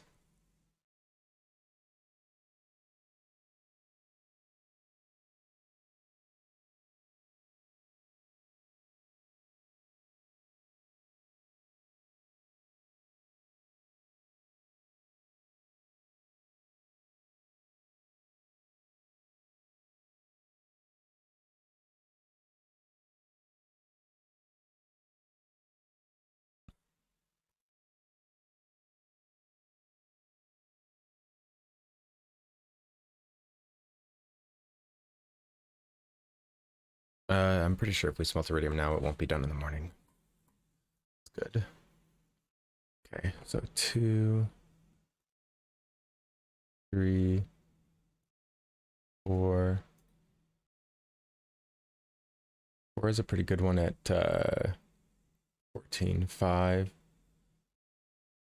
6, 7, 8.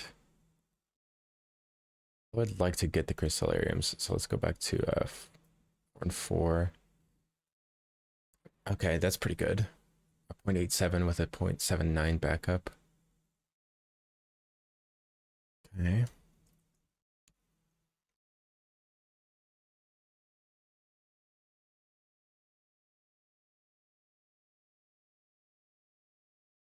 Hmm. 8 as a 0.99 at 13.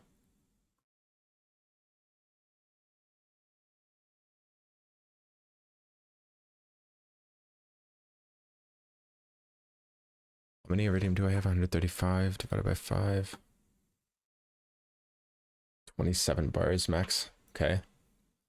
12. Damn, I already passed the perfect star drop on 12. 13's got a decent one at 15. Trying to see if there's any that have a backup day. 2 star drops in a row.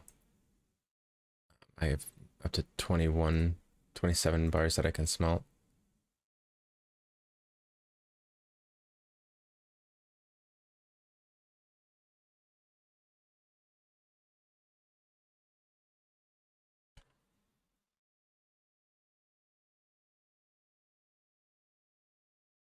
Basically, I'm looking for these green lines. This one has a pretty good backup. 20 has a pretty good backup. 0.73 star drop. Going all the way up to 27 just to be safe. See, that's not really how I wanted to do it. 24. 5.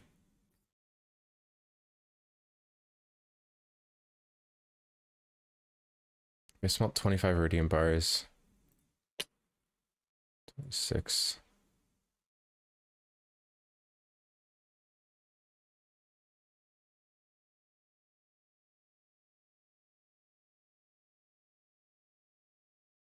It's 15. Okay, hold up. Let me go through these again.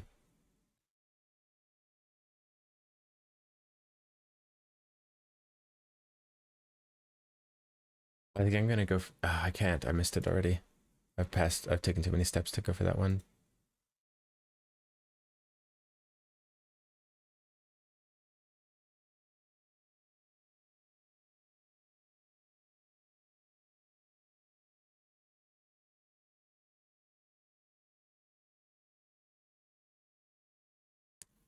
Man, I wish these were in the other direction.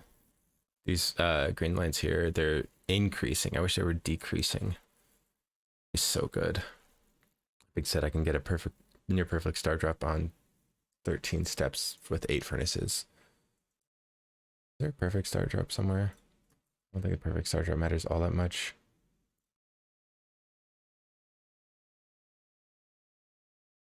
I missed it.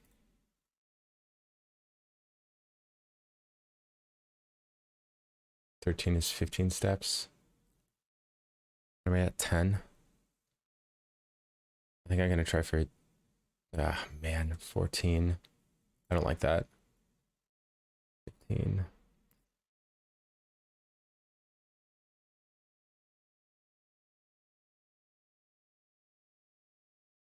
Trying to figure out how many bars I need to smelt here.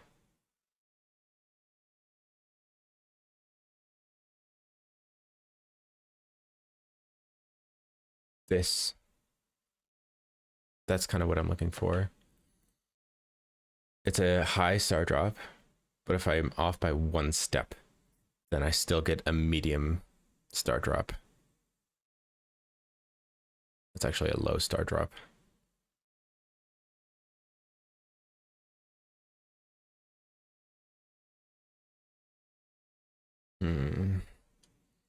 Keep going.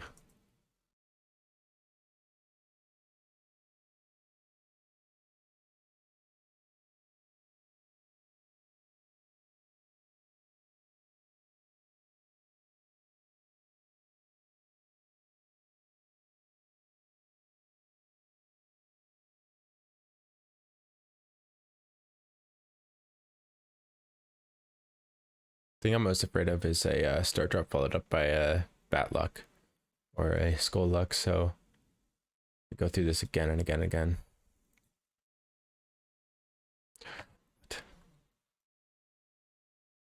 Why are you doing that? Go through this all one more time. Scroll up.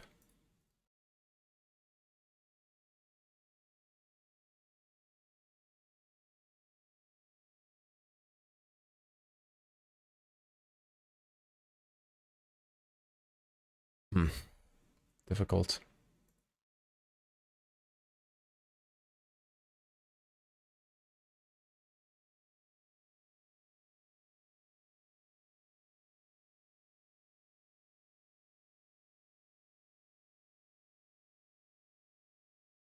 There. At 53 steps. With 3 furnaces smelted. There's a 0.91 followed up by 0.85. But damn, it's only 1 step of leeway, and then if after that it's all negatives. But that's my best bet. Damn. 53 steps too. That's I need to take 40 plus and count them. Not a huge fan.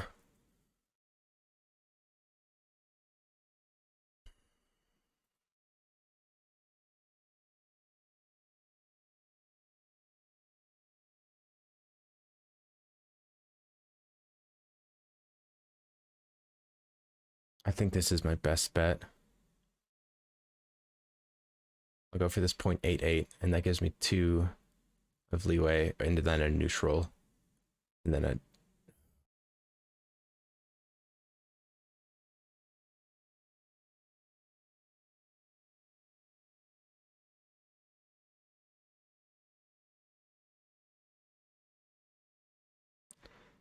check something.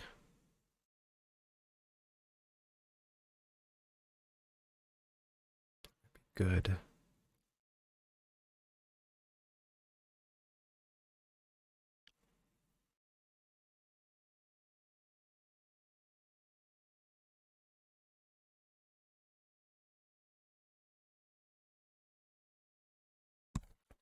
Man, still 40 steps. Crap. What if we just trust in our step manip? Go for the best. It's got a 0.99. Load 8 furnaces and do the crystallariums.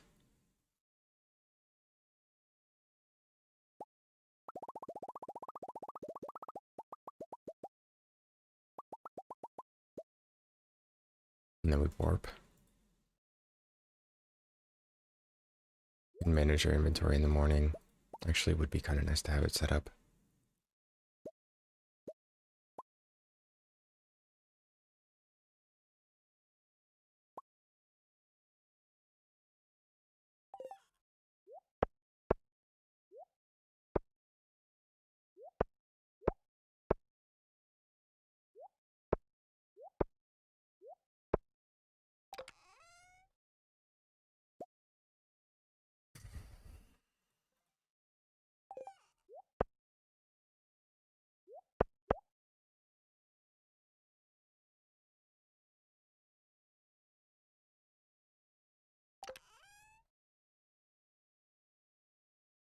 Right here we have 858.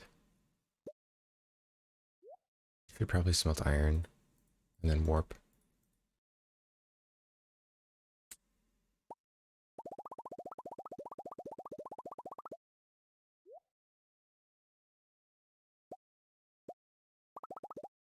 We're gonna have 58 bars.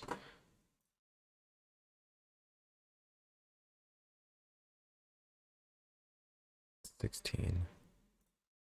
We need 166 total coal.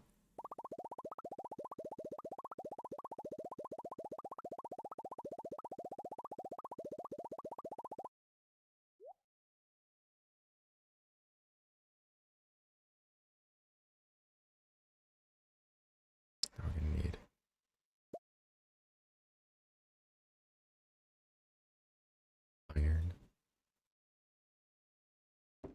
We'll want all of our gold ore probably. And solar essences.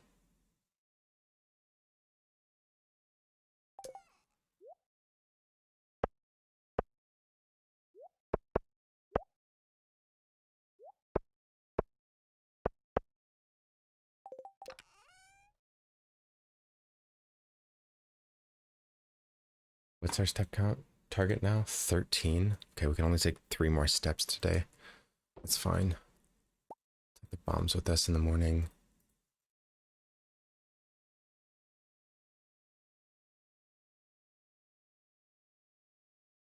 Okay. Slingshot.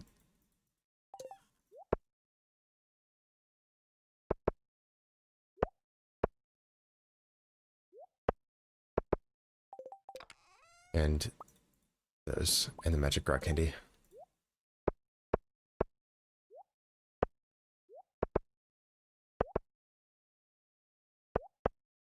Okay. This is our setup.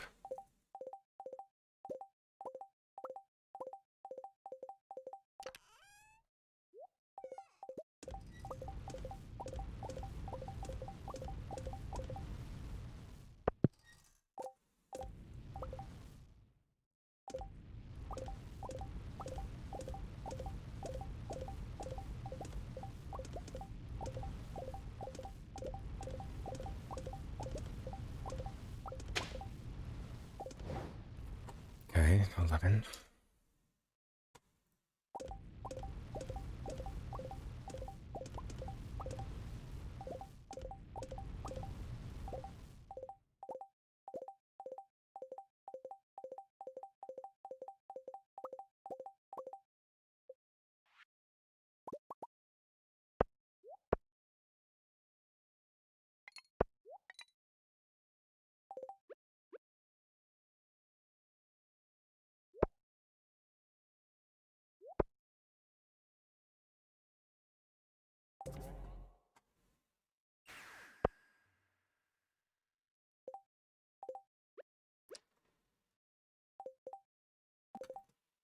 Okay. Now we just gotta hope we get our let's take 2 steps. 13. Man, I don't have time to review the VOD. We go for the highest concentration. Shit. We waste the spicy eel here. We're gonna chop this first tree, and if it doesn't give us, then we waste the spicy eel.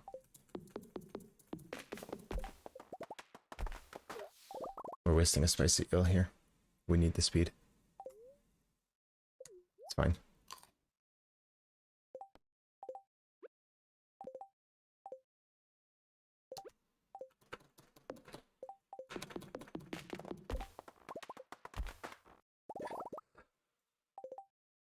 Man, we were 2 trees short. We didn't need to fucking waste that. We need to take 2 steps. Wait. Actually, that's kind of nice. Those are not steps.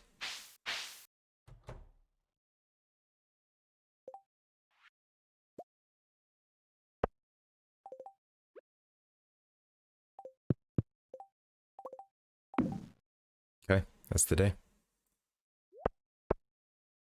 That's the complete day.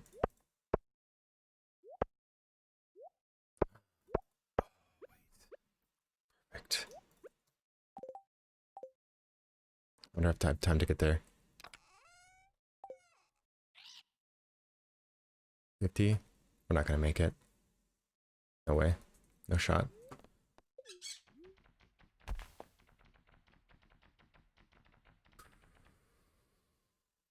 Come on, come on, come on. Oh, I wanted to get to that chest. We were so close.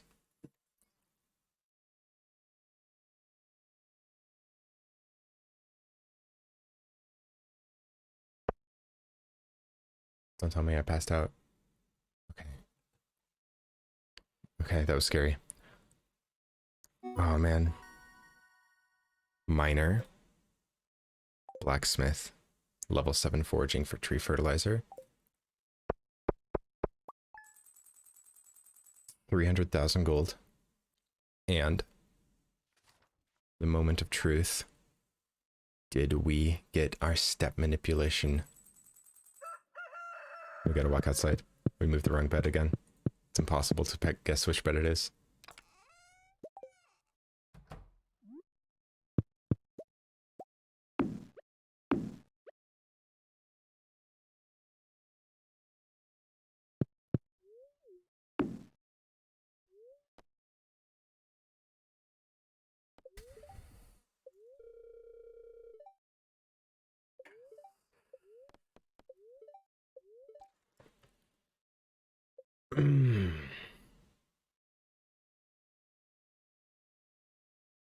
We took 13 steps.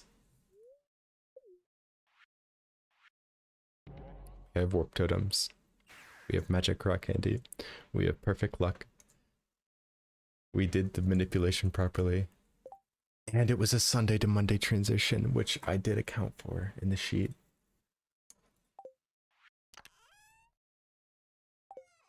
We have ammo.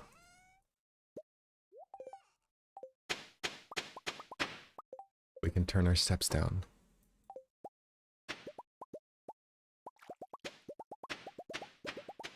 This is what we've been looking for. 652 perfect star drop magic rock candy full skull cavern stay. This is why we saved scummed. Sorry, I'm trying to be a little quiet. I'm so happy. I didn't just say that, did I? Okay. Hell yeah, guys. Only took a 7-hour stream to do it.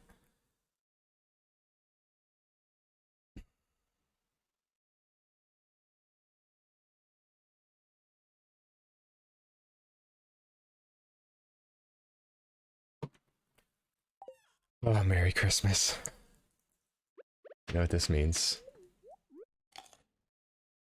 Put this away. That.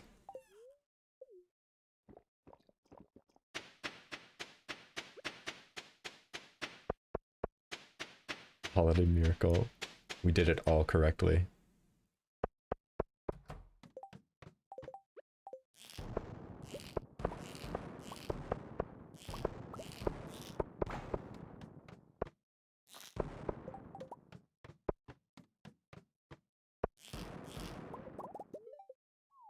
I'm not opening a treasure chest if I get one.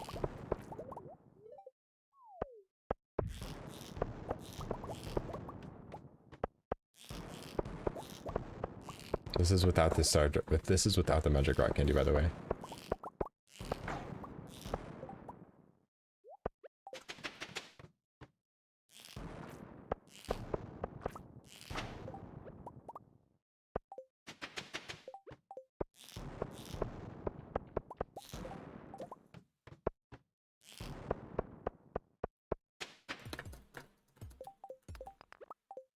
Or tap iridium.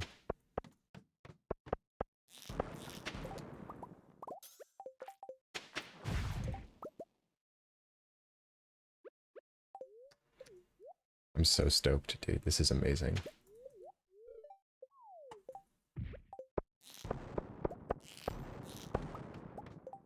I just want to feel what it's like with the magic rock candy.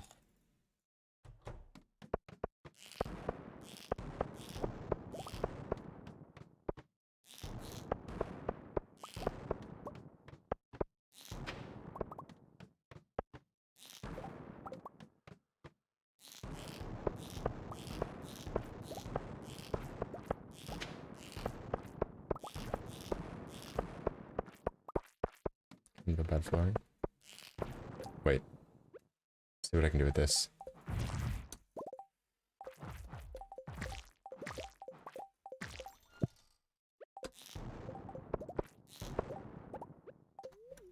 I'm not dying. Wait. I canceled the magic rock candy with the ladder. Anyway, you guys get the picture. It's gonna be very, very fun. I'm really looking forward to it. Thank you all so much for hanging out with me so late today. I'm so happy we finally made it to day 15 for real. Demo dress, thanks. I'm trying to be quiet. Okay, guys, I really gotta go. It's late. It's 3 a.m. for me. I haven't stayed up this late playing Stardew in a long time. I really appreciate everyone hanging out with me. Happy holidays to everyone. Merry Christmas Eve. I don't think I'll be streaming tomorrow. Or today, I guess.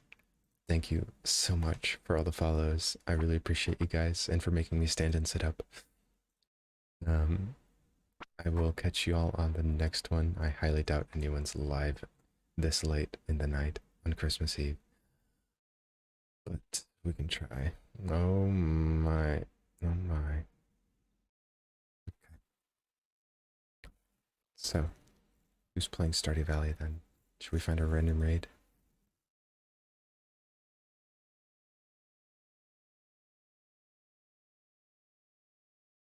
Is anyone doing anything special?